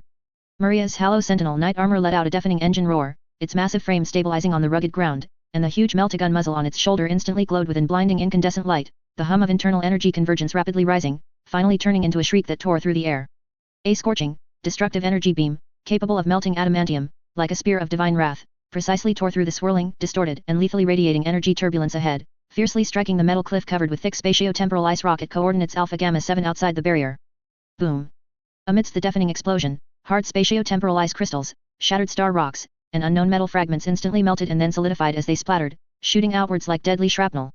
Before the pervasive smoke and rising heat had fully dispersed, the struck area had already revealed an extremely complex underlying structure, composed of some dull, lightless unknown alloy, with the core part flashing with ominous crimson light, an energy node circuit. Just as the melta-gun's destructive light struck, Gutierrez, like a leopard scenting blood, let out a deafening battle cry in the communication channel, Death Watch. For the glory of the Emperor. Purify the path. With a deafening roar from his power fist covered in adamantium plating, he charged out of cover like an iron storm, smashing a small, metal spider-shaped defensive drone that had just emerged from the shattered rock wall into pieces with a single punch. The Titus squad members behind him instantly dispersed like precise war machines, quickly using the terrain to establish crossfire points, the ear-piercing shriek of chainsword cutting metal and the roar of bolters tearing through the air interwove into a symphony of death, a dense and lethal hail of fire tearing more varied defensive constructs that swarmed out of cracks and shadows into burning fragments. The Inquisition's Sisters of Battle reacted just as swiftly, like black avenging angels, they spread out on the flanks, their precise burst fire bolters and spraying incinerating flames forming another wall of destruction, turning defensive units attempting to outflank them into twisted scrap metal. Although the gazes of the warriors on both sides remained as cold as blades in their fleeting intersections, on this deathly ground, to suppress the common, more lethal relic guardians, a brief, highly efficient, almost ruthless tactical cooperation based on survival instinct had already formed. Under the cover of the furious firepower net jointly constructed by the Death Watch and the Sisters of Battle, Sage Oligana led the squad of tech priests carrying the heavy and rudimentary Psyker stabilizer core components, along with Inquisitor Warrant's Psyker, who was half dragged, half supported by two Sisters of Battle, his body trembling violently, viscous blood constantly seeping from his orifices, his consciousness on the verge of collapse, as they struggled towards the edge of the barrier. Every step was like struggling through a congealed tar swamp. The gravitational turbulence and intense psychic interference generated by the violent energy currents caused even the heavy servo-arms to groan under the strain. Librarian Carrion stood at the edge of the pale void field supported by Liz, psychic runes on his ancient librarian power armor flickering violently, his eyes were tightly shut, veins on his forehead bulging like gnarled tree roots, powerful psychic energy forcibly condensed and shaped into a resilient psychic barrier, desperately trying to penetrate the chaotic energy field to provide the dying psyker with an extra, fragile psychic protection and a stable consciousness anchor, resisting the interfering whispers from the depths of the relic that could shatter a mortal soul. Sister Liz Morton stood alone at the closest position to the purple-black barrier, the void field around her was like a pale bubble swaying in a storm, stubbornly resisting the violent energy impacts and psychic turbulence from outside. Her body trembled slightly with heavy breaths, each inhale seemingly taking all her strength, her lips, tightly pressed beneath her faceplate, had long since lost all color, and sweat soaked her inner lining, clinging to her cold skin. Maintaining such a wide-ranging void field against such intense impacts was an unimaginably huge burden on both her psychic abilities and her physical body. However, her gaze through the optic remained as sharp as a tempered blade, fixed on the core of the entire battlefield, especially on the dying psyker being dragged forward, who carried everyone's last hope. She knew that this pale area she was holding up was the only relatively safe anchor in this chaotic land of death, the last barrier for the tech team and the psyker to complete that fragile operation. Now, connect the stabilizer to the psychic circuit. Forcibly inject the preset frequency. Sage Oligan is mechanically altered, emotionless voice sharply commanded. Chapter 561, Breaking the Barrier. A servo arm, gleaming with cold metallic luster, pressed the complex interface at the end of the psyker stabilizer onto the psyker's convulsing, blood-stained palm with almost brutal speed and precision. Simultaneously, an extremely complex set of psychic frequency parameters, like a celestial script, was forcefully injected through the stabilizer's neural connection, like high-voltage current, into his chaotic, almost shattered ocean of consciousness. The psyker let out a shrill scream, a mixture of the extreme pain of his soul being torn apart in endless despair, his body twitching violently as if electrocuted. Under the combined effect of the faint psychic pathway forcefully guided by the stabilizer, Carrion the librarian's strained mental barrier, Liz's void field providing physical protection, and that small but tenacious will to survive, an extremely faint, flickering psychic current, barely conforming to the specified frequency, finally shot out from his fingertips with difficulty, wobbling towards a specific, slowly rotating vortex-shaped energy node on the barrier. Almost in that same millisecond. As precise as the meshing of gears of fate. Gutierrez, who had long been poised for action, rushed to the exposed energy node, whose core glowed with dazzling red light, like a silver-gray lightning bolt tearing through shadows. At the moment 2 Deathwatch warriors used their bodies and bolter fire to block the last few deadly energy streams shooting out from the rock crevices. His power armor gauntlet, covered in thick adamantium, driven by the full power of the servomotors, struck the alloy armor of the node's outer layer with the force of a battering ram. Bang! A dull, massive shattering sound. The node's sturdy outer armor instantly shattered, revealing the more precise and fragile core circuitry within. Behind him, Titus, a veteran known for his precision, seized this fleeting opportunity without hesitation, surgically inserting a specialized energy overload device, an adamantium spike engraved with miniature anti-psychic field suppression runes into the weakest energy conduction point of the node's core circuitry. Detonate the device. Initiate overload procedure immediately. Gutierrez's smoke-filled roar exploded like thunder in the communication channel. Buzz boom. Right at that point, the vortex node where the psychic flow was barely calibrated and injected, and the core of the physical energy node, were destructively overloaded by the adamantium spike. 2 distinct yet equally destructive energies violently clashed, annihilated, and ultimately triggered a catastrophic chain explosion deep within the barrier's massive and complex structure. The enormous purple-black barrier, like a giant beast struck by a heavy blow, instantly twisted and vibrated violently. The arcane and terrifying patterns on its surface flickered and darted madly, emitting a terrifying shriek, sharp enough to pierce eardrums, as if space itself was being forcibly torn apart. The spatial structure of the entire relic entrance area groaned and trembled in this destructive chain reaction, and shockwaves, carrying shattered energy fragments and scorching metallic dust, swept outwards. Finally, with a deafening, destructive roar, as if the entire planet had shattered. Crash! The colossal sound of the barrier shattering still echoed in the frozen void, and shattered purple-black energy fragments, like the embers of a dying star, rapidly annihilated in the turbulent space-time, leaving a chilling sense of emptiness. The twisted, non-Euclidean geometric relic entrance was now exposed to everyone, profound as if connected to the universe's stomach, and the low hum emanating from it was no longer background noise, but the breathing of some vast, ancient, and disturbed entity awakening, each pulsation causing visible ripples in the surrounding space-time fabric. The battlefield instantly fell into a tense silence. Only the hissing of dissipating energy, the heavy wheezing of damaged ship engines, and the suppressed groans of scattered injured tore at the solidified air. Maria's Gleam Sentinel knight armor stood at the scorched artillery point, wisps of hot white smoke rising from its shoulder-mounted melta-cannon, its cooling system humming at a high frequency, and its armor joint servos emitting a slight metallic grinding sound after being overloaded. Gutierrez stood at the physical demolition point he had personally created, a few drops of molten, strangely blue-glowing unknown alloy liquid slowly dripping from his adamantium-covered power armor gauntlet, burning small holes into the frozen rock surface with a sizzling sound. His breathing beneath his helmet was heavy, and his gaze swept sharply over the Inquisition's forces and the deep entrance like a scanning array. The Deathwatch warriors swiftly and silently tightened their formation, their bolter muzzles not lowered, their cold visors scanning back and forth between the Inquisition soldiers and the relic entrance, the slight hum of their power armor joints, poised for action, being their only declaration at this moment.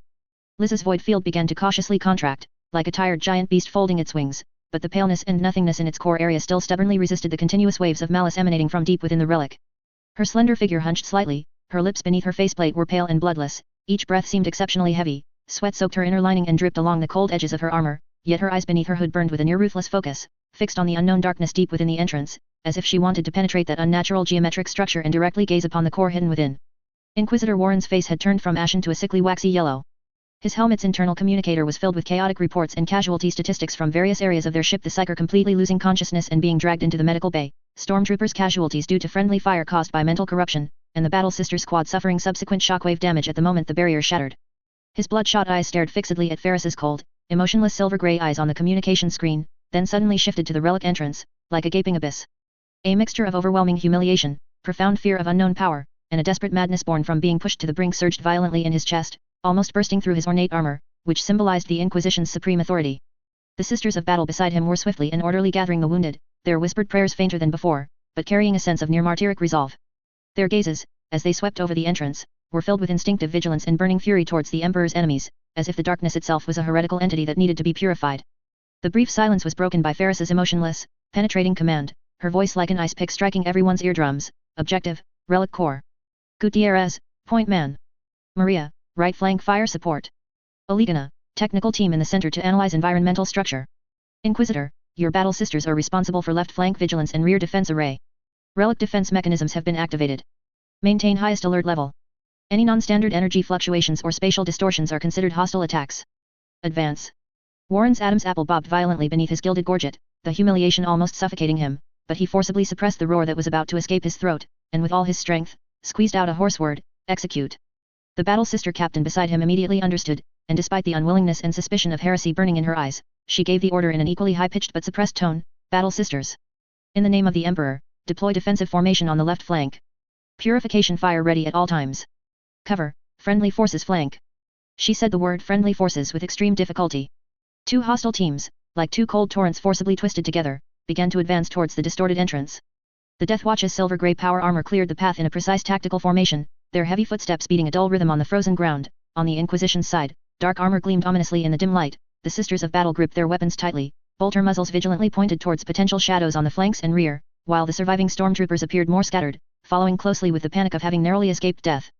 The air was filled with a pungent mixture of oil, ozone, blood, burning holy oil, and exhaust fumes from power armor backpacks, and the cold hostility was almost palpable. Every step forward was accompanied by the vigilant mutual surveillance of both sides' warriors, their weapon safeties never truly off. As soon as they stepped into the area enveloped by the non-Euclidean geometry of the ruins entrance, the sensation of gravity instantly became chaotic. The passage was not straight, the walls presented a dizzying alternation of curved surfaces and sharp angles, and light seemed to be swallowed, only barely dispelled by the illumination from power armor and weapons, pushing back a small patch of profound darkness ahead. The cold metal floor was covered with a slippery layer of unknown organic residue, and the air was filled with dust, ozone, and an indescribable ancient odor, like metal rust mixed with a sweet, decaying smell. High-dimensional energy distortion detected.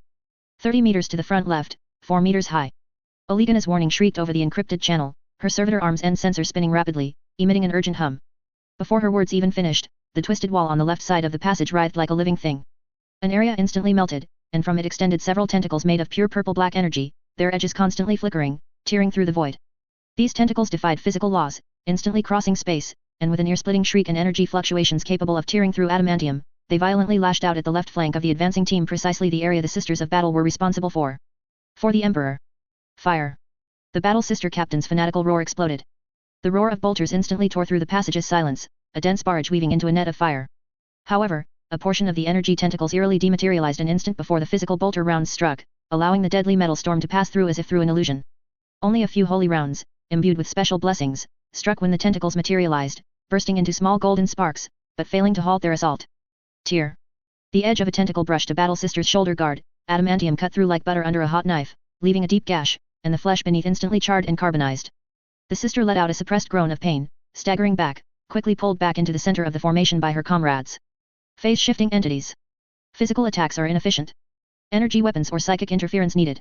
Olegana's mechanical voice analyzed rapidly. Maria. Mark coordinates. Ferris's command was without delay. Received.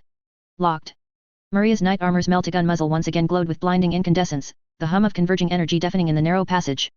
Her massive machine maintained astonishing stability despite the chaotic gravity, its muzzle precisely aimed at the energy distortion core point marked by Olegana. Librarian. Suppress. Gutierrez roared, simultaneously directing his squad to use precise crossfire with bolter and plasma shots, to distract and interfere with the other attacking tentacles, buying the knight armor that crucial moment. Carrion the librarian was already standing by at the edge of Liz's force field. His eyes were tightly closed, veins bulging on his forehead like gnarled roots, and his powerful psychic energy was no longer a gentle barrier, but transformed into an invisible mental hammer, carrying a cold will of order, smashing heavily into that twisted energy core. By the Emperor's will, bind. His low voice echoed in the psychic channel, as if with a metallic tremor. Hum. The energy distortion core struck by the mental hammer suddenly paused, its flickering frequency showing a slight disorder, and those uncertain, shifting tentacles also showed an instant of stagnation and tendency to materialize. Now. Boom. The knight armor's meltagun roared. A pure, incandescent torrent of destruction tore through the air, pouring with incredible precision into that briefly stagnant energy distortion core. The extreme high temperature capable of melting through battleship armor and Carrion's psychic suppression created a devastating synergistic effect. An ear-splitting shriek, as if space itself was being torn apart, erupted. The purple-black energy core, like ice dropped into a furnace, instantly swelled violently, twisted, and then exploded into annihilation in a blinding white light. Even the extended tentacles, like severed snake bodies, violently twitched and turned into scattered purple-black points of light, dissipating into the gloom of the passage. The attack was neutralized, but the smell of ozone and burnt energy overload in the passage grew even stronger. The walls swept by the meltagun's residual heat appeared vitrified, melted, and then rapidly cooled, emitting faint wisps of white steam. The injured battle sister prayed softly under her comrade's emergency treatment, her wound temporarily sealed by a scorching holy seal. Inquisitor Warren witnessed the entire process, his face even grimmer. His proud sisters of battle seemed powerless against such non-physical attacks, and the cold, efficient, almost ruthless tactical coordination displayed between the Deathwatch, Adeptus Mechanicus, and Psychers was like a resounding slap in his face. His knuckles, gripping his staff, turned white, the skin beneath his gauntlet losing color from the excessive force. Continue advance. Ferris's voice sounded again, without a ripple, as if the thrilling scene just now was merely routine. Her silver-grey eyes swept into the depths of the passage, where non-Euclidean geometric structures cast even more distorted and grotesque shadows under the faint light, and the humming from deep within the ruins seemed clearer, and more malicious. Energy readings continue to climb. Core defensive mechanisms are fully activating. Our time window is closing. Her statement coldly announced the approaching greater danger. After a brief respite, the two teams tensed their nerves again, treading on the uneven, melted and cooled ground, continuing this forced, perilous death march towards the unknown, ominous core of darkness deep within the ruins. In the twisted shadows on both sides of the passage, countless unseen eyes seemed to be watching the intruders, awaiting the next fatal attack. Chapter 563, Deep into the Ruins. Before the dizziness from traversing the pioneers' throats' twisted entrance had fully subsided, the two reluctantly cooperative teams found themselves in an even more complex labyrinth within the ruins. The passages did not follow human comprehensible geometry, they intersected and looped at bizarre angles, even featuring visual discontinuities. The walls were covered in dark, almost light-absorbing composite material, edged with dense, honeycomb-like or scale-like patterns. Occasionally, faint pulsations from an unknown energy source in the distance would cause these patterns to briefly glow with a cold violet light, outlining complex circuit diagrams, only to then fade back into darkness. The air was thick with ancient dust, ozone, volatile metal coolants, and a chilling, deathly silence, like a vacuum leak, making it hard to breathe. Sage Oligana's servo arm, like a sensory tentacle, had sensor arrays at its tip that flickered with an eerie green light, continuously scanning the environment. Gravity field continuous anomalous fluctuations, dimensional fold readings far exceeding standard model limits. Warning, strong spatial distortion effects detected ahead, suspected trap or defense node, her synthesized voice announced in the encrypted channel, like a precisely timed clock. Ferris's silver-grey eyes swept over the high-dimensional distortion points marked on the tactical holographic map. Maria, prepare the meltagun. Librarian, suppress potential phase shifts.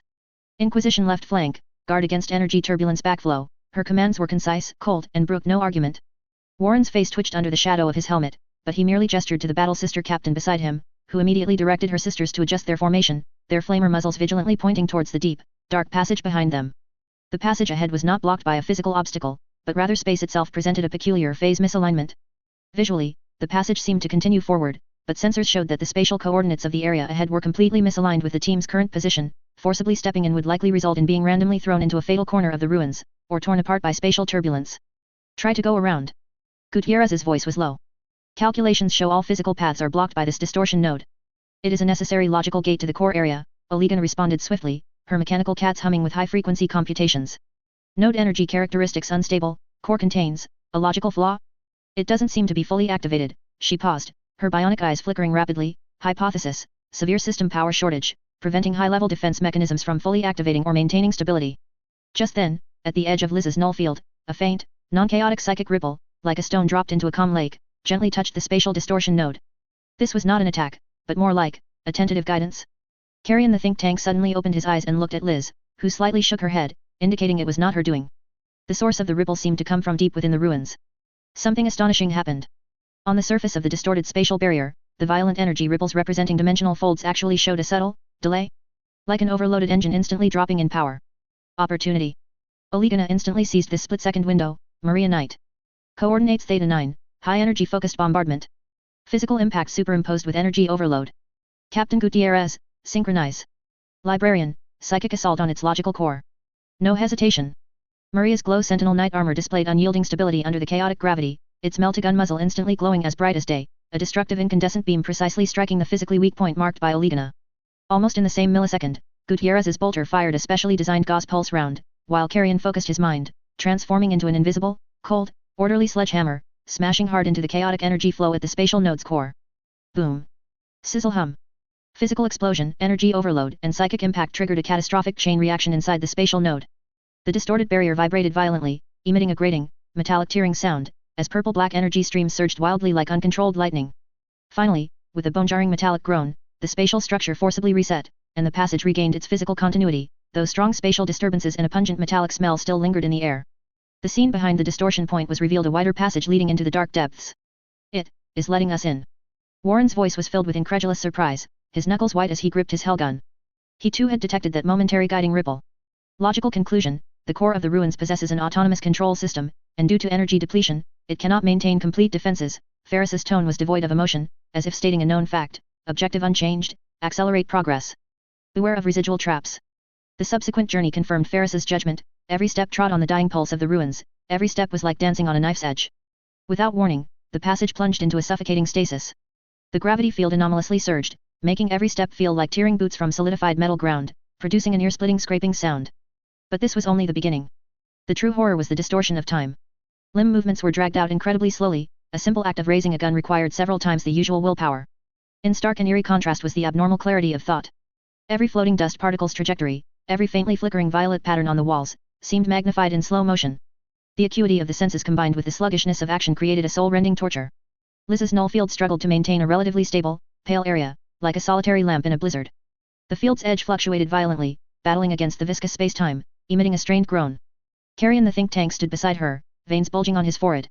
His powerful psychic energy did not directly attack the field but transformed into countless subtle guiding threads, permeating the sluggish space-time structure, like untangling a tangled mess, painstakingly carving out a passage for the team where thought and action could reluctantly synchronize.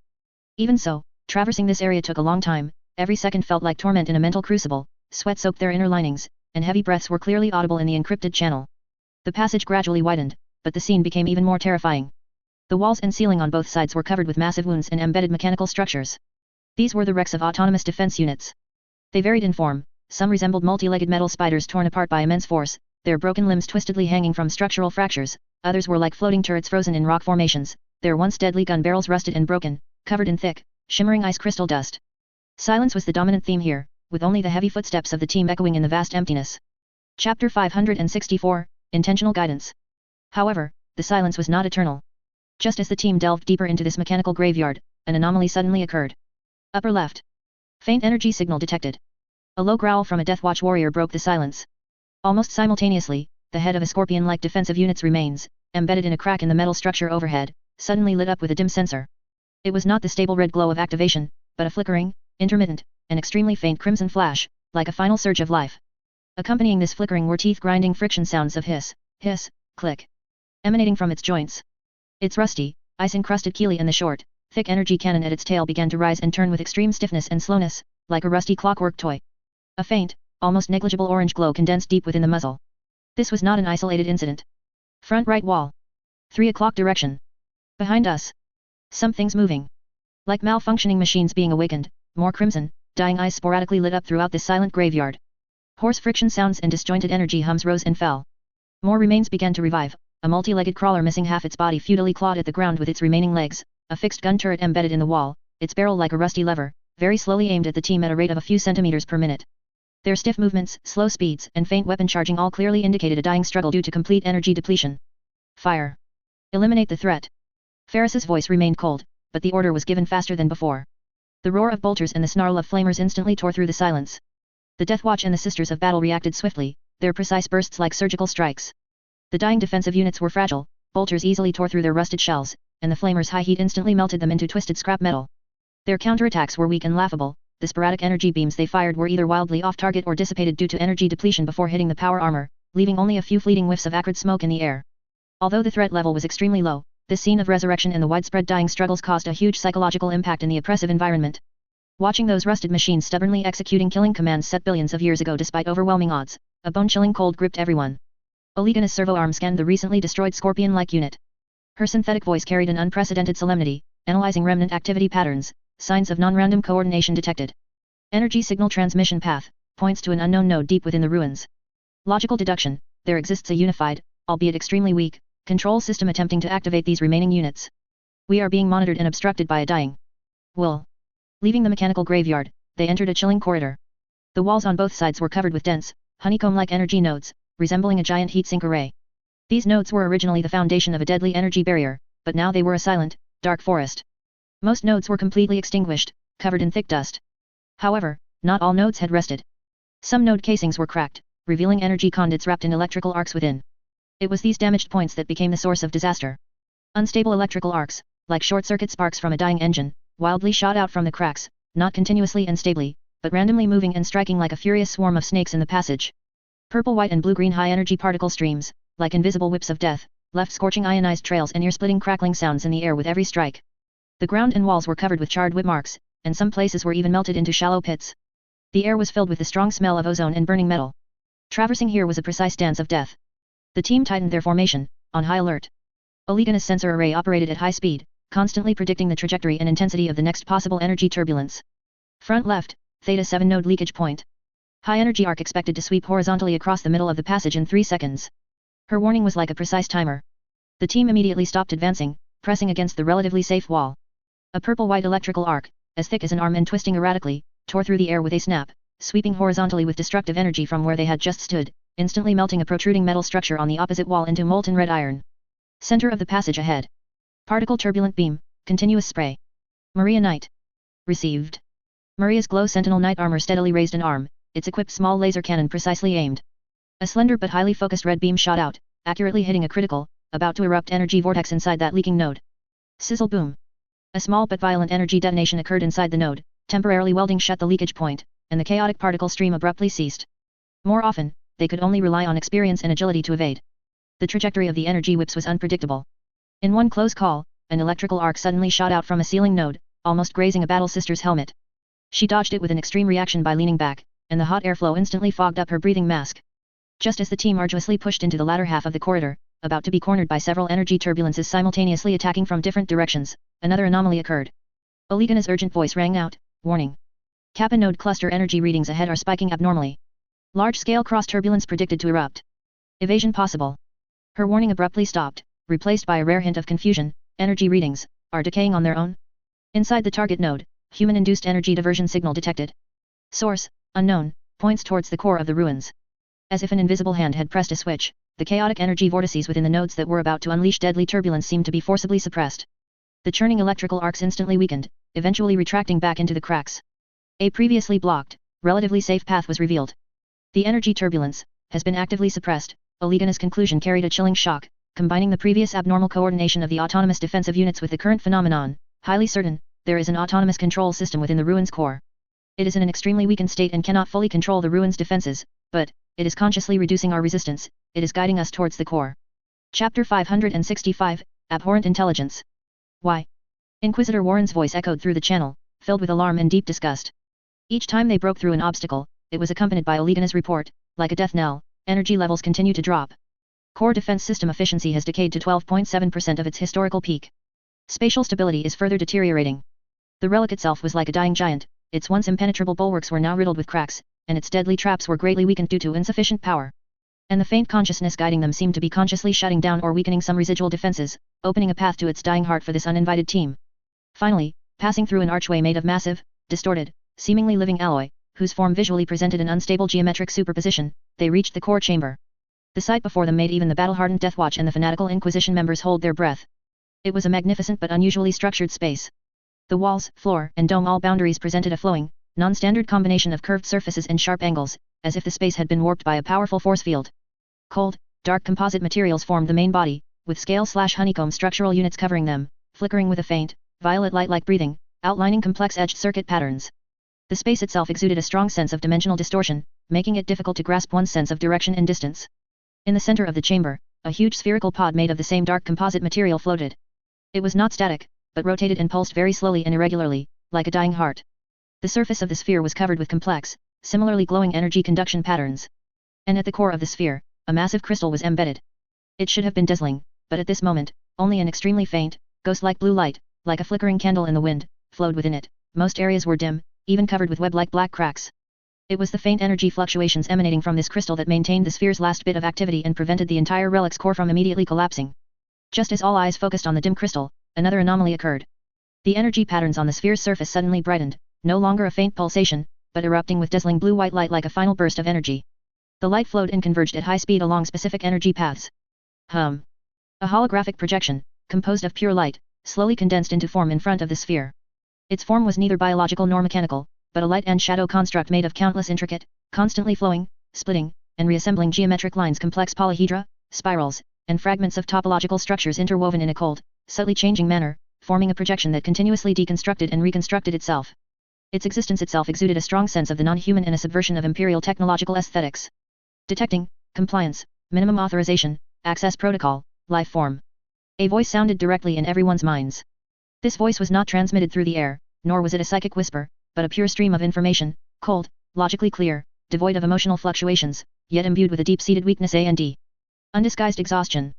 Each word was accompanied by complex geometric patterns flickering synchronously within the phantom, as if language itself had been deconstructed into data symbols. Identifying, database, severely corrupted, match failed, classified as, external visitor. The core light of the projection corresponding to the position of the crystal inside the sphere flickered violently a few times, as if the system was overloaded. Warning, energy core. Eternal heart, status, on the verge of depletion, energy level, 0.7%, critical threshold, 0.5%. The projection's form underwent a violent, unstable fluctuation, the geometric lines composing it twisted, broke, and then barely reassembled. Core, energy depletion, will lead to, sustained spatio-temporal stasis field, complete collapse. Consequences. Warp energy, sealed within the core, backflow, eruption. Power, model calculation, sufficient to, destroy, this star system, and adjacent, 3-star sectors.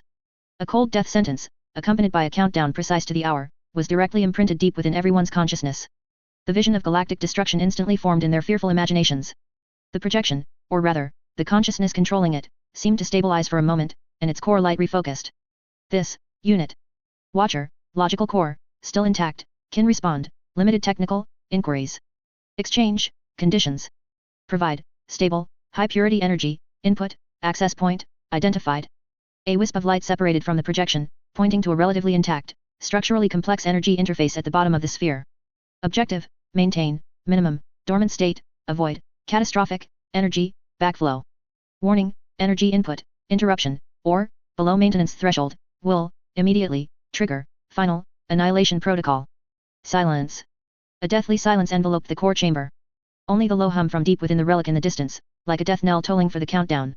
That cold, logical statement bound tempting technological treasures with impending galaxy-level destruction, presenting them before everyone. The air seemed to solidify, the smell of oil, blood, and ancient dust mingled with the heavy weight of despair. Inquisitor Warren's face twisted beneath his helmet, the words of the abhorrent intelligence pouring into his ears like venom. Ferris's silver-grey eyes were locked on the projection and the interface it indicated, the gene seed Primarch's mind rapidly calculating all possibilities and costs. Gutierrez clutched his bolter, Maria's knight armor's meltagun energy indicator glowed faintly, and Olegana's servo arm silently aimed at the energy interface and the projection itself, conducting the highest level of scan analysis. Liz's void field stubbornly held up, but her body swayed, clearly nearing her limit from resisting the immense pressure emanating from the warp-sealed core space. The Watcher light and shadow floated quietly, its non-human geometric form shifting unpredictably under the faint core light, awaiting the intruder's choice. It seemed weak, and its conditions were direct, but did a deeper trap lie hidden behind this exchange? And what crucial information had been erased from its severely corrupted database? The 117-hour countdown, like a sword of Damocles, hung over everyone's heads. Chapter 566, Conflict. The death countdown and the chilling exchange revealed by the Watcher made the air in the secret chamber exceptionally heavy. 117 hours, a screeching threat of destruction hanging overhead. That inhuman geometric light and shadow floated above the energy-depleted crystal core, each faint pulsation tugging at the taut nerves of those present. The air was stagnant, mingled with the dust of ancient ruins, the pungent smell of metal coolant, the acrid bite of ozone, and a soul-freezing chill sealed from the warp. Each breath carried the scent of rust and decay. The brief silence was broken, not by discussion, but by the undeniable will of the silver-grey figure's action. Ferris Maina stepped forward, her arm, covered in the living metal gorgon's skin, lifted, pointing precisely at the core of the geometric projection.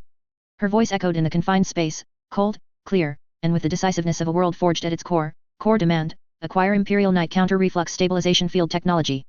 Requirements, safe, efficient, and free of psychic contamination. Includes complete principal blueprints, resonant field construction parameters, core material list, and processing techniques. Deliver immediately. Her demand struck directly at the holy grail that Ristov and even the entire Adeptus Mechanicus of the Imperium yearned for.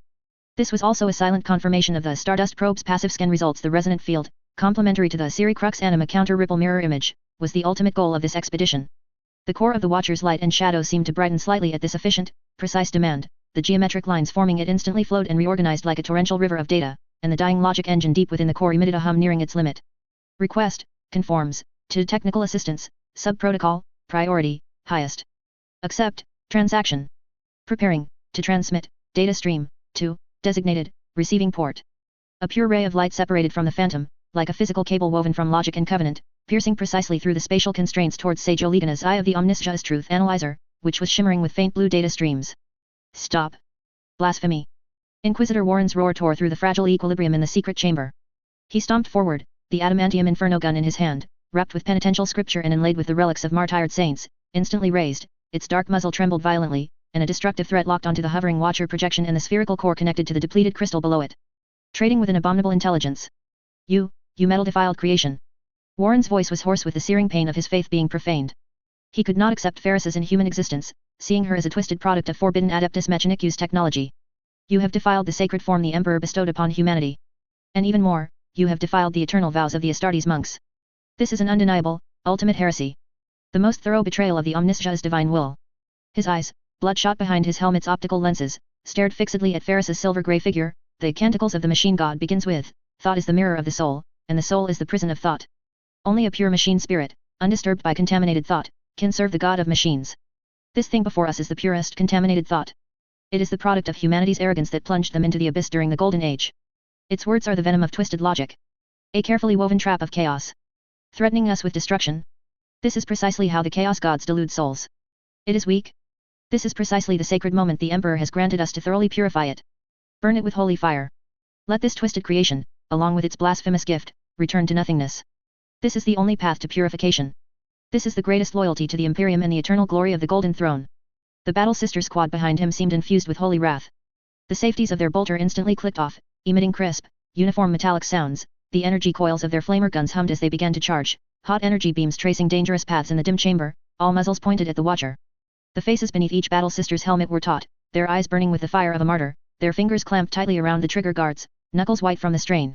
Sister Captain Elisa had already begun to loudly intone the prayer of purity, and the sisters behind her immediately joined in unison, their low chants echoing through the chamber, adding to the atmosphere. However, Elisa's gaze beneath her helmet swung violently between Warren's fervent command and Ferris's unshakable, mountain-like silver-grey figure. Fervent faith surged, but the inherent pressure of that inhuman presence, like a tangible gravity field, suppressed their instinctive actions. A barely perceptible ripple appeared in their disciplined firing formation. The muzzles of several Battle Sisters' guns showed a minuscule hesitation in target lock. My lord.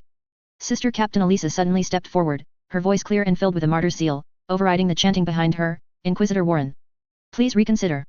No betrayal is too small to be tolerated. Any contact with this abominable intelligence, even if it's just exchanging a single byte of information, is a defilement of the sacred human soul. The Emperor's teachings are absolute. The fire of purity tolerates no compromise. No sacrifice is too great to be unacceptable. If it is for the purification of such ultimate evil, even if our bodies and the countless souls of this galaxy turn to dust, it is still eternal salvation gained in the Emperor's holy flame. This brief destruction is far better than allowing this blasphemous thing to defile the Imperium, contaminate sacred technology, and ultimately drag countless souls into the eternal abyss of chaos. Please give the order to purify. We are willing to offer ourselves to the Emperor, to ignite this final holy fire. Elisa's words were like an accelerant, splashed onto Warren's furious fire. His gun-gripping fingers were white at the knuckles from the strain, the muzzle raised again, the aiming line dangerously shifting between the Watcher's core and Ferris. The Battle Sisters' weapons, too, pointed more resolutely at the target due to their captain's declaration. The energy coils of their flamer guns emitted a harsh charging sound, and the light from their muzzles grew more intense. Their unison chanting also abruptly rose, filled with a determination to go down in flames. Ferris slowly turned her silver-grey head, her cold gaze locking onto Warren's soul, burned by fanaticism.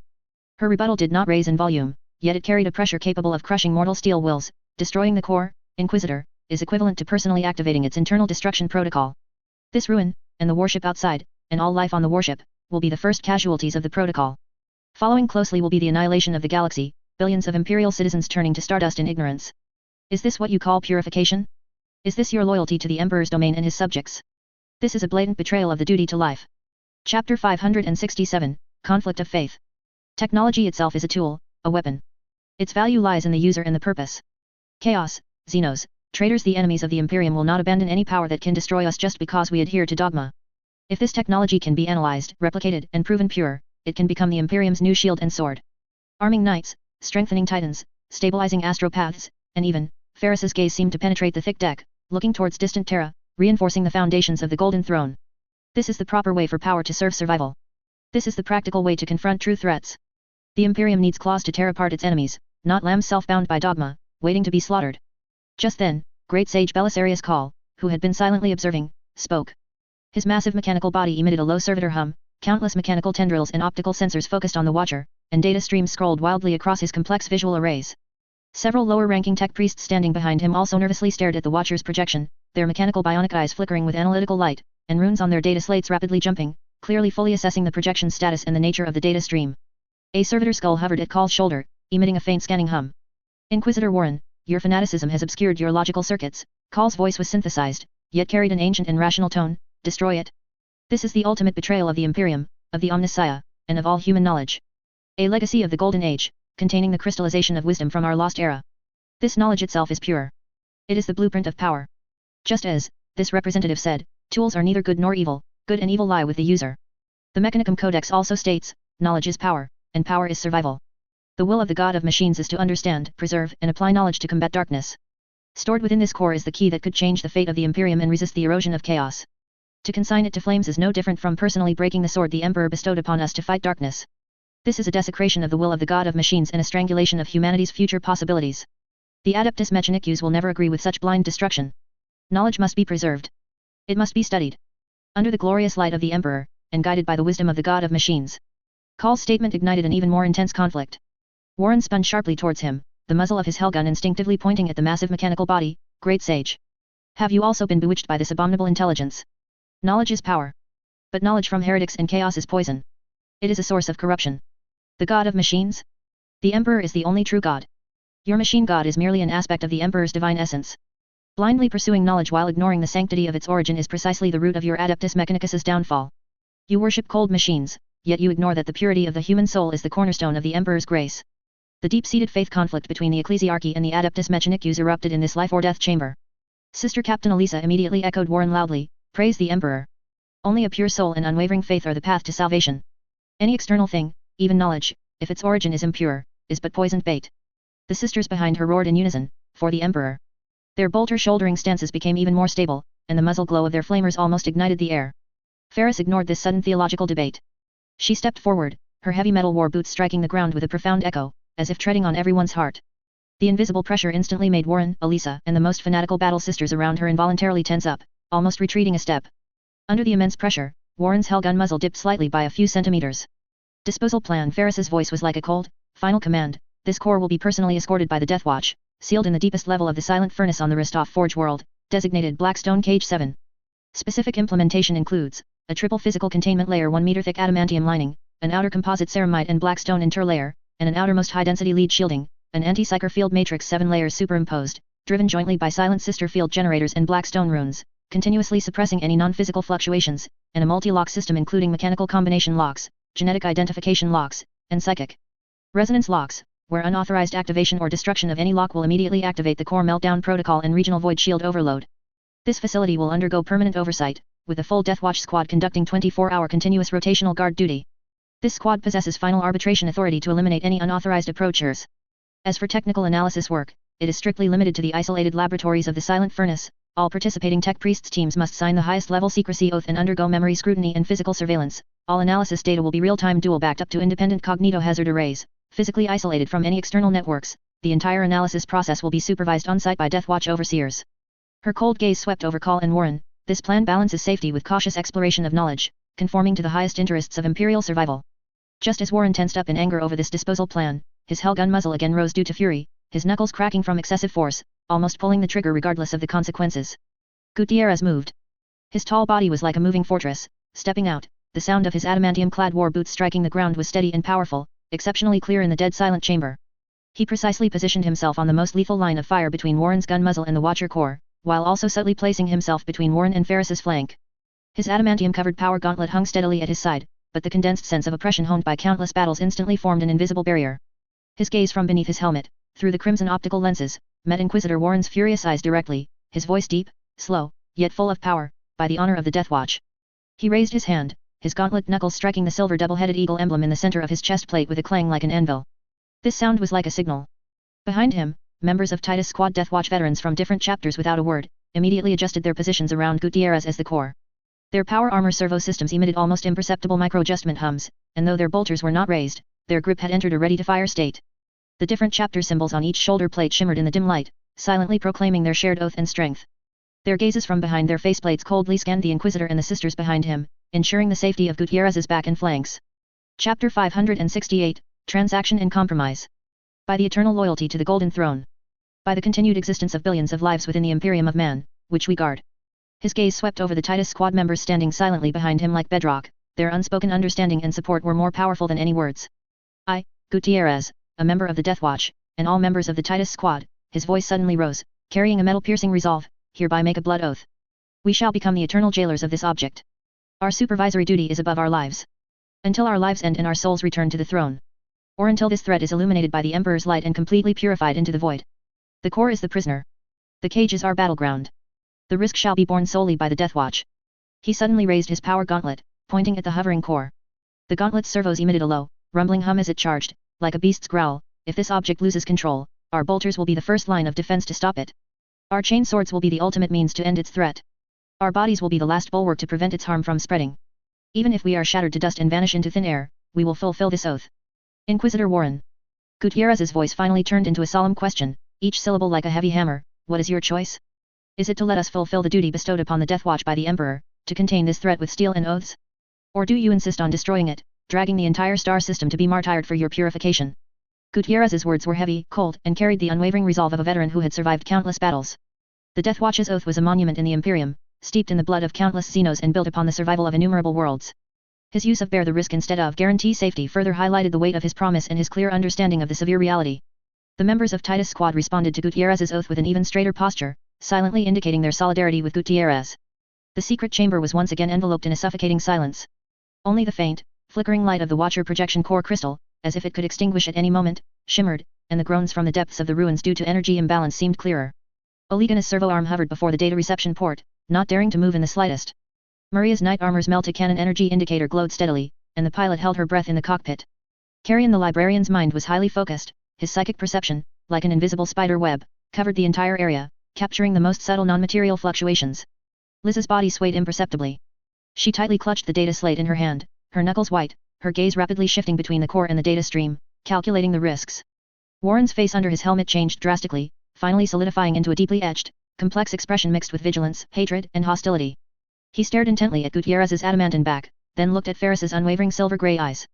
Finally, his gaze, like a poisoned dagger, pierced the hovering geometric core. The heavy muzzle of the hellgun trembled violently, almost imperceptibly. Finally, under the substantial gaze of Gutierrez, the silent pressure of the Death Watch squad, and the ticking countdown, it very slowly, very reluctantly, dropped a few degrees. He did not put down the gun, the safety was still on, and his finger was still tightly hooked around the trigger guard. That tense posture was like a beast forcibly restrained, a suppressed growl rumbling in its throat. Burning in his eyes was an unquenchable vigilance against abominable intelligence, a gnashing hatred for challenging sacred dogma, and a deeply ingrained hostility towards this group of compromisers before him. This silent, resistant acquiescence declared that the fragile cooperation was maintained only by the urgency of the destruction countdown. Sister Captain Eliza saw the Inquisitor's gun muzzle lower, and her tense body relaxed slightly, but her chanting did not stop, only its volume decreased, carrying unwilling vigilance. The sisters behind her also slightly relaxed their shouldered rifle butts, but their muzzles still pointed at the source of danger. Ferris did not wait. The moment Gutierrez's oath ended and Warren's gun muzzle dropped, she had already turned to Olegana, giving a decisive order: receive data. Execute immediately, with the highest level of encryption. Physical isolation storage unit activated.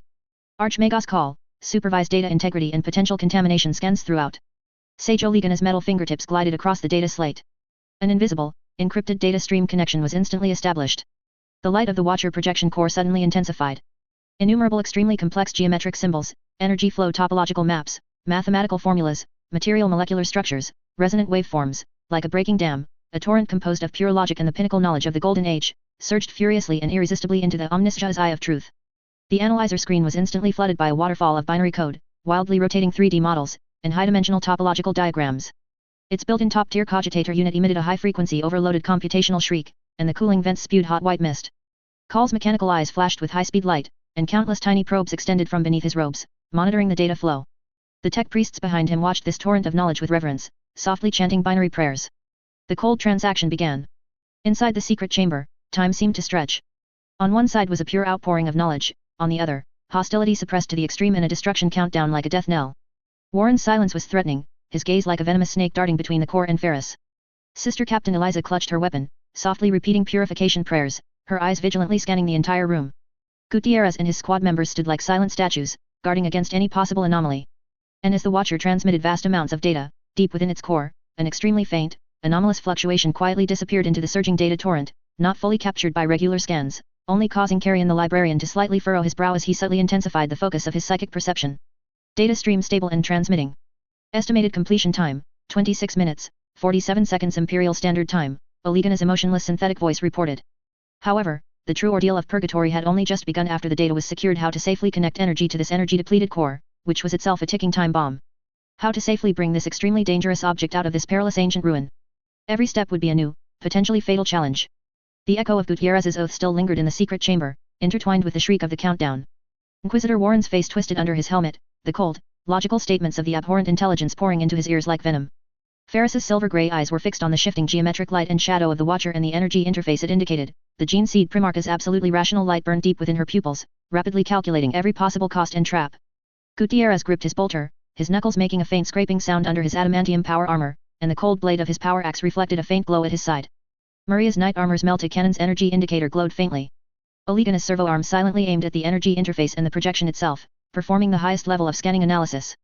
Liz's void force field still stubbornly held, but her body imperceptibly swayed, clearly approaching her limit in resisting the heavy pressure from the warp-sealed core space. Ferris's gaze swept over Warren's face, twisted with loathing, then over Call's multifaceted eyes, flickering with calculating blue light, finally settling on the shifting geometric light and shadow of the Watcher. Her voice cut through the dead silence, carrying an undeniable resolve, like the strike of a cold forging hammer. Accept the transaction. Fulfill your promise, transmit the data. Olegana, prepare to receive and execute the triple verification protocol. Warren let out a suppressed roar from his throat, like a wounded beast, but ultimately did not interfere.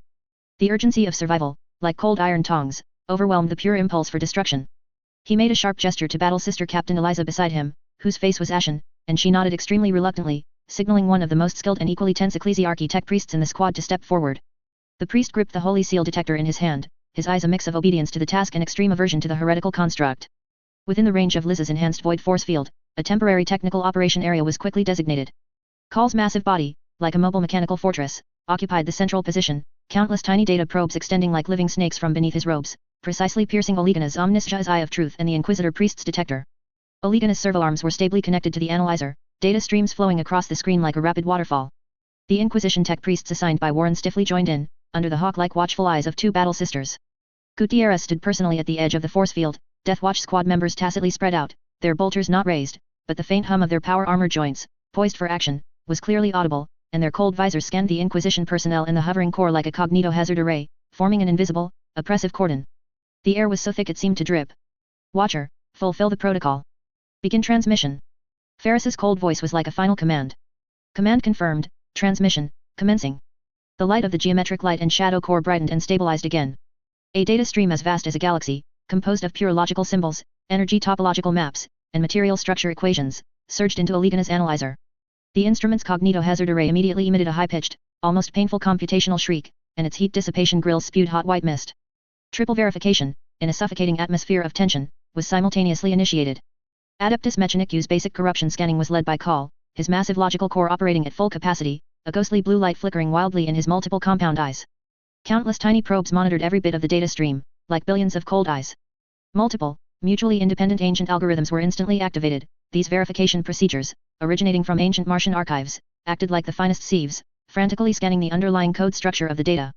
They mercilessly tore apart, deconstructed, and collided with every data packet, searching for any trace of chaotic corruption, logical bomb traps, or non-human coding characteristics.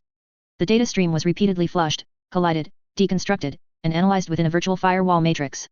Time passed minute by minute, Call's massive mechanical body emitting a low servo hum, the only continuous background sound in this dead space. Finally, a cold synthesized voice sounded in the encrypted channel, devoid of any emotion, underlying code scan complete. No chaotic corruption characteristics, logical traps, or Xenos coding patterns detected. Corruption scan result, pass. Priest Warren stared intently at the holy seal detector in his hand. The readings on the instrument were stable, no blasphemy alarms triggered, and his tense jawline relaxed slightly. Chinook resonance detection was led by Carrion, supported by Liz's core. Carrion the think tank took a deep breath, closing his eyes in concentration. Under the full suppression of Liz's force field, which was like an abyss of absolute nothingness, he felt as if he were standing naked in a cold polar storm, his soul about to freeze. He cautiously released his most subtle Chinook sensory tendrils, requiring extreme focus and courage, like detecting a speck of dust in the eye of a destructive storm. His psychic ability did not directly interact with the data stream itself, but rather keenly captured any subtle Chinook fluctuations, warp echoes, or mental contamination ripples that might be triggered during the data stream's transmission. Liz's void force field acted like an indestructible insulating barrier, cold and heavy, ensuring that any potential contamination or connection could not break through, but also making Carrion's perception extremely difficult. His forehead was covered in fine beads of sweat, sliding down the edge of his power armor. The psychic runes on his armor flickered erratically with the intense depletion of his mental energy. He gritted his teeth, enduring immense mental pressure. After a long while, he suddenly opened his bloodshot eyes, his voice hoarse and fatigued from intense mental concentration. Chinook field stable. No abnormal Chinook fluctuations, signs of warp connection, or mental contamination characteristics detected during transmission. Chinook resonance detection result, pass. Liz gasped slightly under her hood. Maintaining such a high intensity and precise force field against the core's pressure made her slender figure appear even more precarious. Technical principle logical deduction was led by Olegana, assisted by Maria, and supervised by the Inquisitor priest. Olegana and Warren's priest immediately immersed themselves in the cold world of logic. They imported the received core data especially concerning the construction principles of the Chinook resonance field, key energy node parameters, and required special materials into an independent deductive cognito-hazard array. Maria's Glow Sentinel Knight armor was also connected via data link, its powerful tactical computing unit temporarily repurposed, the massive machine slightly adjusting its posture to accommodate the computational load. Chapter 570, Triple Verification Part 2. On the screen, complex mathematical models rapidly constructed, collided, and iterated as if they possessed life. Olegana's mechanical voice reported the deduction progress quickly and clearly. Resonance field energy diversion logic, no fundamental conflict with the Imperial Foundational Physics Framework, material requirements list, analyzing, some unique special alloy phase structures require reverse engineering or finding high-strength equivalent substitutes. Preliminary adaptability model with standard Knight armor framework completed. Core resonance frequency, calculations show it can be guided and stabilized by existing Imperial tuning devices. The Inquisition priest stared intently at each step, his fingers rapidly recording on the datapad, occasionally exchanging brief, cold confirmation information with Olegana. Finally, Olegana declared, the technical principle logic is self-consistent, no fundamental paradoxes found. Preliminary deductions show theoretical adaptability between the resonance field core model and the Imperial Knight armor energy framework and structural strength. Technical principle deduction result, principle feasible, preliminary adaptability confirmed. Priest Warren, with a stern face, heavily pressed his electronic seal onto the end of the deduction report. The verification process was long and tense, as if the air had solidified into lead, each second stretched by the shadow of a countdown. Liz maintained the high-intensity force field, her face growing paler, like paper, sweat soaking her undergarments and continuously dripping along the jawline of her cold armor. When the result of the last verification was released, Gutierrez stepped forward, his adamantium-covered breastplate struck heavily by the butt of his power axe, emitting a resounding clang like the pronouncement of an anvil, instantly drawing everyone's attention. His voice was deep and clear, echoing in the silent core chamber with the heavy promise characteristic of the Death Watch, forged in blood and oaths. Based on triple verification Adeptus Mechanicus corruption skin passed, psychic resonance detection passed, technical principle logical deduction feasible no chaos corruption or clear heretical association detected. This core and its technology meet the Death Watch's baseline for accepting supervision. Our oath, effective forthwith. Warren's face was ashen, his lips moving, but in the end, he only squeezed out a low growl full of warning, each word like ice. Remember your oath, Astartes. The Emperor and the Inquisition will watch it constantly. Any deviation will bring the fires of purification. Ferris ignored Warren's warning. Her gaze turned to Maria. Knight, execute the power supply protocol. Target, minimum sustained threshold. Understood, my lady. Maria's voice came from within the Knight armor, firm and strong, dispelling a trace of the oppressive atmosphere. The massive body of the Glow Sentinel adjusted its posture under the guidance of the tech priests. The heavy armor plates on the back of the armor slid open with a heavy hydraulic sound, revealing the emergency energy output interface of the core reactor. Thick, heavy cables, shimmering with dangerous energy flows, were quickly dragged over. The tech priests, with precise and swift movements, connected one end to the armor's interface and the other carefully to the complex energy interface marked on the bottom of the Watcher's sphere.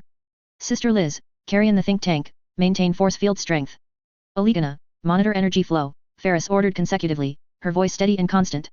Liz took a deep breath, her eyes under the hood becoming sharper, as if burning with her last will.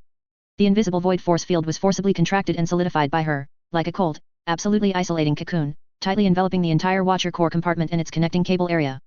Carrion stood behind her and to her side, the veins on his forehead bulging again, his psychic energy like an invisible pillar, sharing part of the pressure of maintaining the force field, while also being vigilant for any non-material disturbances. Power supply initiated. Olegana's synthesized voice sounded. Buzz. A stable, surging flow of energy burst from the Glow Sentinel's reactor, pouring along the thick cables into the dying core. The dim energy patterns on the sphere's surface, like a dry riverbed receiving sweet rain, instantly lit up. Blue-white light rapidly flowed and converged along the complex circuits. The eerie blue glow within the large crystal at the core, riddled with spider-web-like black cracks, began to steadily increase and pulsate. Though far from brilliant, the unsettling, flickering sensation that it might extinguish at any moment disappeared. The slow rotation and pulsation of the compartment also became more stable and powerful, like a dying person regaining a faint but steady heartbeat. Eternal heart energy level, stable, reached preset minimum dormancy threshold. Olegana, staring intently at the readings, her voice uncharacteristically showed a hint of relief. Core stasis field restored to basic stability. Warp energy backwash risk cleared. Annihilation protocol countdown, terminated. The geometric light projection core of the Watcher glowed steadily, its constituent lines subtly fluctuating and reorganizing one last time before settling into an absolute, cold stillness. The projection did not disappear, but the faint sense of consciousness it contained seemed to have completely sunk into the depths of the data ocean, leaving only a pure, non-human informational shell. Target has entered minimum sustained dormancy. Core stable field has resumed basic operation, Olegana confirmed. However, this temporary declaration of safety was replaced by a deeper, more ominous groan emanating from the ruins themselves. A very subtle yet heart-stopping tremor came from the ground beneath their feet, like the groan of a colossal beast's bones before breaking under immense pressure. The flickering violet patterns on the dome and walls suddenly became dim and chaotic, like the disordered discharge of a dying creature's nerve endings. Ancient dust pervading the air seemed stirred by an unseen force, falling in rustling showers. Eternal Heart entering dormancy, the secondary energy network maintaining the ruins' basic structure, is collapsing. Olegana's optical sensors flickered wildly, data streams pouring out like a waterfall, spatial stability index plummeting. Structural stress points, erupting in concentration. Predicted collapse will spread from the core area outwards. Speed, extremely fast. Disassemble the core. Ferris's voice was decisive, cutting through the dull roar from deep within the ruins, like the cracking of the earth. Target, containment box. Gutierrez, be vigilant. Olegana, provide real-time stress avoidance paths. Carrion, raise psychic warning to maximum. Warren's face grew even more grim. He stared intently at the floating core sphere, then glanced at Ferris, finally only growling at Captain Elisa, battle sister. Be vigilant in all directions. Beware of the final trap of the heretical construct. The Inquisition team immediately contracted, their gun muzzles no longer solely pointing at the Death Watch, but more vigilantly sweeping the crumbling walls and groaning dome that had begun to shed dust.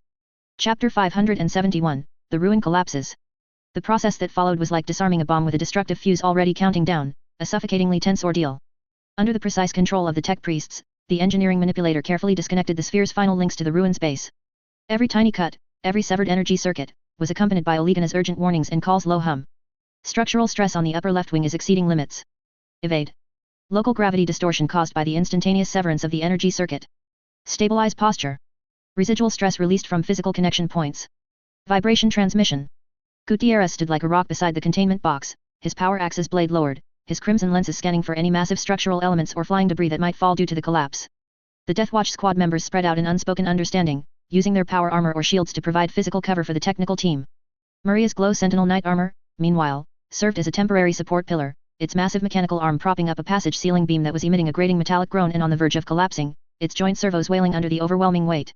Sweat soaked the foreheads of the tech priests, and even Warren held his breath, his knuckles white as he gripped his hellgun, staring intently at the core sphere gradually detaching from its base. The moment the heavy core sphere was finally lifted intact by the engineering manipulator, detaching from the base interface, a deafening roar, like a planet's core rupturing, echoed from deep within the ruin. The entire chamber shook violently. Large sections of dark composite material peeled from the dome, shattering on the ground and revealing twisted, broken metal frameworks beneath. The non-Euclidean passage structures with invisible range began to twist and fold, like crumpled paper. Quick! Olegana's synthetic voice was almost a shriek. Place it in the containment box. The path is failing. A heavy containment box, already prepared, was pushed forward. This box was a mobile fortress in itself, cast from adamantium several meters thick, its surface edged with dense imperial holy seals and anti-psyker runes. It gleamed with a cold luster in the falling dust and flickering emergency lights. Its lining was anti-psyker black stone capable of suppressing psychic fluctuations, emitting an unsettling sense of nothingness that disturbed the soul. Inside the box, multiple layers of different frequency suppression field generators were already activated and awaiting. The core was very slowly and steadily lowered into the central recess of the containment box. The multi-layered structure of the box began to close amidst the violent shaking, emitting a heavy and urgent metallic gnashing sound. First came the physical lock heavy adamantium bolts, driven by hydraulics, slammed into place, layer by layer. Then the gene lock Gutierrez stepped forward, pressing his armored palm heavily onto the identification panel, a cold scanning light sweeping over his genetic code. Finally, the psychic lock Carrion, under the cover of Liz's re-reinforced nothingness field, condensed a pure psychic imprint of order and precisely injected it into specific runic nodes. As each layer of locking completed, the indicator lights on the containment box's surface turned from flashing yellow to steady green. Containment procedure complete. Blackstone Cage 7 is in standby mode. Olegana's voice was almost drowned out by the thunderous collapse. The instant the containment box fully locked, a very subtle servo hum emanated from Ferris's power pack. Several silver-gray data probes, finer than hair, silently and swiftly shot out like living metal tendrils, precisely piercing the ruin's base interface, which had just detached from the core and was now violently twisting and erupting with unstable electrical sparks. Deep within her silver-gray eyes, data streams flashed at high speed like a supernova explosion, for only a few brief seconds. Then, the probes retracted decisively, shrinking back into the power pack as if they had never appeared. This covert action was perfectly concealed by the chaos of the collapse. Pioneer 4's overall structure is completely out of control. Collapse is accelerating. Estimated complete disintegration time cannot be precisely calculated, but it's far less than 117 hours. Olegana's voice was filled with urgency. Multiple sections of the return path are already blocked or twisted. We must evacuate immediately. Ferris's gaze swept over the containment box, like an iron coffin, then to the death-laden path leading out of the ruin, now filled with smoke, flying metal fragments, and distorted spatial ripples. Her voice cut through the chaos, cold and clear. Target acquired. Evacuation sequence. Deathwatch leads the way, clearing obstacles. Technical team in the center. Inquisition covers the rear.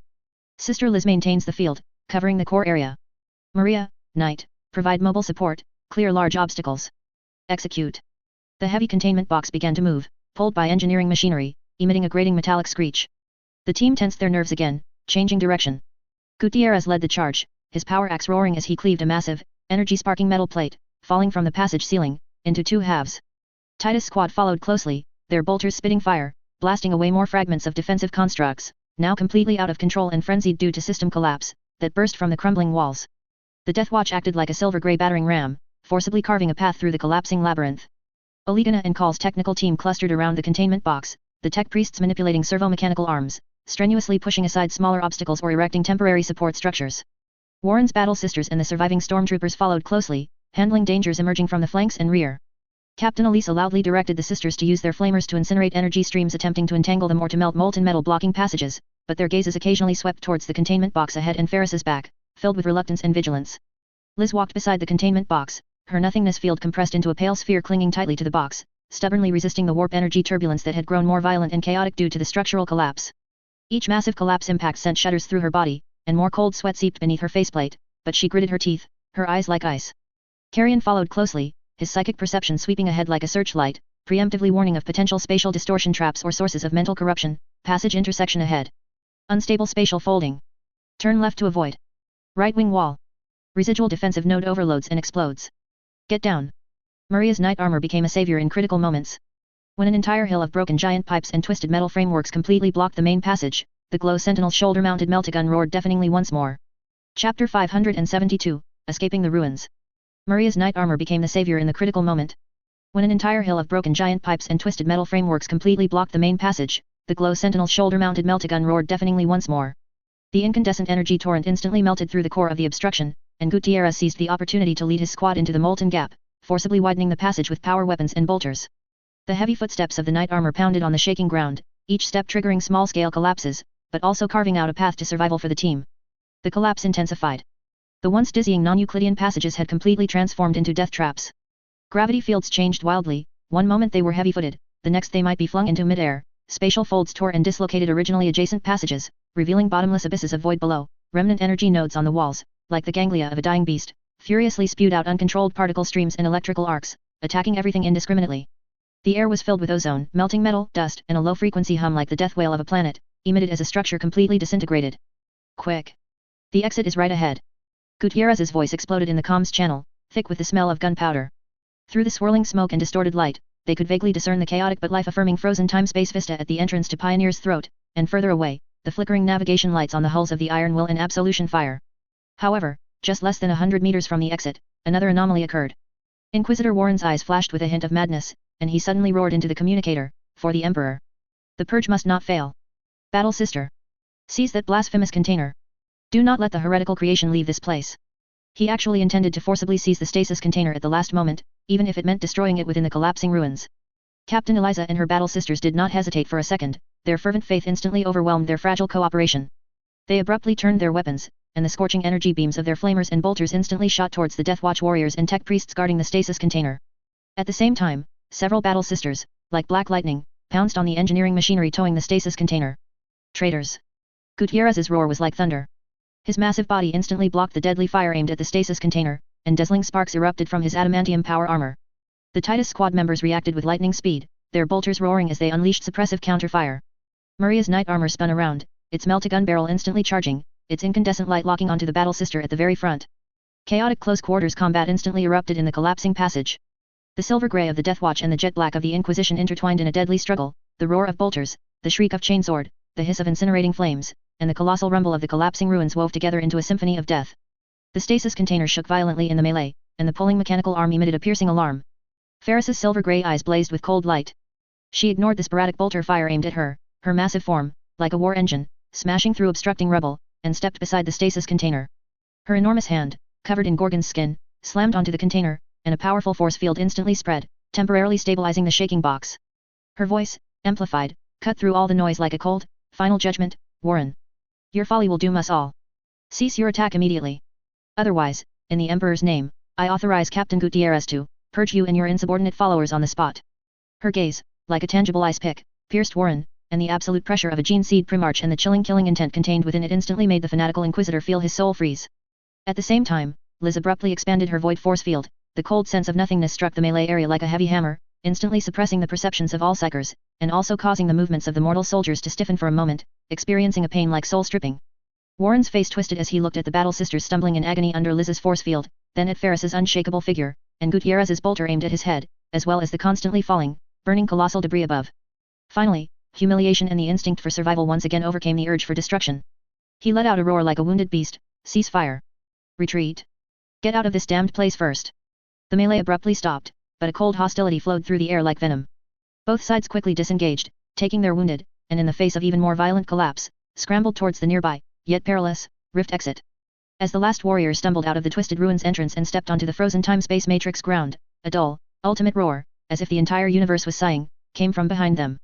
The magnificent and eerie non-Euclidean entrance structure of Pioneer 4, like a glass sculpture crushed by an invisible giant hand, completely collapsed inwards and annihilated in a silent flash. Raging energy turbulence, like a breached flood, surged out from the rupture, sweeping through the entrance area, instantly tearing the remaining defensive structures and automated turrets that couldn't retreat into their most basic particles. A colossal, ever-expanding spatial vortex formed at the original site of the ruins, greedily devouring all surrounding matter and light, leaving only an expanding, heart-pounding void scar. The two teams stood amidst the raging energy turbulence and splashing stellar debris, exhausted, scarred, their mutual hostility more biting than the cold of the Kuiper belt. The stasis container Blackstone Cage 7 stood silently under the strict guard of the Death Watch, like a sleeping nightmare. Ferris took one last look at the churning spatial vortex that had swallowed the ruins. Deep within her silver-grey eyes, unknown data streams quietly vanished. She turned to her ship, her voice cutting through the howling void storm. Iron Will, prepare to receive. Return to Rostov. Maximum alert. The heavy stasis container was slowly dragged towards the landing craft by engineering machinery. Behind them, the Pioneer's throat rift let out its final groan in the aftermath of the ruins' collapse, while the cold geometric projection of the Watcher seemed to still hover in the now non-existent core chamber, leaving a final unsolved logical loop within the completely annihilated data stream, like a silent, cold period. The return journey was still long and fraught with peril. Chapter 573, The Final Confrontation. The massive hulls of the Iron Will and the Analyzer, like two scarred behemoths, slowly departed the death zone at the edge of the Kuiper belt, a region filled with energy turbulence and spatial debris, dragging their weary steel bodies. Behind them, the Pioneer's throat rift twisted and groaned in agony from the aftershocks of the ruins' complete collapse, a massive spatial vortex greedily devouring everything, becoming the final epitaph for this thrilling adventure. Inside the bridge, the Engine's furious roar from combat mode subsided to a deep, cruising hum, and the main lighting dimmed, leaving only the faint, cold glow from the instrument panels and star charts. The air still carried a mixed scent of ozone, molten metal, and cleaning agents, masking a faint hint of blood. The exhaustion of having survived a near-death experience weighed heavily on everyone's shoulders, like a tangible gravity. Gutierrez removed his helmet, revealing a weather-beaten, sweat-streaked face, and leaned against the cold adamantium control console, his gaze sweeping over the members of his Titus squad. Scratches and energy burn marks covered their silver-gray power armor, but each suit still stood tall. Silent nods and weary yet firm gazes met, conveying unspoken acknowledgement and the unspoken understanding of survivors. Maria's glow sentinel knight armor was quietly docked on the hangar deck, its massive body now bearing several new, conspicuous scars, and the servitor systems at its joints emitted a low, cooling hum. She climbed out of the cockpit, her finely crafted pilot suit soaked with sweat, the sharp edge of combat having faded from her pale golden eyes, replaced by a deep weariness. But when she looked at the Blackstone Cage 7 stasis container, meticulously guarded in the center of the hangar, surrounded by multiple Geller fields and Deathwatch warriors, a complex, inexpressible light flashed in her eyes. It was the price, and also the hope. Sage Olegana stood at the bridge's technical station, her servitor arm rapidly checking the ship's system damage reports. Data streams flowed steadily across the light screen before her, but the human part deep within her mechanical eyes seemed dimmed by excessive computation and mental stress.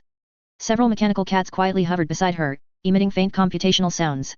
Sister Liz was carefully placed in a specialized stasis field within the medical bay. Her silent sister armor was stained with dust and dried energy residue, her face beneath a hood was ashen, and her breathing was weak and rapid. Maintaining the powerful null field for an extended period at high intensity within the ruins core had almost completely drained her life force. Several medical servitor skulls, connected to Blackstone Geller field generators, surrounded her, continuously stabilizing her vital signs and isolating her from any potential psychic disturbances from the outside. Carrion the think tank stood outside the field, eyes closed in concentration, carefully using his psychic powers to probe her recovery, his brow deeply furrowed. Ferris, like the ship's keel, still stood in the center of the bridge. Her silver-gray figure appeared stern and silent in the dim light. She gazed out of the main observation window at the profound void, which was gradually returning to calm, and at the marked return route on the star chart. No one knew that in the final moments before the ruin's core collapsed, the few living metal probes that had extended from her back had extracted a stream of extremely primitive and unparsed energy flow characteristics from the dying ruin's base, independent of the Watcher's transmitted data. Now, this information, like an encrypted seed, was deeply buried within her powerful logical processing core, awaiting the opportune moment to germinate. Deep within her silver-gray eyes, an extremely subtle, fleeting stream of data flashed, then returned to the calm of a deep pool. The brief respite was mercilessly interrupted by a piercing alarm. Multiple energy signatures detected. Bearing Delta 7. Range, extremely close. Signal characteristics match. Inquisition vessels. It's the Absolution Fire and its escort fleet. The sensor operator's voice, metallic and astonished, instantly shattered the brief tranquility on the bridge. Ahead, from the shadows of a dense asteroid field, several ships, covered in thick, script-emblazoned armor and bearing the massive Inquisition Eye emblem on their prows, suddenly lit up with menacing outlines, like venomous snakes that had been lurking for a long time. Warren's Absolution Fire Moon-class cruiser was in the center, its brutally modified prow, with its iconic multi-barreled laser cannon array, now flashing with an ominous charging glow. Thick targeting lock beams had already pierced the void, like cold nooses, firmly cinched around the midsection of the iron will. Several smaller frigates fanned out like hyenas, their weapon ports all activated, blocking any possible evasion routes. All hands to battle stations. Shields to maximum. Weapons systems online. Gutierrez roared, instantly donning his helmet, his crimson eye lenses flaring. The Deathwatch warriors instinctively moved to their battle positions, the joints of their power armor humming with stored energy. Maria's recently relaxed nerves tensed again, and she turned and rushed towards the hangar. The main communication screen was forcibly cut into, and the image of the Absolution Fire's bridge occupied the center. Inquisitor Warren's figure reappeared, clad in dark Inquisitor armor, his face hard as iron, his eyes burning with suppressed fury and the cold resolve born of humiliation. He offered no superfluous roars, his voice, transmitted through the communicator, was like a cold anvil striking. Master Gutierrez. Halt immediately. Transfer the heretical core, the Watcher and all related data and samples to Inquisition custody. This is the Holy Inquisition's final order. And its ultimate ultimatum. The air on the bridge instantly froze. Warren's words were like poisoned ice picks, stabbing at everyone's nerves. He no longer spoke of cooperation or purifying the ruins, his target was directly the results they had brought back from their near-death experience. Ferris slowly turned, her silver-grey eyes calmly meeting Warren's hate-filled gaze on the screen, without a ripple. She did not speak, merely made a very subtle gesture to Gutierrez. Gutierrez stepped forward, activating the highest level of external communication. The Deathwatch's distinctive silver emblem, composed of a sword and stars, prominently occupied the Iron Will's response screen. His voice, amplified through the ship's loudspeakers, was cold and unyielding, every syllable forged from adamantium, carrying the unquestionable authority and power of an Astartes monk. Inquisitor Warren. The Blackstone Cage 7 and its contents are now under the highest Deathwatch supervision. In accordance with the Codex Astartes and Deathwatch Special Authorization Protocols, the escort procedure has been initiated, and the destination has been locked. Any unauthorized interception, requisition, or attack, his voice suddenly deepened, like the heavy impact of a warhammer, will be considered a hostile act against the Emperor's angels, equivalent to treason. He paused for a moment, letting the weight of the word treason press down on the opposing bridge like a physical force, then continued, every word weighty. The consequences, you, and your fleet, cannot bear. Disengage weapon locks immediately and clear the passage. The communication channel fell into a dead silence. Only the low hum of the engines and the hiss of shield energy flowing echoed in the background. On the Absolution Fire's bridge, Warren's face twisted violently in the screen's light and shadow. Anger, humiliation, hatred for Astartes' privileges, and an instinctive wariness of the heavy weight of the treason accusation intertwined on his face, forming a grotesque tableau. His bloodshot eyes stared fixedly at the emblem on the screen, symbolizing the supreme authority of the Deathwatch, then swept over the scanned image of the transport ship, the analyzer, carrying the stasis container, and further out, the unstable star belt still churning with dangerous spatial turbulence, formed by the complete collapse of the ruins. Forcibly opening fire would not only mean full-scale conflict with the Deathwatch but could also ignite that star belt, burying everyone. Time seemed to freeze for several seconds. Finally, Warren's clenched fist slammed heavily onto the control console before him, emitting a muffled thud. He almost hissed, squeezing out the command filled with endless humiliation. Disengage lock. All units, clear the channel. Then he added, his voice coming through the communication, cold as the ice of the Kuiper belt, every word like a poisoned oath. Tell Governor Chen, the Holy Inquisition's gaze has never left Rostov. His mechanical miracle will ultimately face final judgment under the Emperor's holy flame. Even as the echoes of the threat still resonated in the void, the energy signatures of the Absolution Fire and its escort ships began to diminish, their menacing muzzles slowly turning away, clearing the blocked route. The targeting beams extinguished. Engines full power. Disengage. Prepare to enter the designated warp jump point. Ferris's voice broke the silence on the bridge, decisive and clear. The massive thruster nozzles at the sterns of the Iron Will and the analyzer instantly erupted with dazzling blue-white light, the powerful thrust pinning the crew firmly to their seats. The two ships, like arrows from a bow, accelerated out of the Inquisition fleet's encirclement, leaving that hostile space and Warren's venomous gaze far behind. Inside the bridge, the soft hum of the alarm disengaging sounded. The taut string finally relaxed, replaced by a deeper weariness and an inexpressible sense of exhaustion from having survived a near-death experience. Gutierrez removed his helmet, exhaled a long, oily breath, and leaned back in his chair. The members of Titus Squad also relaxed their tense postures, silently checking their equipment or closing their eyes to rest. Ferris once again turned her gaze to the main observation window. On the profound canvas of the universe, the stars still twinkled indifferently.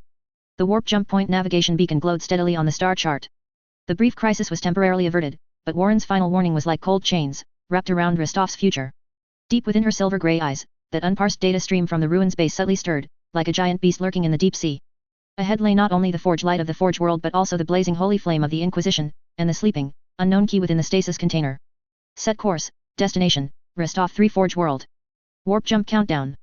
Ferris's voice sounded steadily, bringing a temporary pause to this thrilling chapter. The ship adjusted its attitude, and the engine's roar became deep and rhythmic. The massive Geller field generator began to hum, preparing to tear open the veil of real space and plunge into the unpredictable vortex of the warp. The journey home was still long, and what awaited them would be an even more complex situation and unpredictable challenges. A reprieve for survival had been gained, but the true test, perhaps, had only just begun. Chapter 574, The Inquisitor's Accusation. Mariupol Sector Inquisition Headquarters, Circular Conference Hall.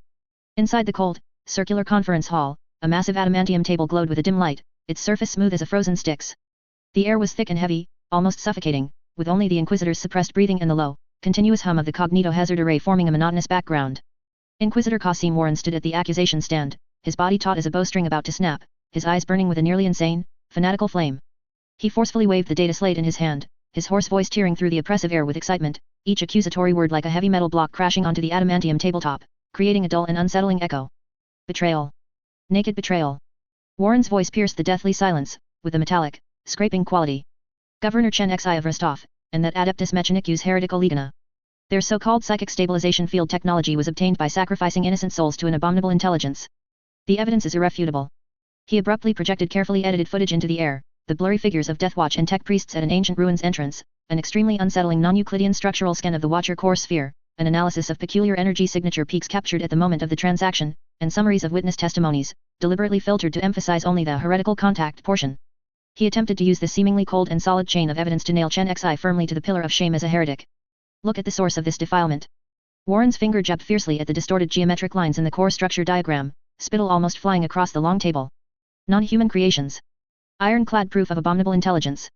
They dared to trade with this filth from the abyss, binding the Imperium's knights, the Emperor's loyal warriors, to this evil technology. Such actions gravely violate the Imperial Decree's absolute prohibition on heretical technology and the Adeptus Mechanicus's purity precepts, constituting an unforgivable, heinous crime. He took a deep breath, his voice suddenly rising, imbued with the fervor of a doomsday prophecy. Although the acquired technology, the psychic stabilization field, has not yet shown overt signs of contamination, its inherent source is defiled and contains unpredictable catastrophic risks.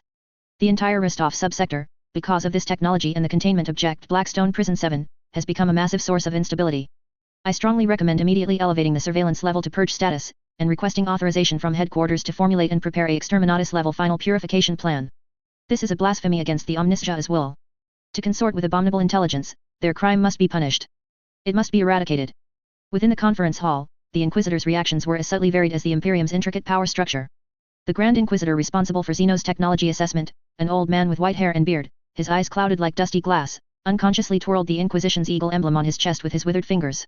He frowned deeply, his cloudy eyes fixed on the perplexing structural data in the projection, finally shaking his head slowly and heavily, his dry voice filled with deep doubt. The evidence, the direction, is clear. But the nature, is too special, too abnormal. This cannot be definitively judged by the current technotheology of our Mariupol sector. He paused, as if each word cost him immense effort. It requires the Forge Council of Mars, or the High Lords of the Terra Star Forge Council, to make the final judgment.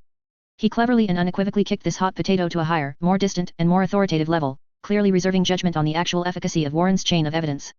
Several Grand Inquisitors, closely associated with the Department of Military Affairs and dressed in sharp dark uniforms, exchanged knowing, sharp glances.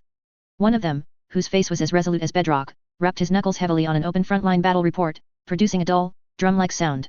His voice was not loud, but it was as powerful as a Warhammer striking the ground, aimed directly at Warren. Inquisitor Warren, take your eyes off the data slate. Look at this battle report. Look at those cold numbers and blood-stained maps. The Necron dynasty's metallic tide is upon us. The pressure on the Kadayan gate has never eased. If the Rostov defense line collapses, the entire northern gateway of the Mariupol sector will be completely open. His gaze swept across the room, carrying an undeniable sense of urgency. Governor Chen Xi's expeditionary force is currently the only dam capable of holding back that metallic flood on this front line. Do you intend to personally destroy this great wall at such a critical moment? Another leaned slightly, facing Warren, his voice low but as clear as a blade scraping bone. Do not forget, the one you are accusing at this moment is the Supreme Commander, leading thousands of the Emperor's angels and millions of Astra Militarum soldiers, currently fighting valiantly on the front line, maintaining the defense. Any hasty, reckless action that triggers internal strife and leads to the collapse of the defense line, can you bear the immense guilt? Their stance was stark and brutal. The survival of the front line superseded all accusations of procedural justice. Many more gazes, during Warren's impassioned statement, had already subtly shifted to the encrypted copy of Chen Xi's file on the table, marked with the prominent Lord Inquisitor of the Pacification Order Authority identifier. In those gazes, there was doubt, there was scrutiny, but deeper down, there was a natural reverence for the Lord Inquisitor authority personally bestowed by the Emperor, and a potential unspoken acquiescence to a commander operating in a complex frontline situation, bearing the heavy responsibility for the Imperium's survival, exercising discretionary power in extreme circumstances. When Warren vehemently demanded that sector headquarters immediately authorize sanctions, more than one Grand Inquisitor leaned back slightly in their high-backed chairs carved with the Emperor's majestic holy image, their hands clasped in front of them, displaying silent but clear disapproval. Their gazes either lowered to scrutinize documents or turned elsewhere to avoid Warren's burning gaze. Finally, the presiding Inquisitor Grand Master, a middle-aged man whose face was as serene as an ancient, unruffled well and whose eyes were as sharp as a hawk, gently but unequivocally tapped the table with a finger covered by a cold adamantium gauntlet. His steady voice, like a final, definitive hammer blow, instantly quelled the lingering echoes of Warren's excited words. Inquisitor Warren, his voice was calm yet carried immense weight. Headquarters acknowledges your loyalty to duty and your fervent defense of the Imperium's purity. The seriousness of the matters you accuse cannot be ignored by anyone. He surveyed the room, his sharp gaze sweeping over every face, whether solemn, pensive, or anxious. However, procedure is justice, and procedure is also the cornerstone upon which the Imperium has stood for 10,000 years. Such grave imperial-level matters concerning serious criminal accusations and exterminatus pre-plans, according to the Inquisition internal ordinances and the Holy Terra edicts, require the final judgment to be made by sector headquarters or even the High Lords of Holy Terra. Or at the very least, a detailed, independent, and comprehensive cross-examination and evidence verification process must be conducted by a special investigation committee at headquarters. He deliberately paused, emphasizing his words, his gaze once again fixed on Warren, with undeniable authority. At the current stage, this is merely information transmission and preliminary risk assessment. Inquisitor Warren's report and attached evidence have been formally recorded and archived by headquarters. Headquarters will carefully consider all key factors, including the frontline situation, technological risks, A&D, commander authority, and will handle subsequent matters strictly in accordance with regulations. These words clearly and unequivocally pressed Warren's fervent sword, eager for immediate striking, firmly onto the cumbersome, lengthy, yet unassailable grindstone of procedure. Chapter 575, Imperial Night Test. Rostov 340 World, Silent Furnace Outer Testing Grounds. Beneath the towering adamantium dome, an array of blinding, high-intensity lights scorched the testing grounds like the core of a star. Rising heat waves distorted the air, blurring the outlines of distant servo-mechanical arms into shimmering phantoms. The intense scent of ozone, the sweet, burning tang of molten metal, and the cold chemical aroma of coolant mixed and rose, forming the unique, raw, infernal breath of a forge world. Massive servo-mechanical arms, like dormant steel behemoths, hovered at the edge of the testing grounds. Their thick hydraulic joints emitted a low, continuous hum, and the network of conduits subtly pulsed with the high-pressure fluid within, like the beating veins of a giant beast. Maria Lingguang sat in the heavily armored cockpit of the Imperial Knight prototype. The Psyker shield technology, originating from ancient ruins, had been refined into a working model, now embedded in the core of this prototype at the cost of confining a Psyker within the mech as a battery. Maria was not a Psyker, but the technology, refined by the Watcher, granted her the potential to wield Psyker power. She took a deep breath, the cold air mixing with the circulated and filtered synthetic atmosphere. Her fingers, steady and precise, traced across the control panel, which was covered in sacred runes and binary prayers, activating the prototype system. Hum.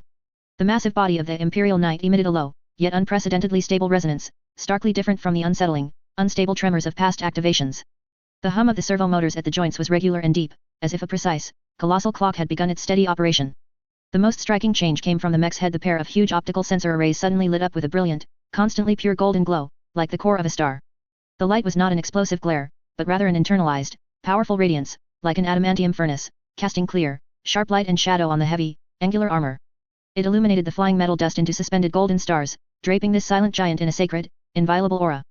Psyker shield prototype activated successfully. Energy readings stable, resonant frequency precisely locked, fluctuation rate below 0.03%. Sage Oligana's emotionless synthetic voice came through the encrypted communication channel, with the low hum of the Cognito Hazard Array's high-speed calculations in the background, like billions of data bees perpetually fluttering their wings. Initiating basic movement and close-quarters combat sequence tests. Maria's voice carried a hint of taut anticipation. Each time the heavy adamantium greaves lifted and fell, it was accompanied by the deep, powerful sigh of the hydraulic system and the clear, resonant clang of adamantium on adamantium. Sage Oligana's voice chimed in synchronously, basic movement test sequence executing, steps stable, rhythm clear, forward, backward, lateral, and pivot movements precise and fluid, no lag reported. Ground feedback tremor consistent with preset model. As soon as the movement ended, the mech's posture instantly shifted. The main load-bearing joints roared like muffled thunder, and the massive power sword, gripped in both hands, tore through the air with a terrifying, rolling thunder-like howl. Sage Oligana's report followed closely, close-quarters combat simulation sequence initiated, power sword swing trajectories complex and lethal, including horizontal slashes, vertical chops, lunges, and spins. Upper body multi-joint transmission coordinated precisely, power direction perfect. Air disturbance caused by swings consistent with expectations. Maria switched commands. The constant golden light from the Imperial Knights had suddenly intensified, energy flowing along the runic grooves on the armor's surface, converging and expanding a few meters in front of the mech. A high-frequency hum emanated from the air, and an invisible force field instantly solidified, forming a translucent, curved shield made of pure golden energy. Sage Oligana's voice stated robotically, Psyker shield generation test activated, shield form stable, energy flow solidified into a translucent arc. Withstanding high-speed kinetic projectile impact, only controllable ripple effects observed on shield surface, defensive efficacy met. Shield maintenance status good, peripheral electrostatic discharge within permissible limits. The shield dissipated, and the Imperial Knight raised a massive metal palm, pointing it at a distant target. The golden light around the mech surged, energy highly concentrated and shaped under the constraint of the stable field. Accompanied by a piercing shriek like tearing cloth, a thick, violent golden lightning bolt erupted from its palm. Sage Oligana's voice remained clear amidst the deafening explosion, Psyker lightning discharge test in progress, lightning in controlled, focused form, precise discharge. Target struck, impact area melted and vaporized, forming expected melt-through cavity. Residual energy dissipation pattern consistent with simulation. Report. Maria's voice betrayed an uncontrollable excitement, Psyker shield prototype operating efficiency far exceeds expectations. Psychic backlash suppression effect significant. Subjective psychic load reduced below safe threshold, stability factor assessed as gamma class. Mech basic control stability perfect. Close quarters combat action response fluid. Psyker shield generation stable, defensive efficacy met. Psyker lightning discharge precise and controllable, power consistent with expectations. She could clearly feel that the cold steel body and the surging Psyker power had become the most direct extension of her will. On the observation gantry, Hather stood with her arms crossed, like a silent sentinel statue, before the thick, high-strength observation window. Below, the Imperial Knight was bathed in a constant golden glow, like a sacred creation stepped out of Adeptus Mechanicus scriptures, exuding a sense of pure physical power and cold, inhuman precision. Her molten gold eyes reflected that stable, pure light, and the controlled yet still violent trajectory of the lightning. The sight before her should have ignited hope, a new weapon capable of countering the forces of Xenos and chaos defilement. However, a deeper, more ancient instinct churned within Hather's heart. That brilliant golden light, that tamed Psyker lightning, instantly pulled her back to the burning star sea of the Great Crusade. She seemed to see again twisted Psykers screaming and self-immolating in the corridors of warships, witnessed comrades corrupted by warp whispers turning their guns on their brethren, and felt the soul-freezing tremor when Psyker storms tore through the void. These were scars etched deep into her genes and memory, a deep-seated aversion and vigilance towards Psyker power, the most unstable and corruptible force in the universe. Technology itself is neither good nor evil, Hather knew deeply. This stable field might indeed become the nightmare of the Emperor's enemies, a sturdy shield. But its core still confined to Psyker, drawing power from the abyss of the warp. How long could that resonant dam hold against a true torrent of chaos?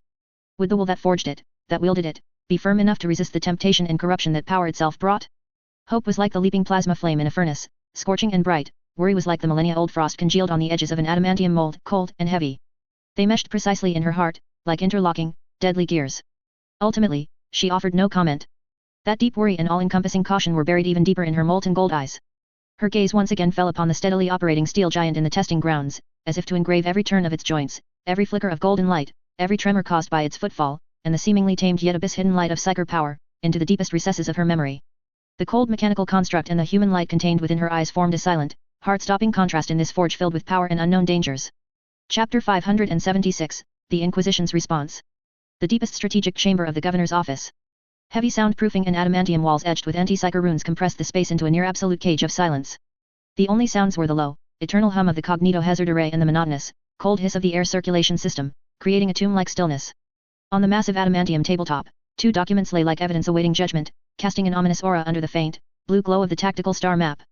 One was a specially treated parchment, emblazoned with the Inquisition's glaring eye insignia, its crimson wax seal like congealed blood that was Inquisitor Qasim Warren's report, burning with personalized hatred and fervent accusations. The other was rigorously formatted and impeccably worded, bearing the cold electronic seal of the Mariupol Sector Inquisition headquarters. This was a formal notice from within the system, carrying the institution's characteristic dehumanizing chill. Chen Xi was slumped in the shadows of a high-backed chair, his knuckles unconsciously tapping the cold adamantium tabletop, making a regular, soft tap sound that, in the dead silence, resembled a countdown. His gaze first fixed on Warren's report. The deliberately bolded words were like poisoned daggers, piercing his vision: confirmed authorization identification codes on record, direct dealings with the abhorrent AI entity Watcher, severe violation of imperial law in the machine cult, an unforgivable grave sin, acquired technology not yet found to have overt contamination, yet its source is inherently defiled, containing unpredictable risks of disaster. The Rostov subsector has become a major source of instability due to this technology, and the core containment object Blackstone Prison 7 strongly recommended raising surveillance level to purification, requesting authorization to formulate and prepare exterminatus level final purification protocols. The report was filled with Warren's personal fanatical paranoia and undeniable accusations, every word brutally branding the technological dawn that had just blossomed in the testing grounds with the shameful mark of heresy and defilement. The tapping suddenly stopped. Chen Xi picked up the more official, colder Star Sector Tribunal document copy. The paper's touch transmitted an inorganic chill through his fingertips. It was written in standard High Gothic, detailing the sector headquarters' final ruling.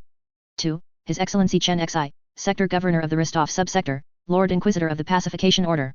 From Internal Affairs Coordination Office, Mariupol Sector Inquisition Headquarters. Subject: Inquiry and request for self-investigation regarding potential risks of specific activities in the Rostov subsector. The lengthy and cold document reiterated the core accusations of Warren's report: severe violations of imperial law, the machine cult, and the abominable intelligence prohibition, constituting the highest level of heresy suspicion, posing potential catastrophic risks to imperial security, and endorsed the recommendations for elevated surveillance and preparatory purification protocols. However, based on current information and comprehensive considerations, the sector headquarters made a crucial decision. No final guilty/not guilty verdict has yet been rendered on Inquisitor Warren's accusations. No authorization has yet been granted to raise the surveillance level of the Rostov subsector. No authorization has yet been granted to initiate any form of purification protocols. The factors considered were listed one by one. Nature of evidence and assessment complexity, the involved technology and its source entity, Watcher, fall outside conventional cognitive scope. Final assessment authority should belong to the Martian Fabricator General or higher level institutions on Terra.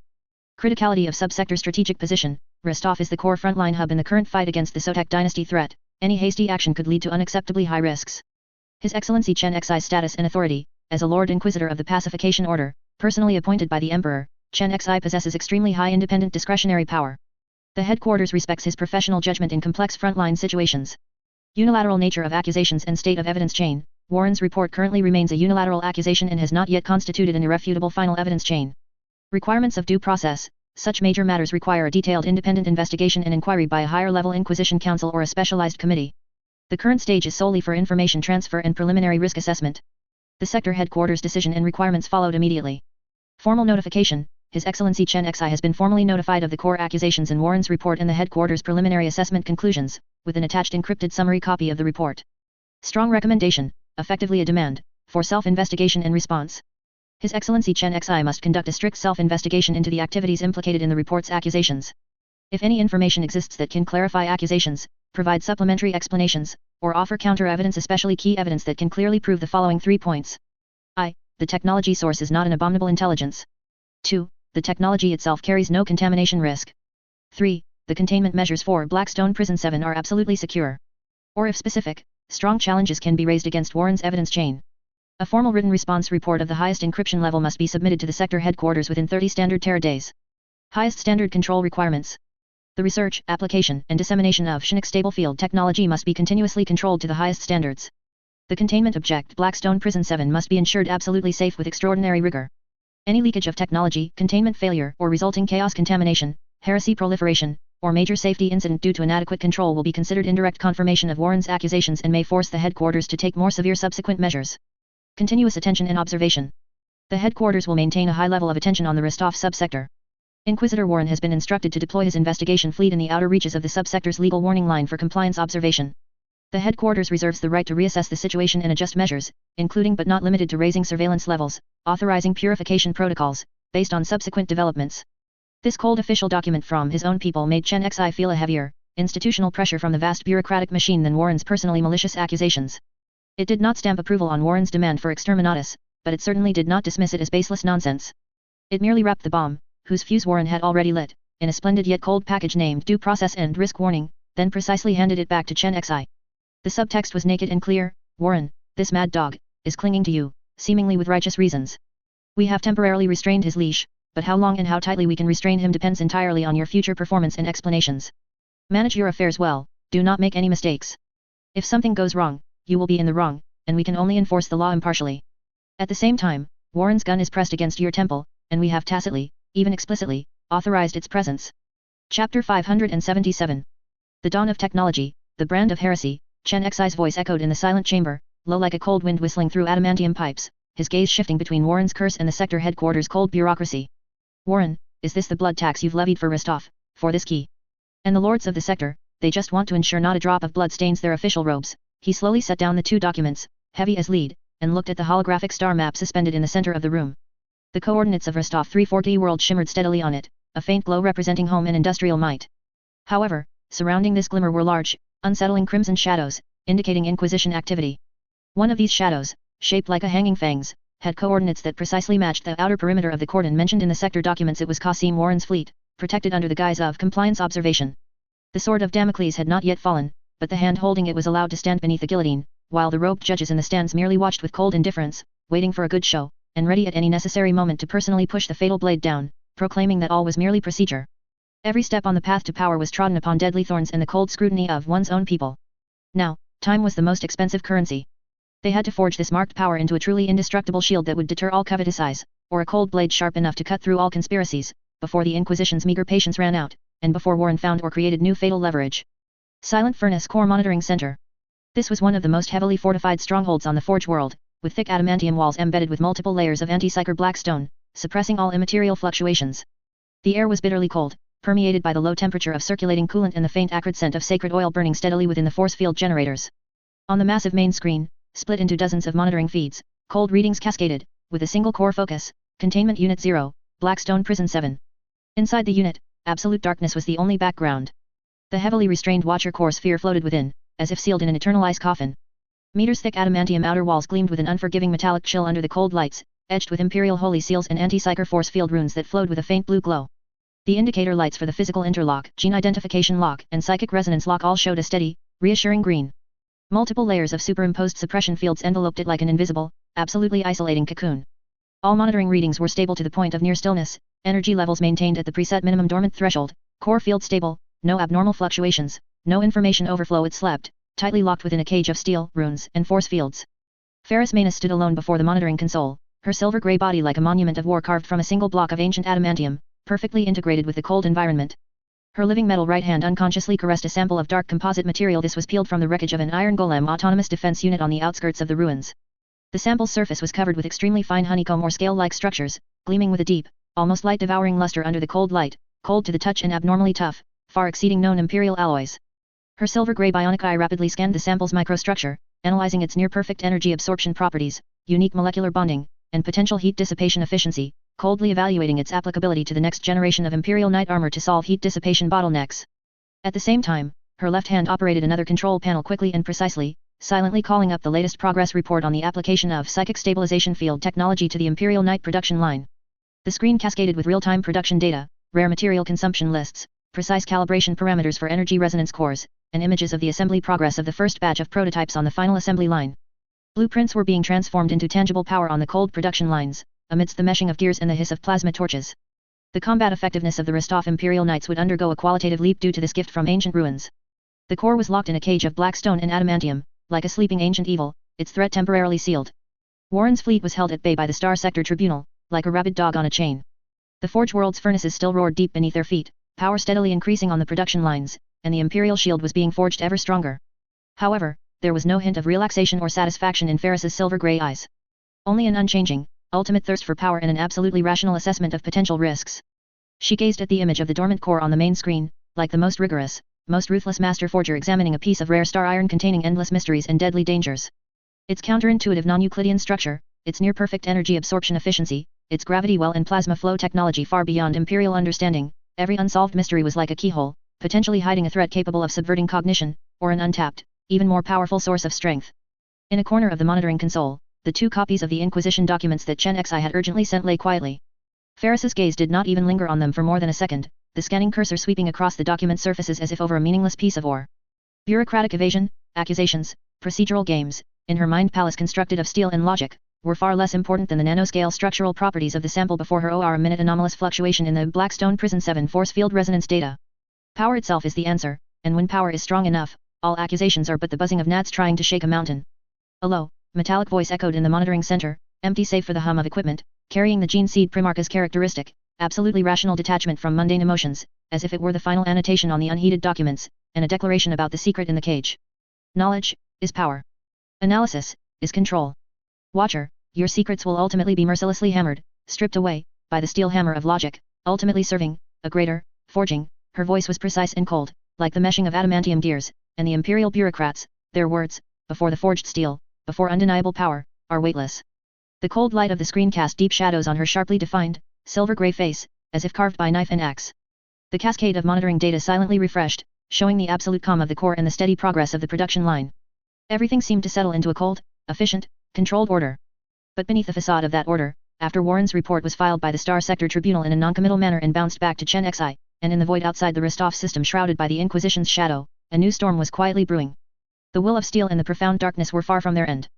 The Forge World's furnaces burned even more fiercely, both to forge a mighty shield to protect humanity's domains and to meet the inevitable, even more severe trials to come, trials not only from the enemies of the galaxy, but also from those who held the law, watching with cold eyes, their own people, and the sleeping, cold creations from humanity's golden age deep within the cage. Chapter 578, Medusa. The top-floor office in the core tower of the Rostov II planetary governor's office transcended the scope of a typical administrative space, resembling more a strategic sanctuary dedicated to cold wisdom and iron-blooded will. The air, a mixture of subtle ozone from precision machinery and the dusty scent of aged parchment, was filtered to an exceptional purity by an efficient climate control system. Beyond the colossal observation window, which spanned an entire wall, lay the ceaseless steel jungle of the subsector capital and the cold light streams of orbital ports, swallowing and disgorging stars, forming a grand and silent backdrop. The interior decor was minimalist, with lines so stark they were almost sharp. The only ornament bore a strong mark of conquest, the meticulously disassembled remains of a Necron's warrior, displayed within a reinforced glass containment unit. Its shattered, emerald-colored metallic skeleton refracted an unnatural, geometric beauty under the cold light, like a frozen alien nightmare, silently proclaiming the formidable authority of its owner Chen Xi, the Rostov subsector governor and Lord Inquisitor of the Pacification Order, as well as his profound understanding of the alien threat. The heavy alloy door slid open silently. Ferris Manus stepped into this domain belonging to Chen Xi. Even reborn as a female, the gene seed Primarch's imposing physique still exuded an oppressive presence like a mobile fortress, each step carrying immense weight. The liquid metal gorgon skin covering her right arm to her scapula flowed slowly, shifting in dull silver hues under the light, as if possessing a cold, living pulse independent of her will. Her gaze, sharp as a probe, swept across the room, only to freeze abruptly upon encountering a carefully designed shadow in the office's depths. Hathor, the embodiment of past glory and betrayal, stood there silently, like a statue cast from remorse and power. In that instant, an invisible current crackled in the air, the scorched earth of Istvan V, the pungent smell of gunpowder, and the chilling gleam of the demon sword laurel as it fell, all surged forth, carrying with them millennia of resentment and pain. Hathor merely nodded almost imperceptibly, with a deliberate air of indifference and restraint. She said nothing, but her form smoothly receded half a step, merging deeper into the shadows. This was a deliberate yielding, stemming from the calm consideration of a victor. She had won that duel, and now chose to avoid igniting unnecessary sparks during this sensitive meeting. Behind the desk, Chen Xi did not rise to greet her. The mirror-smooth obsidian desktop reflected the sharp contours of his profile and the rose emblem, symbolizing the highest authority of the Pacification Order, as if carved from solidified blood. The data slate in his hand emitted a faint blue light. But his deep-set eyes pierced through the light screen, settling steadily on Ferris, his gaze containing not just insight, but a calm, all-encompassing power. Primarch, his voice was not loud, yet it cut through the silence of the space with exceptional clarity, carrying a business-like steadiness, the development progress of the Imperial Knight-type mecha. Ferris forced her gaze away from the shadows. The luster of the liquid metal covering her right arm seemed to dim a few shades with the effort, mirroring the turmoil within her. The prototype has entered the testing phase, her reply was low, with the abrasive texture of metal. But a nearly imperceptible tension at the end of her words betrayed her momentary wavering. You summoned me for more than just a progress update. Chen Xi gently placed the data slate on the desktop. His fingertips elegantly met, placed before him. His posture seemed relaxed, yet it held a rock-solid confidence. He looked directly at Ferris. His gaze seemed capable of stripping away the gene seed Primarch's thick spiritual armor, reaching her core. Indeed, Ferris Manus. He paused deliberately, letting the weight of his words settle in the silence. I have a more fundamental question. His voice became low and solemn. Do you still remember your legion? The 10th Legion, named after your iron hands, which once hammered fear and victory deep into the galaxy's bones. A heavy lead curtain crashed down. Ferris's straight spine seemed to be struck by an invisible sledgehammer, producing an almost imperceptible tremor. The streaking lights of shuttles outside the window swept across her sharp-featured face, illuminating the immense pain embedded deep in her eyes, like solidified volcanic lava. Istvan v. Fulgrim's face, twisted by chaos, both familiar and alien. The shriek of the demon sword laurel tearing through the air. The absurd lightness as her head separated from her body. And, more piercing, more eternally echoing the despairing wails of her legion's sons, erupting at the moment of her fall, enough to tear apart the star sea. That sound, like a maggot clinging to bone, spanned 10,000 years and still buzzed deep within her skull. 10,000 long years. Through Chen Xi's cold, scalpel-like archives, she had clearly witnessed how her iron sons had twisted, deformed, and plunged into an abyss after the agony of losing their Gorgon's head. They had twisted the maxim of flesh is weak into a complete negation and desecration of flesh itself. New recruits had their left hands amputated upon enlistment, doomed to a lifetime of endless mechanical replacement. They even regarded the bodies of fallen comrades as recyclable parts, a complete betrayal of her original intention to strip her own arms of living metal. She knew that over-reliance on external objects would ultimately corrode the foundation of will. They had slaughtered the ardent fighting spirit, hot as a furnace core, bestowed by the Medusa tribes. They dismissed all emotions as human weaknesses. Under the cold logic of the tempering councils, they blamed the Horus heresy on this. They cloaked all acts of extermination in a reasonable guise. They desecrated her legacy. They attempted to piece together pathetic mechanical puppets, false primarchs, from fragments of her skull and metal arms. They staged a blasphemous farce that enraged Vulcan. They allowed their power structure to disintegrate. The Iron Council devolved into a gladiatorial arena for clan self-interest and infighting. Each tribe maintained its own armed forces. Her ideal of a legion like an iron fist had long since turned into cold iron filings. They forged a deformed alliance with the Adeptus Mechanicus. The Iron Fathers forcibly stitched together the Emperor's faith and Mechanicus dogma. Technology became a cold religious ritual. And her core belief that technology serves human sublimation was utterly forgotten in a pile of scrap metal. Witnessing all this, a pure, star-burning rage had roared in her chest, almost completely breaching the dam of her sanity. Purge. Scrape this twisted creation entirely from the Imperial Iron backbone. It was Chen Xi. It was Chen Xi who, with the sharp sword of his frozen logic, cut through her torrent of fury. He cruelly and clearly laid before her the dark vision of the Empire's future, torn apart by the Great Rift, filled with despair and destruction. After a long cooling period, the bitter lava solidified into a heavy cornerstone named responsibility. Their root of corruption is deeply embedded in my downfall. It was I who first failed them. This heavy self-reproach. This almost compassionate forgiveness, stemming from the responsibility of a gene seed primarch. It was the only bitter, rust-tinged gift she could offer her children at this moment. I understand your forgiveness, Ferris. Chen Xi's voice rang out, as if directly touching her tumultuous thoughts. He leaned forward slightly. The Inquisitor's eyes, like an astronomican beam piercing through the mists of the soul, precisely locked onto the storm's epicenter within her heart. But forgiveness does not equate to absolution of their sins. His tone suddenly became as sharp as a blade of judgment. The red line crossed by the Iron Hands committing genocide in the name of logic, desecrating humanity and the Emperor's true will in pursuit of a false purity. These crimes themselves do not deserve to be forgiven, they only deserve to be judged. His slender finger swept across the desktop. A deep, rotating holographic star map, glowing with cold blue light, instantly appeared. The Medusa system slowly revolved within it, like an ancient, rust-covered magic box waiting to be opened, exuding a dangerous yet alluring aura. The Imperium of Man does not have the luxury to indulge in fairy tales of salvation, Primarch. Chen Xi's voice was firm and decisive, carrying a heavy and urgent sense of mission.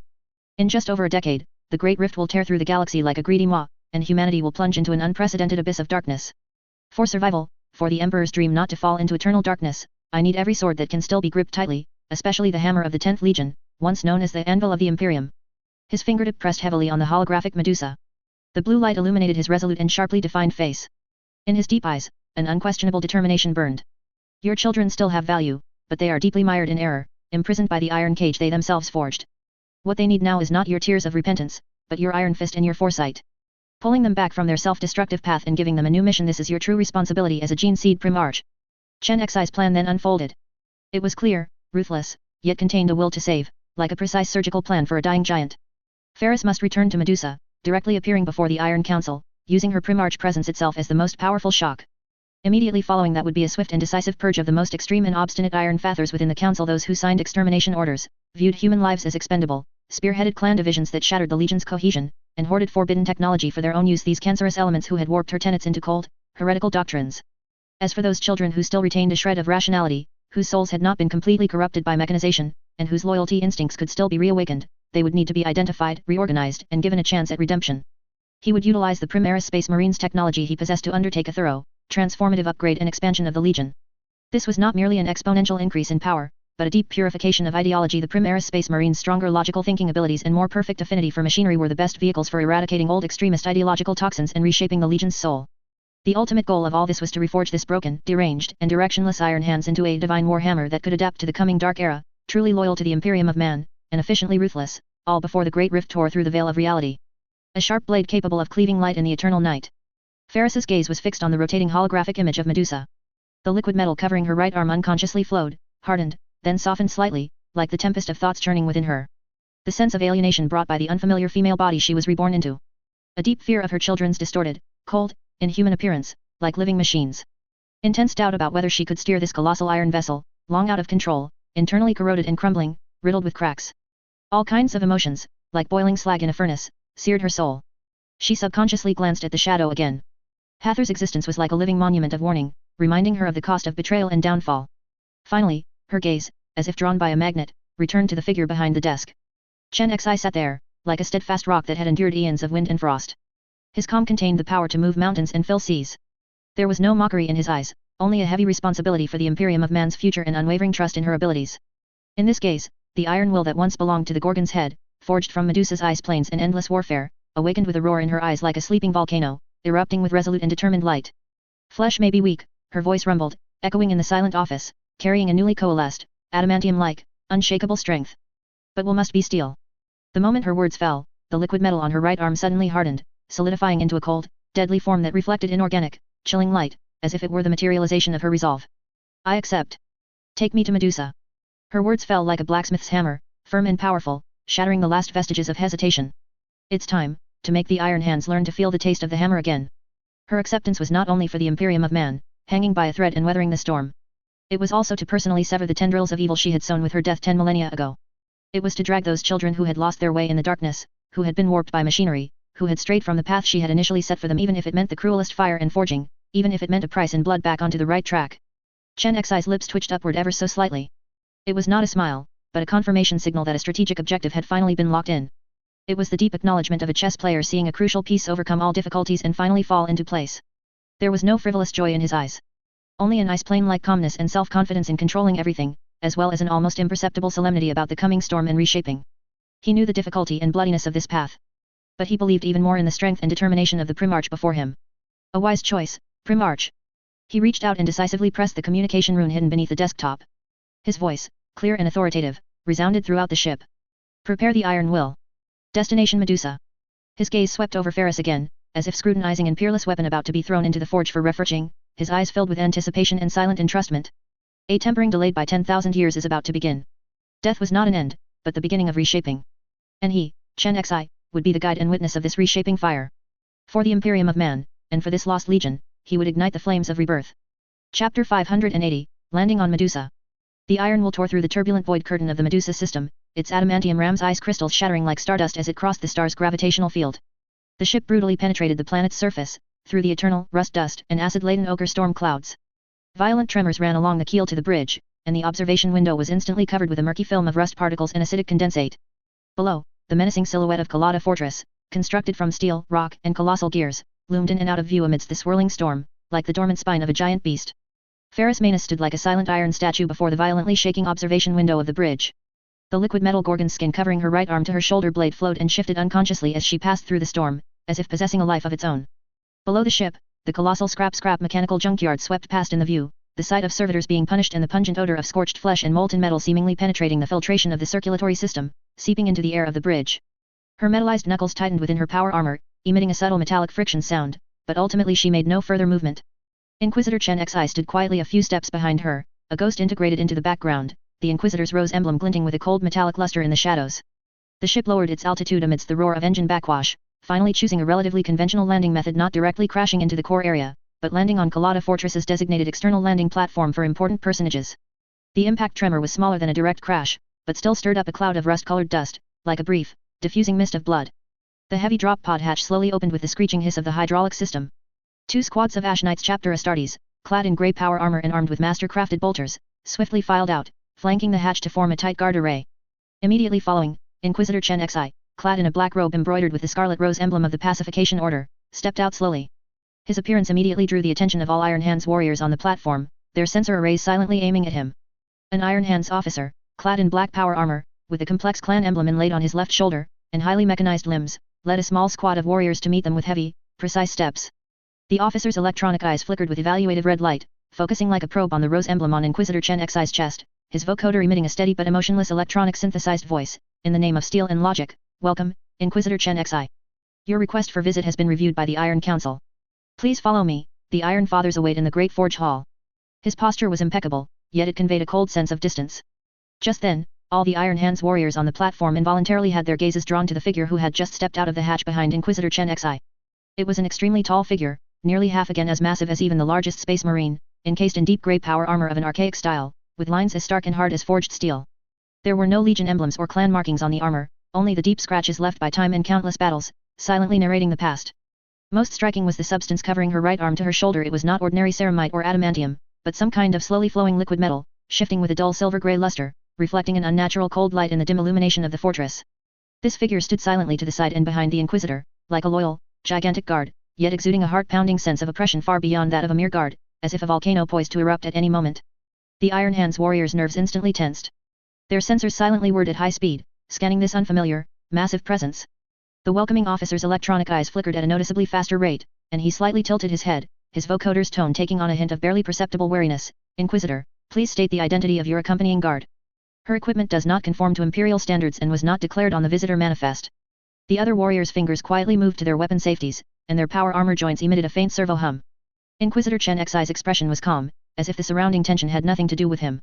He spoke indifferently, his voice clearly cutting through the howling wind on the platform, imbued with the inherent authority of an Inquisitor. She is my advisor and security for this journey. Her identity will be revealed later in the Great Forge Hall, before the Iron Council. Now, lead the way. His tone brooked no argument. The welcoming officer's processor was clearly performing complex logical calculations, data streams rapidly scrolling within his vision. Finally, he gave a stiff, slight nod. As you command, Inquisitor. This way, please.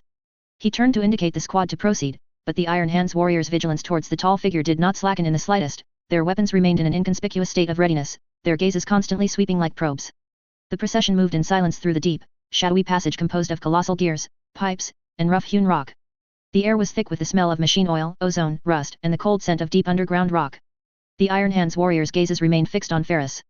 They were puzzled by her physique and sense of power, which far surpassed that of a typical Astartes, and wary of her non-standard armor and absolute silence. Most importantly, that flowing liquid metal right arm, it was like a key, forcibly unlocking fragmented information, almost dust-covered by logic, buried deep within the Legion's ancient memory banks. In the corner of some warrior's vision, retrieved blurry historical image projections began to flash, a partial fresco depicting Gene Seed Primarch Ferris Manus wielding a massive hammer, her right arm gleaming with silver light. Data annotation, Gorgon's skin, the legendary living metal of the Gene Seed Primarch. An indescribable agitation, stemming from the deepest parts of the Gene Seed, began to stir in the hearts of some veterans. Cold logical thought clashed intensely with an unanalyzable, instinctive attraction and reverence, causing the temperature readings of their internal systems to slightly rise. When the procession reached the colossal bronze gate, thick as a mountain, carved with the emblems of the 10 great clans, the entrance to the Great Forge Hall, the air seemed to solidify. At the end of the passage, there was only the low rumble of gears turning and the hiss of hydraulic systems. The atmosphere had tightened to a critical point. The welcoming officer raised his highly mechanized arm, preparing to touch the runic array on the side of the door to open it. At that very moment, Ferris, who had been silent as a mountain, standing to the side and behind Inquisitor Chen Xi, took a step forward. The step was not fast, but exceptionally heavy, the metallic boot sole striking the steel floor with a dull, thunderous crash that shook dust from the passage walls. She ignored everyone and walked directly towards the closed colossal gate. Halt! Unknown individual. The welcoming officer's electronic voice instantly rose, filled with a stern warning. He and the other warriors' weapons instantly rose, the muzzles of their bolters all pointing at Ferris. Chapter 581 The Gorgon returns. The moment Ferris took that step, her presence radiating without reservation, the 2 Iron Hands veterans closest to her, their highly modified and stable bodies stiffened abruptly. Their bionic eyes under their helmets suddenly widened. An ancient and sacred resonance, originating from the depths of their bloodline, pierced through all their mechanical logic defenses like high-voltage electricity. The sharp alarm of an overloaded processor shrieked within their craniums, but a more fundamental realization than any logical code exploded like a divine revelation, drowning out all warnings. No, impossible, but this feeling. Gorgon, it's her. One of the veterans let out a hoarse, almost distorted cry of alarm. The servo motors in his knee joints emitted a series of grating clunking sounds, as if struggling against an invisible force, eventually bending uncontrollably, and he dropped heavily to one knee with a thud. The heavy power armor striking the ground produced a loud sound of metal deforming. The other veteran staggered back a step as if struck in the chest by an invisible warhammer, his bolter clattering to the ground, and he clutched his head, letting out a pained and disbelieving growl. Gene Seed. Father. But, form, logic error. Chaos. His voice was filled with the agony of cognitive dissonance. This sudden, violent reaction, like a spark thrown into boiling oil, instantly ignited a cognitive storm among all the Iron Hands warriors present. The welcoming officer's movements froze completely, his raised mechanical arm suspended in midair, his electronic eyes flickering madly, data streams washing over his vision like a waterfall, almost burning out his logic circuits. The internal communication channels of the other warriors were instantly overwhelmed by chaotic data and exclamations. Sergeant Khan is kneeling. What did he say? Gorgon. Sensors are going crazy. Biosignal, intensity, it's Primarch level. Confirmed. That arm. Look at that arm. Flowing silver, and what's recorded in the sacred texts. Gorgon's skin. Emperor above. Form parameters don't match. Logic error. High alert. Could be a simulated trap. All their weapons trembled slightly, the red dots of their aiming scopes wavered, yet no one could truly pull the trigger. That overwhelming presence and majesty, stemming from the gene seed, left the doubters with only instinctive fear and the chaos of logical collapse. Ferris was oblivious to the chaos, genuflection, roars, and shaking weapons erupting behind her. Her gaze, like a tangible force, pierced through the heavy bronze gate, as if she could see everything behind it. Her right fist, covered in liquid metal, slowly rose, aimed at the center of the gate, which was carved with the insignias of the 10 clans. No words, only action. The heavy bronze gate of the Hall of 10,000 Forges let out an unbearable, teeth-grinding metallic screech of distortion under the Primarch's punch, which contained supreme power. The thick servo systems at the hinges instantly overloaded, erupting in dazzling blue electrical sparks. With the deafening roar of an explosion, the giant gate burst inwards as if struck head-on by a battering ram. Heavy bronze fragments flew like cannonballs, smashing onto the cold metal floor of the hall with a continuous series of loud crashes, and dust filled the air. The scene inside the hall caused Ferris's pupils to contract sharply into cold pinpricks. The Iron Fathers of the 10 clans stood in a circle in the center of the hall, as if performing some cold and twisted ritual. Gleaming, cold metallic neural data cables extended from the interfaces at the back of their necks, like steel umbilical cords, densely entwining and connecting to a distorted mechanical puppet in the center. The puppet's outline vaguely mimicked the form of a Primarch, draped in crudely imitated fragments of edged breastplate, with several fake, dull Primarch skull fragments embedded where the skull should be, and her Gorgon emblem crudely etched on its chest. Unstable red light flickered in the puppet's eyes, and under the cold commands input by the Iron Fathers, it emitted meaningless, intermittent mechanical hums, like blasphemous prayers. Ferris's breaking through the door was like a supernova exploding in an enclosed space. The neural data cables extending from the Iron Fathers' necks suddenly tensed and trembled violently, the transmitted signal stream forcefully interrupted by an irresistible pressure, emitting a harsh electrical noise. The red light in the puppet's eyes flickered violently and erratically, and its movements froze. Astonishment, outrage, and a trace of deep fear, originating from the genetic level and forcibly suppressed, surged violently across their highly mechanized faces. Iron Father Gastoff's vocalizer was severely distorted by the intense emotional impact and system interference, emitting intermittent shrieks. False illusion. The Emperor's curse. How dare you, defile the sacred forge of 10,000 with such blasphemous things. Guards. Execute purification protocol. Immediately. Outside the shattered door, the sounds of conflict and clashing weapons from loyalist and extremist warriors faintly reached them. Battle had already erupted. Ferris said nothing.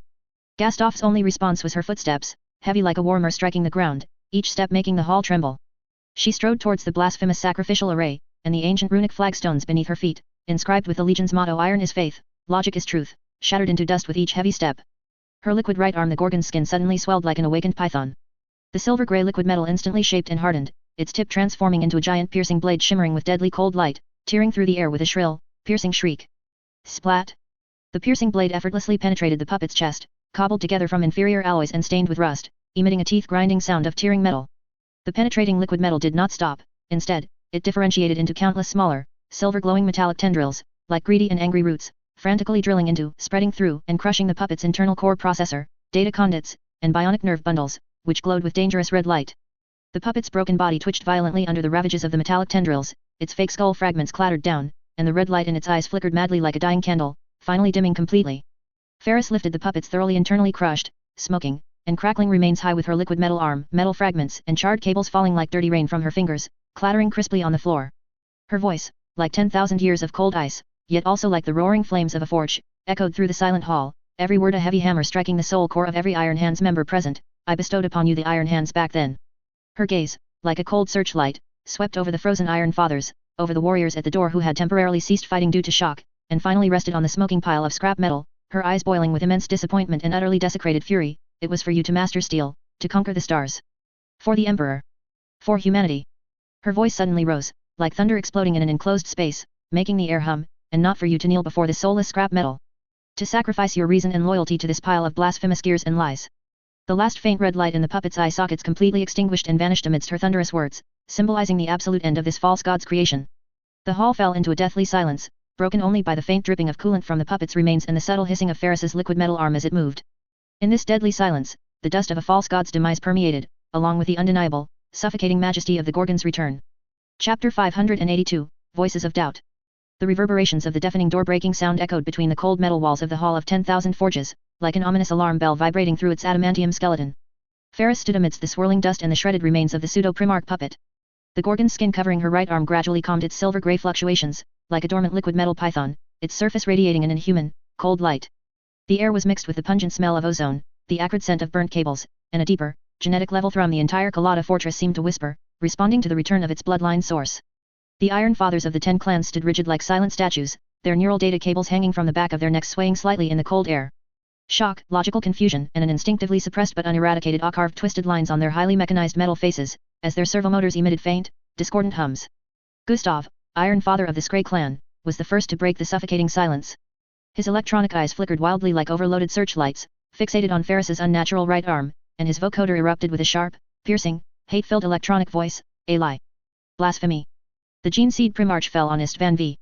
His sacred body was desecrated by the traitor Fulgrim. This arm. It reeks of Xenos technology. This is a trap. Intended to corrupt the pure logical foundation of the Iron Hands, to shatter our strength. He stomped forward, his power fist clenched, servomotors growling menacingly. She cannot possibly be the Gorgon. She is an imposter. Gustav's accusation was like a boulder thrown into stagnant water. Viridian, Iron Father of the Valen clan, immediately interjected, his voice carrying a technical coldness and deep skepticism. Sensor data, biological signal strength is indeed within Primarch level parameters, but morphological parameters show multiple significant deviations from the gene seed Primarch described in the Codex Astartes. Iron Father Gustav's questioning has a logical basis. Her identity must be verified according to the Imperium's highest and most stringent standards. Initiate gene print comparison from the fortress's core database. If necessary, add a soul essence scan. Until then, her identity is questionable, threat level, extremely high. The hum of high-speed processors in the hall suddenly intensified, like a restless swarm of bees. The extreme faction Iron Father's gazes sharpened like blades, and some neutral factions also showed wariness, the atmosphere as taut as a drawn bowstring, ready to snap at any moment. Just as this critical point was about to break, a calm yet adamantium-like voice, cutting through all the clamor, rang out. To question the return of a gene seed Primarch is a duty that any subject of the Imperium must approach with extreme caution, and it concerns the very foundation of the Iron Hands Astartes chapter's survival. Chen Xi slowly emerged from the shadow behind Ferris, a shadow symbolizing the absolute authority of the Inquisition, and stood slightly in front of her. His black Inquisitor's robe, embroidered with scarlet insignia, was like solidified night, and the Pacification Order Lord Inquisitor's emblem on his chest, a crest seemingly carved from congealed blood, reflected the cold gleam of imperial law and the highest authority of the Administratum. His gaze held no intense emotion, like a precise probe, slowly sweeping over every Iron Father present, finally resting on Gustav and Viridian, silently assessing the strength and potential flaws of each logical chain. Iron Father Gustav, Iron Father Viridian, Chen Xi's voice was not loud, carrying a business-like coldness and the unique gravitas of the Inquisition. Your vigilance aligns with the Astartes chapter's tradition of responding to potential threats, and your logical basis is not entirely unfounded. However, he then shifted his tone, his voice becoming graver. However, procedures must strictly adhere to the fundamental spirit of imperial law and the Codex Astartes. Any attack against an individual of unconfirmed identity, if their identity is later proven true, will constitute an unforgivable crime against a gene seed Primarch and the Emperor's will. The consequences are far beyond what a single clan or council can bear. The destructive implications hidden in his words caused the servojoints of several more cautious Iron Fathers to make subtle adjustment sounds, their logical cores rapidly calculating risks and responsibilities. He raised a hand, pointing to a control panel on the side wall of the hall, embedded with ancient runes and physical interfaces, a node connecting to the Kalata Fortress's core database, storing the chapter's most vital secrets, including the almost sacred gene seed Primarch blueprints sealed during the age of the Emperor. Therefore, by the authority granted to me by the Imperial Inquisition, and respecting the traditions and autonomy of the Iron Hands Astartes chapter, Chen Xi's voice was clear and cold. Like engraving commands onto a legal code, I demand that the Iron Council immediately execute the identity verification procedure, use the original gene print of gene seed Primarch Ferris Manus, sealed in the Kalata Fortress's core database, to perform live sample comparison on this individual. If the gene comparison results are inconclusive or cannot reach a consensus, a psychic essence scan, conducted by the highest-ranking librarian within the fortress or a neutral psyker designated by the Inquisition, may be added to assess whether her soul imprint matches that of the Gorgon as recorded in history. During the verification process, logical and memory questioning, based on early Medusa colonization records and key battle details from the chapter's founding, may be conducted as supplementary verification methods. Chen Xi's instructions were clear and logically rigorous, entirely based on the Imperium's common rules and the impeccable procedures that the Astartes chapter should follow when dealing with extreme identity doubts. With the absolute authority of the Inquisition, like an arbiter in control of the entire situation, he forcefully guided this volatile crisis into a controllable, procedural track, blocking any possibility of bypassing procedures to take direct hostile action. Before the final verification results are in, Chen Xi's voice suddenly became like a blade forged of ice, his gaze sharply piercing Gustav, and sweeping over others who were stirring. Any unauthorized attack or restrictive action against this individual will be considered a blatant challenge to the Inquisition's authority, and an act of treason against a potentially returned gene seed primarch. The consequences will be borne by the actors and their respective clans. He deliberately slowed down the last few words, letting their heavy weight press clearly on the logical core of every Iron Father, like a sword hanging over their heads. Iron Father Gustav's mechanical joints made a suppressed clack sound, and the servomotors of his power fist emitted a low growl, clearly struggling to restrain the surging logical conflict. Iron Father Viridian quickly assessed Chen Xi's demands, while Uldric, Iron Father of the Roquan clan, representing the relatively neutral faction, slowly nodded. His gaze moved between Ferris's liquid metal glowing arm and the inquisitorial rosette on Chen Xi's chest. The procedure is in accordance with imperial law and chapter tradition. On behalf of the Roquan clan, I agree to proceed with the verification. This individual, please cooperate. He looked at Ferris, his eyes complex, with lingering doubt but also a hint of calmness appeased by the procedural legitimacy. Ferris, throughout, was like a mountain in the eye of a storm, silently accepting the scrutiny and questioning. The liquid metal covering her right arm slowly flowed, its luster shifting, as if silently responding to the deep call from her bloodline and the cold scrutiny. She made no comment on Chen Xi's handling of the situation, only giving a very slight nod, indicating her acceptance of the procedure. Chapter 583, Verification passed. The verification process was moved to the deepest, most heavily guarded data vault verification chamber, resembling the core of a fortress. The air here was so thick it was almost solid, permeated with the scent of engine oil, coolant and the faint ozone emanating from ancient data cores. The heavy adamantium door rumbled shut behind them, sealing off the outside world. Ferris stood on the cold metal verification platform. Laquan clan tech marines, under the close supervision of Chen Xi and Uriel Iron Father, meticulously operated the precise gene probe equipment. A Legion librarian stood nearby, Chinook energy shimmering at his fingertips, ready to guide a Chinook essence scan if necessary.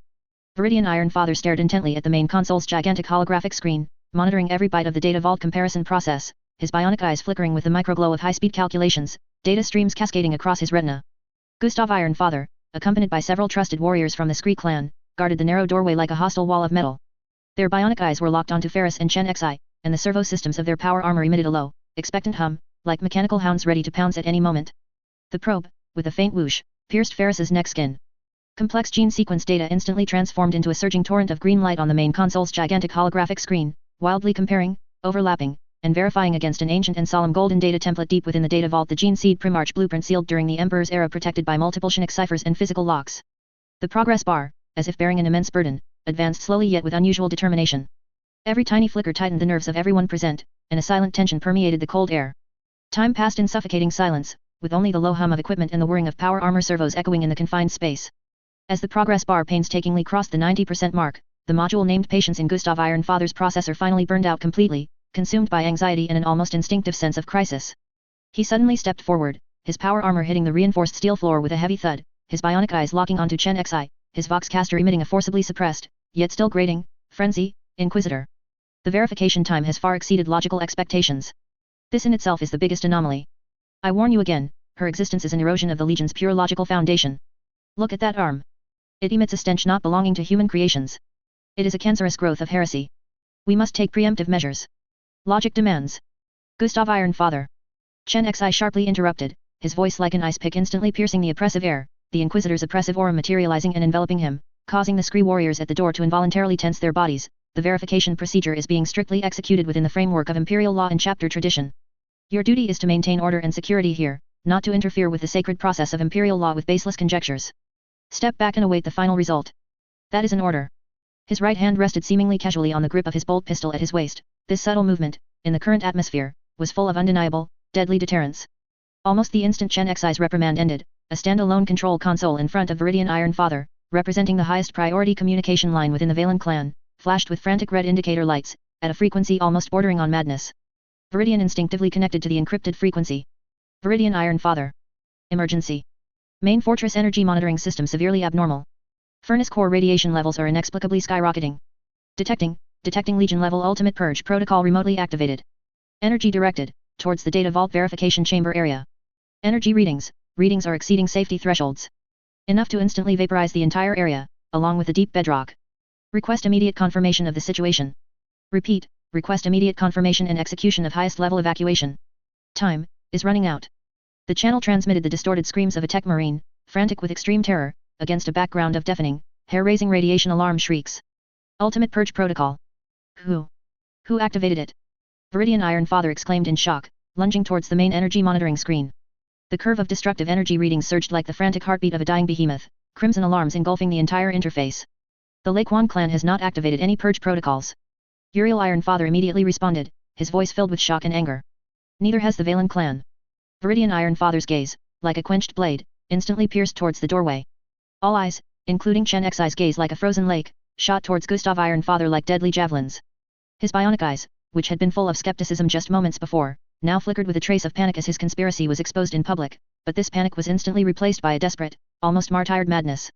He made no further excuses, his power armor engines roaring in fury, and he charged like an out-of-control battering ram, with a destructive aura, recklessly heading towards an extremely hidden red physical button next to the verification chamber's main console, marked with a prominent, dripping skull warning that was the final death switch for manually overriding and activating the ultimate purge protocol, ignoring all system locks. For the purity of the Legion. For the eternal triumph of logic. Heresy and imposters must be completely purged. In the name of iron. He roared, his heavy power fist, carrying the crushing force of 1,000 tons, tore through the air and slammed fiercely towards that red button of destruction. Stop him.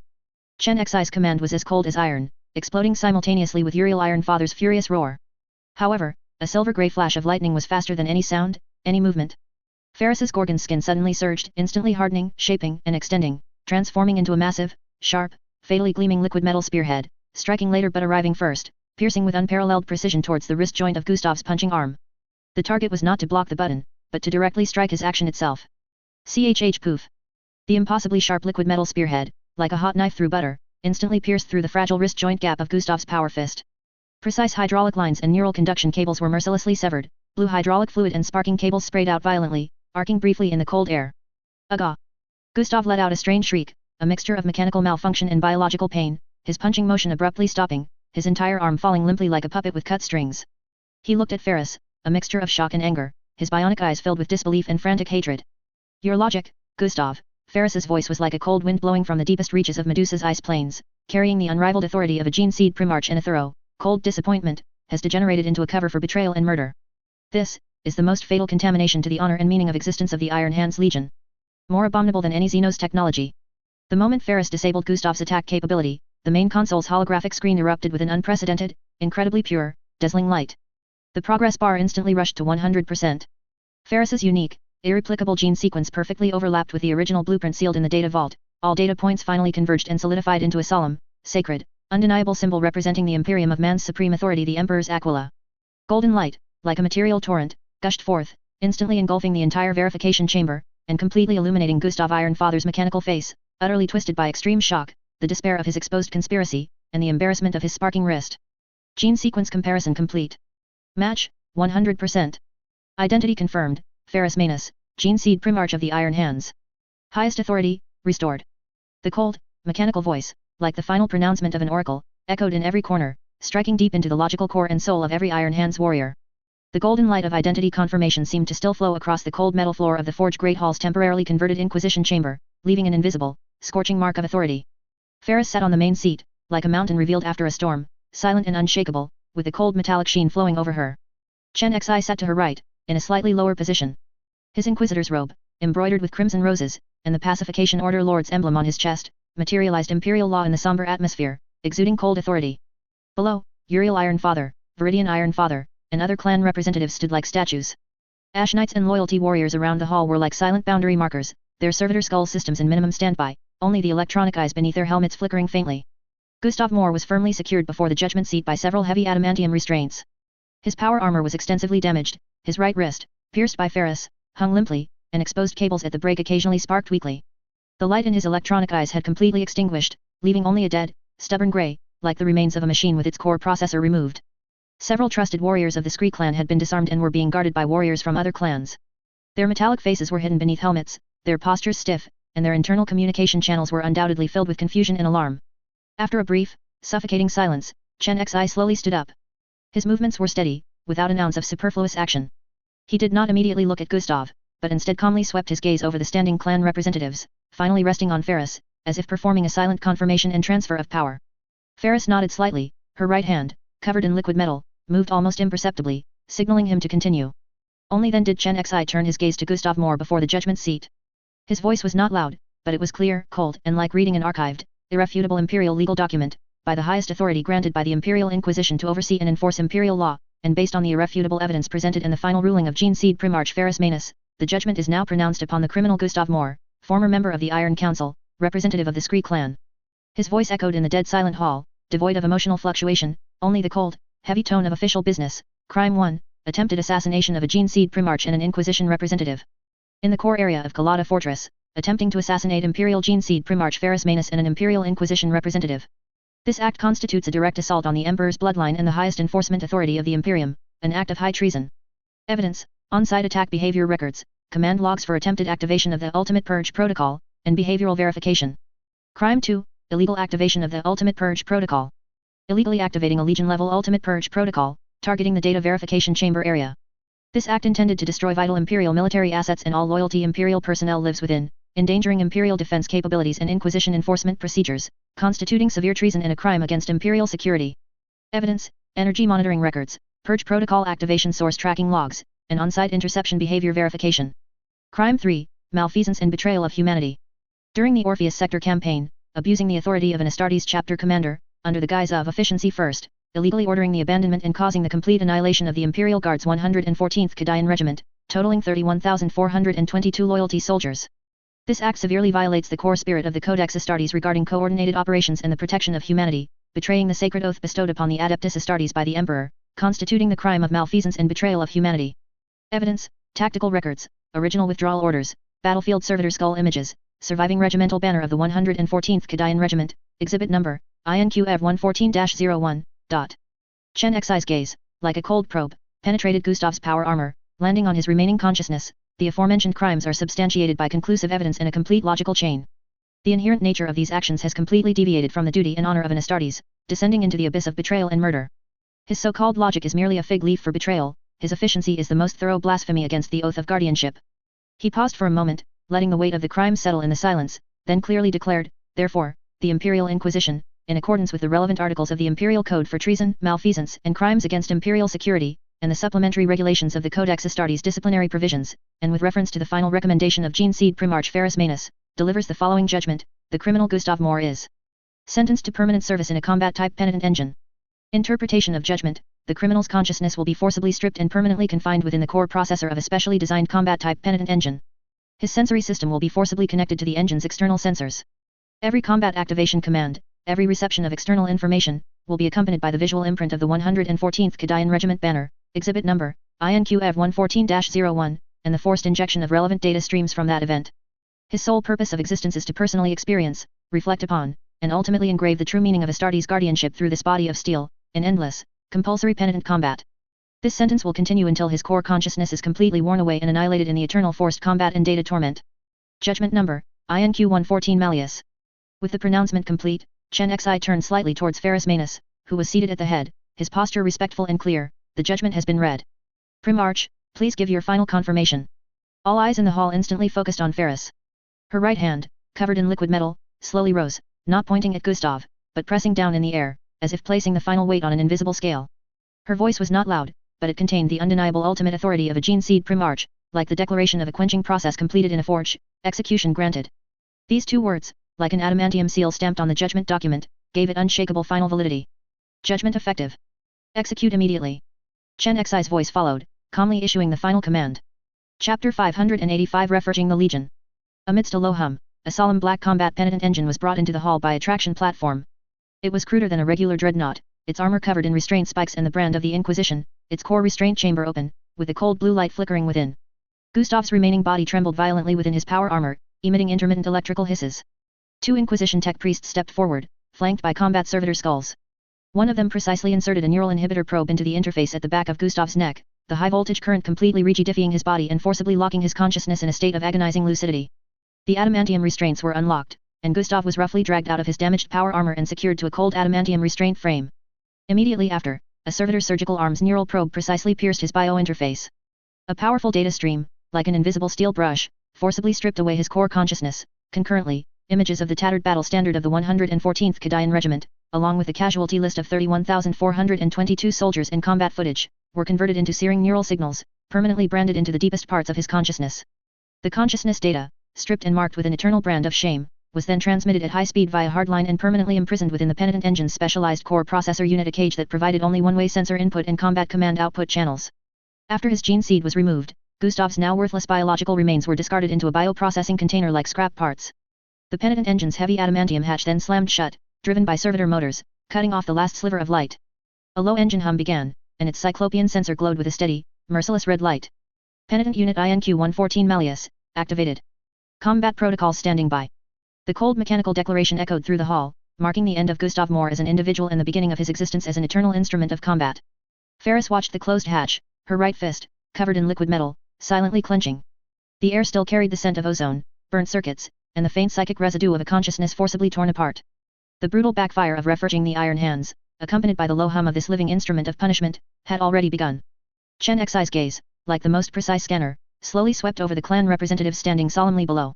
Uriel Iron Father bowed deeply, his posture conveying complete submission to the Primarch's authority and acceptance of the judgment, data cables hanging low.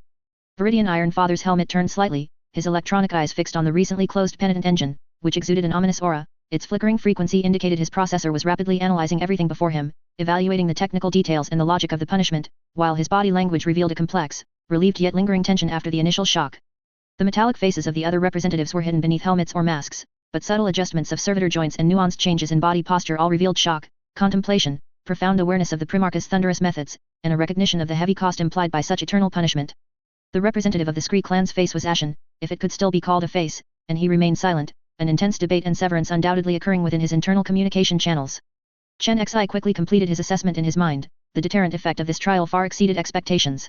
The public representatives of the extremist faction had been completely eradicated, and their followers were strongly deterred. The traditional faction had clearly submitted to the Primarch's authority.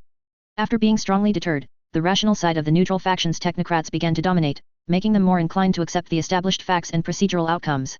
This cleared the most direct obstacles for the crucial actions that would follow. Ferris slowly stood up, her voice not loud, yet it clearly resonated throughout the hall, carrying an undeniable power of reshaping. Gustav Moore's betrayal stemmed from a distortion of the Legion's core spirit. We pursued cold logic and mechanical perfection too much, forgetting the flesh and blood that should be protected under an iron hand. This distortion must be corrected. Her gaze swept over every Iron Father present. The Imperium is not just cold steel. The fusion of flesh and machine, the unity of will and logic, is the true meaning the Emperor bestowed upon the Iron Hands. Kalata Fortress will immediately begin receiving and deploying Primaris Space Marines technology. This is not a choice, but a necessary path for the Legion's rebirth. All clans must cooperate fully. Her words contained no passionate incitement, only undeniable commands and a clear vision for the future. Primaris technology representing the power and adaptability of the Imperium's new era would be her key tool for reforging the Legion and mending the rift between logic and flesh. Chen Xi added in due course, his voice still calm, the Inquisition will oversee the deployment process of Primaris technology, ensuring it complies with Imperial standards and the overall interests of the Legion. Concurrently, the comprehensive investigation into the Orpheus sector incident will continue to deepen, and any chain involving dereliction of duty and betrayal will be completely severed. Uriel Iron Father was the first to bow and respond. The Laquan clan obeys the Primarch's will and will fully cooperate with the Primaris deployment. Viridian Iron Father, after a brief calculation, also issued a confirmation signal. The Valen clan will provide technical support to ensure the efficiency and safety of the deployment process. Representatives of other clans, including the Scree clan's proxy, also successively issued signals of obedience, although some of these signals might have carried hesitation or heavy-heartedness. Ferris nodded slightly, her right hand, covered in liquid metal, gently waved. Meeting adjourned. Clan leaders, prepare to receive the technical briefing and deployment plan. The Iron Fathers, with varying emotions, left in succession amidst silence or low servitor hums. Only Ferris, Chen Xi, and the penitent engine INQ-114 Malleus, standing silently with its cyclopean eye glowing with a steady red light, remained in the hall. Its engine emitted a continuous low hum, as if warming up for the endless battle to come. Chen Xi walked to Ferris's side and reported in a low voice, the initial deterrence objective has been achieved. But the reshaping of thought is far longer and more difficult than the modification of the body. The extremist factions within the Scree clan, and even those hidden in other clans, still require continuous attention and guidance. Ferris's gaze turned towards the deep passage outside the hall, which led to the fortress's forges and foundries, and also to the future direction of the Legion. I know, her voice was low and firm, the backfire has begun. Steel can only be purified and reborn in fire and under the hammer. This is just the first step. The long, bloody, and arduous backfire of reforging the Iron Hands, accompanied by the heavy roar of the penitent engine's first engine activation and the gaze of its steady red eye, officially began its irreversible prelude. The road ahead was full of challenges, but the returned Primarch had raised her hammer, determined to reforge this lost legion into the sharp blade the Emperor desired. Chapter 586, The Deserter. The void at the edge of the Medusa star system was an eternal realm of deathly silence and bitter cold. A shattered asteroid belt, like the remnants of an ancient god's corpse, slowly orbited in the fading light of a star. Here, Even starlight was stingy and frigid, as if the universe had fallen into an everlasting slumber. 3 ships of the Valen clan fleet, the Iron Law, the Merciless Logic, and the Forged Covenant, were tearing through this ancient darkness at near suicidal maximum power. Their Geller field generators at the bows were operating at overload, emitting an ominous hum like a dying behemoth, desperately trying to rip open a rift in the fabric of real space, a gateway to the warp. Pale blue plasma trails streaked across the vacuum, 3 harrowing lines of light, like frantic scars across the night sky. Jump coordinates locked. Mandeville point directly ahead. Engines overloaded to critical. For the pure logic of Valen clan. On the bridge of the Iron Law, the communications officer's hoarse shouts echoed off the metal walls. Every data screen flashed wildly with crimson overload alerts, casting a blood-red glow on the faces of the crew. Viridian Iron Father stood rigidly before the tactical command console, his metal knuckles dug deep into its edge. Sensors still reported an empty void, but the unsettling data streams deep within his processor grew increasingly turbulent. His distress signals to the Mars Forge temples had fallen into a silent abyss, met only by a cold, malevolent silence. This silence, in itself, was the most terrifying answer. Just as he tried to suppress the abnormally rising core temperature with logical calculations, the void responded to his fear. The space directly in front of the fleet began to twist and fold, like a silk cloth gripped by an invisible giant hand. The fabric of reality groaned under the strain, and brilliant, deadly warp energy seeped from the fissures. Then, accompanied by a colossal roar that defied physical laws, a massive metallic ram emerged first. It was the adamantium ram of the Iron Wool battle barge, its alien ice crystals instantly shattering into diamond dust upon entering real space. Following closely were the chilling silhouette of the Gabbro heavy cruiser and 2 agile frigates, like hunting hounds. Their interception array was cruelly precise, their cold macro cannon arrays and torpedo tubes were already rotated and locked.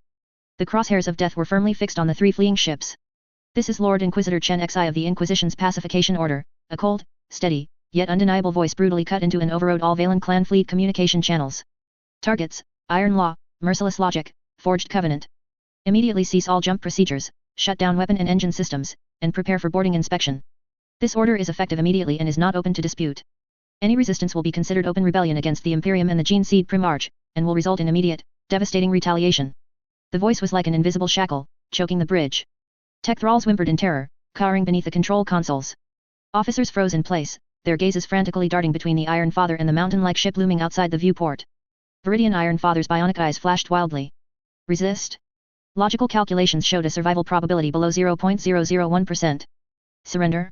This meant the complete end of the Valen clan's independence and his ideal of pursuing pure technology. His vocoder emitted a sharp static due to internal conflict. Finally, the frantic engine glow on the exterior of the Iron Law reluctantly, bit by bit, dimmed, like the light extinguishing in a dying beast's eyes. The other 2 ships also disengaged their combat stances. A desperate silence descended upon the fleeing fleet. However, this silence did not last long. A shadow launched from the belly of the Gabbro. It was a Thunderhawk gunship, yet it moved like a lightning spear hurled by an enraged deity, imbued with pure destructive will.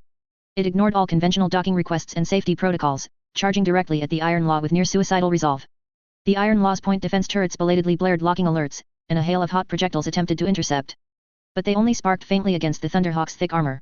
The gunship showed no sign of evasion, instead, it accelerated again. With terrifying precision and ferocity, it slammed into the emergency docking hatch area on the port side of the Iron Law's bridge. Boom! The colossal sound of twisting, tearing metal drowned out everything. The entire bridge vibrated violently, as if struck by a giant hammer. The docking hatch, along with its surrounding framework, instantly deformed and shattered, fragments spraying inward like shrapnel.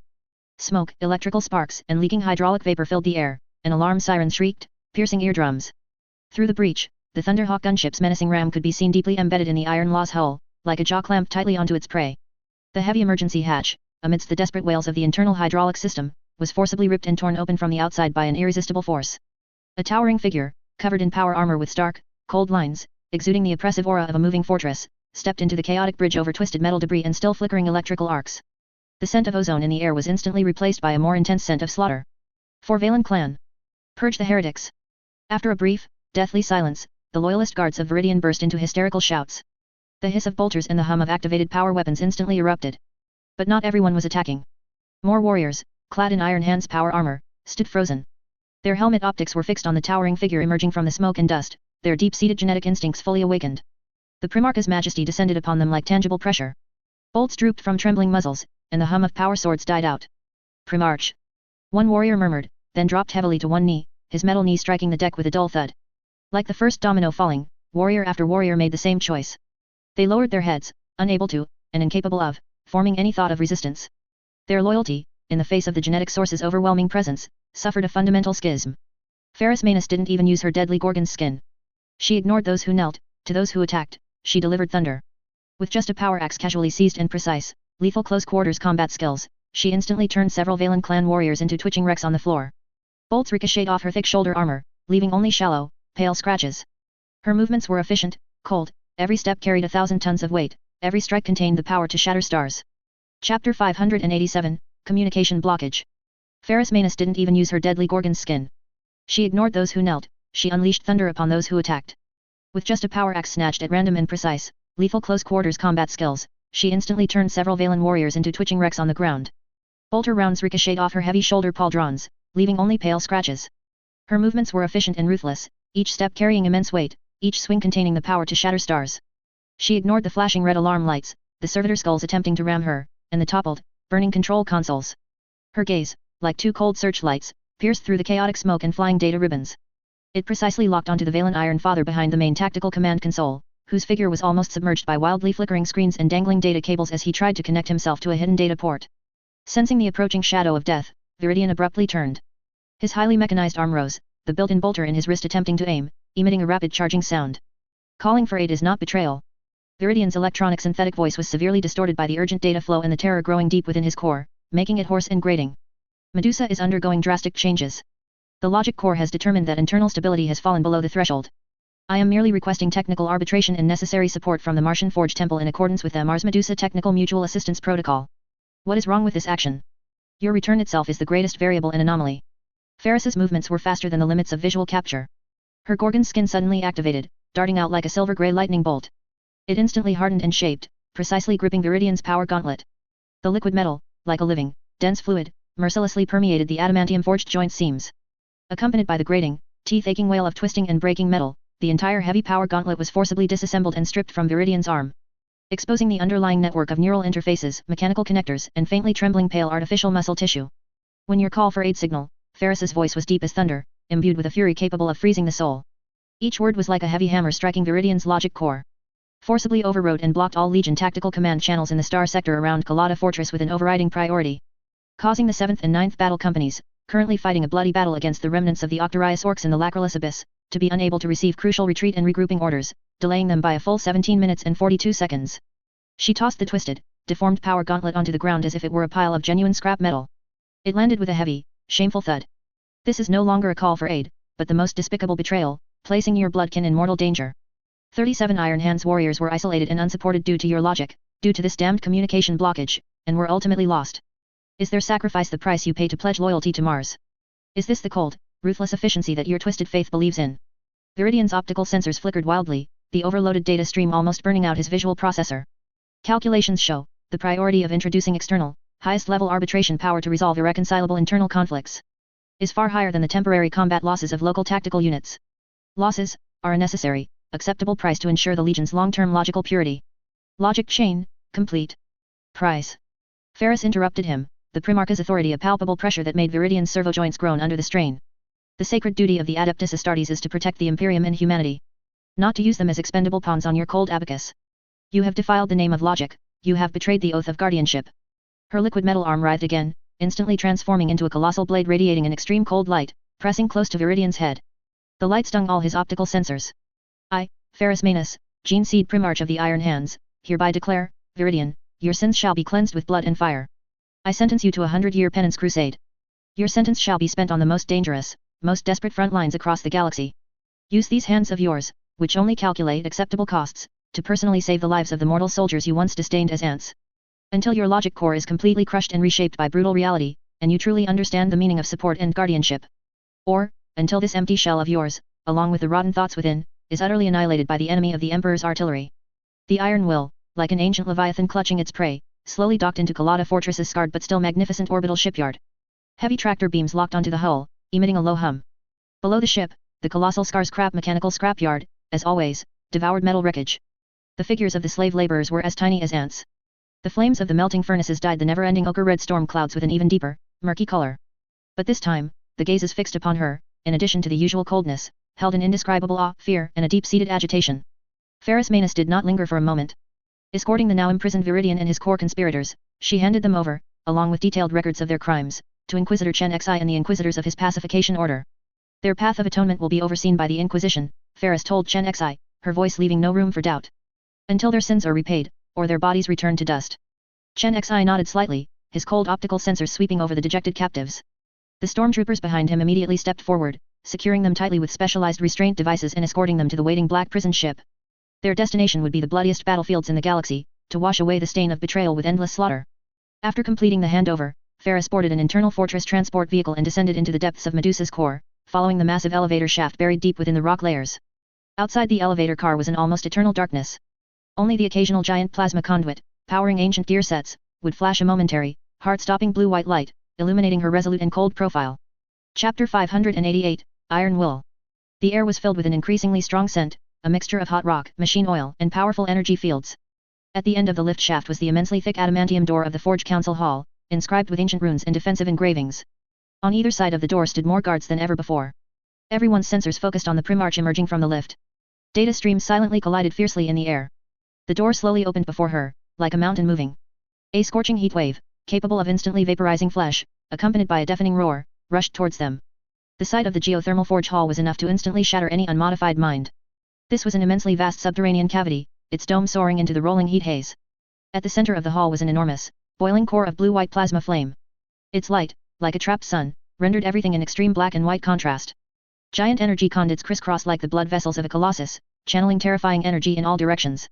The adamantium walls and platforms subtly warped in the eternal heat wave, the ancient runes carved upon them seemingly burning and flowing. The ceaseless roar of the forge was the only, overwhelming soundtrack here. It was the furious heart of Medusa beating beneath its cold metal shell. Representatives of the chapter masters from various clans were already gathered here.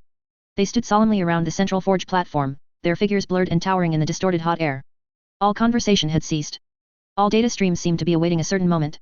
Chen Xi, like a ghost merged with the shadows, stood on a high platform slightly away from the forge core. The Inquisitor's rose insignia reflected a cold light in the heat wave, silently observing everything. Ferris Maina strode towards the core of the forge platform. Her steps were heavy and steady, as if each step left an eternal mark on the incredibly hard geothermic rock layer. The high temperature seemed to have no effect on her, the power armor's temperature regulation system did not even emit a hint of overloaded noise. She stopped before the boiling plasma flames. The light of the forge bathed her majestic figure in a sacred and awe-inspiring halo. From a reinforced container held by a nearby servitor skull, Ferris took out a massive, ancient scroll, crafted from the hide of some long-extinct astronomic beast and hammered adamantium foil. One of the original versions of the Gorgon's Edict. The scroll made a dull rustling sound as it unfurled. The ancient runes in high Gothic script written upon it seemed to come alive under the extreme light and flame of the forge core. They flowed and flickered across its surface like molten lava. Effective immediately. Her voice cut through the deafening roar of the forge, like a hammer striking the soul core of every listener, clear and unmistakable. The old Iron Council is a thing of the past. Its name shall be swept into the scrap heap of history, along with the divisive and rigid thinking. Her words echoed in the heat wave, causing a subtle hum of servo joints and the refocusing of optical lenses. This institution, at the heart of this forge, at the place where the Legion's will is reforged, is officially renamed the Forge Council. She declared, her voice rising with undeniable authority. From this day forward, all major decisions of the Legion must be jointly voted upon by the chapter master representatives of each clan. No single party shall presume to act unilaterally by relying on authority or knowledge. The future of the Legion must be forged together by the will to fight and the wisdom of craftsmanship. The scroll subtly curled in the scorching airflow generated by the forge.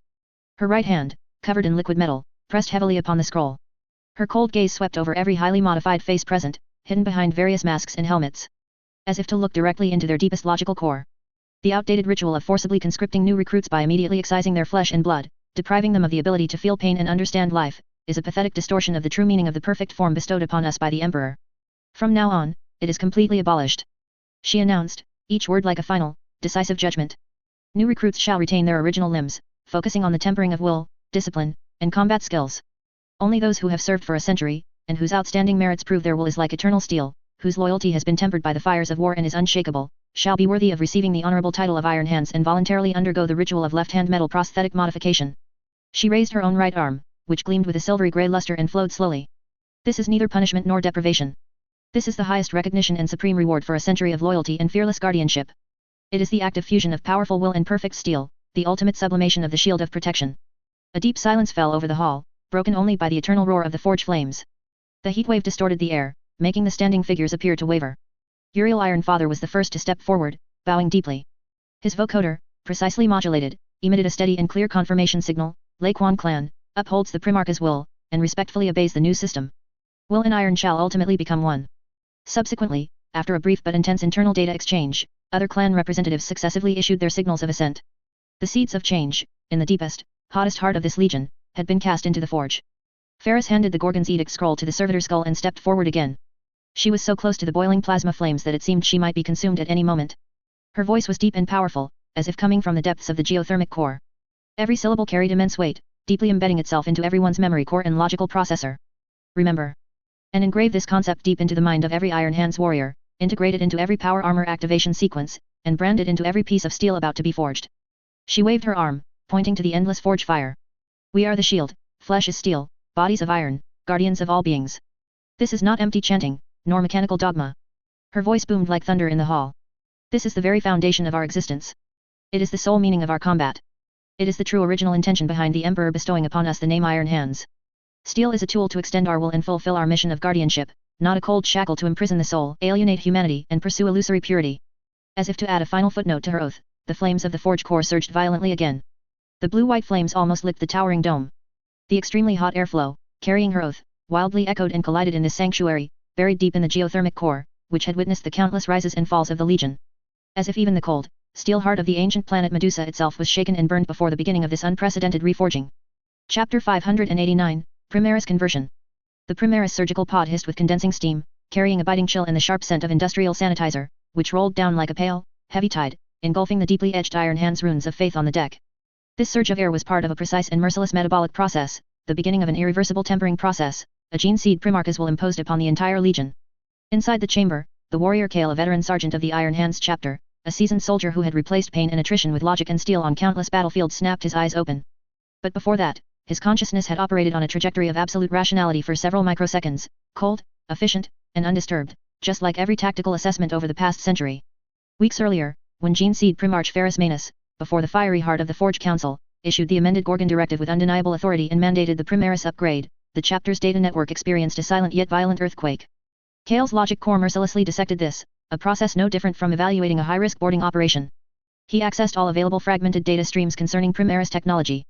Statistical variances in gene seed rejection rates, failure probabilities of neurobundle reconnection surgeries, compatibility risks of new Belisarius call-style organs with existing implants, a series of cold percentages cascaded down his tactical display. His logic circuits ultimately concluded, risks were significant, but the potential tactical efficacy increase aligned with the chapter's internal value formula, the anticipated benefits outweighed acceptable losses. He felt, and could feel, neither excitement nor fear.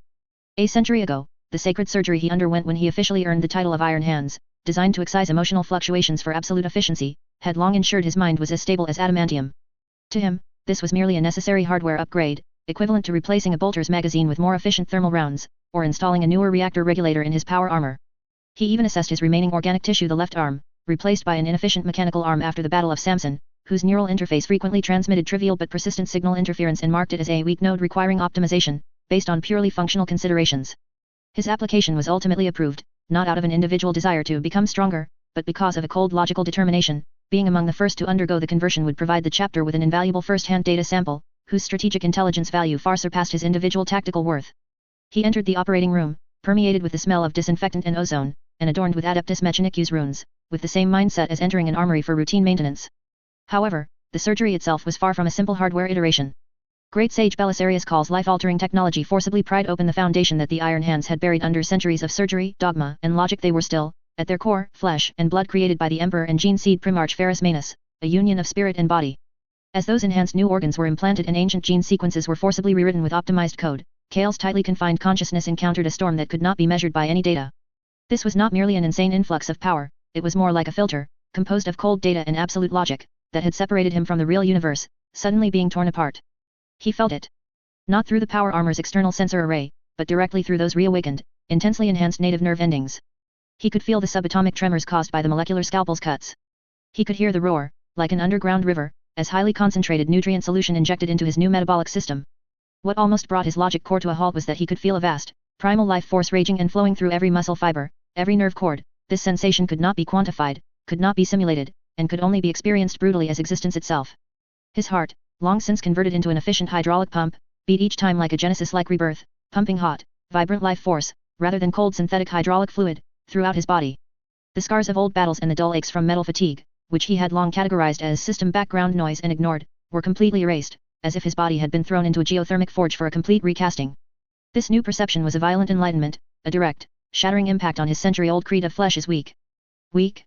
No, This flesh was filled with nearly infinite, awe-inspiring possibilities. Logic? Logic, in the face of the torrent of sensory information now surging, was as barren as scrap metal. He pushed open the heavy surgical pod door. The sound of metal hinges turning was analyzed by his new auditory processing center as a complex, information-rich, grand, terrifying symphony, each note containing physical details previously uncapturable. He stepped out of the pod, slightly unsteady. The heavy Mk10 Gravis power armor felt weightless on his enhanced body, but the lingering cold on its ceramite casing stimulated his highly sensitive new skin like countless fine needles, providing a sharp and clear reminder of existence.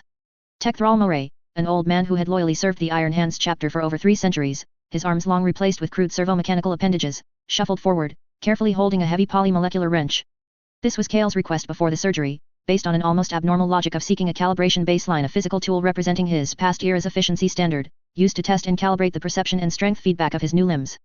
Around him, several Iron Hands warriors who had completed the conversion or were still waiting stood like silent statues.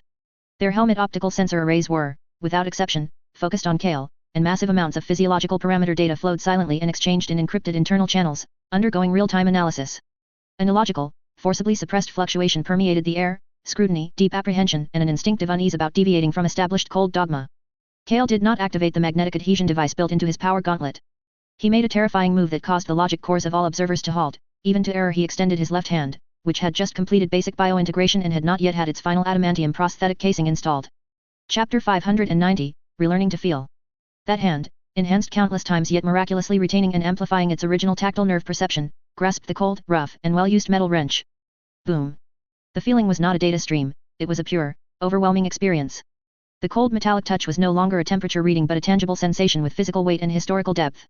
The subtle lattice structure within the alloy, the story told by each abrasion mark, the residual bioelectric imprint and oil mixture left by Moray on the handle, all this information, without any logical pre-processing, surged directly, brutally, and panoramically into his consciousness. Thermal conductivity. 0.12 joules per second. His voice carried the physiological tremor of reconnected nerve endings. Stating data was a century-long habit, a freewheeling of his mind. But this time, every piece of data seemed to possess temperature, texture, and weight. His logical mind futilely attempted to label this tsunami of new experiences with familiar tags, only to find itself laughably impoverished. An emotion he couldn't identify or suppress, perhaps pure awe, was trying to break through the dam of his rational thought. Just then, the towering figure of the Gene Seed Primarch, Ferris Manus, approached like a moving fortress, her very presence bringing a genetic-level pressure that stilled all invisible data streams in the air. In her right hand, covered by the slowly flowing Gorgon's skin, she held a newly forged, complete bionic arm, gleaming with a dull adamantium luster. Its design surpassed any previous standard equipment of the Iron Hands chapter. Its streamlined surface was not only carved with the ancient legionary pattern of Medusa's coiled serpents entwining lightning but also integrated complex energy flow structures and microscopic servo systems. She used no servitors or tech thralls. Her liquid metal-covered right hand steadily and precisely supported Kale's left forearm, aligning the cold adamantium bionic arm precisely with the specialized, bioluminescent mechanical interface at his wrist. This hand, Ferris's voice was deep as thunder from the Earth's core, yet it struck like a 1,000-ton forging hammer, clearly resonating in the core of every listener's soul, is not for slaughtering the innocent, nor for forging idols of self-worship. Before her words finished, the liquid metal interface instantly activated, perfectly fusing with the receiving end inside the adamantium bionic arm, emitting a powerful, low hum, as if some sleeping behemoth had been awakened. It is only, her gaze, like a tangible probe, swept over Kale's trembling pupils and then over all the warriors around, who had fallen into a deathly silence, for guarding those lives that are worthy and need protection. Guard. This word, like a universal gene seed key, suddenly inserted itself into the chaotic lock of his consciousness, which was overwhelmed by new sensations. Logic could not parse its full weight, but his heart, that organ he thought had long been excised or permanently frozen, suddenly, violently throbbed, pumping not cold hydraulic fluid, but hot blood. He lowered his head, gazing at this newborn hand, a weapon of destruction, yet at this moment, it had miraculously relearned to feel. Then, his gaze pierced the cold air and fell upon the old servitor, Moray. It focused on those natural human hands, worn out from serving the chapter, covered in deep calluses and ingrained oil that could not be washed away. In the past, under the analysis of his logically optimized visual sensors, this hand was merely an inefficient, fragile biological component that required regular maintenance or, ideally, complete replacement. But now, under the dual impact of the newborn, overflowing sensory tsunami and the Gene Seed Primarch's words, Kale saw something entirely different. He saw life. He saw the marks of 300 years of silent dedication, a vitality that surpassed mechanical resilience, and he saw something worth guarding with this newborn hand. He once again performed an action that would have caused any traditional Iron Father of the Iron Hands to overload and burn out their logic core. He extended that adamantium bionic arm, which fused the Imperium's highest technology with the Gene Seed Primarch's immortal will, a weapon of destruction and slaughter, and gently, with abnormal steadiness, grasped Moray's calloused right hand, which trembled slightly from awe in the Primarch's presence. Warmth. Vibrant, pulsating, incredibly complex warmth. The rough texture of the skin, the faint pulse of life from the blood flowing beneath, the sense of strength from muscles hardened by long labor, all these sensations were utterly different from the cold metal he had just touched, yet equally powerful, even more important. This was a connection that could not be defined by any data. Temperature. 36.7 degrees. He said softly, as if stating a universal truth. This time, his voice held none of the previous nervous tremor, only a deep, surging compassion that even he found unfamiliar. This reading was no longer a simple physiological parameter, it was the temperature of a soul, proof of a resilient existence he had just vowed to guard. Elder Moray suddenly looked up, his cloudy old eyes, through thick goggle lenses, staring in disbelief at the powerful yet delicate metal bionic hand enclosing his rough palm. The immense, acknowledged impact made the old man's shriveled lips tremble uncontrollably. 300 years of loyalty and dedication were, for the first time, perceived and acknowledged in a way that transcended language, directly touching his soul. A deathly silence fell around them. Only the surgical instruments hummed monotonously in the background. The Iron Hands warriors, their sensors still numbly recording everything, found their internal data streams plunged into complete chaos and stagnation. Their logic cores could not process this sight, which defied all dogma. Organic limb, perception, temperature, guarding, the value of a mortal. Some warriors subconsciously looked at their own cold mechanical bionic arms, or involuntarily touched the only remaining organic part of their arm, hidden beneath heavy ceramite armor. An ancient resonance, deeply buried in the deepest part of the gene seed, long deliberately suppressed and excised, grew and spread madly in that deathly silence. Ferris Manus watched all this quietly, her cold metallic face as expressionless as Medusa's frozen tundra, but in her eyes, deep as the star sea, a forge fire seemed to burn silently, reflecting this first glimmer of RIfxFe. The path of RIfxFe begins with perception. The first crack had quietly opened in the soul of this sergeant named Kale, and in the unyielding, cold traditions of the entire Iron Hands chapter. The seed of change, carried by this illogical, emotionally charged touch, had been planted in the deepest core of the Iron Heart. Chapter 591, Distress Signal. The circular hall of the Forge Council was enveloped in a deep, solemn, quiet blue light, as if the very wool of Medusa's planetary core had congealed there. On the curved walls forged from adamantium, dozens of data screens, like silent and loyal sentinels, were embedded within the massive structure, continuously displaying endless training data, resource allocation reports, and battlefield assessment information. The cold, mechanical hum echoed eternally, like the heartbeat of the hall regular, yet devoid of warmth. Suddenly, all screens simultaneously erupted in a blinding crimson. As if splashed with scalding blood by an unseen hand, the red spread rapidly, covering all data streams. A sharp alarm instantly ripped through the air, its priority encoding imperiously interrupting all non-core communication channels. The only remaining sound was a cry for help from a distant sector, the final signal from the frontier forge world Vulcan's hammer, like the roar of a dying beast, washing over the central main screen again and again. Massive Waik. Energy field detected. Orc main cluster has breached the Kakerdan Canyon. Outer defensive ring completely overrun. Main forge shrine structural integrity reduced to 41%. Repeat, 41%. STC template fragment library, Gamma 7 sequence, facing direct impact. Request immediate tactical support. In the name of the Omnissiah and the God of Machines. In the name of the Holy Emperor. Casualty rate. Cannot be precisely quantified. Guard legions and Adeptus Militaris remnants are making a final stand, relying on the core furnace area. Estimated final holding time no more than. The signal was intermittent and distorted, every byte steeped in despair. Below the screens, a tech marine belonging to the Scree clan designated 73Z stood impassively before the control console. His heavily modified face was almost entirely replaced by metallic plating and optical lenses, revealing no trace of emotion. Fingers covered in matte alloy moved swiftly across the mirror-smooth control panel, calling up one strategic projection protocol after another.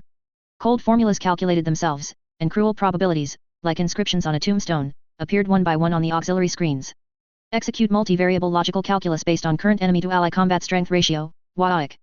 Energy level readings, and fortress structural collapse rate. His vocoder emitted a steady, almost inorganic synthetic voice, without any pause or fluctuation. Calculating probability of successful relief, below 7.8%. The tactical collapse of Vulcan's hammer has become a high probability event. Optimal solution recommendation, immediately deploy orbital strike forces to conduct saturated cyclonic torpedo bombardment on Orc main cluster concentration areas and STC facilities coordinates that may have fallen into enemy hands. This action can thoroughly purify xenospore contamination and prevent any STC template from falling into Orc hands.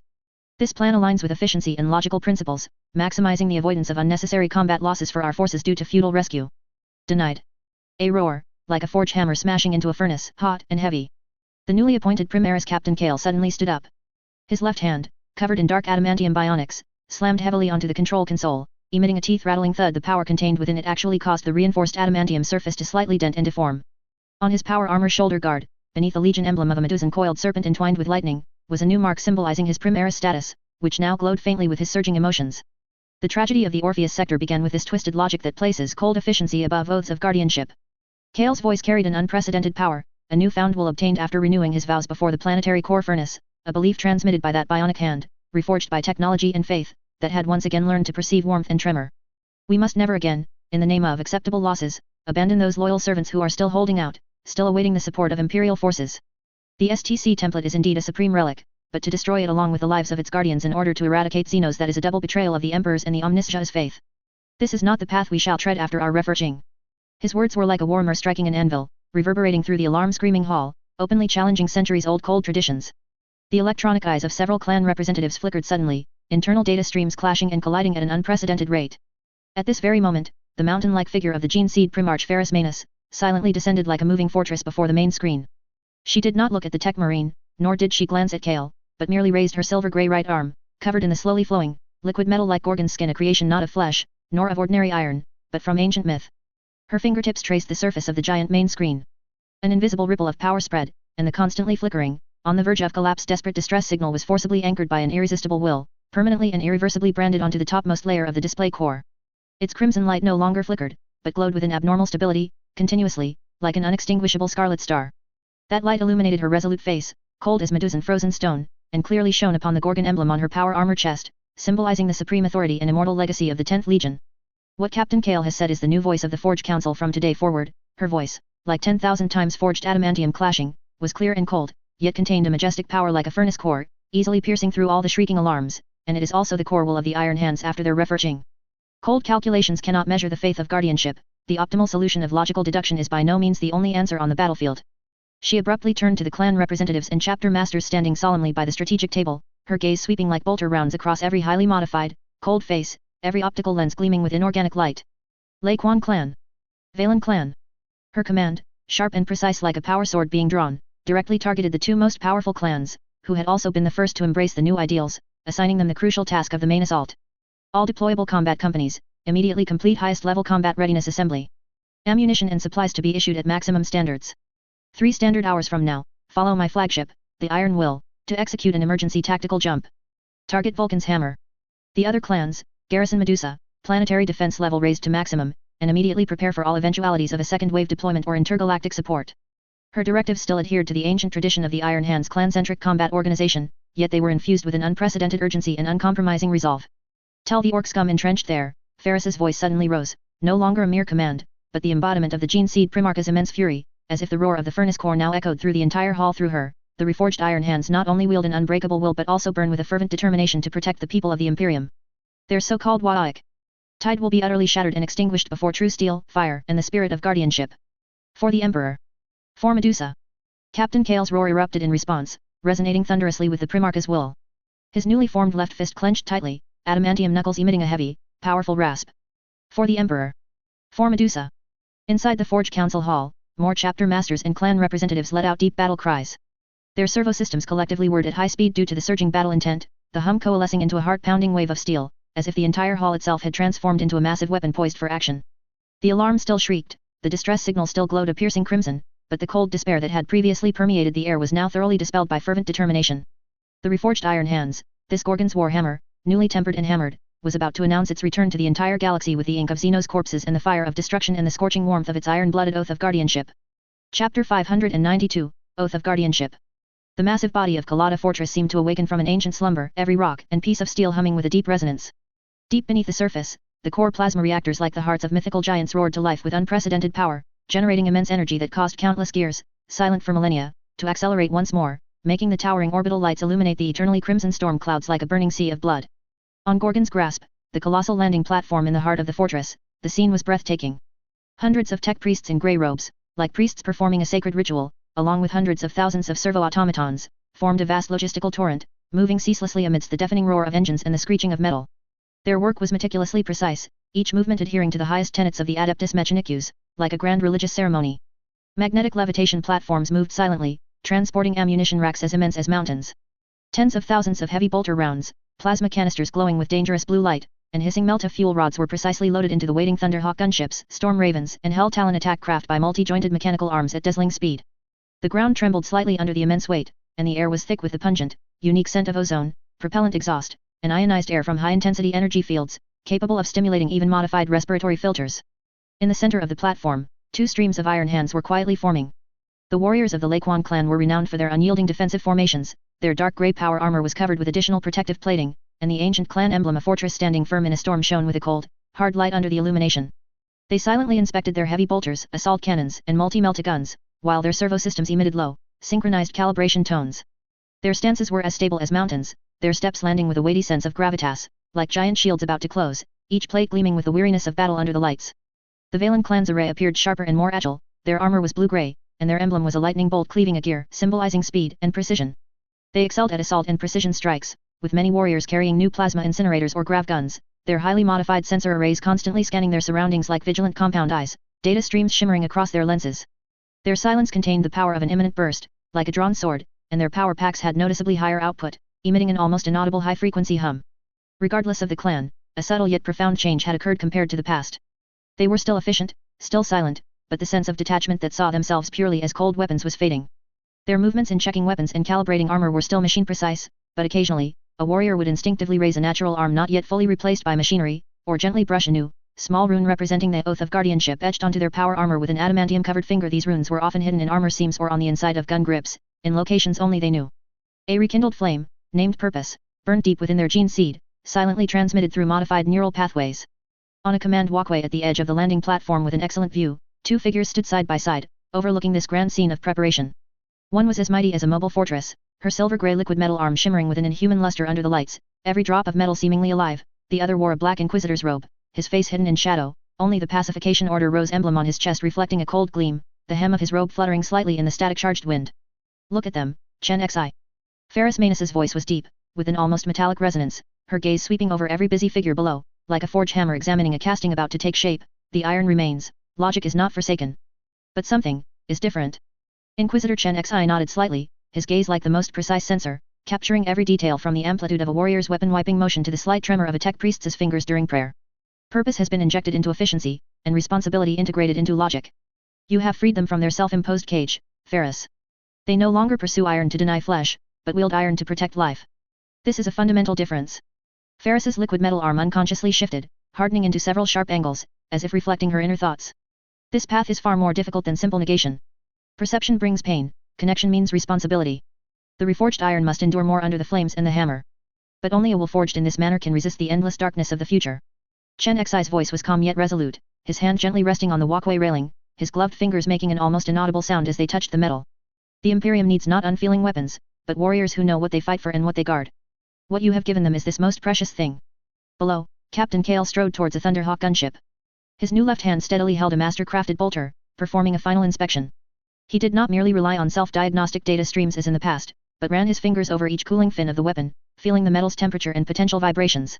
When a tech marine reported to him, he not only listened to the data but also looked at the other's oil-stained goggles and slightly trembling mechanical prosthetic, giving a very slight nod. This subtle action would have been almost unimaginable in an Iron Hands company of the past century. Ferris was silent for a moment, the immense heart of the forge burning quietly deep in her eyes. They are relearning. Learning to feel, learning to connect, learning to find balance between the resilience of iron and the warmth of flesh. She slowly raised her gorgon skin arm, pointing towards the iron will, which was issuing its final boarding commands, its ram like a blade tearing through space-time, its hull-mounted turrets slowly rotating to calibrate. And the battlefield will be the final and only proving ground. Chen Xi looked in the direction she indicated, seeing the signal lights on the bridge flicker like stars. Fukin's hammer will bear witness to all of this. Witness the return of Gorgon, witness the weight of the Oath of Guardianship. Yes. Ferris's tone was decisive, like the final fall of a forge hammer, creating almost visible ripples in the air. It is time. She turned, her heavy cloak cutting through the air with a rustling sound, like a battle banner unfurling in the wind. Chen Xi followed closely, like another will merged into her shadow, their figures casting long silhouettes in the corridor. Below the massive iron will, the landing ramp was slowly closing, the last warriors and equipment being swallowed into its colossal iron belly. The engine roar ascended to its peak, making the entire platform vibrate violently, energy halos spreading outwards, sweeping away the pervasive dust and exhaust, even carving subtle ripples into the thick metal ground. The two streams of iron hands were completely embraced by the flagship. The reforged will was fully loaded. Target Fukin's hammer. For the Emperor. For Medusa. The Oath of Guardianship begins now. Chapter 593, Iron Assault. The adamantium ram of the battle barge iron will tore through the thin interstellar medium at the edge of the Fukin's hammer system, like an emperor's sword suddenly appearing from the void.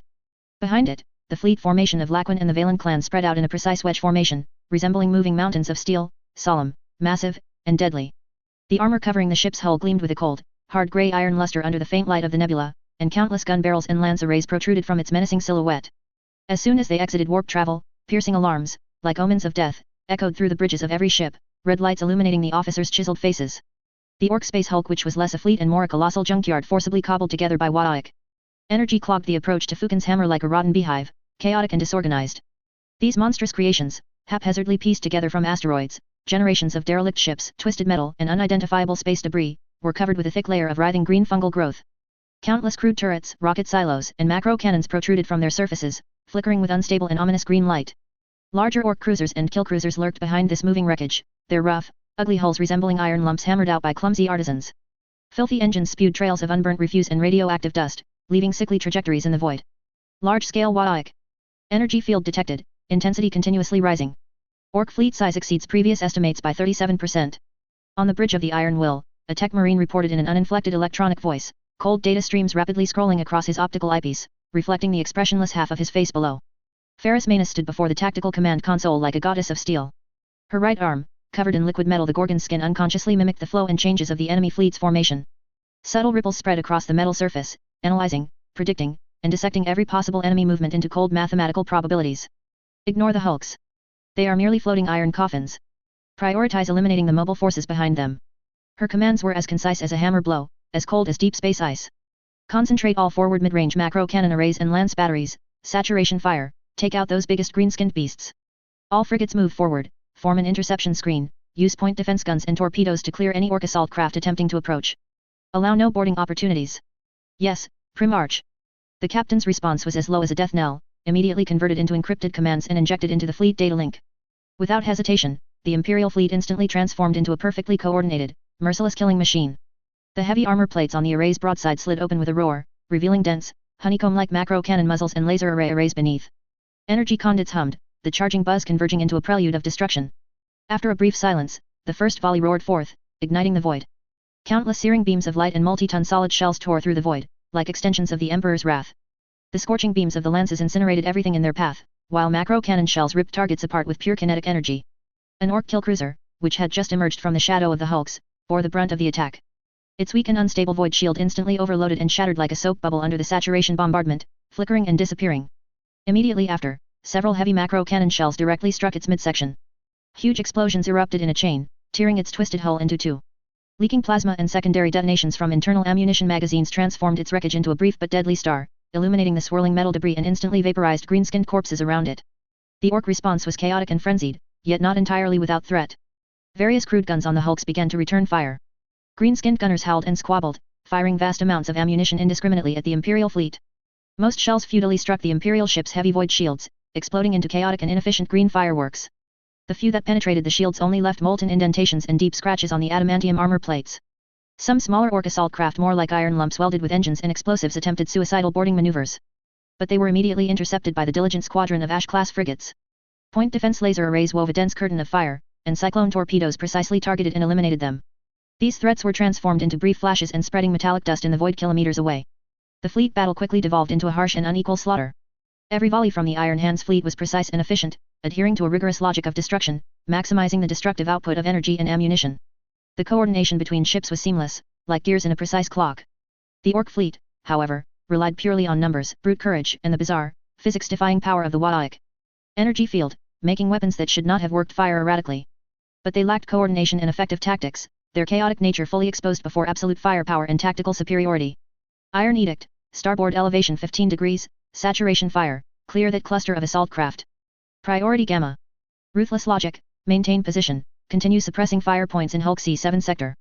Report ammunition expenditure. Covenant, report engine status. Maintain array integrity. Cold commands were exchanged across the fleet channels, without a single redundancy. There was no triumph, no fear of death, only absolute execution and efficiency. Occasionally, a heavy shell or a stray energy beam from the orcs would luckily hit a target, causing violent tremors and flashes of internal explosions within an Imperial hull. Damage reports were immediately uploaded to the flagship in binary code streams. But they were quickly suppressed or nullified by efficient Adeptus Mechanicus priests, damage control teams, and redundant control system designs. Ferris's gaze remained fixed on the main tactical screen. The crude cursors representing large orc vessels rapidly dimmed and disappeared one by one, replaced by cold annihilation statistics. Her Gorgon's skin subtly undulated, as if not just simulating, but enjoying the rhythm of the enemy fleet's collapse. Air superiority is largely established. The captain's report broke the continuous hum of the bridge. Over 80% of major orc vessels have been lost. Remaining hulks and small units no longer pose an effective threat. Landing window is open. Ferris's metal-covered jaw gave a slight nod. Notify all landing forces. Final purification protocol initiated. Execute as planned. Target, Fukin's Hammer main continent, edge of the Kakadan Gorge, Primaris Forge Temple area drop zone. All ground vehicles and vanguard units, first wave assault. The battle barge Iron Will adjusted its massive posture. The main gun arrays on its broadside roared thunderously again, continuing to unleash destructive firepower. They cleared the final passage for subsequent landing craft, blasting scorching gaps, filled with debris and death, through the orc's massive, bloated space hulk. Ferris turned, leaving the command console, and walked towards the muster bay. Her steps were heavy and resolute, each impact of her metal boots on the adamantium deck like a war drum, announcing the arrival of even more brutal combat on the surface. Chapter 594, For Protection. Inside the drop pod, the hiss of hydraulic systems, the hum of energy weapons charging, and the deep chord of power armor servo systems performing self-checks filled the air. Crimson warning lights rotated and flashed rhythmically. They illuminated a series of highly modified, expressionless metallic faces. Their visors and interfaces glowed as if stained with blood.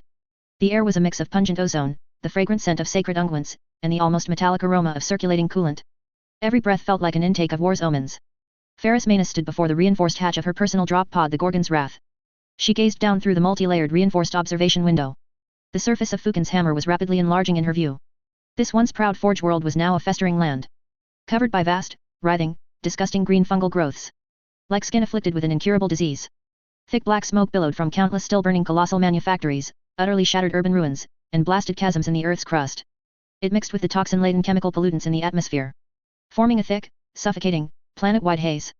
Only the occasional massive secondary explosions on the ground, their dazzling fireballs, could temporarily dispel this filth, terrifyingly revealing the truly hellish scene below.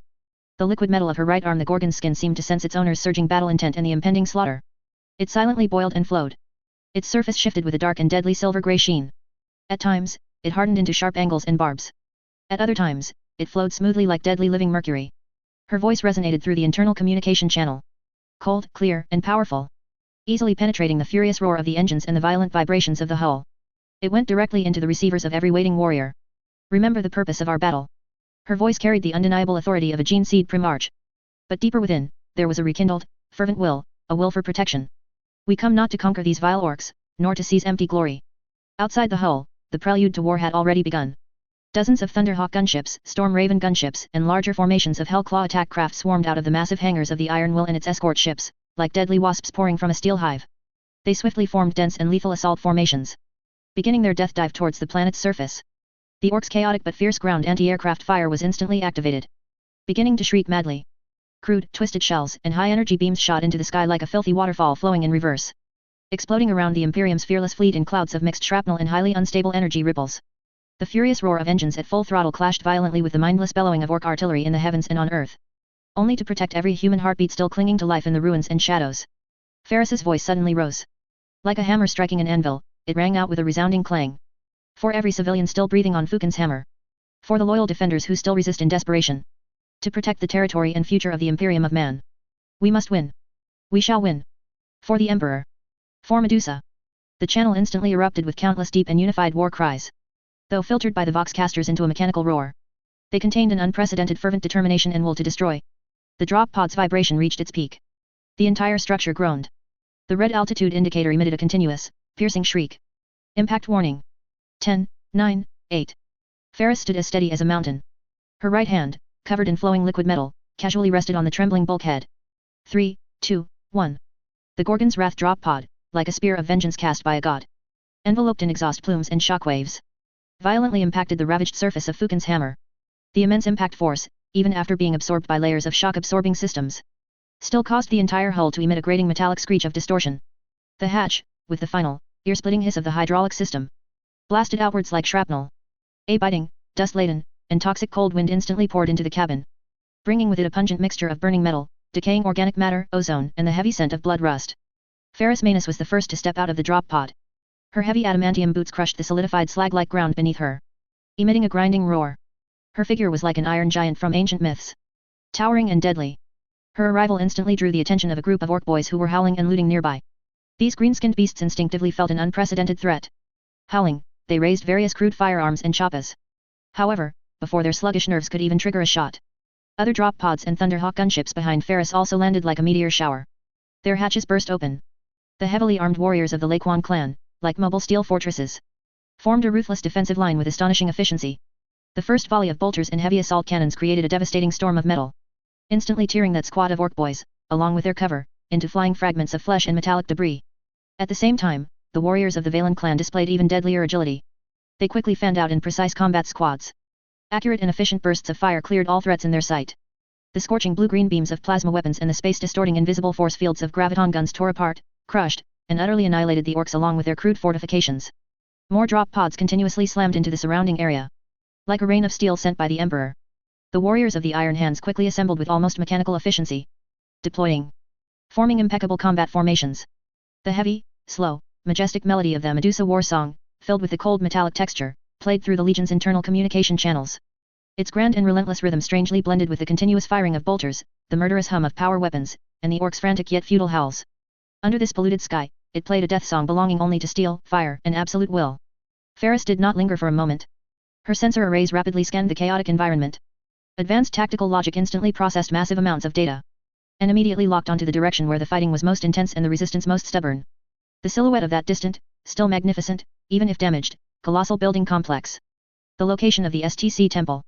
There, dense flashes of gunfire and continuous explosions spoke of the most urgent need. Advance. Her command was simple, direct, and undeniable. Clear all obstacles. Objective, STC temple. Crush them. The steel torrent began to advance steadily. With heavy steps. In perfect unison. Unwavering. Irresistible. Upon the scorched earth they passed over. Only countless shattered orc corpses, burning wreckage, and the traces of failure utterly crushed by the iron will remained. Chapter 595, Iron Breaker. The closer they got to the STC temple area, the more brutal the signs of battle became, as if every step trod upon the very guts of war. The streets were repeatedly plowed by various calibers of artillery fire, and the metal paving plates were twisted and rolled as if torn by a giant's hand, forming patches of sharp, dangerous steel thorns. Collapsed building ruins piled up like mountains, and charred remains both the crude, ugly green limbs of orcs and the precise metal structures of the Adeptus Militaris and the incomplete bodies of local defense forces were scattered haphazardly, like the aftermath of some cruel sacrificial ritual. The air was thick with a heavy, almost nauseating mixture of smells, the rusty tang of fresh and congealed blood, the acrid ozone left by energy weapon discharges, toxic smoke from incomplete combustion, and a primitive, savage stench unique to orcs, like a blend of moldy grain and strong sweat. Several wide, still glowing rivers of slag crisscrossed their path. A terrible artificial landscape formed after the nearby massive forge area was utterly destroyed by orc heavy artillery or suicidal explosions, causing thousands of tons of high-temperature molten metal to flow out uncontrollably and eventually cool. The dark red slag still flowed and writhed extremely slowly in some areas, emitting terrifying high temperatures capable of instantly scorching flesh and softening metal, along with pungent smoke carrying strong sulfur and heavy metal odors. On the murky surface of the rivers, half-melted mechanical debris, twisted weapon fragments, and the carbonized, charred remains of unfortunate victims floated, silently warning like a river of hell, slowly rising and falling. The relentless advance of the Iron Hands Legion did not falter in the slightest due to such formidable obstacles. The heavily armored warriors of the Laquan clan, relying on the powerful overall protection and efficient NBC systems provided by their power armor, waded directly through the shallower, still glowing slag areas with impressive calm. Each time their heavy adamantium boots lifted and fell, they stirred up large splashes of hot, viscous slag, which hissed upon their armor, leaving brief scorch marks before quickly solidifying and flaking off. The warriors of the Valen clan, however, displayed a different tactical style. They used the short bursts of their jump packs to leap over narrower channels or, with the assistance of engineer units, quickly erected temporary reinforced metal bridges to cross wider sections. All their actions maintained an admirable efficiency and precision, as if the surroundings were a terrifying purgatorial forge, but occasionally, warriors would use the enhanced multispectral sensors in their helmets, or some members' newly awakened, not entirely controllable, sensory abilities, to silently record the shocking details within the slag rivers. A half-melted Adeptus Militaris corpse, a civilian ID tag embedded in solidified slag. As these image data were fed into their cold logic cores for processing, they occasionally seemed to trigger a very subtle, indescribable data fluctuation, like a ripple beneath a frozen lake, appearing for an instant only to be immediately covered and swallowed by the larger stream of tactical data. The magnificent yet ruined silhouette of the STC temple was now in sight. It was an extremely massive structure, even after suffering such heavy damage. Its soaring Gothic spires, enormous brass gear decorations, and the countless sacred mechanical scriptures covering its surface still stubbornly displayed the past solemnity and glory of the Adeptus Mechanicus. However, at this moment, its outermost layers of defensive fortifications had long been completely breached. The once tens of meters high thick perimeter walls were riddled with huge gaps and cracks, as if gnawed by a giant beast.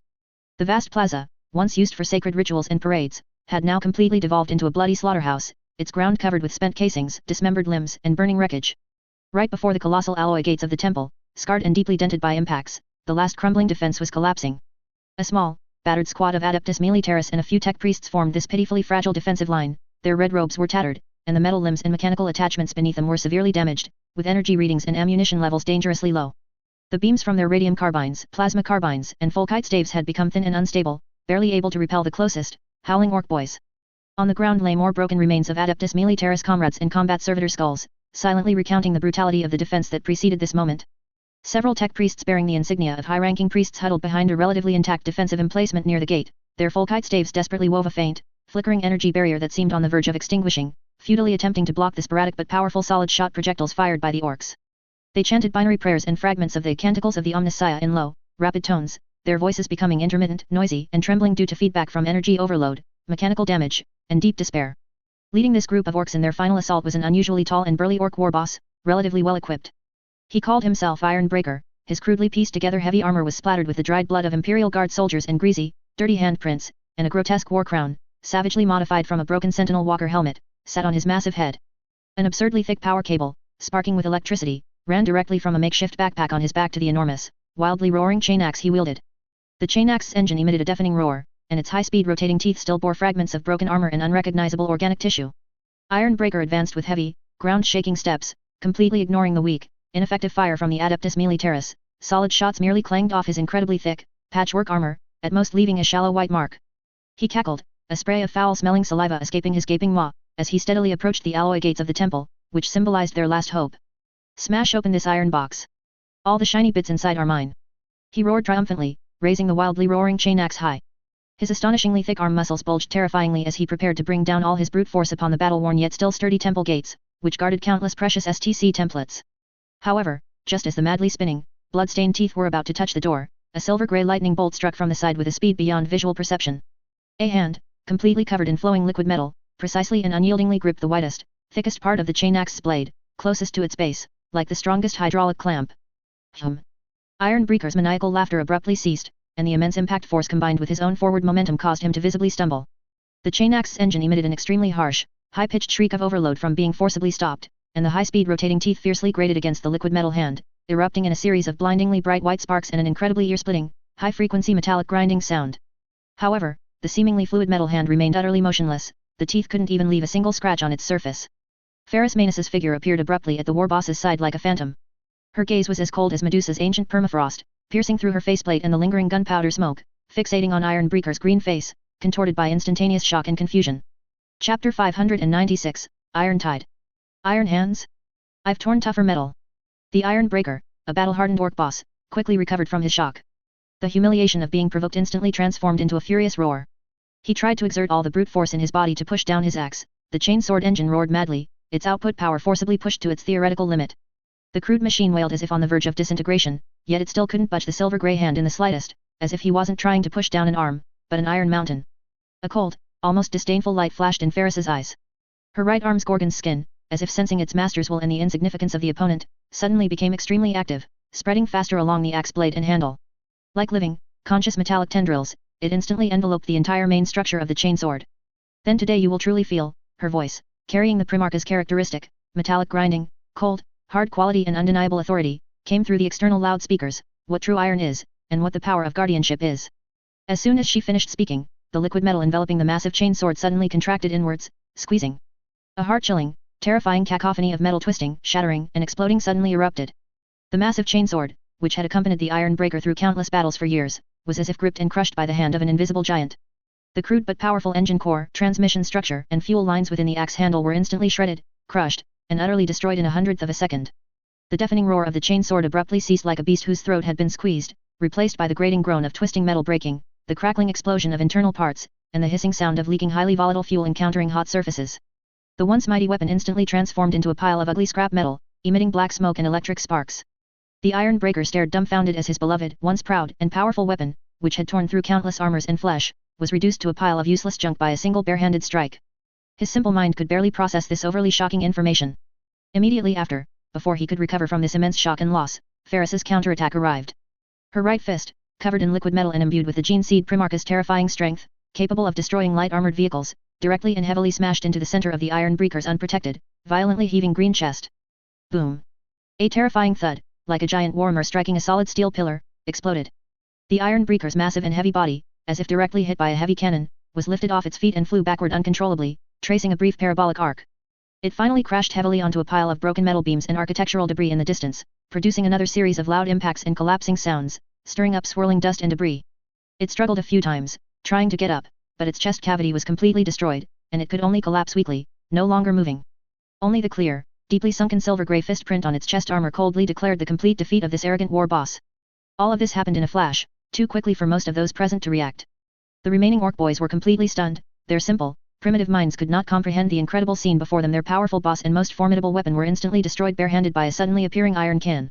And in that fatal moment of their stunned shock, the Iron Hands warriors, like the coldest, most merciless winds of death, swept in with precision and efficiency. The precise short bursts of bolter fire, the mad roar of chainsword, the heavy impact of power armor fists, and the hot hum of plasma weapons quickly and thoroughly cleared all remaining greenskin threats from the doorway. The battle soon ended. Silence briefly returned to the front of the temple gate, leaving only orc corpses, slowly burning twisted wreckage, and lingering gunpowder smoke. The few tech priests who had survived the ordeal tremblingly stood up, their binary prayers had long ceased due to shock. All their optical lenses and sensors were focused on the silver-grey giant standing amidst the smoke and corpses, exuding an invisible pressure. They saw the sacred and unique Gorgon emblem on her power armor, and the legendary silver arm, still slowly flowing as if alive. This existence, far beyond comprehension, plunged them into great confusion and apprehension. You are. A leading priest, his vocoder filled with strong static noise due to overload and excitement, tried to comprehend the incredible being before him. By the god of machines, this arm, but, who exactly are you? Ferris did not respond to this apprehension. Her sensor array quickly and meticulously scanned the structural integrity of the gate, the surrounding defensive deployments, and energy readings. The external loudspeaker still emitted that cold, hard, unquestionable voice, cutting directly to the most critical question. What is the situation inside the temple? Is the STC template core library absolutely secure? The leading priest paused, his mechanical fingers trembling slightly from the previous fierce battle and the current shock, but he quickly forced himself back to his duties. The core template library is protected by the last layers of multiple void shields and armored bulkheads, temporarily secure. But the main structure of the temple is severely damaged, multiple areas have been emergency sealed, and most internal passages are blocked or collapsed. Also, there are quite a few civilians and technical personnel trapped in the lower archives and emergency shelters. We have lost stable contact with them. Orc contamination may have already infiltrated the interior through other breaches. Kale. Ferris did not hesitate, directly connecting to a dedicated communication channel. Primarch. Captain Kyle's steady voice immediately responded, with the sound of intense gunfire in the distance and the steady, rhythmic roar of his bolter's 3-round bursts in the background. Lead your Terminator squad, in conjunction with these tech priests, to immediately clear all enemies within the temple. Ferris's command was clear, concise, and undeniable. Highest priority, ensure the STC template library is absolutely secure, without fail. At the same time, organize all available forces to rescue all trapped personnel. Prioritize personnel safety. Understood. Highest priority, ensure STC template library safety. At the same time, rescue all trapped personnel, prioritizing personnel safety. Captain Kyle repeated the order without hesitation, with no questions, only absolute obedience and execution. After issuing the command, Ferris then turned her gaze to the more chaotic areas in the distance, where explosions and gunfire were more dense and deafening. According to the tactical map downloaded earlier, that seemed to be the location of the original civilian residential areas and large-scale shelters. Other combat companies, rally on me. Her voice spread through the Legion's communication network to all surrounding units. Reform attack formation. Advance to residential sector 7. It needs protection. She began to walk, her heavy adamantium power armor boots steadily treading over broken orc corpses, cooled slag, and various fragments left by the war, moving resolutely towards the new, more brutal battlefield. The Iron Hands warriors, these sons of iron from Medusa, silently and efficiently converged behind her from all directions, once again forming an unstoppable iron tide. The oath of guardianship was being completely fulfilled in the most direct, most resolute, and most brutal way on this burning, ravaged Forge world. Chapter 597, Rescue. The depths of the STC temple presented a mechanical interior landscape violently torn apart. Twisted metal support structures dangled from the ceiling, and broken cables hung and swayed like nerve bundles. The ground was strewn with shattered mechanical parts and fragments of cooling pipes. Emergency lights flickered unsteadily, their weak beams cutting through the dense smoke and the blue ozone mist generated by energy leaks. These light patches danced across charred control panels and damaged walls, reflecting splattered blood and scorch marks left by energy weapons. The air was a mix of many scents. The pungent smell of burning insulation. The sweet, metallic aroma of leaking hydraulic fluid and coolant. And the rusty tang of congealed blood, the foul stench of burnt human tissue, and the primitive, musty, sweaty odor unique to orcs. These smells intertwined, forming a thick, almost palpable pollutant. Various sounds continued from a distance. The deep roar of explosions echoed through the vast hall. The rhythmic 3-round bursts of bolters. The high-pitched hum of energy weapons charging and the tearing sound of their discharge. And the crude war cries and howls of the orcs. These sounds propagated and reflected through the complex network of passages, creating a chaotic soundscape. Captain Kyle walked through this ruin, his armor covered in a fine layer of dust and splattered blood. His Primaris squad, the Gorgon's Fists, advanced in a standard clearing formation. Each Space Marine maintained appropriate spacing and overlapping fields of fire, their movements precise and coordinated. Sensors within their helmets constantly scanned the surroundings, marking heat signatures and sound sources on their retinal displays. Data streams continuously scrolled and updated in calm blue text and icons. The short bursts of bolters rang out regularly. Each crisp report was followed by the screams of orcs being hit and the sound of their bodies exploding. Empty shell casings hitting the ground made a clear metallic clatter, particularly distinct in the lulls of battle. Area clear, a Space Marine's voice came through the squad channel, his tone steady and devoid of emotion. Left flank corridor secure. 3 Adeptus Militaris remains found, suffering severe physical damage. May the Omnisci receive their souls. The Space Marine's report included standard ritualistic phrases, but his voice remained mechanically calm. The main data vault passage ahead is partially blocked by collapsed structural components. Faint life signals detected behind the obstruction. Presumed to be tech thralls or priest members, potential survivors present. Kale's response maintained his usual calm demeanor, but his actions displayed a quality beyond pure tactical calculation. As he stepped over the corpse of a tech priest cleaved open by a crude orc choppa, his gaze lingered on the torn red robe and scattered Adeptus Mechanicus holy symbols for a long time. His newly regenerated left hand tightened slightly, gripping his bolter, the servomotors in his knuckles emitting an almost inaudible whirring sound. Team A clear the obstruction, establish a safe passage. Team B control the flanks, maintain high alert. Team C advance with me, prioritize clearing all enemies on the path to the core template vault. As he issued commands, his fingers rapidly operated the wrist control panel, uploading the life signal coordinates to subsequent rescue units. Remember, efficiency is life, hesitation is blasphemy. They soon encountered a force of orcs surging from the flank. Approximately 20 green-skinned beasts howled and charged, among them 3 particularly noticeable stormboys equipped with crude rocket packs. They were attempting to use their jump packs to leap onto higher platforms to gain a fire advantage. In the past, Kale would have first conducted a full tactical assessment, calculating the most efficient path of annihilation, ammunition consumption rates, and potential risk factors. But this time, his enhanced senses immediately caught the endpoints of the stormboys' jump trajectories. A semi-open cloister structure, with its safety gate tightly shut behind it. But behind the observation window, several terrified human faces flashed by. They were sheltering tech adepts, guardians of imperial knowledge. Prioritize shooting down the stormboys. These abominations must not approach Beta 7 cloister. Kale's voice suddenly rang out in the comms channel, carrying an undeniable urgency. Almost at the same instant, his master-crafted bolter opened fire. The enhanced neural reflexes and shooting accuracy of a Primaris made every shot incredibly precise. 3 bolter rounds simultaneously struck a stormboy who had just landed on the edge of the corridor, exploding him into a spray of flesh and metal shrapnel. Another was completely vaporized mid-jump by a searing plasma bolt from a plasma gun, leaving only a wisp of burnt stench and scattered ashes in the air. The clearing operation was completed with the efficiency characteristic of the Iron Hands. The orc counterattack quickly crumbled under the discipline and firepower advantage of the Space Marines. 15 green-skinned corpses and various mechanical wreckage were left on the ground. Corridor secure, a Space Marine reported, his helmet sensors meticulously scanning the gate area. Approximately 20 human life signals detected, heart rates generally between 120 and 140 beats per minute, in a state of high panic, but overall physiological indicators stable. Kale stepped forward and struck the heavy gate with his new metal gauntlet, producing a deep, reassuring metallic clang. Personnel inside, attention. We are the Iron Hands chapter, the Emperor's Angels of Death. External threats have been temporarily cleared. Maintain your positions, remain silent, rescue will arrive shortly. Faith is your shield. From behind the door came suppressed sobs and sighs of relief. There were also whispered prayers and fragments of mechanical hymns. Just then, Tech Marine Karen arrived with a rescue squad. Various tools hung from his mechanical arm. Medical kits, structural scanners, and cutting tools. Servo skulls followed behind him, their metallic limbs emitting a faint hum as they moved. Captain Kyle. Karen's voice was mechanically raspy, yet urgent. Scans show the lower archives load-bearing structures are severely damaged, with maximum stress points exceeding 87% of design limits, on the verge of structural collapse. However, I detect stronger life signals within. It is likely a large number of personnel are still trapped. Immediate reinforcement and rescue must be implemented, otherwise the Omniscia's knowledge bearers will fall silent forever. Kale did not hesitate for a moment. Team C escort Tech Marine Karen to the lower archives entrance, providing full fire support throughout. Teams A and B continue to advance towards the core template vault, annihilating all enemies along the way. Notify subsequent engineering units to immediately proceed to the archives area to perform emergency structural reinforcement. Knowledge is power, and guarding it is our sacred duty. Understood, Captain. For the Emperor and the Iron Lord. The Space Marines moved in response, without hesitation. Kale turned, leading the remaining Space Marines deeper into the STC temple. The roar of bolters sounded again, cold and efficient in its rhythm, as always.